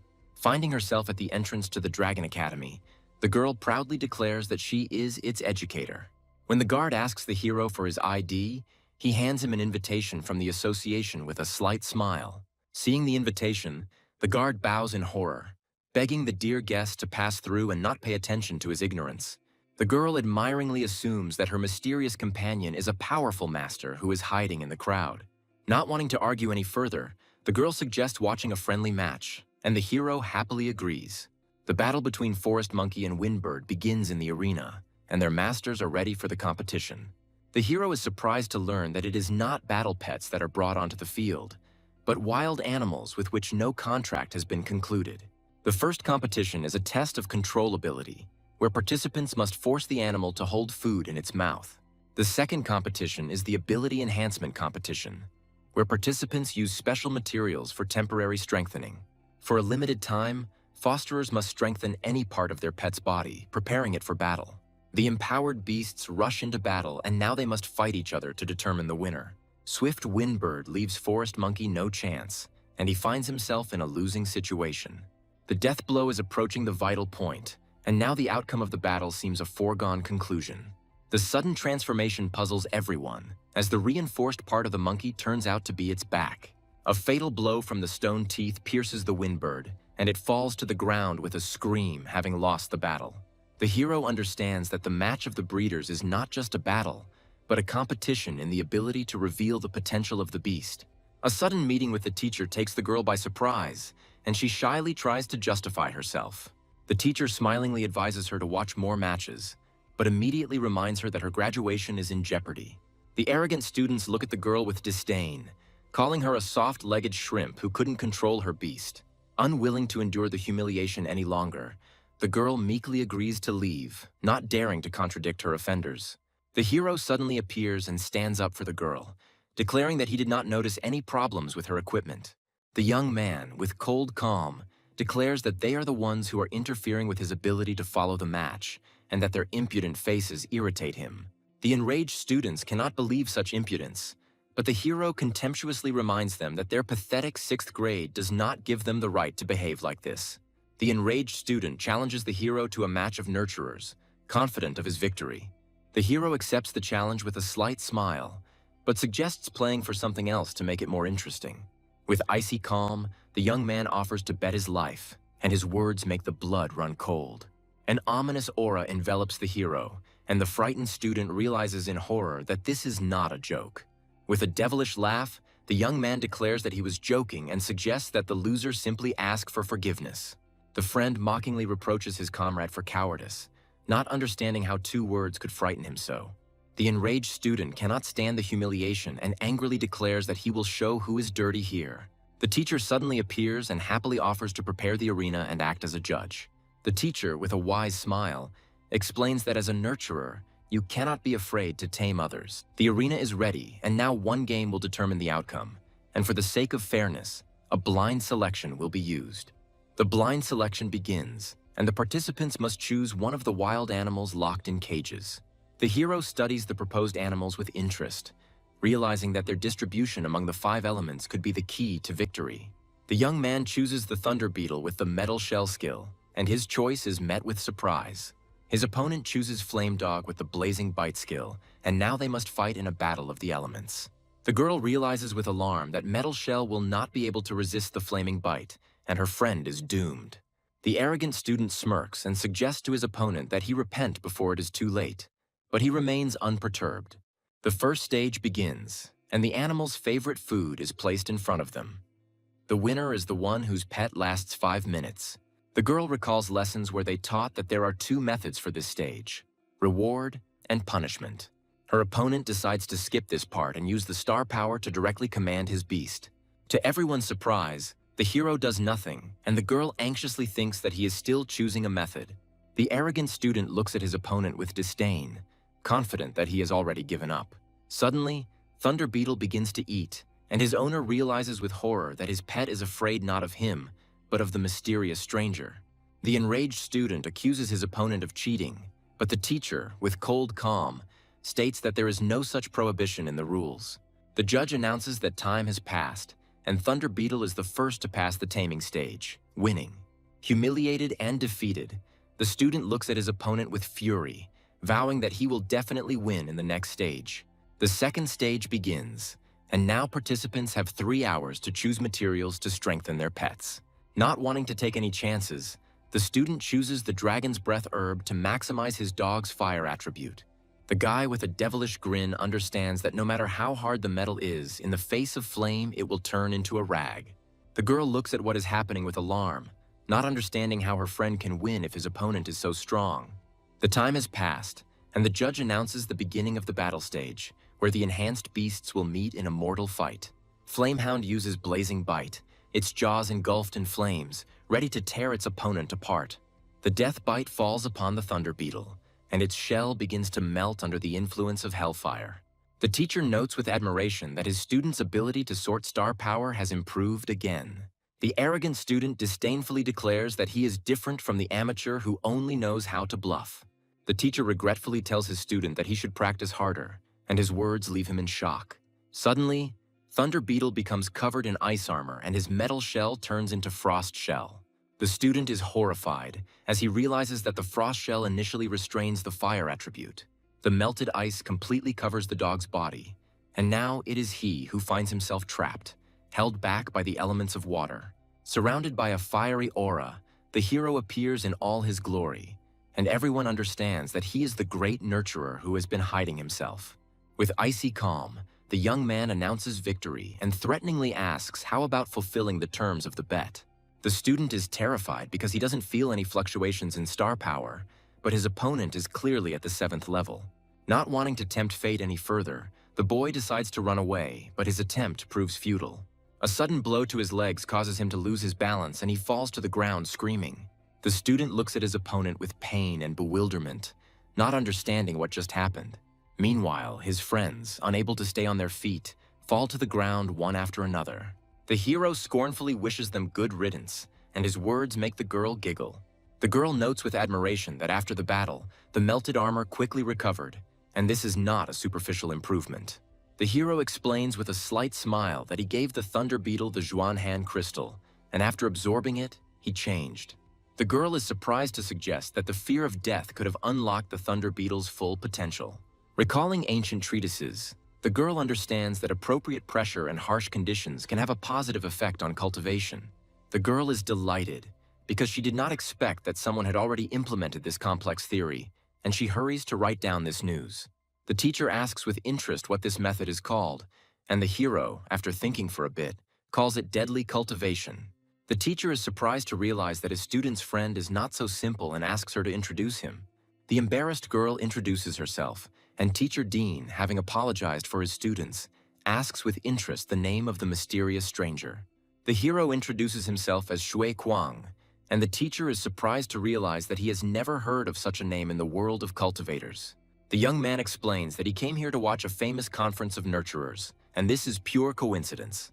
Teacher Dean offers to treat his new acquaintance to apologize for the inconvenience, but he politely declines. Not wanting to insist, the teacher expresses his gratitude and hands over his teacher ID card. This card provides comfortable living conditions and certain privileges within the academy, and the hero gratefully accepts it. The young man looks at the teacher with suspicion, not understanding whether he really wants to express gratitude or whether this is some kind of trick. The teacher says goodbye with a smile, reminding her to return his card, and the girl happily returns to her projects. Without wasting any time, the teacher activates the location function to secretly follow his new acquaintance. The girl is surprised to see her teacher, who asks with interest how her project is progressing. The girl proudly reports that she has completed the most difficult part of her research on mastering high-level skills. Suddenly, the teacher becomes serious and orders the topic to be stopped, and his words make the girl anxious. The girl is terrified because she does not understand what her teacher means, and his cold gaze makes her tremble. The teacher regretfully explains that there is a problem with her topic, and she will not be able to pass her final defense. The girl desperately realizes that all her research over the past year was wrong, and now she will have to start all over again. The teacher calms his student with a gentle smile, reminding her that she's a smart child and that she still has time to fix everything. The teacher regretfully realizes that he has not received any useful information, but admits that geniuses in two fields at once are a great rarity. Teacher Dean, with a sly smile, offers his student a new project that will help her rehabilitate herself. The task is simple: to obtain information about an out-of-town criminal who is currently in the library. The teacher's ID card gives access to the rarest books, and the hero spends a fortune on them without stint. With a huge stack of books in his hands, the young man asks the librarian to hold on to his card, promising to pick it up later. The library staff is shocked because they can't believe that a student could take out so many materials at once. The girls look at the generous stranger with admiration, realizing that he should be treated like the boss's son. Having immersed himself in reading, the hero realizes that the chairman was right, and Shenguang is truly a holy place. The young man enthusiastically studies books on raising dragons, elemental, and demonic pets. The hero realizes that, despite his rich experience, his knowledge is still superficial and insufficient. The young man plunges into the world of new knowledge with interest, and a quick glance at the pages opens up new, unprecedented horizons for him. Having read all the books, the hero is surprised to realize that the teacher's ID card gives him access to a separate reading room. The young man decides to return the books, hoping to convert the points he spent into star coins. In the corridor, the hero collides with a girl, and all the books scatter across the floor. The girl looks in surprise at the huge number of books and asks with interest where he got them. Having returned the books, the hero thanks the librarian and leaves, leaving the girl perplexed. The girl asks with surprise how he was able to read such esoteric books and what level he is. Upon learning that he is not a certified foster parent, the girl smirks and offers to take the exam with him. In the testing room, they are met by a menacing instructor who looks with disdain at those who are late. The instructor hits one of the students hard, reminding them that caregivers don't run away from their charges. The instructor mockingly kicks out latecomers, declaring that they have no place in the exam after a few lessons. Students are terrified because this month's exams are being administered by instructor Yan, who is known for his cruelty and strictness. One of the students despairs when he realizes that if he fails the exam 2 more times, he will be demoted. The girl explains with surprise that the rank of nurturers differs from the rank of masters, and 3 failures lead to a demotion of 1 level. Only after passing the 7th stage exam and submitting a dissertation can you consider yourself a qualified educator. The girl tells with admiration that only at the 8th level can one become a teacher, and at the 9th, a higher educator. The hero asks with interest how many tests he can take in a day, and the girl answers with a smile that it will be until the instructor finishes his shift. An enraged instructor yells at the crowd at the door, not understanding what they are waiting for and why they are not coming in. The hero declares with cold confidence that he will start from the first step, and he has nothing to worry about, because he will not be demoted. The instructor looks with disdain at the newcomer who came for his first test and orders him to register. The arrogant students look with mockery at the 3 children who were the first to enter the exam, not knowing what awaited them. The girl uses her technology to scan information about the hero, confident that now he will not be able to hide from her. The hero, with a slight smile, improves his vision in preparation for the upcoming test. An incredible force distorts space, and the girl realizes with horror that she is completely blinded. The young man creates a turbulence barrier, an advanced method that not only blocks but also distorts ambient light. The initial registration is complete, and the hero, registered as candidate number 44, goes to the examination hall. The first test was to dye the hair of test mice black using star power in 30 minutes. Without wasting any time, the participants begin the task, and the hero easily catches one of the large mice. The other participants struggle to complete the task, but their efforts pay off and the mice begin to change color. The instructor looks suspiciously at one of the boys, not understanding what he is trying to prophesy. Suddenly, the mouse bites the guy on the arm and he jumps back screaming, shocking everyone. Unable to bear the pain, the boy fails the exam, and the instructor forcibly throws him out of the room. Half the time has passed, and the instructor menacingly reminds the remaining candidates that they need to speed up. A sudden burst of golden energy envelops one of the mice, and everyone looks on in surprise. The audience is delighted because they can't believe that this guy in black is so good, but they don't understand what he's doing. One of the students explains with a smart look that the key to coloring is to manipulate the star power to stimulate the pigment cells. The hero controls the star power with ease, and his hand glows with a golden glow. In an instant, the mouse is transformed. Its fur becomes a rainbow of colors, and a stylish mohawk appears on its head. The student is shocked because he can't believe that it took his opponent only a few minutes to not only dye his hair, but also grow it out. The instructor looks at the mouse in surprise, not understanding how it could have been painted so carefully. Something happens in the hair, and the instructor realizes that 44 used elemental fixation, giving the mouse elemental abilities. The hero's incredible skill shocks the students.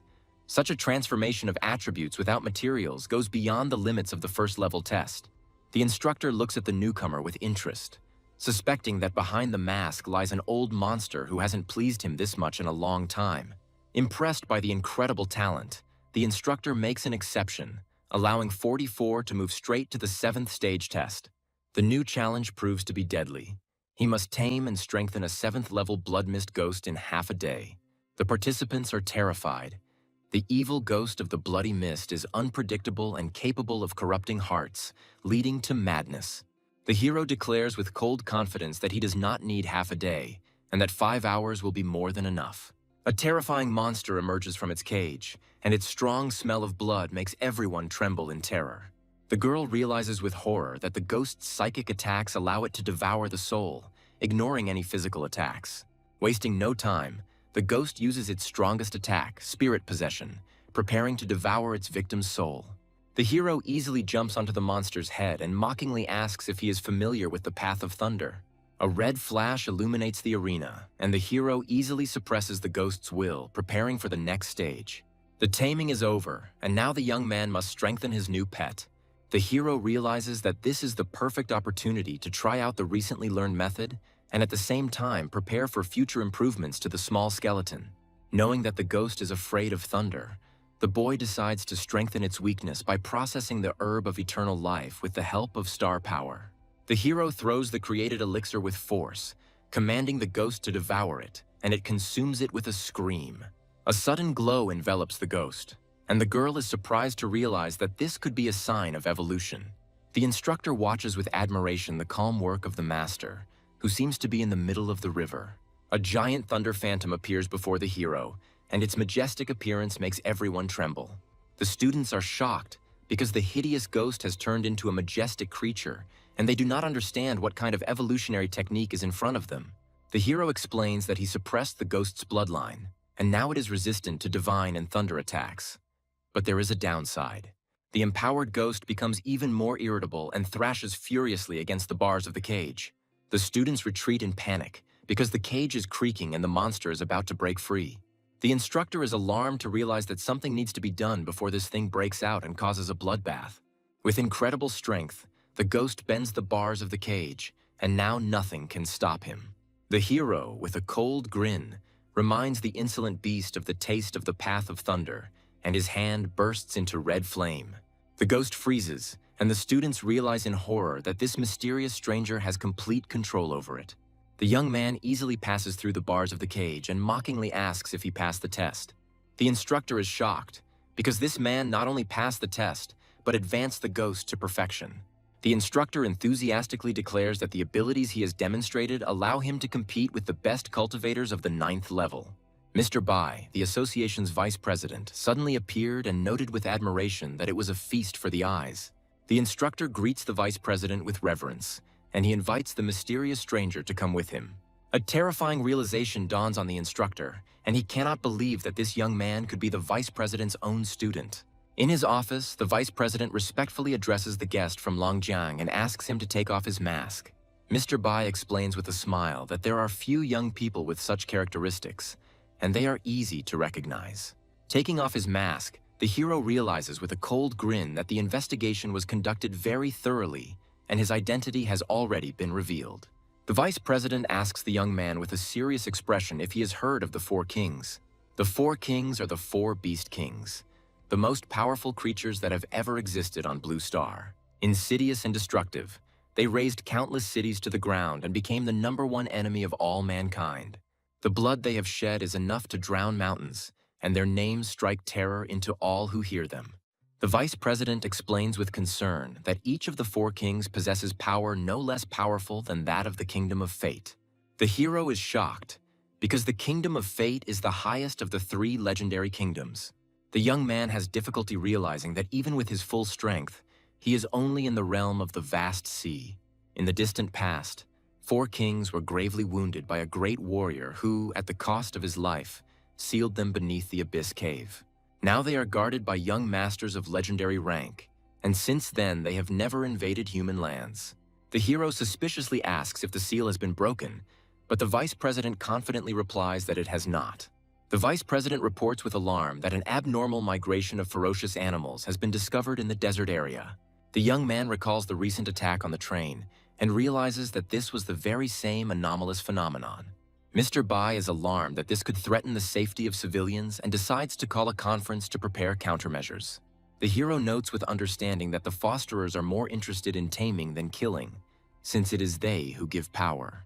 The vice president regretfully admits that the wasteland is too vast and they still have no results. The hero realizes with disappointment that instead of wasting time on investigation, he should have focused on gaining strength. The vice president explains with a grin that opening the spirit is a secret art, accessible only to those at the peak of the 9th stage. Mr. Bai states that the young man is definitely suitable and will likely become the 2nd person in history to touch the legendary and holy spirit. The hero asks who was the first, and the vice president tells of a great warrior who fought single-handedly against 4 kings. Inspired by the story, the young man enthusiastically asks to be taught the opening of the spirit before it is too late. The vice president regretfully declines, reminding him that to achieve the 7th level he must write a 50,000-word dissertation. The hero is irritated and does not understand why they cannot open the back door for him, since he thinks so highly of it. Mr. Bai firmly states that the more critical the situation, the more they must follow the rules. Having resigned himself to his fate, the hero sadly realizes that writing his dissertation will take an eternity, but immediately finds a solution. Meanwhile, in her room, Zheng Lingtong desperately tries to finish her project, realizing that she lacks real-life examples. Mentor Dean happily accepts the gift of 20-year-old wine, promising to consider giving it priority in return. Teacher Dean greets his student with a smile, but his gaze is fixed on the humiliated girl receiving the massage. The girl apologizes bitterly, admitting that her opponent was too strong and she was unable to discern the information. The crushing blow sends the girl flying, her face contorted in pain and humiliation. With icy contempt, the teacher calls his student trash, incapable of handling even such a trifle. The girl tells with horror that her opponent started with the 1st level test and easily reached the 7th. Teacher Ding sips his wine with unperturbed calm, already knowing this and expecting something else. The girl anxiously reports that her opponent has left with Elder Bai, and this news makes the teacher tense. The teacher suspiciously realizes that the old man also has his eye on this golden egg, and his patience is running out. With cold calm, the teacher orders his humiliated student to leave, and the girl obediently leaves. Teacher Ding gives an order to his faithful servant, and he readily accepts it. With cold determination, the teacher orders that the golden egg be taken care of by any means necessary, and his words leave no doubt. The Lion King title rank, Fan Longshan, readily accepts the order, his body enveloped in a golden aura. The hero eagerly examines the new goods in the system, realizing that it would be wise to stock up on traps first. The young man is surprised to discover 2 new rings for catching animals, one of which gives a chance to catch even the king of the beasts. Without wasting any time, the hero decides to contact the girl using her ID card to find her address. A stranger suddenly appeared with a friendly smile and grabbed the hero by the shoulder, inquiring about his conversation with the elder. The hero pushes the impudent man away with contempt, not understanding who he is and what he wants. Flames flare up around them, and passers-by realize with horror that this guy has gotten involved with the titular rank. In an instant, the hero grabs his opponent and forcefully slams him into the ground, demonstrating his complete superiority. Passers-by are in shock, as they cannot believe that this titled master was thrown to the ground like a bag of trash. The defeated warrior realizes that he did not sense any star power and assumes that his opponent used secret techniques. The enraged Lion King unleashes his true power, his body becoming engulfed in blue flames. With a devilish grin, he declares that his opponent is worthy of being his rival and calls upon his beasts. 4 giant red-gold lions appear on the battlefield, their fiery aura making everyone tremble. The spectators are terrified because before them are beasts of the 9th stage, possessing the pedigree of the king, and even with wings. The Lion King proudly explains that he tamed them as children, and now, by infusing them with dragon blood, he has made them even more powerful. The hero, with a cold grin, understands that his opponent has already asserted himself, and the time has come to show him his true strength. The youth summons his dragon dog of great dispersion, and its gigantic figure eclipses the sun. With one blow, the mighty dog knocks back all 4 lions, demonstrating his complete and crushing superiority. The giant dragon dog pins the fallen lions to the ground, its golden aura leaving them no chance. The Lion King is horrified and cannot believe that his mighty lions were so easily subdued by a mere dog. A terrifying realization dawns on the warrior, and he understands that this aura can only belong to the king of beasts. Panicked, the Lion King tries to justify himself, muttering that it was all a mistake, but his words are drowned out by fear. Meanwhile, in his office, the vice president listens with interest to the screams coming from the next room. Strange and frightening things are happening in the experimental building for teachers. In one of the cages sits a small 5th-stage ghost dragon, its eyes full of fear. The teacher regretfully announces that this beast will be brought to the test tomorrow, and its fate is sealed. Unwilling to accept such injustice, the teacher injects the dragon with a mysterious serum. A sudden transformation turns the little dragon into an enraged monster, and its roar shakes the entire building. Teacher Dean is surprised to see the Lion King, not understanding how he returned so quickly. The defeated Lion King falls to his knees, and the young man, with a cold grin, announces that this egg has come for his soul. The teacher is surprised to recognize his recent acquaintance, not understanding what he's been doing for the past 2 days. The hero mockingly reminds that he was being watched all this time, and his words leave no doubt. The young man recounts with disdain how the students saw their teacher adding ingredients to the evaluation animals. The enraged teacher hits his students hard, accusing them of daring to spy on him. The teacher disdainfully declares that his shoes are dirty, and the humiliated students are ready to clean them. The teacher, with feigned sympathy, explains that he is doing this for their own good, because without difficulties they cannot survive. The hero is surprised to realize that this old geezer isn't so bad after all, but then he notices a crowd gathered to kill him. The teacher says with a cold smile that there is no need to silence him, because people will believe the cultivator of the 10th level peak. The arrogant warrior looks at his opponent with disdain, confident that he will still have to humble himself and beg him to teach him. With a sly smile, the teacher invites the hero to join them, promising to make him the strongest grower in the world. The sudden blow sends the teacher flying, and his body is slammed into the ground with force. Disgusted, the hero orders him to shut up, declaring that every word he says makes him sick. The enraged bodyguards rush to defend their master, threatening the hero with a terrible death. Unwilling to endure the humiliation any longer, the young man looks defiantly at the crowd, challenging them to come closer if they don't want to die. An incredible aura, not inferior to the 9th step, makes the bodyguards retreat in horror. Teacher Ding gives an order, promising a generous reward to whoever kills this dog and catches him alive. 3 titled masters of the highest 9th stage accept the challenge, hoping to use this opportunity to break through. With a furious roar, the 3 warriors rush into the attack, promising that their enemy will not have time to take a breath. With icy calm, the hero repeats for the last time that if they take even 1 step forward, they will die. The young man is interested to see if the authority of his little skeleton will work on these impudent fellows. In an instant, 3 9th stage title masters were killed, and the bodyguards fled in panic. With horror, they recognize in the small skeleton the very beast that killed several leaders of the starry sky. Teacher Ding realizes with horror that in front of him is that very young man, an incomparable master of combat beasts, possessing legendary combat power. Realizing his mistake, the teacher falls to his knees, begging for mercy and promising to give everything he has. The hero asks with a cold grin if he is really ready to give him everything in exchange for his life. With a devilish laugh, the young man offers him to pray, reminding him that his things are now his things. The hero looks at his enemy with contempt, realizing that he knew from the very beginning that he was the owner of the pet store. The young man proudly declares that this little skeleton is his battle pet, which he personally raised. The bodyguards are horrified because they cannot believe that this small skeleton, comparable to the king of beasts, was raised by his hands.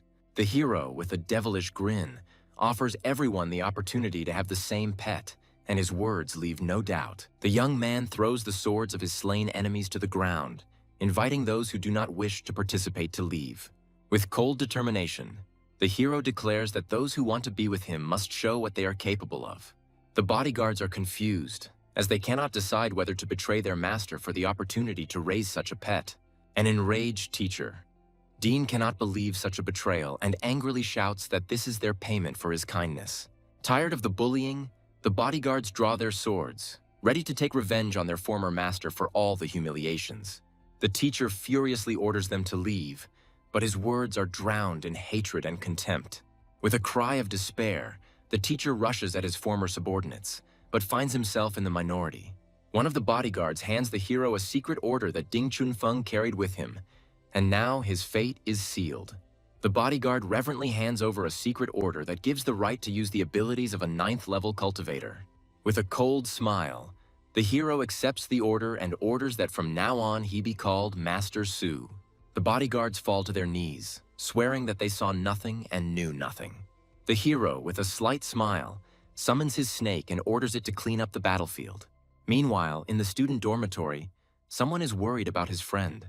The girl anxiously knocks on the door, reminding her that Tun Tun hasn't eaten anything for 2 days. In despair, the girl doesn't know what to do, because tomorrow she has to present a report on a new project. The rector is furious because he only warned Teacher Dean yesterday, and now he doesn't understand what's happening in the 8th grade. The secretary reports that the teacher's communicator is not responding and has not been seen since yesterday. The rector, with cold calm, orders that the location of the missing teacher be determined using his data. The rector anxiously asks where the others are, but his secretary only silently works on her laptop. The secretary regrets to inform you that Teacher Dean has gone missing and his whereabouts have not been found. The rector is furious because he cannot believe that a highly qualified specialist could disappear without any reason. The teachers mockingly assume that the old fox got his comeuppance, but they cannot understand who dared to do such a thing. Unwilling to wait any longer, the rector uses his power to find the missing teacher. To his horror, he cannot detect any sign of his presence for 100 miles, and his heart fills with anxiety. The rector calls upon his faithful servants, ready for the most decisive actions. With fury in his eyes, he orders a strict check of everyone who has had contact with the teacher and the beheading of any obstacle. In the midst of the investigation, an important call comes in, and the rector orders everyone to remain silent. A hologram of Vice President Bai appears in the office, and the rector respectfully greets his old acquaintance. The vice president regretfully expresses his condolences, but asks that no in-depth investigation be conducted. The rector is horrified because he cannot believe that Ding Chunfeng provoked such an important person as Elder Bai. Mr. Bai explains with disdain that this villain bullied the students and trampled the seedlings. The rector, with a false smile, thanks the elder for cleaning up after him. The vice president asks with cold calm why the rector did nothing, knowing about everything. Bowing his head, the rector regretfully admits that the thinking of the 9th-level educators has wavered over time. The elder threatens that he will not be able to protect him if he does not keep his word.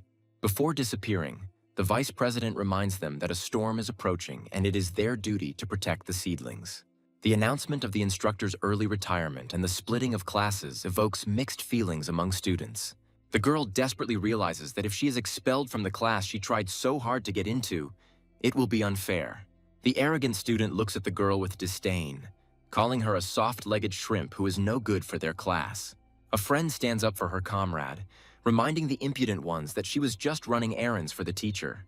With a grin, the girl declares that they won't see them after the meeting anyway, and leaves, leaving the losers behind. The girl looks at her friend with gratitude, but she suggests staying away, afraid of becoming a target. With tenderness, her friend reminds her that it was she who taught her the theory of domestication, and everyone is simply jealous of her. The girl bitterly admits that she feels helpless and asks to be left alone. Unwilling to accept her despondency, her friend grabs her hand forcefully, declaring that she needs to sort out the placement first. Meanwhile, in the library, the hero approaches the counter with a whole stack of books, ready for new discoveries. The girls who suddenly appeared were surprised to recognize their new acquaintance, and the friend did not let her companion go until she saw the results. A friend sympathetically tells the hero that Teacher Dean not only abandoned the dissertation, but also assigned her a cursed project. The girl, irritated, cannot understand who even came up with this stupidity, and how growing up can be connected with death. The hero offers his help with a slight smile, stating that he is looking for a person with extensive experience in writing dissertations. The girl regretfully replies that she would be happy to discuss such things, but class assignments will begin soon. The hero is surprised to realize that instead of causing shock, the death of the educator has become a matter of course. The young man is relieved to realize that someone from the association has taken action, and now he can calmly pretend that nothing happened. A friend anxiously explains that out of 100 students, only the top 30 will be chosen as instructors for other classes. The remaining 70 students will be thrown into Daisy's class, and the friend confidently declares that they will definitely pass. The girl looks at the floor in despair, sure that she will not succeed, and her heart is filled with pain. The hero looks at the poisoned girl with sympathy, remembering her humiliation and pain. A friend recalls with horror that in Daisy's class there are terrible living conditions and a lot of hard work, which in the academy is called physical education. A friend bitterly explains that in Daisy's class, one instructor has more than 1,000 students, and they have almost no opportunity to practice cultivation. The hero sympathizes with the fact that the students of Daisy's class dream of getting into Tianzi's class, but few of them are lucky enough to meet someone who can help them. With cold determination, the young man asks to show him Daisy's class, and his words surprise the girls. The academy is divided into two areas, one where the instructors and students of the Tianzi class live and study, and the other where the students of the Daisy class and servants live and study. Trucks bring in mountains of animal carcasses, and workers rush to sort them out before they spoil. The students of Daisy's class hopefully rummage through the pile of corpses, trying to find something useful for their research. One of the students finds the perfect specimen for his project, a dirty but still usable wolf. Another student finds a live animal and his heart fills with joy because now he can practice taming it every day. The students of Tianzi's class look with disdain at the poor souls who learn from what they left behind. The suddenly frozen hero, with cold calm, asks the girls to go ahead, while he himself stays behind to sort out something important. The girl asks in surprise if he really cares about things like the fate of lower-class students. The hero notes with a serious expression that the Dragon Academy, the best in the region, should not be so overloaded with students. The girls regretfully admit that this is how it has always been, and that is how they met. Suddenly, one of the students flies to the side, and the girls realize in horror that this is not a simple coincidence. An arrogant student contemptuously beats his friend, shouting that he does not hear his groans. Tired of the bullying, another student, bat in hand, prepares to deliver the finishing blow. The girls are horrified because they understand that these scumbags are going to kill him. The hero suddenly appears and stops the blow with a cold grin, asking who he is to disturb his fun. The beaten boy, with tears in his eyes, begs the hero to leave, explaining that he is one step away from entering Tianzi's class. With a devilish grin, the impudent man reminds that a small resource can make a difference in this place. The friends watch the cruelty with horror, realizing that what is happening is beyond all bounds. A mysterious young man challenges the heroine to take matters into her own hands. The offenders revel in their power, humiliating the weak and boasting of the high position of their leader. A confident hero with golden eyes offers a dangerous deal, putting the fate of a beaten boy on the line. The enraged opponent accepts the bet, enthusiastically raising the stakes to the limit. The young man's desperate decision shocks his companions, as he has challenged the strongest student. Fear makes her friend advise her to retreat, offering a humiliating apology for the sake of salvation. Arrogant enemies block the way, mocking any chance the heroes have to escape unpunished. The young man tries to instill confidence in the girl, reminding her of her true calling to save others. A steely determination lights up in the heroine's eyes, and the girl makes a fateful decision. The arrogant enemy promises to teach a harsh lesson by taking everyone to a place known only to him. The protagonist envelops his companions in a fiery aura, guaranteeing absolute safety. Tuntun listens to the boy's final instructions, fully concentrating on the upcoming argument. A gloating opponent announces the rules of a brutal competition in a huge arena. The arrogant young man mockingly hints at his opponent's weakness, anticipating an easy victory. The hostile crowd shouts insults, trying to break the girl's will before the fight even begins. The friend doubts Tuntun's powers, but the hero sees in her an unbending desire to overcome herself. The angry girl accuses the young man of recklessness, and he responds with a mysterious parable. The mysterious guy begins the story by illustrating it with the story of a fish in a transparent jug. The fish desperately beats against the invisible glass, symbolizing a hopeless struggle with one's own limitations. The wounded fish gives in, believing that its glass prison is the entire existing world. The young man finishes the instructive story, but his companion sees only the threat of cruel reprisal in case of loss. Tuntun awakens her true self, and the ghostly spirit of a mighty blue dragon appears behind her. The enemy is stunned by the girl's sudden transformation, but his shock quickly gives way to a furious desire to destroy her. The duel begins, and the opponents simultaneously engage in a mental battle with the ferocious beasts. The overconfident enemy smirks, confident of his victory thanks to his secret knowledge of the creature's weaknesses. The heroine finishes taming surprisingly quickly, calmly watching as her new pet devours the meat. Tong Tong's incredible success shocks her rival, and her friend is delighted to realize that the girl has regained her former strength. The opponent also copes with the task and, with anticipation, announces the beginning of the next stage of the battle: cultivation. The protagonist notices a deadly trap in the arena and realizes the need to warn Tuntun immediately. The enemy throws his enhanced beast, the enraged berserker bear, into battle. Tuntun responds by calling upon his majestic blue-maned beast, ready for a fierce fight. The blue-maned beast delivers a devastating lightning strike, unleashing all its might on the enemy. A powerful electrical attack envelops the bear, causing surprise and alarm among observers. The opponent grins maliciously, revealing his trump card. His beast is completely invulnerable to electricity. The girlfriend is outraged by the foul play, but the mysterious young man remains calm, anticipating a countermove. The Tuntong beast suddenly becomes covered in stone armor, completely neutralizing the electricity and leaving the enemy stunned. With one decisive blow, the stone monster crushes the enemy, bringing Tuntun an unconditional victory. The girl calmly looks at the defeated enemy, demanding that the terms of their cruel bet be fulfilled. The rescued boy rejoices at his newfound freedom, while his comrade finds it hard to believe his leader's defeat. The friends rejoice at Tuntun's victory, and the hero smiles smugly, anticipating such an outcome. The enemy, humiliated by defeat, falls into a rage and prepares for a vile blow, grabbing a club. Blinded by anger, the enemy treacherously attacks the defenseless heroine from behind. An unexpected savior in the form of a nimble fighter twists the attacker, stopping the cowardly blow. The appearance of the menacing pink-haired senior and his retinue dramatically changes the balance of power. There is fear in the friend's voice, because the young man who appeared turns out to be the legendary upperclassman, the boss of their entire class. Even after being captured, the arrogant young man continues to make threats, hiding behind the name of his influential family. The pink-haired leader gives a speech about justice, reminding the loser of honor and duty. The senior delivers the verdict, and the pitiful cries of the loser's friends can be heard from the punishment cell.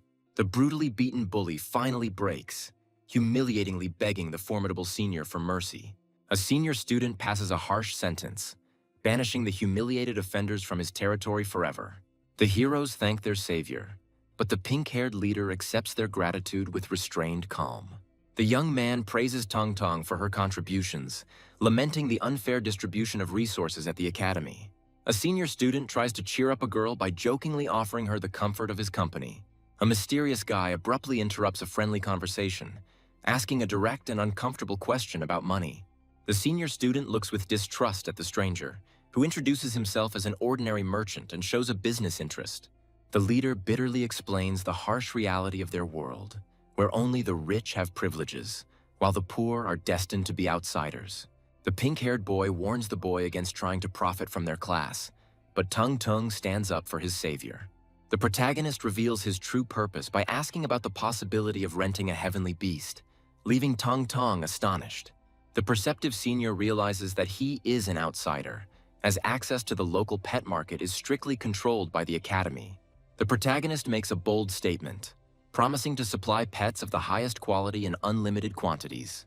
Intrigued, the senior decides to take a risk by accepting the stranger's mysterious offer, as he has nothing left to lose. The heroes are met by a stubborn old man at a dilapidated shop who flatly refuses to part with the family heirloom. The disappointed hero looks with irony at the embarrassed leader, who awkwardly justifies his failure in the negotiations. A young man takes matters into his own hands, using a mysterious device to communicate with a certain powerful chairman. The young man makes an incredible offer to the old man, showing him an entire block of luxury buildings in exchange for his humble shack. The elderly owner is euphoric with generosity, while the senior is completely shocked by the financial power of this mysterious businessman. Having received the store at his disposal, The new owner immediately begins integrating it into his mysterious system. With a sly grin, the young man prepares to activate the mysterious chaos spirit pool, heralding momentous changes. Meanwhile, the beaten Feng Shu appears before his mentor, and the question of impending retribution hangs in the air. Feng Shu reports to the instructor, slandering the lower-class residents and portraying them as ruthless criminals. A beaten bully falsely begs the teacher for protection, portraying himself as an innocent victim of unprovoked aggression. The instructor doubts the student's story, calculating the risks of conflict with his influential family. The teacher promises to make an example of him, and the satisfied Feng Shu anticipates cruel revenge. Using cutting-edge technology, the mentor convenes a meeting with other influential instructors. The mentor announces the start of a brutal purge of beasts throughout the academy, taking the mission under his personal control. The fire bear mercilessly burns pets, fulfilling the order for total disposal. Students watch in despair as their defenseless pets are forcibly taken away for destruction. Kneeling, the elder of the DZ district cries out for mercy, denouncing the authorities' senseless cruelty. Feng Shu brazenly demands an apology from the offender to his mentor, reveling in his position and power. The elder is stunned by the monstrous accusation, refusing to believe in the guilt of his disciple. The elderly mentor furiously demands that the culprit be handed over, but his charges, in fear, deny their involvement. The beaten bully interrupts their lie, hatefully pointing to the senior as the main culprit. Having lost patience, Feng Shu resorts to direct violence, threatening cruel reprisals for concealment. At the most tense moment, the senior student appears with a heavy box, finding his humiliated teacher on his knees. The mentor, in despair, accuses his best student of recklessness that could destroy them all. Surrounded by his minions, Feng Shu relishes the moment, mockingly greeting the arriving hero. A senior student with cold fury in his eyes prepares for battle as the enemies with clubs close in on him. With a powerful blow from the box, the pink-haired youth enters into an unequal fight, sending the first opponent flying. Suddenly, a pack of ferocious pets bursts out of the mysterious cargo, ready to tear apart their offenders at the command of their master.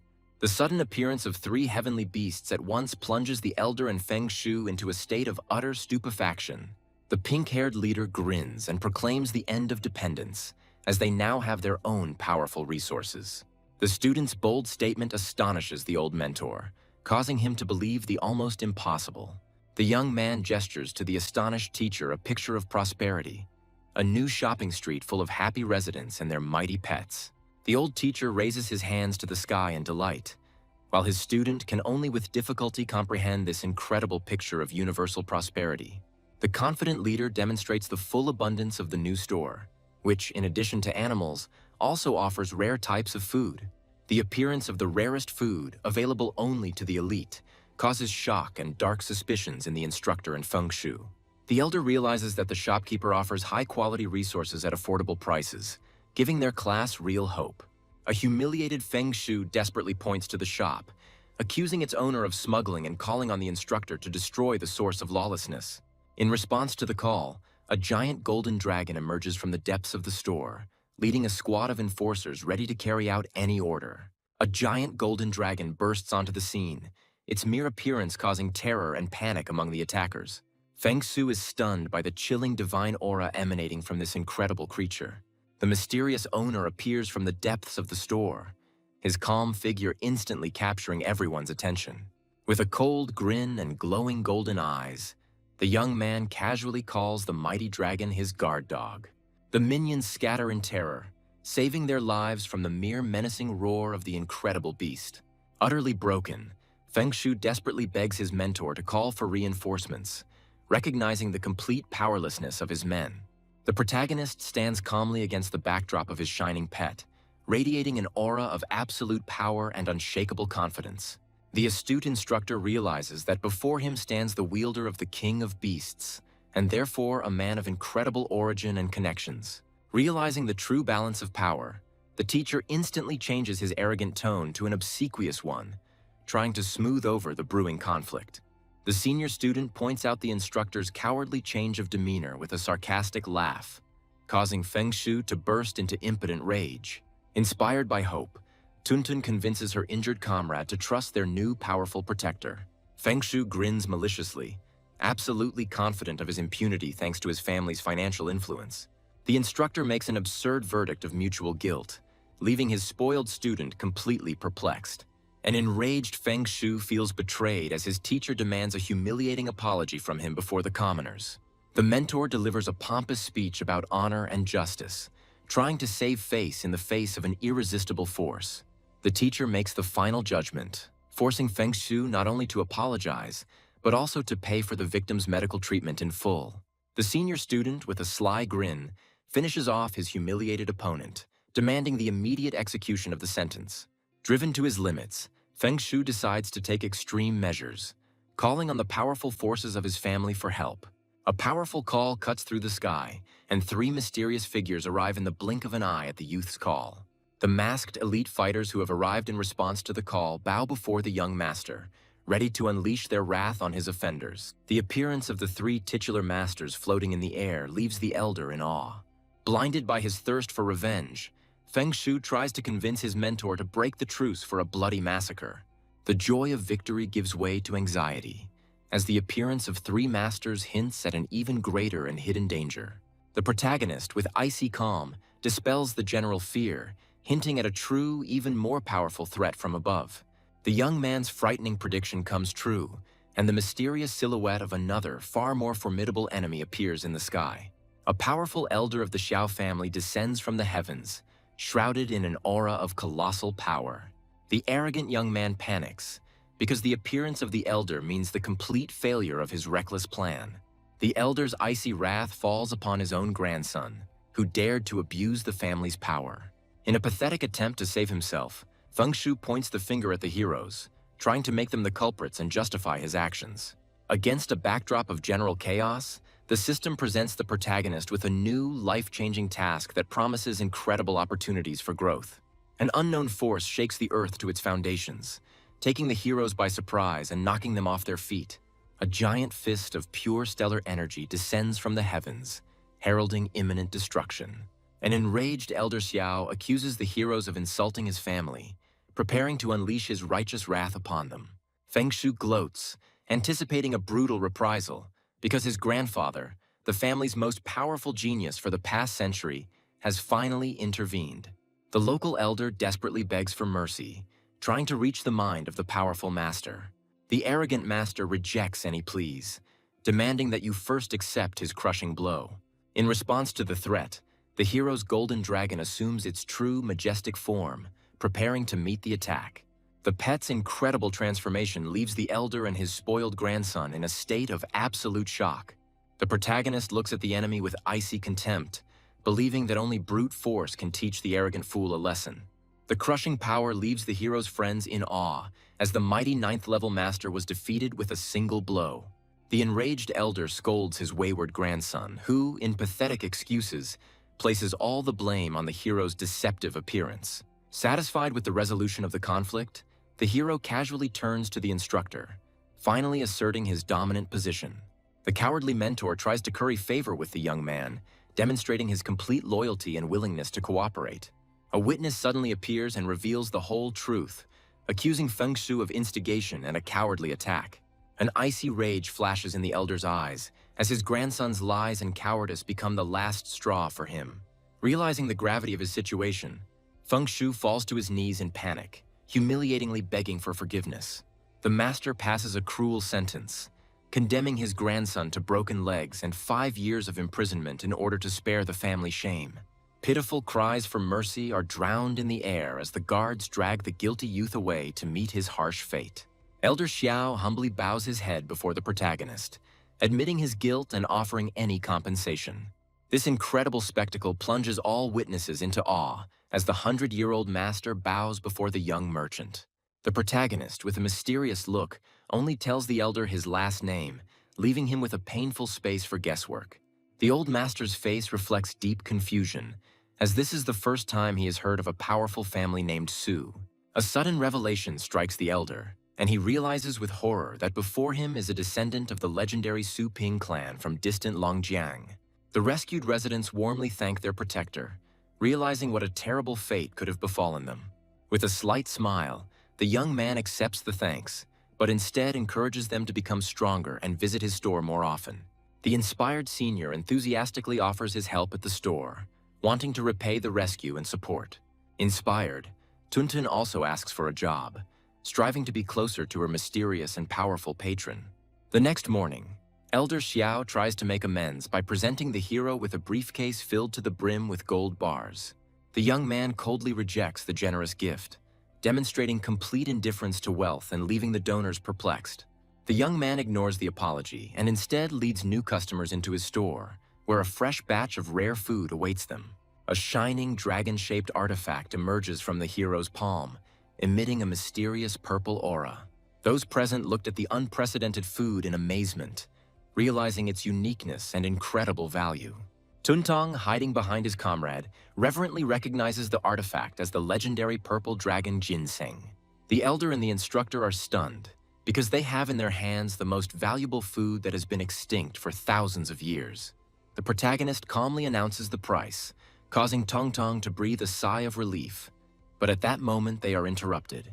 The elder and Tuntun engage in a desperate struggle for the right to possess the legendary artifact, begging the owner to sell it to them.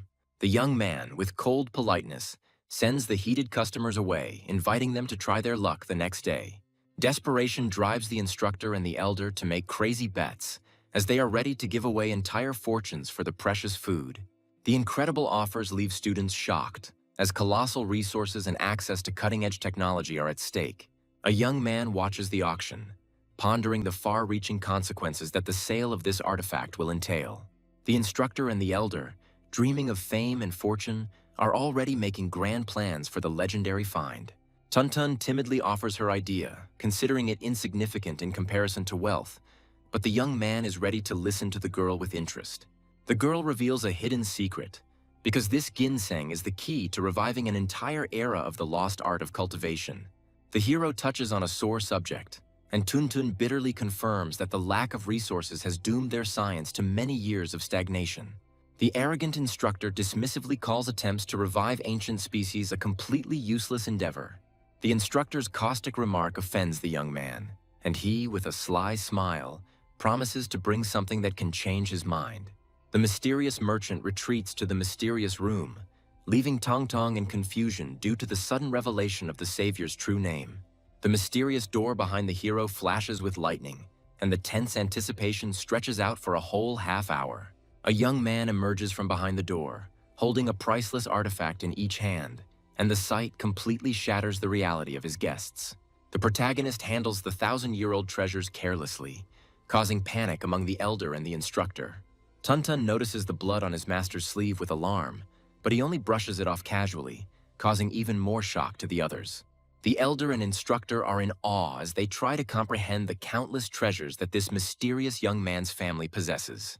Consumed by greed, the old master loses all self-control, pushing away the instructor in an effort to be the first to touch the hero. The elder, in a humiliating act, throws himself at the young man's feet, offering to clean his shoes for the sake of favor. The protagonist coldly accepts this act of servility as part of the payment, reminding him of the money and the promised dividends. Like a magician, the young man materializes several more species of extinct food in his hand, and Tuntun delightedly identifies each one. The girl regretfully refuses to buy it, because the price of these treasures exceeds all her annual food expenses. The instructor speaks with disdain of the fated glory of the Tongtong family, once great cultivators but now science-obsessed failures. The system warns the hero for using the store for personal purposes, but he only denies his guilt with a sly grin. The young man makes a royal gesture, handing over all the gifts and treasures he received to the stunned Tuntun. This incredible gesture shocks everyone present, especially Tuntun herself, who has suddenly become the heir to untold wealth. The protagonist, with an unperturbed expression, confirms his decision, handing over all resources to the girl for her scientific research. Elder Xiao tries to dissuade the young man from such a reckless act, promising him untold riches and worldwide recognition. The system issues a warning again, but the young man merely dismisses its mercantile values with contempt. With righteous anger, the boy lashes out at the elder, accusing his family of greed, arrogance, and complete indifference to the fate of the weak. The powerful rebuke makes even the 100-year-old master feel ashamed, and for the first time in his life he is speechless from the young man's righteous anger. The senior and his comrades rejoice because finally someone has been found who dared to challenge injustice and stand up for them. The disgraced elder and instructor showered themselves with flattery, trying to atone for their guilt and appear as noble patrons. With cold calculation, the young man considers his own benefit, understanding that selling elite feed and monopolizing the market is not a sin. A fire of ambition lights up in his eyes, and the hero mentally voices his grand plan, in which investing in Tong Tong is only the first step. The grand plan bears fruit, justifying all actions in the eyes of a doubting system. The next day, the atmosphere in the classroom is tense due to the shocking video being shown. The friends decide to hide in the dorm until the tests, trying to avoid the impending threat. Looking for some fun, the bored bully notices the girls entering and an evil glint lights up in his eyes. The arrogant Feng Yiliang blocks the path of his friends, immediately setting his sights on the defenseless Tong Tong. Tunton, with icy calm, demands to give way, refusing to show his fear. Feng Yiliang resorts to direct insults, maliciously mocking the girl and trying to break her will. In response to the silent contempt, the bully snatches the valuable book from Tong Tong, crossing the final line. The bully holds the book high, reveling in his superiority, while the girl desperately tries to get her thing back. The outraged friend prepares to intervene, but another student mockingly stops her, continuing the cruel bullying. A vicious bully mockingly offers a deal, demanding a humiliating confession in exchange for her item. The sadist eagerly awaits her tears, reveling in every moment of her helplessness. A sudden intervention interrupts the bullying, and the steely grip of an unknown savior takes the offender by surprise. The mysterious protector easily neutralizes the bully, returning the book to the girl and offering his protection. The defeated bullies are perplexed and try to understand the reason for such a strange intercession on the part of the bodyguard. Dirty speculations give birth in the heads of hooligans to a vile theory about a patron, explaining her sudden protection. The thirst for revenge pushes the bullies to a new plan, and they decide to secretly follow the girl in order to get compromising photos. The pursuers, hiding in the bushes, watch in bewilderment as their target heads to the scientific institute. Inside the institute, a desperate colleague turns to Tong Tong for help after encountering an insurmountable problem in raising tigers. Looking inside, the bullies are surprised to find a whole gathering of lower-class students, something they never expected. Tong Tong instantly identifies errors in treatment, demonstrating deep knowledge in the art of cultivation. The spying hooligans are enraged, deciding that the girl is illegally using the academy's resources for her experiments. The menacing bodyguard once again thwarts their dastardly plans, catching the spies off guard. The bully tries to portray himself as a fighter for justice, but the guard only contemptuously ridicules his stupidity. Feng Yiliang bursts in, threatening Tong Tong with expulsion for allegedly using the equipment illegally. The girl calmly shows official documents, completely destroying all accusations and shocking the bully. A friend gently leads Tong Tong away from a pointless argument, reminding her of the importance of their joint scientific project. The name of the Purple Blood Dragon project stuns the bullies, as its success guarantees the girl a bright future. A sensational discovery is presented at a scientific conference. A giant snail grown using a new method amazes the imagination. Experts are excitedly analyzing the data, confirming the incredible stability and resilience of the new species of celestial beasts. Confident of success, the scientist eagerly awaits recognition for his innovative skills. The jury delivers a crushing verdict, giving him humiliatingly low scores for his work. The pathetic result plunges the smug scientist into a state of complete shock and denial. In desperation, the scientist tries to stop the judges, looking for the reason for his crushing failure. The judge dismisses the work with cold contempt, considering it to be nothing more than outdated and useless old junk. A grand conference of cultivators brings together the city's elite because everyone's future is at stake. A charming host announces the beginning of a grand event taking place within the walls of the prestigious Dragon Academy. The rector of the Dragon Academy addresses the participants with hope, wishing them luck in finding investors and fame. The powerful vice president of the association announces the main prize, which promises the winner membership in an elite society. The news of this incredible opportunity creates a frenzied excitement among the crowd, as everyone dreams of following in the footsteps of their legendary predecessors. The young man looks at others with envy, but his friend quickly brings him down to earth, reminding him of the unattainability of his dreams. Instructor Shu greets the guests with a polite look, allowing them into a closed area for special participants. Young instructors discuss their cunning plans to snatch up talent, anticipating the coming struggle. At this time, the main character confidently heads towards the arena, ready to use any opportunity to win. The appearance of a mysterious young man in the elite training grounds causes a wave of confusion and gossip among the instructors. Instructor Shai only watches the whispers with a smirk, because the general confusion only plays into his hands. The presentation of another participant ends in complete failure, as his optical camouflage technology receives only 3 points. The judge points out the primitiveness of the method with cold contempt, advising the author to return to basics. The humiliated participant desperately tries to stop the departing investor, but his pleas go unanswered. The conference's strict rules leave no chance for an easy victory, as even the strongest participants have yet to score high scores. The cold-eyed judge reminds us of the harsh rules, leaving no chance for the weak. Despair grips the participants and they panic and try to avoid the inevitable assessment. Amidst the general fear, Tong Tong's determined voice breaks the silence, drawing attention to itself. The girl's bold act surprises the judge, and he accepts her challenge with interest. Skeptical spectators survey the modest hall with disdain, predicting a complete failure for the girl. The judge, with icy calm, warns the heroine, advising her to abandon the hopeless undertaking. Tun Tun confidently dismisses any doubts, demonstrating his complete readiness for the presentation. The girl takes out a mysterious test tube containing a purple liquid, and the judge immediately recognizes it as the legendary blood. A steely determination lights up in the heroine's eyes, and she calls on everyone to witness the coming miracle. The girls begin a mysterious ritual by pouring purple blood into the mouth of a young dragon. The friends use the legendary method of blood forging, and their combined energy envelops the young dragon. The judge watches the ritual with skepticism, doubting its effectiveness. A powerful ghostly spirit emerges from the small dragon, heralding a grand transformation. An incredible pressure crushes the audience, forcing them to believe in the awakening of an ancient horror. A majestic image of the purple blood dragon, extinct for 9,000 years, appears in the hall. The girls examine their transformed pet with surprise and slight disappointment, expecting more impressive changes.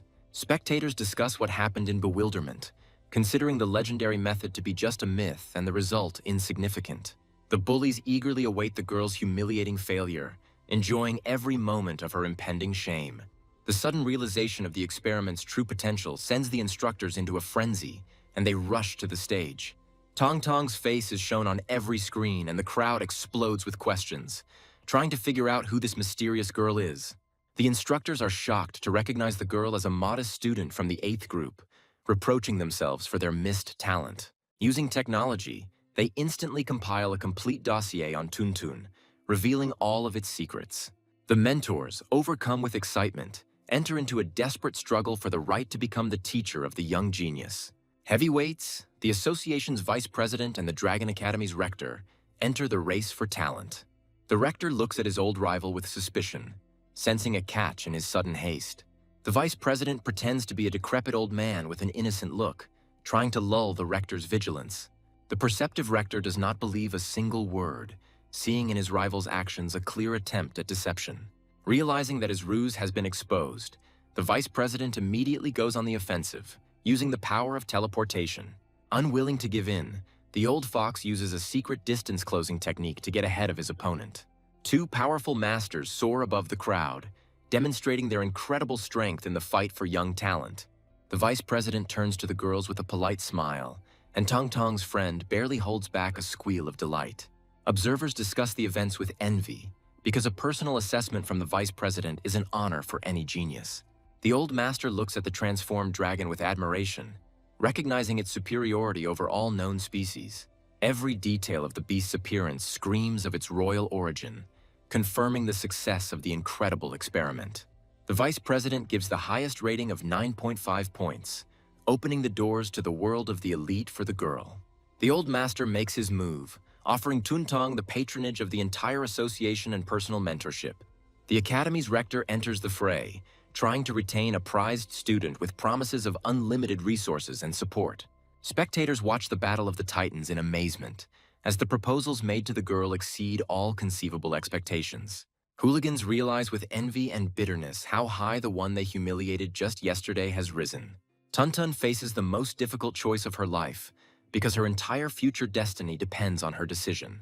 With unwavering determination in his eyes, Tong Tong announces his decision, keeping the entire audience in suspense. Spectators and participants are holding their breath in anticipation, as any choice the girl makes guarantees her a brilliant future.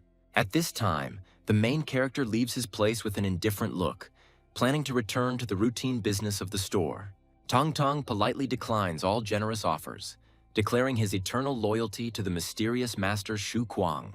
This shocking statement causes chaos in the crowd, and the powerful patrons are furious and demand that the insolent man be found immediately.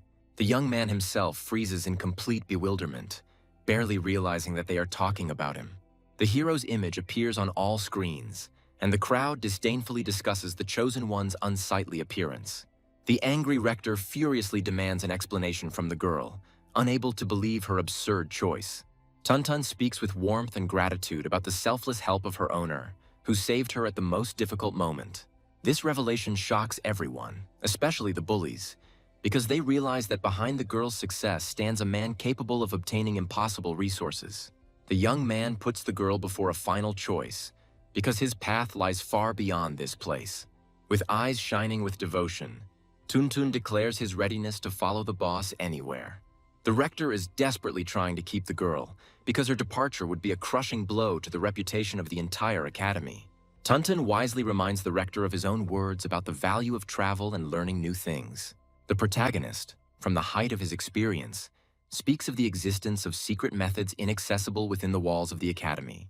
The audience discusses the stranger's words with disbelief, considering them to be nothing more than a clever ploy to steal his talent. The enraged rector issues a bold challenge, offering to decide the girl's fate in a fair duel. The instructor, with a sly smile, encourages the hero to accept the challenge, anticipating a grand spectacle. The young man, with icy calm, declines the amateur match, hinting at something more. Shrouded in a fiery aura, the hero raises the stakes to the limit, demanding that their duel be broadcast to the entire city. Floating effortlessly through the air, the hero demonstrates a level of power control available only to masters of the title rank. The rector accepts the challenge with delight, anticipating how the entire city will applaud the talent of his academy. News of the daring challenge instantly spreads throughout the city, attracting the attention of curious spectators.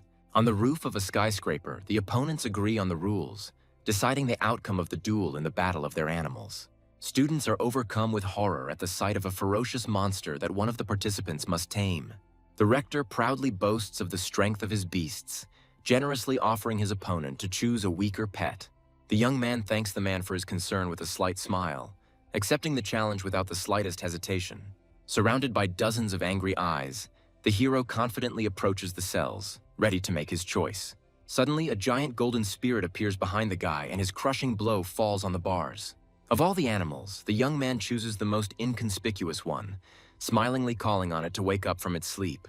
The chosen animal awakens with a roar, and its menacing appearance fills the cage with a sense of hidden power. The audience watches in amazement as the young man subdues all the ferocious beasts with just one glance. The vice president admires the hero's incredible insight in choosing the strongest beast of them all. The rector, with a smug grin, acknowledges the talent of his rival's beast, but confidently declares the superiority of his dragon. Obeying its master's command, the mighty flaming dragon awakens, ready for the coming battle. The wise vice president explains that the dragon's bloodline can compensate for any shortcomings in talent. The old master reveals the academy's main secret. Their unique spirit awakening technique is the pinnacle of cultivation art. The rector proudly confirms his intentions, planning to teach Tong Tong this secret technique after she is enrolled. Confident of victory, the rector takes out a mysterious pouch, preparing to demonstrate his main advantage. A shining artifact, a century-old dragon bone capable of granting incredible power, bursts from the rector's hands. The rector releases the powerful dragon soul from the bone, preparing for the decisive stage of the duel. The instructors discuss the rector's generosity with envy, predicting the imminent defeat of his mysterious rival. Using the spirit awakening technique, the rector infuses ancient power into his pet. The enhanced dragon's incredible aura leaves the audience in awe, but they are shocked by the icy calm of his opponent. Instead of preparing for battle, the young man calmly feeds his beast rare grass, causing confusion in everyone. Having prepared the pet, the hero confidently begins his own, much more mysterious ritual. The skies above the city suddenly darken and lightning flashes through the storm clouds. The vice president is horrified to realize that something beyond comprehension is unfolding before him, a legendary gift from the Holy Spirit.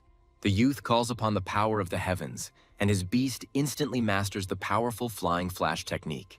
The speed and power of this cultivation shocks everyone, because the hero achieved the impossible in a matter of seconds. Two mighty beasts, the blazing fire dragon and the iron ice scythe, are ready for a deadly fight. Spectators doubt the young master's strength, as his beast shows no visible changes. Only the wise vice president understands that the young man has touched the very source of the element, granting his pet incredible power.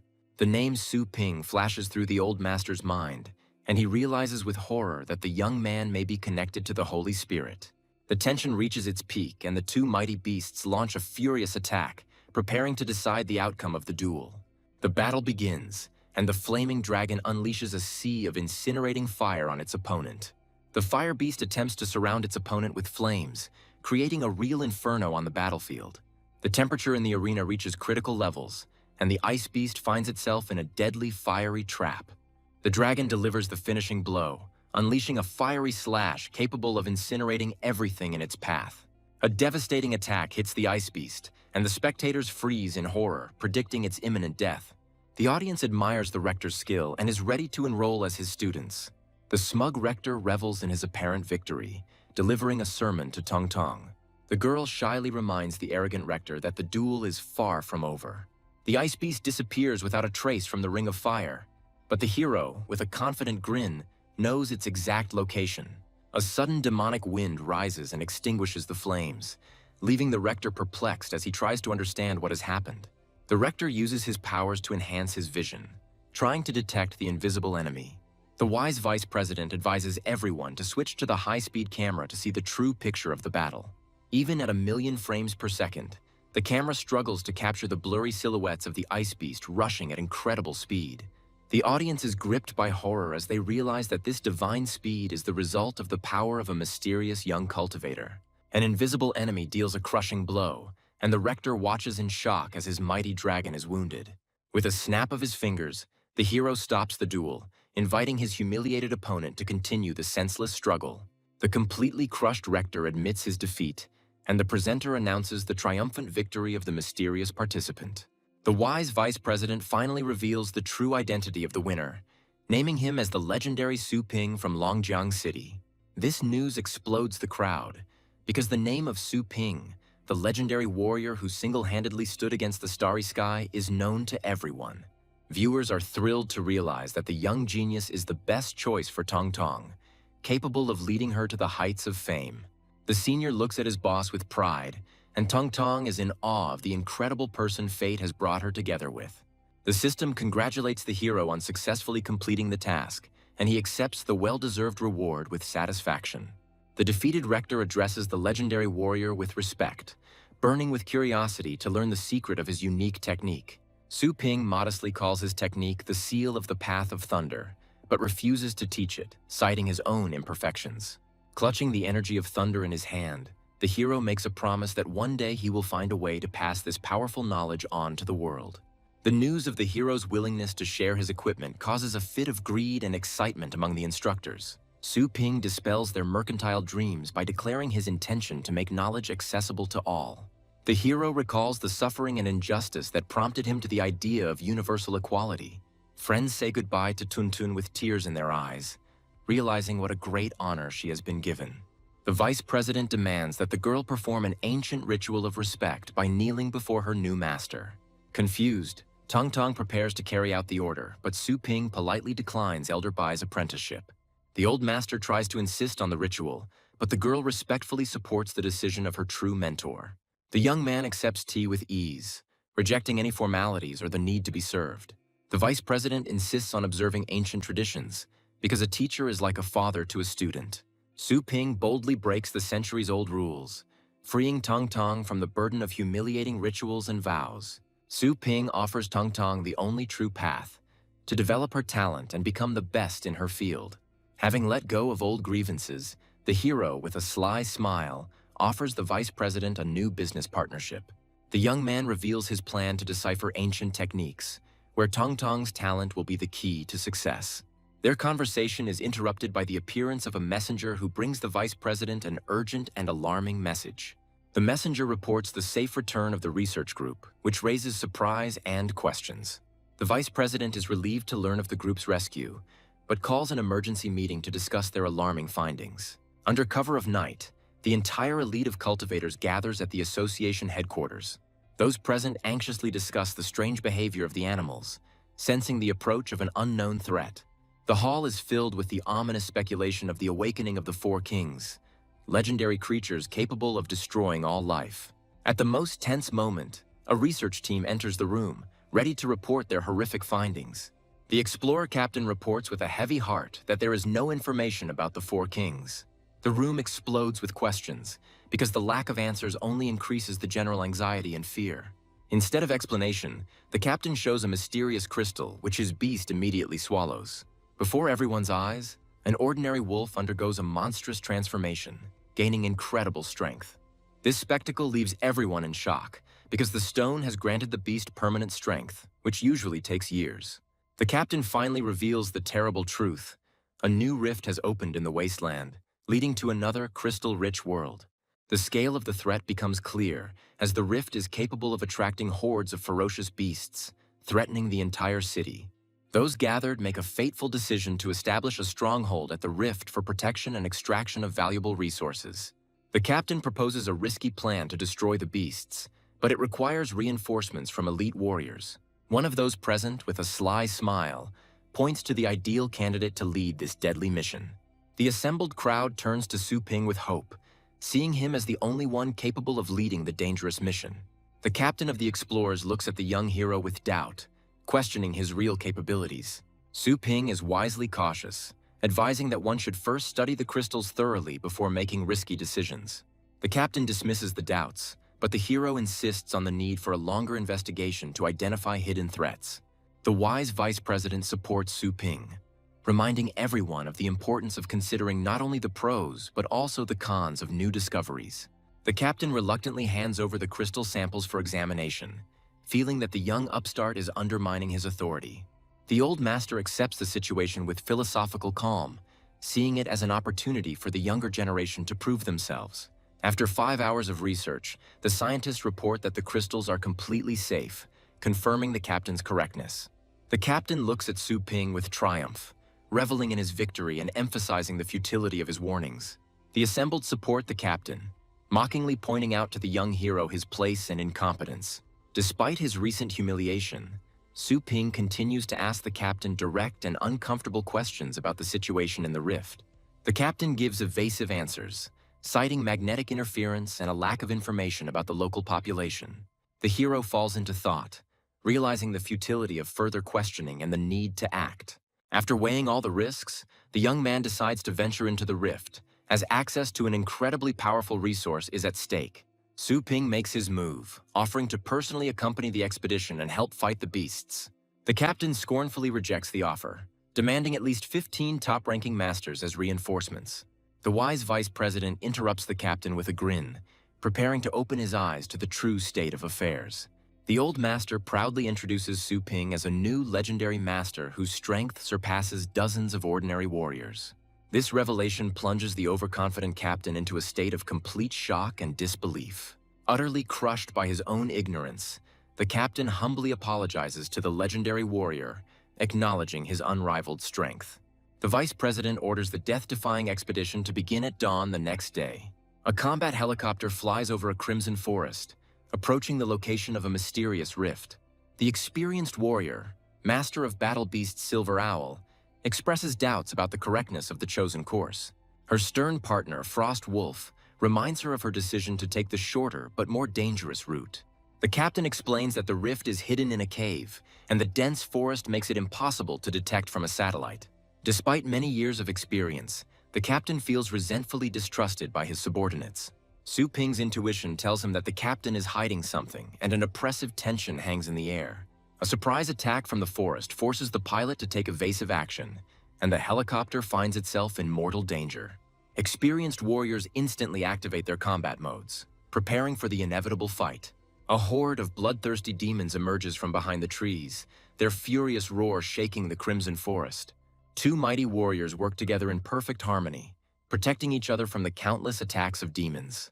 A powerful attack hits the forest, but leaves only barely noticeable scratches on the strange trees. The warriors are surprised to discover that their attacks are almost useless, and the cunning creatures skillfully hide in the forest. A demon suddenly appears and attacks the warrior from behind, and Su Ping warns her of the danger at the last second.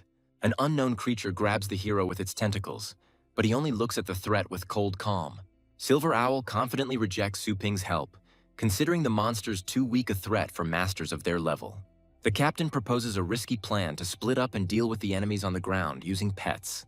The two masters readily accept the plan, calling upon their powerful guardian beasts to help. Su Ping tries to warn his comrades against the dangerous division, but they only confidently wave him off.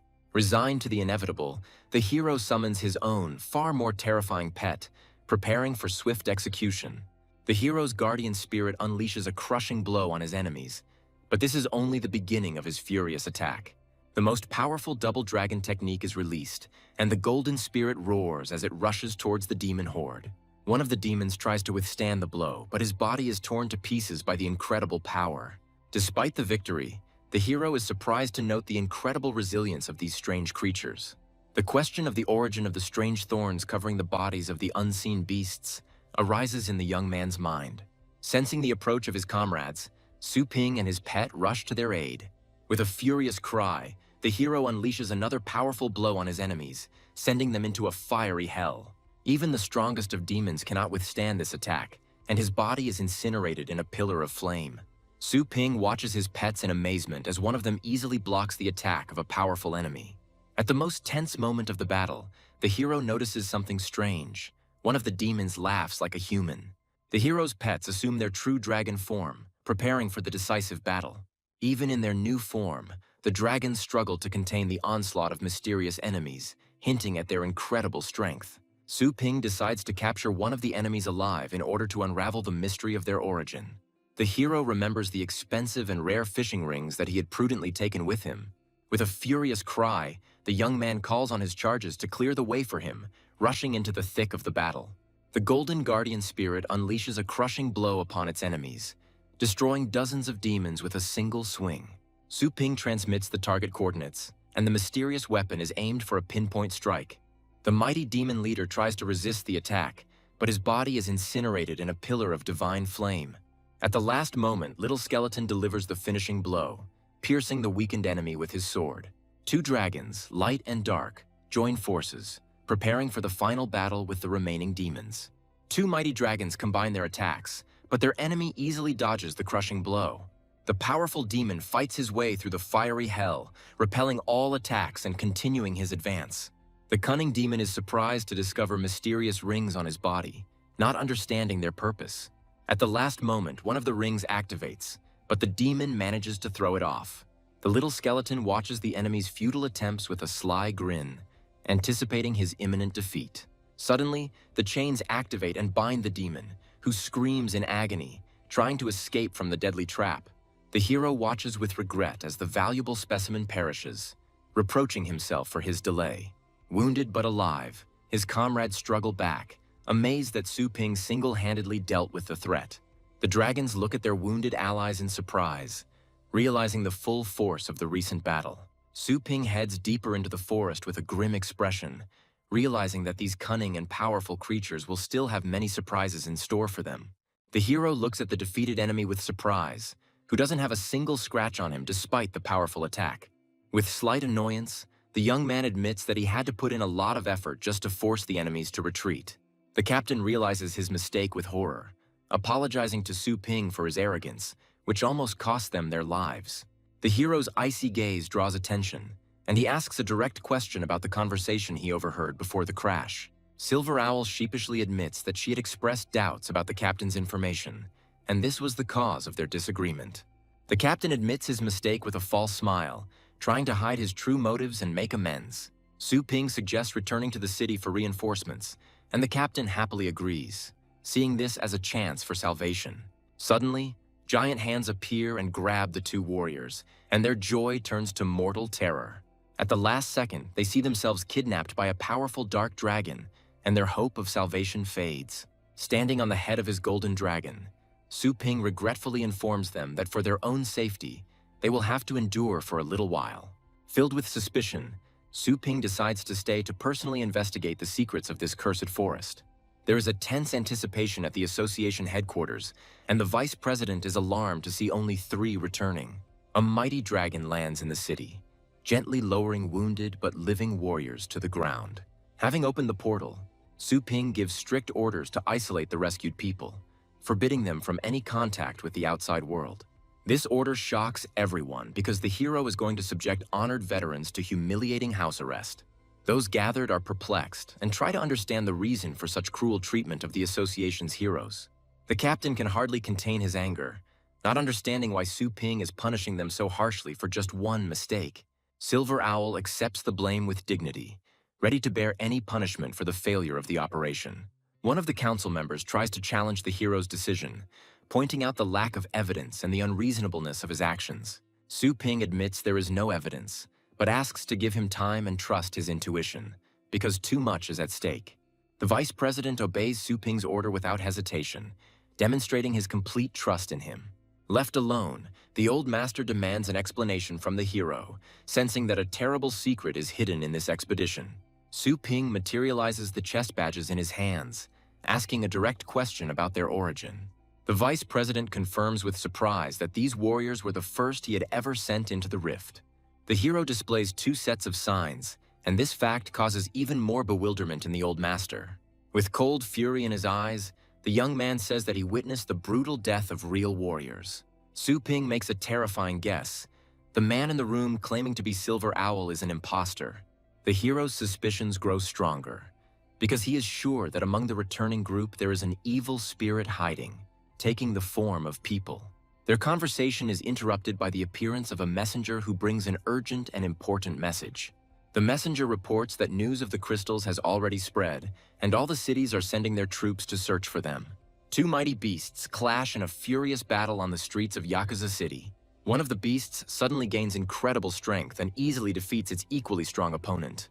The defeated one, perplexed, tries to understand how his opponent was able to increase his power so dramatically. The winner proudly displays the mysterious crystal, revealing the secret of his sudden power. The news of the miraculous ore instantly spreads through the crowd, causing general excitement and greed. Consumed by a thirst for profit, one of the warriors calls on everyone to unite to extract valuable crystals. His cautious companion expresses doubts, as the mysterious rift may contain a mortal danger. The desperate warrior rejects all warnings, seeing the risky expedition as his only chance for a breakthrough. Arriving at the place, the adventurers encounter an unexpected obstacle. Guards block their path. The association officially bans entry into the Scarlet Forest until the investigation is complete, but rumors of returning squads only fuel interest. The security guard announces with icy calm that the enrollment is closed, condemning all latecomers to disappointment. The crushing pressure of the 9th-level master makes the crowd retreat in terror, not daring to disobey. Latecomers bitterly realize their loss, because they missed a chance that could have changed their whole life. Despair gives way to helplessness, as it is simply impossible to resist the powerful masters of the association. The sudden appearance of a mysterious woman in a red cloak gives new hope to the crowd. Her words about the injustice and greed of the association ignite a spark of rebellion in the hearts of people. The stranger's fiery speech stirs up anger in the crowd, and she urges them not to miss their only chance at greatness. Inspired warriors scream with fury about their lost glory, ready to do anything to achieve their goal. The woman announces that she knows a secret way around it and invites everyone to take the risk and follow her. This proposal causes a storm of delight in the crowd, and the desperate warriors readily accept her leadership.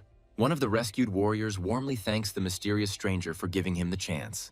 With a devilish grin and glowing red eyes, the woman introduces herself by the mysterious name of Andy. Meanwhile, the vice president imposes a lockdown on the rift in an attempt to contain the growing chaos. Su Ping expresses doubts about the ban's effectiveness, fearing it will only fuel further discontent. Clutching a mysterious ring in his hand, the hero decides to interrogate his own captive to find out the truth. The demon suddenly appeared and looked at his captor in surprise, not understanding how he ended up there. The enraged monster rushes into attack, promising to tear its enemy to pieces. Su Ping easily blocks the blow and breaks the demon's fingers with a crunching sound, demonstrating his overwhelming strength. Holding the broken enemy, the hero begins his interrogation, demanding immediate answers to his questions. The demon realizes with horror that his opponent had deliberately hidden his true power, and now he is at his complete mercy. The demon, with a mad laugh, rejects any attempts at interrogation, ready to die rather than reveal his secrets. With his arms crossed over his chest, the monster issues a daring challenge to his captor, offering to settle the matter in a fight to the death. Su Ping launches a lightning strike, but his fist passes through the demon's body without causing any harm. By using teleportation, the hero instantly appears behind the enemy, spending a colossal amount of energy on this.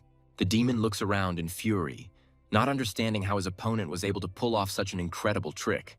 Suddenly finding himself in a familiar store, the monster is surprised to see his owner and other customers. With a devilish grin, the demon sees the store's visitors as nothing but fresh prey, anticipating a bloody massacre. A suddenly appearing fiery sword blocks the monster's attack, saving the innocent from certain death. A charming elf in a maid costume easily deflects the blow, causing the demon shock and bewilderment. Su Ping, with a slight smile, asks her assistant to be careful, because they have to extract valuable memories from the captive.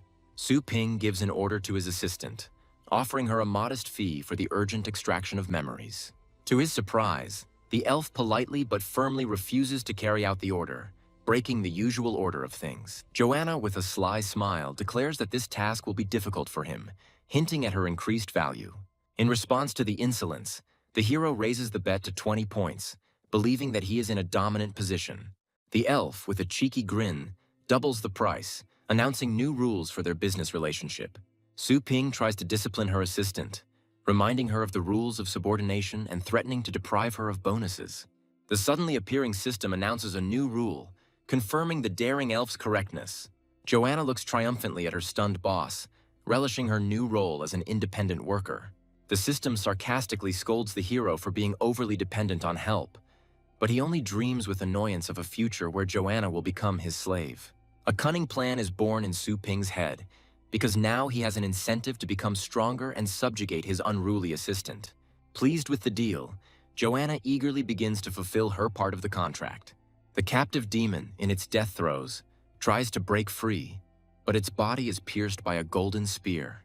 The elf begins the soul-searching ritual with icy calm, penetrating into the most hidden corners of the demon's consciousness. Meanwhile, the desperate adventurers, with their last strength, wander through the Crimson Forest, approaching their goal.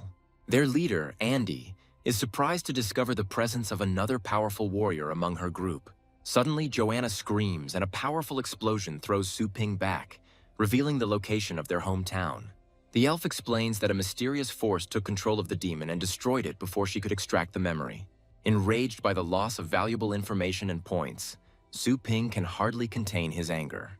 Joanna, with a serious expression, warns her boss that their new enemy is much more cunning and dangerous than the previous ones. Su Ping scornfully rejects any excuses and furiously demands a refund for the failed mission. As compensation, Joanna offers to answer one question using her thousands of years of experience. Su Ping shows the crystal, demanding that the elf reveal its origin and location. Joanna looks at her boss with feigned bewilderment, pretending not to understand what he is talking about. The enraged hero bursts into a scream, reminding everyone that this mysterious ore has already caused the death of many people. With icy calm, the elf reminds him of a similar artifact that he himself once stole from them. A sudden memory strikes the hero, and he realizes with horror that these two events may be connected. A terrible guess pierces his mind, and he assumes with horror that the mysterious crystals are made of people. Su Ping contacts the vice president, who reports the sudden and mysterious death of the two imposters. The hero understands that their enemy is skillfully covering his tracks, eliminating all witnesses and leads. With cold fury in his eyes, the young man realized that someone had set a deadly trap for all the war Beastmasters. Su Ping reveals the terrifying truth. The crystals are created from the lives of fallen war Beastmasters. The vice president notices something strange in the pool of blood left behind by the imposter's self-destruction. A familiar thorn emerges from the bloody pool, and the old master recalls with horror a similar creature from the Scarlet Forest. The hero confirms his guess by demonstrating the same spike, and now he has irrefutable proof. After putting all the evidence together, Su Ping comes to a shocking conclusion. All these creatures belong to one of the four kings. This revelation horrifies everyone, because the four kings are mythical creatures from the abyss who have never set foot on their land. The hero, with cold logic, argues about the impossibility of their appearance, because for creatures of such power, there simply are no gates. One of those present tries to explain haltingly that the abyss is not a place, but something else. He talks about a man-made depression in the northernmost desert, whose depth reaches 8,000 meters. The bottom of this pit is hidden in a stellar rift, and it is this place that is the gateway to the terrifying abyss. Finally, the terrible secret is revealed. The abyss is an entire planet that serves as a prison for the four kings.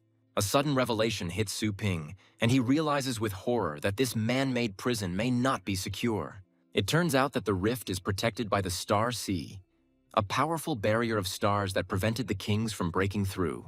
In ancient times, a great warrior sacrificed himself to create this seal by pressing a powerful artifact into the earth. The thought of a force capable of creating such a barrier fills the hero with awe and horror. The vice president anxiously speculates that one of the kings may have found a way to escape by developing a power capable of resisting the seal. The old master voices his worst nightmare. What if the other kings have already broken through the seal and landed on their planet? This thought seems incredible, because the entrance to the abyss is guarded by legendary masters who stand guard over humanity. Four mighty warriors stand atop the obelisks, ready at any moment to repel anyone who dares threaten their world. Su Ping, horrified, voices the terrible guess that the real guards are dead, and in their place there are now only pitiful doubles. The mysterious Andy rips apart the flesh of one of her creations, demonstrating her terrifying power. Her minions report an attempted espionage by a powerful being that has attracted the attention of their master. It turns out that Su Ping himself was the spy, and now his hometown of Longjiang has become the object of close attention. With a devilish smile, Andy sends his creations, carrying mysterious crystals, on a new mission. An oppressive silence falls over the room, and everyone realizes with horror that Su Ping's guess may be true. The vice president issues a series of decisive orders, mobilizing all forces to check and detain possible imposters. He calls for help from the powerful organization, the Tower of Spades, to confirm his worst fears. The old master reminds Su Ping with a heavy heart that they are all just helpless ants in front of the king's power. The vice president places full responsibility for the investigation on the hero, as the fate of their world depends on its success. Joanna readily offers her help in the coming disaster, but Su Ping rejects her, preferring to act alone. A worried Su Ping tries to contact his combat team, but their location remains unknown. Suddenly, his loyal subordinates appear, joyfully greeting their master and brother. The hero is surprised to learn that his crew has been loafing around the city on the captain's orders due to strange events in the desert. The exchange of information reveals that the captain's caution and the services of the pet store played a key role in their safety. The girl proudly reports on the growing popularity of their store, as neighboring cities are already offering lucrative contracts. Su Ping teases her sister with a warm smile, surprised by her suddenly awakened business acumen. Gently stroking his sister's head, the hero completely entrusts her with all matters related to expanding their family business. An embarrassed but happy girl scolds her brother with feigned severity for ruining his hair. An unexpected call from Tong Tong interrupts their conversation, and the girl anxiously inquires about his condition. Tun Tun recalls her recent success, but regretfully notes that her serum is currently only capable of transforming 1% of the bloodline. Tun Tun proudly announces a major breakthrough, as they can now increase the beast's combat power by up to 80%. Inspired, Su Ping immediately offers his pet for an experiment and learns that the girl is already waiting for him at the store. The hero is surprised to learn that his materials allowed Tun Tun to resume research into her ancestors and achieve such a quick result. After saying goodbye to his friends, the young man expends a colossal amount of energy on instant teleportation. In the blink of an eye, Su Ping is in his shop, stunning Tong Tong with his incredible speed. With eyes shining with excitement, the hero is interested in the next projects, ready to provide any resources. Tun Tun enthusiastically talks about two promising directions: the revival of extinct dragons and the investigation of a mysterious link contract. A sudden revelation strikes Su Ping, and he realizes with horror that his pet may possess the same feedback power. With a confident smile, the hero asks Tun Tun to focus all his efforts on researching the communication contract. Meanwhile, a crowd gathers behind the building, attracted by the strange aura and the premonition of something grand. The mysterious organizer hands out handcuffs, promising complete safety from any harmful influences. A mighty warrior holds back the crowd, asking them not to anger the legendary elders. A motley group of adventurers prepares for the expedition, expressing gratitude for their cooperation. A sudden attack by a monster interrupts their gathering, and one of the participants finds himself in mortal danger. At the last second, the group's leader gives the order to flee, leaving his comrade to certain death. Abandoned to his fate, the warrior looks at the crystal in horror, realizing that he has been betrayed for the sake of profit. In desperation, he tries to escape, but his comrade blocks his path, condemning him to death. Consumed by greed, the traitor eagerly awaits the appearance of the monsters, ready to make a sacrifice. At the last moment, he forces a mysterious pill into his victim's mouth. A devoted warrior screams in agony, not understanding why his comrade, with whom they had gone through hell together, treated him so cruelly. In agony, the devoted warrior gains new, monstrous strength, but his human mind fades. The traitor looks in horror at the monster his comrade has become, but his own fate is sealed. A mysterious monster offers the newly converted a deal, promising to restore his human form in exchange for his soul. At this time, a group of adventurers approaches the snow-capped mountains, unaware of the impending danger. Their path leads to a mysterious ridge inhabited by legendary hermits who guard ancient knowledge. Suddenly, their path is blocked by an invisible barrier, and the adventurers are perplexed as they try to understand its nature. Realizing that they are facing a powerful defense, the group's leader falls to his knees, begging to meet the tower's master. Their prayers go unanswered, and a powerful gust of wind throws them off the mountain, condemning them to certain death. Meanwhile, the vice president is furious to realize that the monsters have created their own organization to hunt humans. The cities are plunged into chaos, and the old master realizes with horror that they are faced with an enemy whose cunning and strength exceed all their expectations. A concerned vice president requests information about Su Ping's investigation, who has not been heard from for several days. A subordinate reports that the legendary hero is traveling through cities, but the old master sees this as only part of his cunning plan. The vice president falls into thought, realizing the complexity of the task because their enemy is incredibly cunning and could change his appearance. An embarrassed subordinate timidly interrupts his thoughts, informing him that Su Ping is not traveling for the sake of investigation. The news that the legendary hero is opening branches of his store leaves the old master completely perplexed. At this very time, Su Ping was calmly collecting rare ingredients, completely unconcerned about the impending disaster. In one of his stores, a real battle breaks out for the last rare item, and the losers curse their misfortune in rage. Desperate buyers stage a frantic auction, willing to pay a fortune for the precious food.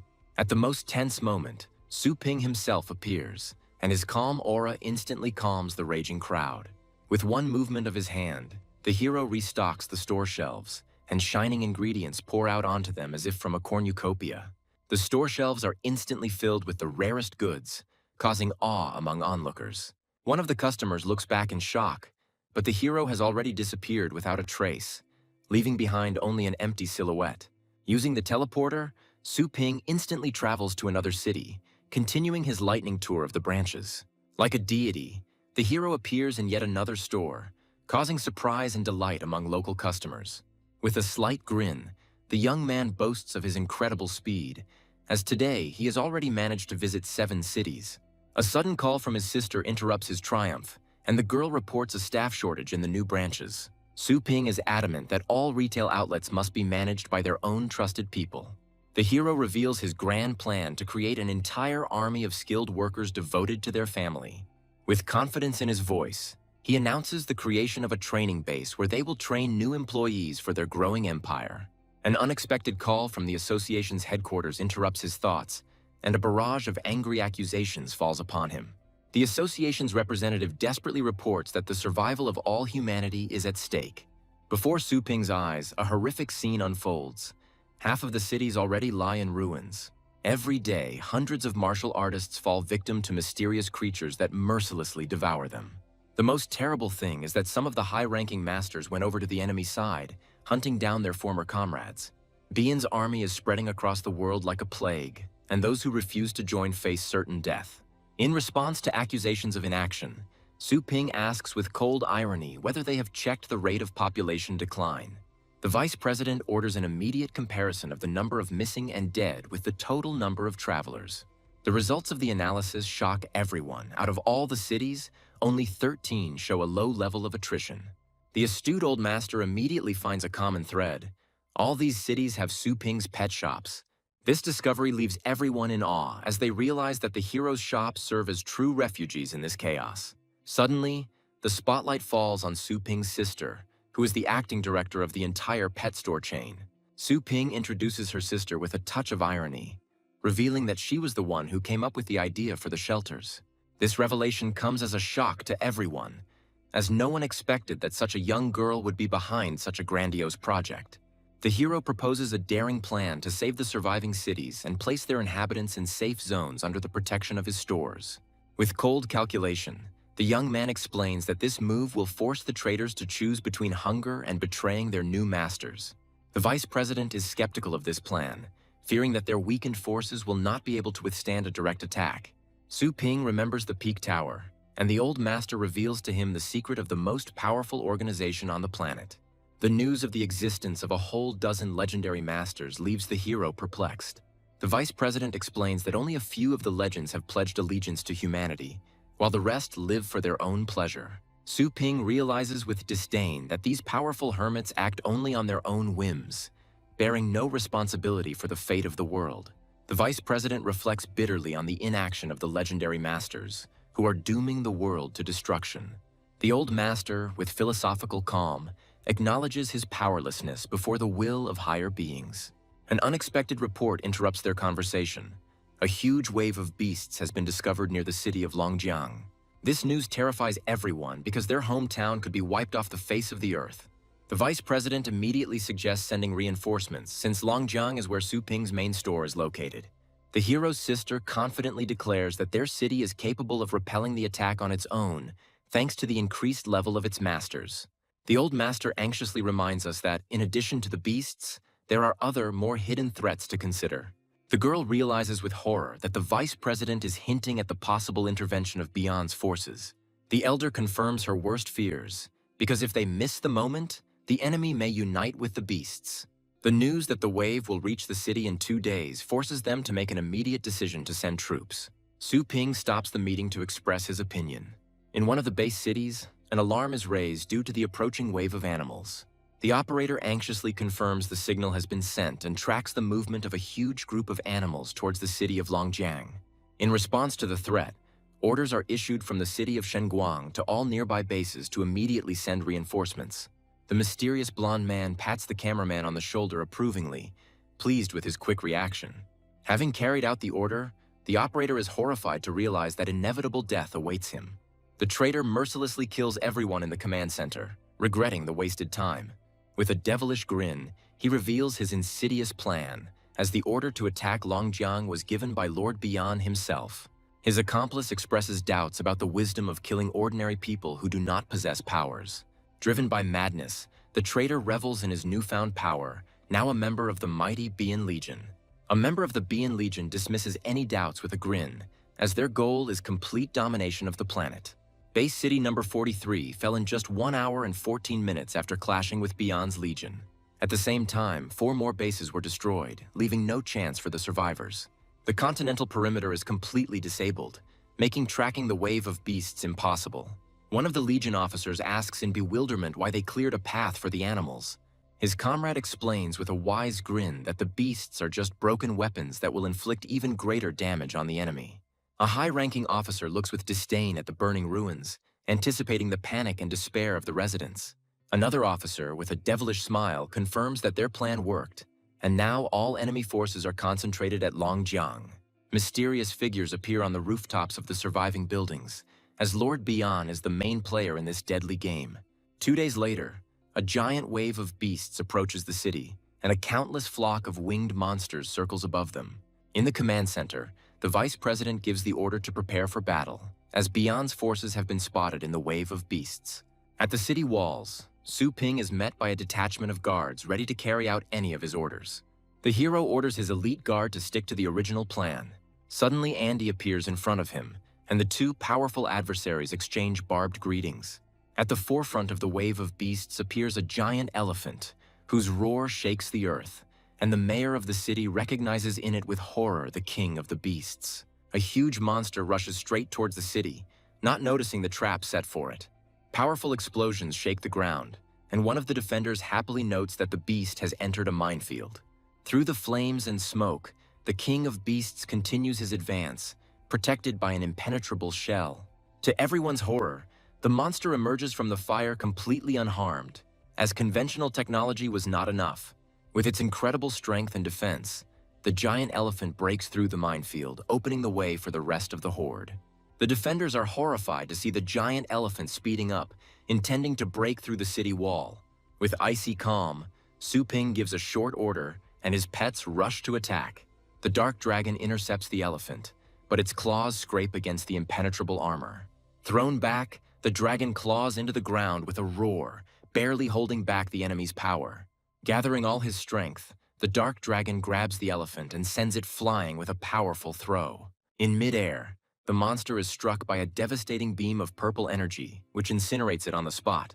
The city's defenders rejoice because they have managed to defeat their first and most powerful enemy.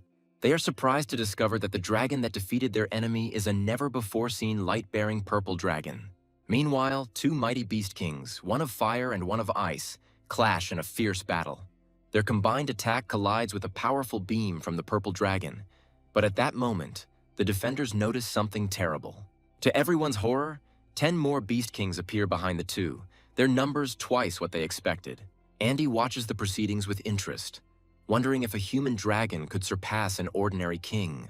From the depths of the fire emerges a demonic monkey, one of the strongest fire-type beasts. The defenders are horrified to realize that this monster's attack range is 10 times greater than normal, and its power has clearly been enhanced by Beyond. Despite the mortal danger, one of the defenders believes in victory, because their dragon has already defeated the giant elephant. Su Ping's dark dragon takes a defensive stance, preparing to meet a devastating attack. An impregnable wall of the gods arises around the city, easily withstanding a powerful fire strike. Andy is intrigued by the unusual defensive skill, as it surpasses even the abilities of a purebred beast king. The city's mayor watches with delight the unique skills created by the legendary Su Ping. The hero notices something strange in the enemy's behavior. A giant elephant has sacrificed its life to clear a safe path through a minefield. Instead of surrounding the city, the beasts continue to attack one by one, causing confusion among the defenders. One of the warriors assumes that Beyond is testing their strength, but quickly realizes that his supporters are not here. Meanwhile, the suburbs are teeming with animals, but there is not a single Beyond soldier among them, which raises even more questions. The command center is horrified to realize that Beyond did not use all of his forces to attack Longjiang. At the same time, in another defenseless city, portals appear from which Beyond's warriors emerge. Hordes of monsters and soldiers descend upon the defenseless city, sowing chaos and destruction. Shocking information arrives at the Longjiang command center. Beyond has attacked 11 other cities where Su Ping's shops are located. Andy watches the scene with a devilish grin, because their cunning plan worked, and now it's too late. She proclaims that Longjiang's defenders are trapped, doomed to watch the rest of the world burn in flames. The mayor of the city falls to his knees in despair, realizing his complete powerlessness before the treachery and power of Beyond. The mysterious assistants report to Su Ping that everything is ready according to his orders. With a confident grin, the hero declares that it is not too late to fight back against the treacherous Beyond. On the second battlefield, a barrage of bombs rains down from the sky, sowing chaos and destruction. The monster riders are horrified to see the approaching aerial attack. The Guardians' powerful bombs engulf enemy troops, but their defensive barriers withstand the impact. The attacker's leader is perplexed as to how a B-level city could obtain such a powerful weapon. Meanwhile, warships take off from near-Earth orbit, heading towards the main city of the starry sky. Drop capsules with troops land on the battlefield, and the enemy looks on in horror at the new reinforcements. Elite fighters surround enemy troops, leaving them no chance of escape. The command center watches with delight as Su Ping's brilliant plan distracts the enemy and delivers a crushing blow. The two powerful leaders, Su Ping and Andy, look at each other with a smirk as they prepare for the decisive battle. At this time, a logistics train rushes underground, unaware of the chaos happening on the surface. The workers on the train hear a strange roar, reminiscent of the roar of countless animals. Despite the alarming sounds, they continue their work, aware that a battle of unprecedented proportions is unfolding on the surface. The tremors from the battle reach even the underground tunnels, and the workers are horrified to realize the power of the Beast King. One of them screams in panic that this is Bian's doing, and now they have no chance of winning. The squad leader angrily calls everyone to order, reminding them of their duty to deliver ammunition to those fighting above. His fiery speech inspires the workers, and they believe with renewed vigor in the victory of their legendary hero. As they approach the station, they see the train surrounded by mysterious red creatures. Meanwhile, on the first battlefield, a giant fire monkey roars into battle. Su Ping's mighty dragon holds off the fire monkey's attack, protecting the city with his indestructible shield. On the city walls, artillerymen furiously open fire on the advancing horde, preventing them from breaking through. Thousands of shells rain down on the enemy, turning the battlefield into a fiery hell. The gun barrels become hot from the continuous firing, and the soldiers use ice crystals to cool them. Suddenly, one of the monsters breaks through the barrage of fire and attacks the defenseless artillerymen. At the last second, a mighty warrior appears and throws the monster back with one blow, saving the soldier. The right commander of the Imperial Guard, Qin Du Huang, warns his men of strengthened enemies. Meanwhile, other monsters enter the city, wreaking havoc and killing defenseless soldiers. One of the warriors notices an unstable pulsating core on the monster's chest. The commander-in-chief is horrified to realize Bian's insidious plan to use the beasts as living bombs to destroy their walls. Su Ping's assistant asks him to take matters into his own hands, as leaving the city now would be tantamount to suicide. The first commander-in-chief of the Imperial Guard, Zhou Tianlin, gives the order to form a battle formation. A giant ghostly dragon appears above the city, ready to unleash its divine punishment on the enemy. One of the monsters tries to climb the wall, but his body is cut in two by a powerful beam of green energy. A gigantic spectral sword, born of a dragon, descends upon the horde, cutting down hundreds of enemies with a single blow. The city's defenders rejoice because they have managed to kill another Tsar, and now they have a real chance of victory. Meanwhile, on the second battlefield, an uneasy silence reigns, and the warriors sense something terrible approaching. Giant bloody tentacles burst from the ground, shaking the battlefield to its very foundations. Bian's soldiers watch with delight at the appearance of their lord, anticipating the imminent reprisal against their enemies. Monstrous tentacles grab elite fighters, sucking their life force and turning them into withered mummies. The surviving soldiers of Bian desperately cry out to their lord, begging him for help. They are ready to continue fighting, but their strength is running out, and they ask for only a little strength. Instead of helping, the giant tentacle grabs them, condemning them to the same terrible fate as their enemies. The last survivor screams in terror, not wanting to be abandoned and lose the strength he had worked so hard to gain. With a slight smile, Andy returns to the first battlefield, where her loyal servants are eagerly awaiting her. She rises into the air on giant tentacles, preparing to unleash her true power upon the city. Su Ping summons his purple dragon with fury in his eyes, preparing for the final battle. Giant tentacles grab the dragon, trying to crush it with their monstrous strength.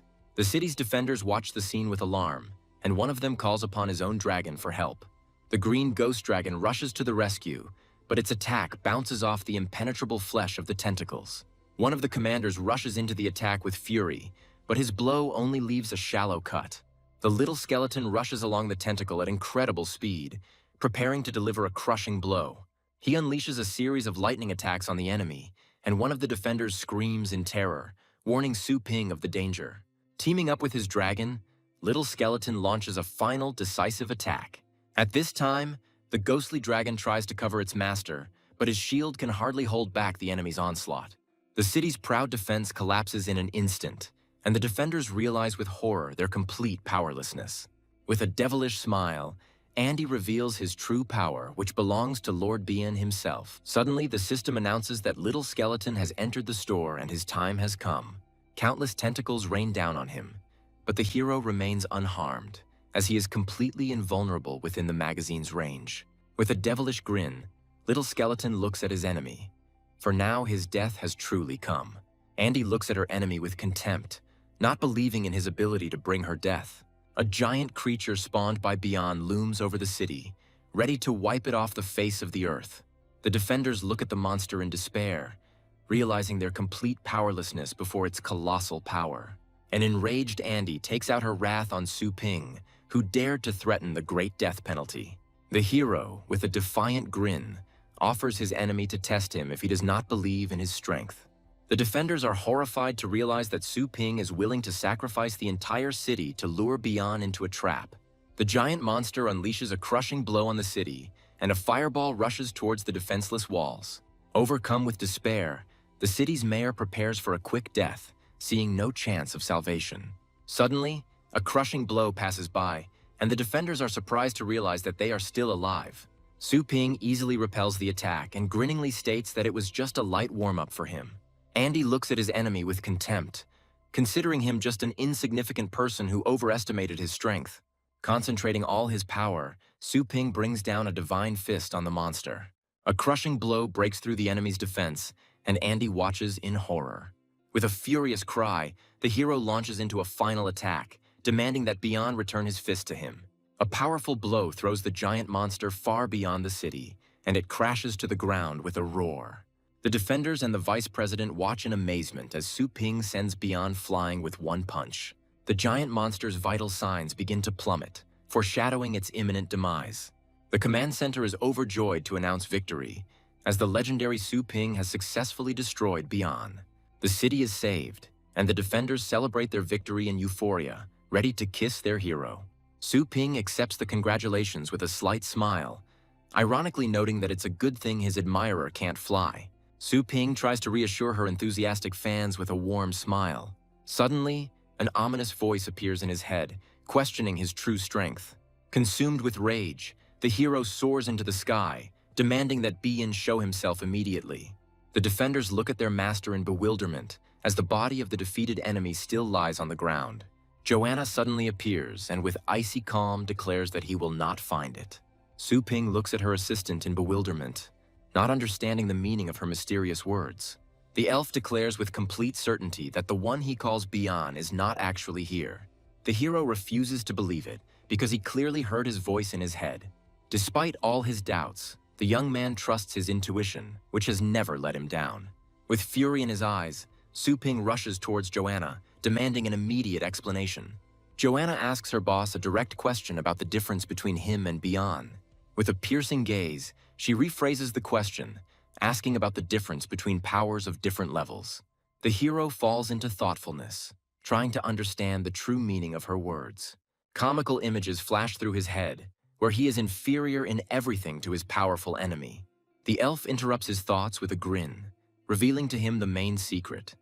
The master of the Kingdom of Fate possesses a certain law.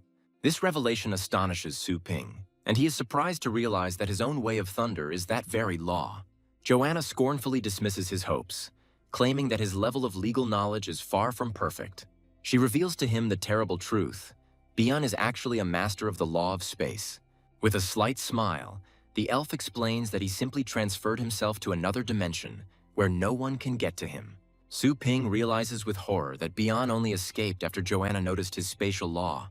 Su Ping realizes with horror that all this time he had only been fighting a fake, while the real Bian was safely hidden. Joanna confirms his guess with a grin, reminding him that without the force of law, he won't even be able to touch him. The elf tries to console her boss because even the fake body of an enemy is a valuable trophy. A fire lights up in the hero's eyes as he realizes that the fake body still contains enormous power. A vast space is discovered within the fallen giant, and the explorers are given permission to enter. Su Ping, along with his pet, goes inside, sensing that this is where the key to the mystery lies. Inside, he discovers countless energy crystals and is horrified to realize how many people have been absorbed. A holographic message reveals another crime. An enemy has plundered an underground train, stealing valuable supplements and killing everyone on board. Clutching the crystal in his hand, the hero hopefully asks if there is a chance to bring back those who were consumed. Su Ping turns to the vice president for help, wondering if their technology is capable of such a miracle. The vice president bitterly admits that the dead cannot be brought back, and all that remains for them is to remember. Images of fallen heroes flash through Su Ping's eyes, and he silently vows to avenge their sacrifice. The city's defenders turn to their hero, completely trusting him to decide the fate of the captured crystals. Clutching the crystal in his hand, Su Ping promises that the sacrifices of the fallen will not be in vain and will serve to destroy Bian. One of the looters enthusiastically fills his backpack with trophies because his current income is equal to a year's salary. He happily informs the others that Boss Su has given them permission to take whatever they find as a well-deserved reward. But not everyone shares his joy, and one of the warriors looks sadly at the spoils, realizing at what price it was obtained. Against the backdrop of a devastated city, medics carry away the wounded, and the question hangs in the air as to whether they will be able to stand again. The commander-in-chief admits with a heavy heart that this victory cost them too much, but with an unwavering determination in his eyes, he reminds his comrade that they stopped the tide and prevented the enemy from destroying their families. The commander-in-chief gratefully shakes the hand of one of the survivors, admiring the feat of their legendary hero. The news that Su Ping single-handedly drove away one of the four kings spreads throughout the city, giving people hope. Inspired by his speech, the commander-in-chief calls on everyone not to be afraid and to do everything possible to strengthen the defense. He confidently declares that when the next wave comes, they will meet the enemy fully armed. At this time, Su Ping finds himself in a mysterious combat arena, lost among the endless grasslands. Clutching the crystal in his hand, he bitterly realized that Beyond's attack had targeted his stores. The hero realizes that the enemy was trying to capture all of his system stores in order to absorb the resources they produced. With a slight grin, the young man notes that Beyond didn't know about his invulnerability within the store. Despite the apparent victory, Su Ping admits his defeat in this strategic game with a heavy heart. He realizes with annoyance that the enemy has outplayed him, using his main trump card against his own. Su Ping is perplexed as to why Beyond, with such power, did not destroy the city immediately. He recalls the legend of a great warrior who sacrificed himself to seal the entrance to the abyss. The hero assumes that the seal is still active, and any breakthrough will cause a powerful backlash. A sudden realization hits him, and he realizes that Beyond was seriously injured in the breakout. Now his motive becomes clear. Crystals are not food for him, but something much more valuable. Su Ping realizes with horror that these crystals are a panacea for Beyond, capable of healing his wounds. This guess gives him hope, because without the crystals, his powerful enemy is still vulnerable. Filled with determination, the hero decides to immediately increase his strength to have a chance of winning. With a furious cry, he begins to absorb the energy of the crystals, trying to break through to a new level. His body is filled with incredible strength, and he feels as if he has burst out of an iron casting. Having acquired the Eye of God, Su Ping gains confidence that he can now spot any threat. The thought flashes through his mind that only by mastering the power of the law will he be able to overcome his powerful enemy. On the endless meadow, his faithful assistants meet him, congratulating him on his successful breakthrough to a new level.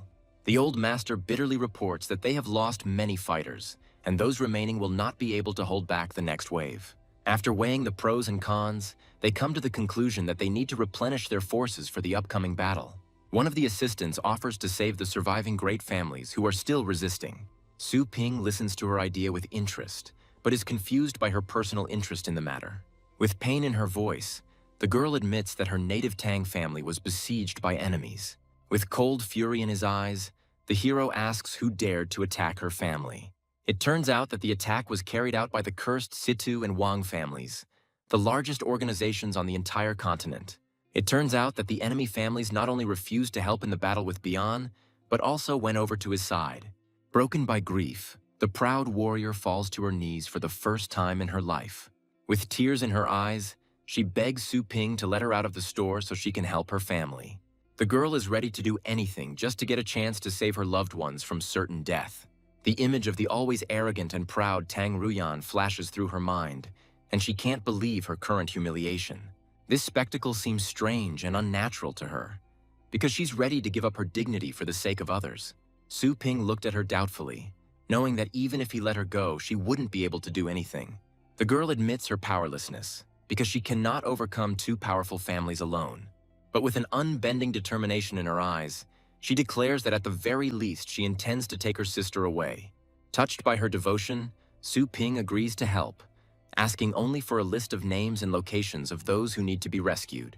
Su Ping looks at the girl in bewilderment, not understanding why she would risk herself to save her family.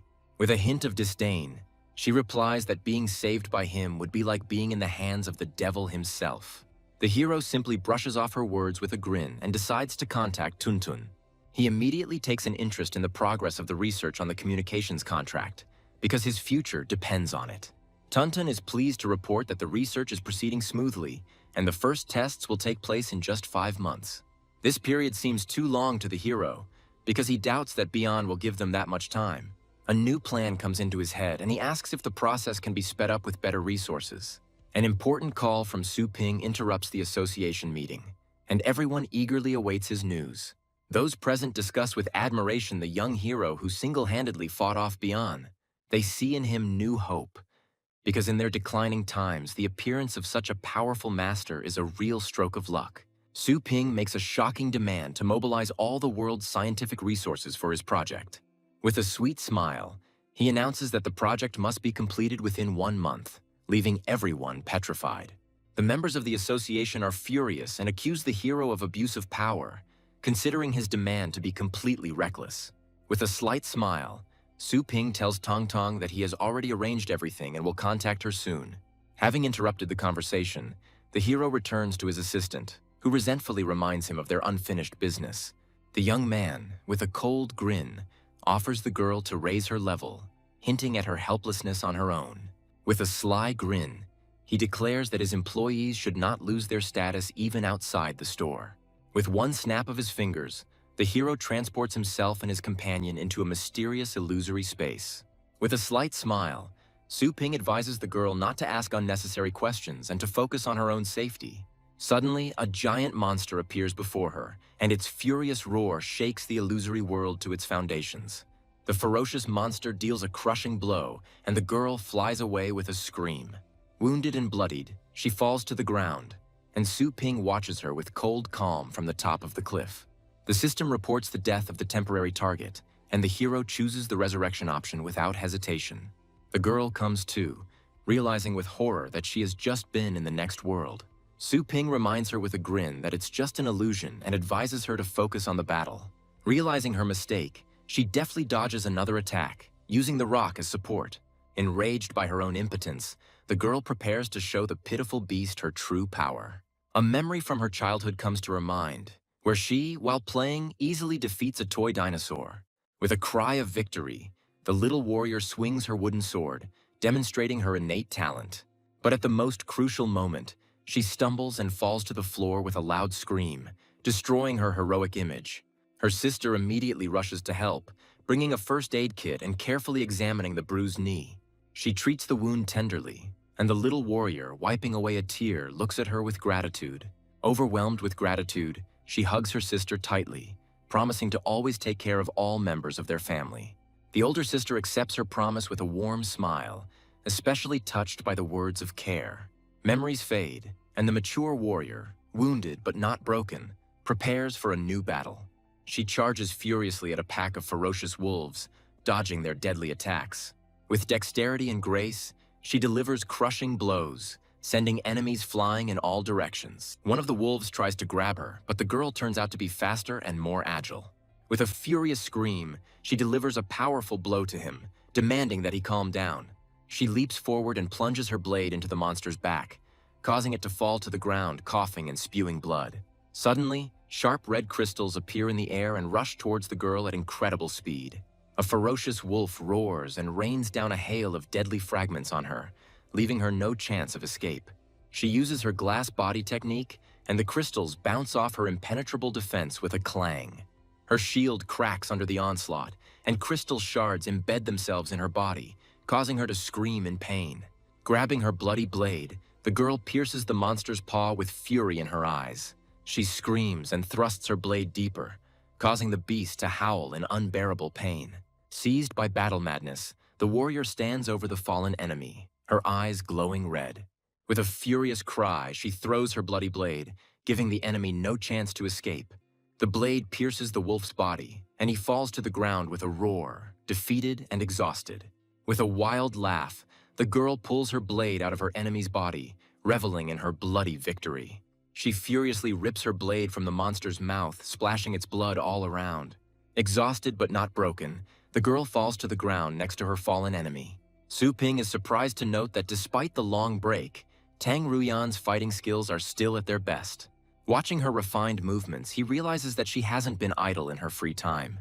The deadly cultivation awakened her hidden potential, and now she is capable of defeating even a 9th stage strongman. With a slight smile, the The hero decides to add a little heat by using the fruit of the spiritual tree to enhance it. Golden energy envelops the girl's wounded body, healing her wounds and filling her with new strength. She rises into the air, and at that moment the system announces the end of the exploration and the closure of the zone. Losing consciousness, the girl whispers her sister's name, promising to save her soon. Coming to her senses, she was surprised to find Su Ping next to her, who calmly watched her transformation. The girl is surprised to learn that she only slept for an hour, and the hero asks her to sit still. While on the back of a flying dragon, he warns with a stern look that they are no longer in an illusion, and death will be real. They've been messing around for too long, and only one night has passed in the real world, so the hero asks for directions. With determination in her eyes, the girl points to Yato's base city, which will be their first target. Using a mysterious scroll, Su Ping begins a ritual to strengthen his companion's sword. With a slight grin, he declares that he cannot let her go empty-handed, since he himself is guilty of the death of her animals. The girl is surprised to feel incredible energy emanating from the sword, capable of piercing even her impenetrable body. This incredible sharpness reminds her of the legendary weapon once wielded by the god of the sea. The thought flashes through her mind that this sword is a legendary treasure, capable of crushing even the king of beasts. Confused and grateful, she accepts this priceless gift with trepidation, not believing her luck. Su Ping angrily declares that the sword is an ancient treasure and he is only giving it away temporarily. Having summoned the little skeleton, the hero prepares to split the missions. He orders his faithful servant to watch the girl so that she does not lose the precious sword. With a slight smile, she asks if he minds if she goes alone. The hero waves his hand in irritation, reminding her that he spent a lot of effort leveling her up. He explains with disdain that he has always been against their family for their cruelty and greed. A sudden signal interrupts their conversation, and the hero decides to split up. Jumping off the dragon's back, the girl screams in panic because she doesn't have any flying pets. Su Ping merely waves her goodbye, advising her to focus on controlling her star power. Overcome with despair, she falls down, but suddenly her body is enveloped in a golden glow, and she is surprised to realize that she can fly.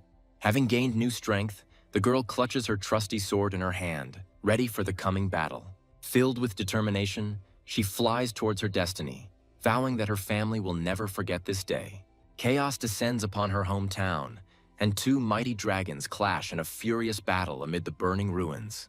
The defenders are horrified to discover that the rival families have unleashed the Beast King into the city, dooming everyone to death. One of the dragons delivers a crushing blow, piercing its opponent through and through. Mysterious figures appear on the back of the fallen beast, looking with disdain at the weakened defenders. The head of the Tang family, Tang Lingzhan, furiously summons his flying army, preparing to repel the invaders. One of the enemy warriors notes with a grin that they are not as naive as they seem. On the back of the giant beast sit the heads of hostile families, who look with disdain at the futile attempts at resistance. They mockingly remind him that they know about all the secret treasures of the Tang family, and now the fun is just beginning. Like a comet, the girl rushes across the sky, kicking away her trusty sword. As she approaches the city, she is alarmed to hear the sounds of battle coming from Yato's direction. A giant ghostly bell rises above the ruins of the city, from which an ominous spirit emanates. The warriors are horrified to discover that the bell, like a bottomless pit, is absorbing all their star power. The head of the Tang family hatefully realizes that before him is a demonic artifact capable of absorbing blood and flesh. The head of the Situ family, with a devilish grin, praises his enemy's insight, presenting him with a soul-devouring bell. Deprived of strength, the city's defenders become easy prey and are mercilessly beaten by their enemies. Overcome with despair, the head of the Tang family chooses death over humiliation, but his suicide attempt is thwarted. With fury in his eyes, he vows that his family will avenge this vile betrayal. The head of the Wang family sneers at his threats, as he plans to bury the entire Tang family today. The head of the Wang family reminds with a smile that the Tang family is famous for its two beautiful princesses. He thinks with apprehension about their power, because if the sisters unite, they will become invincible. Consumed by greed, he grabs one of the sisters and angrily demands that the other one be given to him. The captured girl barely endures the torture, but refuses to reveal the location of her sister. In her death throes, she mentally begs her sister not to return, sacrificing herself to save her. Suddenly, a shining sword falls from the sky, easily destroying the mysterious bell. The head of the Tang family looks at the debris in horror, not believing that their main treasure was destroyed so easily. The enraged head of the Situ family demands that the impudent man who dared to spoil his fun be found. The shining sword rushes through the ranks of enemies, mercilessly cutting them apart. Grabbing her sword, the mysterious savior declares that she has come of her own accord, her voice echoing across the battlefield. With fury in her eyes, the warrior declares that she cannot stand by while her clan is being killed. The head of the Tang family is horrified to realize that his daughter has reached the 9th stage and has attained a title rank. The enraged head of the Situ family dismisses any concerns, not seeing the young girl as a serious threat. He contemptuously gives the order to seize the arrogant girl and promises to arrange a public execution for her. Dozens of enemy warriors surround the girl, but she prepares for battle with icy calm. With a sneer, she notes their slowness and delivers a crushing blow. Her shining sword pierces the ranks of enemies, leaving only death and destruction in its wake. The head of the Wang family looks at what is happening in horror, not believing that the mysterious sword is capable of piercing the star shield. One of the warriors calls for the destruction of the demonic bell while the young lady distracts the enemies. The head of the Tang family readily accepts the challenge, and his warriors launch a desperate attack. The head of the Tang family, with fury in his eyes, urges his daughter to join forces and destroy the vile enemies. With unwavering determination, the girl rushes at the giant beast, blocking its deadly attack. One of the enemies smirks and summons his trump pet, not intending to give up so easily. Like lightning, the warrior rushes past, dealing a crushing blow to her opponent. The enraged head of the Wang family vows to personally rip the skin off the arrogant girl who dared to slaughter so many of his people. In response to his threats, a giant monster falls from the sky, crushing the enemy ranks with a single blow. The loyal warriors of the Tang family rush to defend their mistress, ready to die for her. One of them uses a powerful technique called Blazing Sun Flash, blinding enemies. Seizing the moment, the warriors rush into the attack, dealing a crushing blow to the weakened monster. The giant beast falls to the ground with a roar, but its death throes claim the lives of dozens of brave warriors. The head of the Tang family furiously calls on his flying army to concentrate all its forces on the heads of the rival families. Elite archers, riding mighty birds, prepare to unleash a hail of golden arrows on the enemy. The head of the Situ family orders his beast to release a poisonous cloud to thwart the attackers. A deadly mist envelops the archers, and one of them falls with a scream, stricken by poison. At this time, 2 giant monsters attack Ruyan, trying to crush her with their monstrous strength. Like a whirlwind, the girl rushes through the ranks of enemies, cutting them into pieces with her shining sword. Suddenly, her body is entangled in mysterious tentacles, and she is surprised to feel her strength draining away. She finds herself trapped by strange, mushroom-like creatures that continue to drain her energy. The head of the Situ family reveals his trump card with a devilish laugh, puppets made from the corpses of animals. The head of the Wang family raises his sword, ready to deliver the decisive blow and destroy the Tang family forever. Immobilized and deprived of strength, the girl looks in horror at the sword raised above her. At the last second, her sister rushes in front of her, trying to save her from the fatal blow. Her sword shatters into pieces with a crash, and she looks at the debris in despair. The little skeleton suddenly appears and pierces her body with his blade, and she falls to the ground in surprise. A giant ghostly skull consumes her soul, and everything around her is plunged into darkness.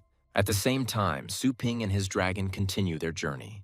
With a furious cry, the hero unleashes a crushing blow on his invisible enemy.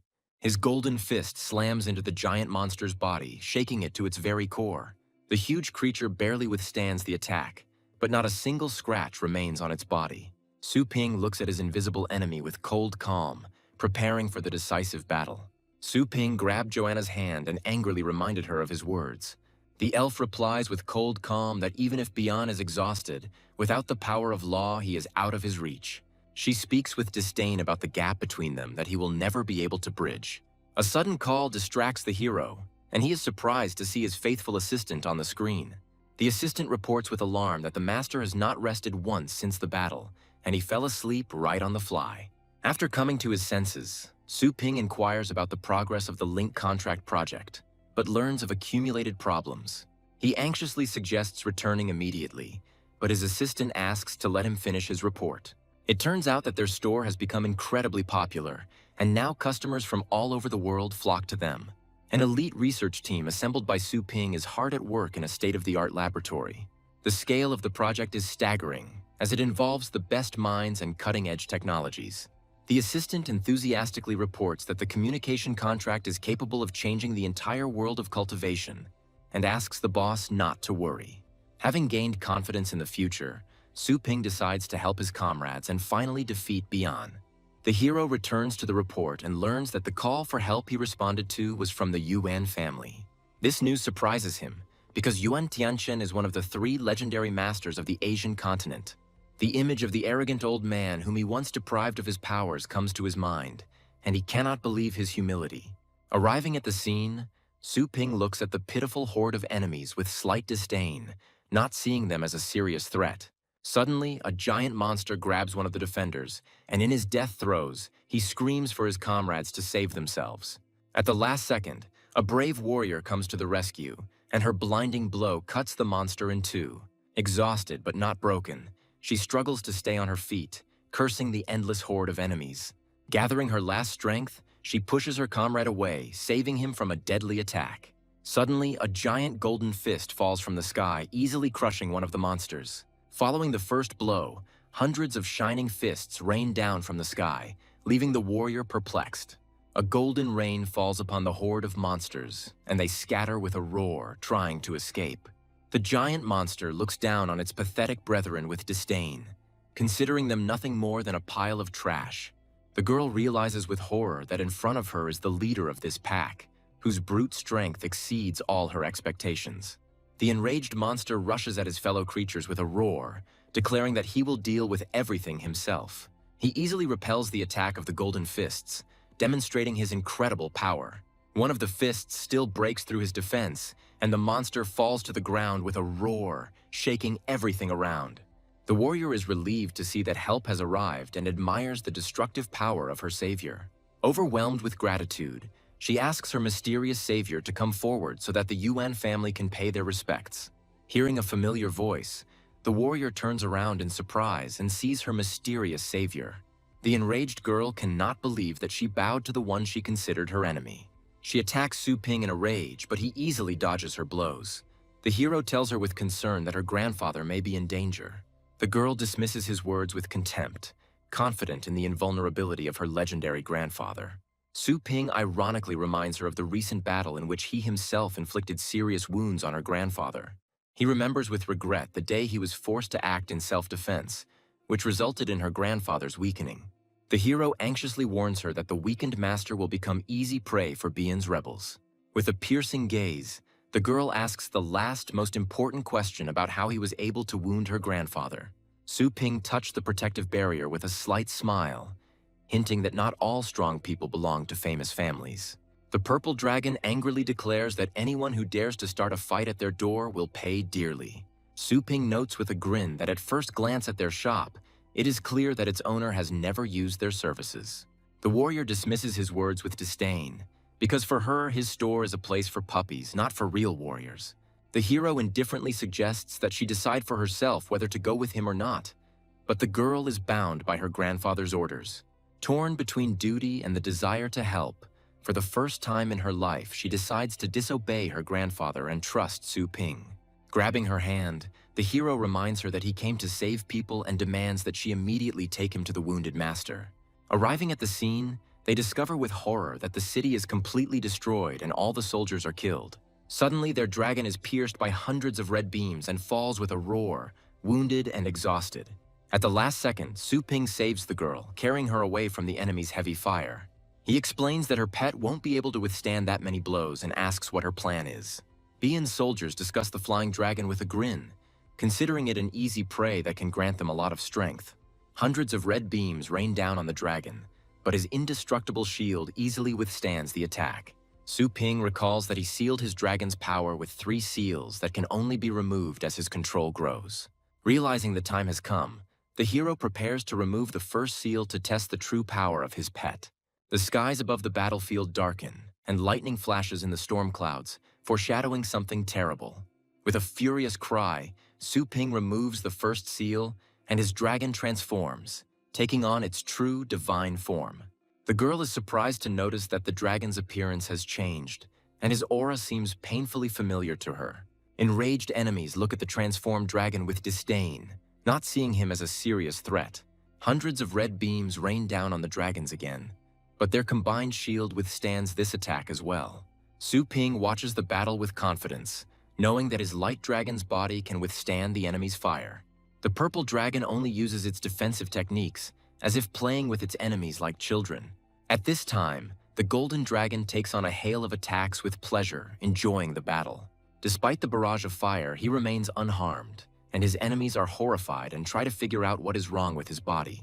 One of Beyond's soldiers screams in panic that they are in trouble after encountering a legendary ranked creature. The enraged warrior clutches her sword in her hand, not intending to let go of the enemies who have caused so much harm. Su Ping stops her with a grin, explaining that it was just a test of his dragon dog's properties. The dragon's huge paw crashes to the ground, and Beyond's soldiers scatter in terror, trying to escape.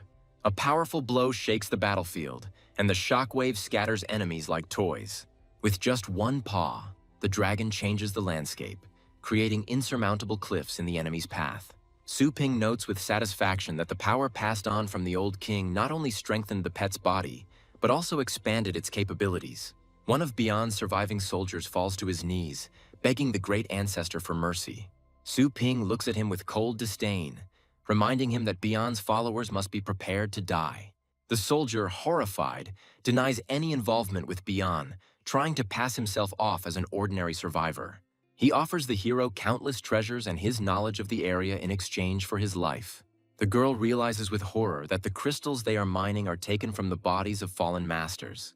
Su Ping, with icy calm, orders them to put down all their things and stand up, not giving them a chance to deceive. The soldiers happily obey, promising to carry out any of his orders, but they are in for a cruel disappointment. The mighty dragon lets out a deafening roar, and its power falls upon the pathetic traitors. In their death throes, their bodies disintegrate into bones, and they realize with horror their mistake.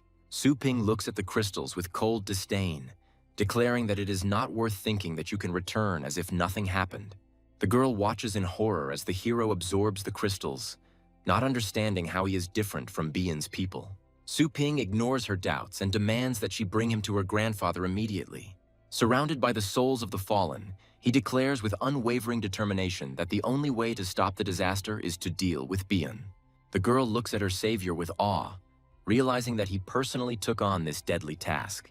The dragon flies through the storm clouds, heading towards the Yuan family residence. Upon arriving, they are horrified to discover that the entire city is engulfed in flames, and only ruins remain of the residence. The girl, in despair, cannot believe what has happened, because her grandfather's protective magic was indestructible. Casting aside all doubts, Su Ping and his companion rush down to personally check what had happened.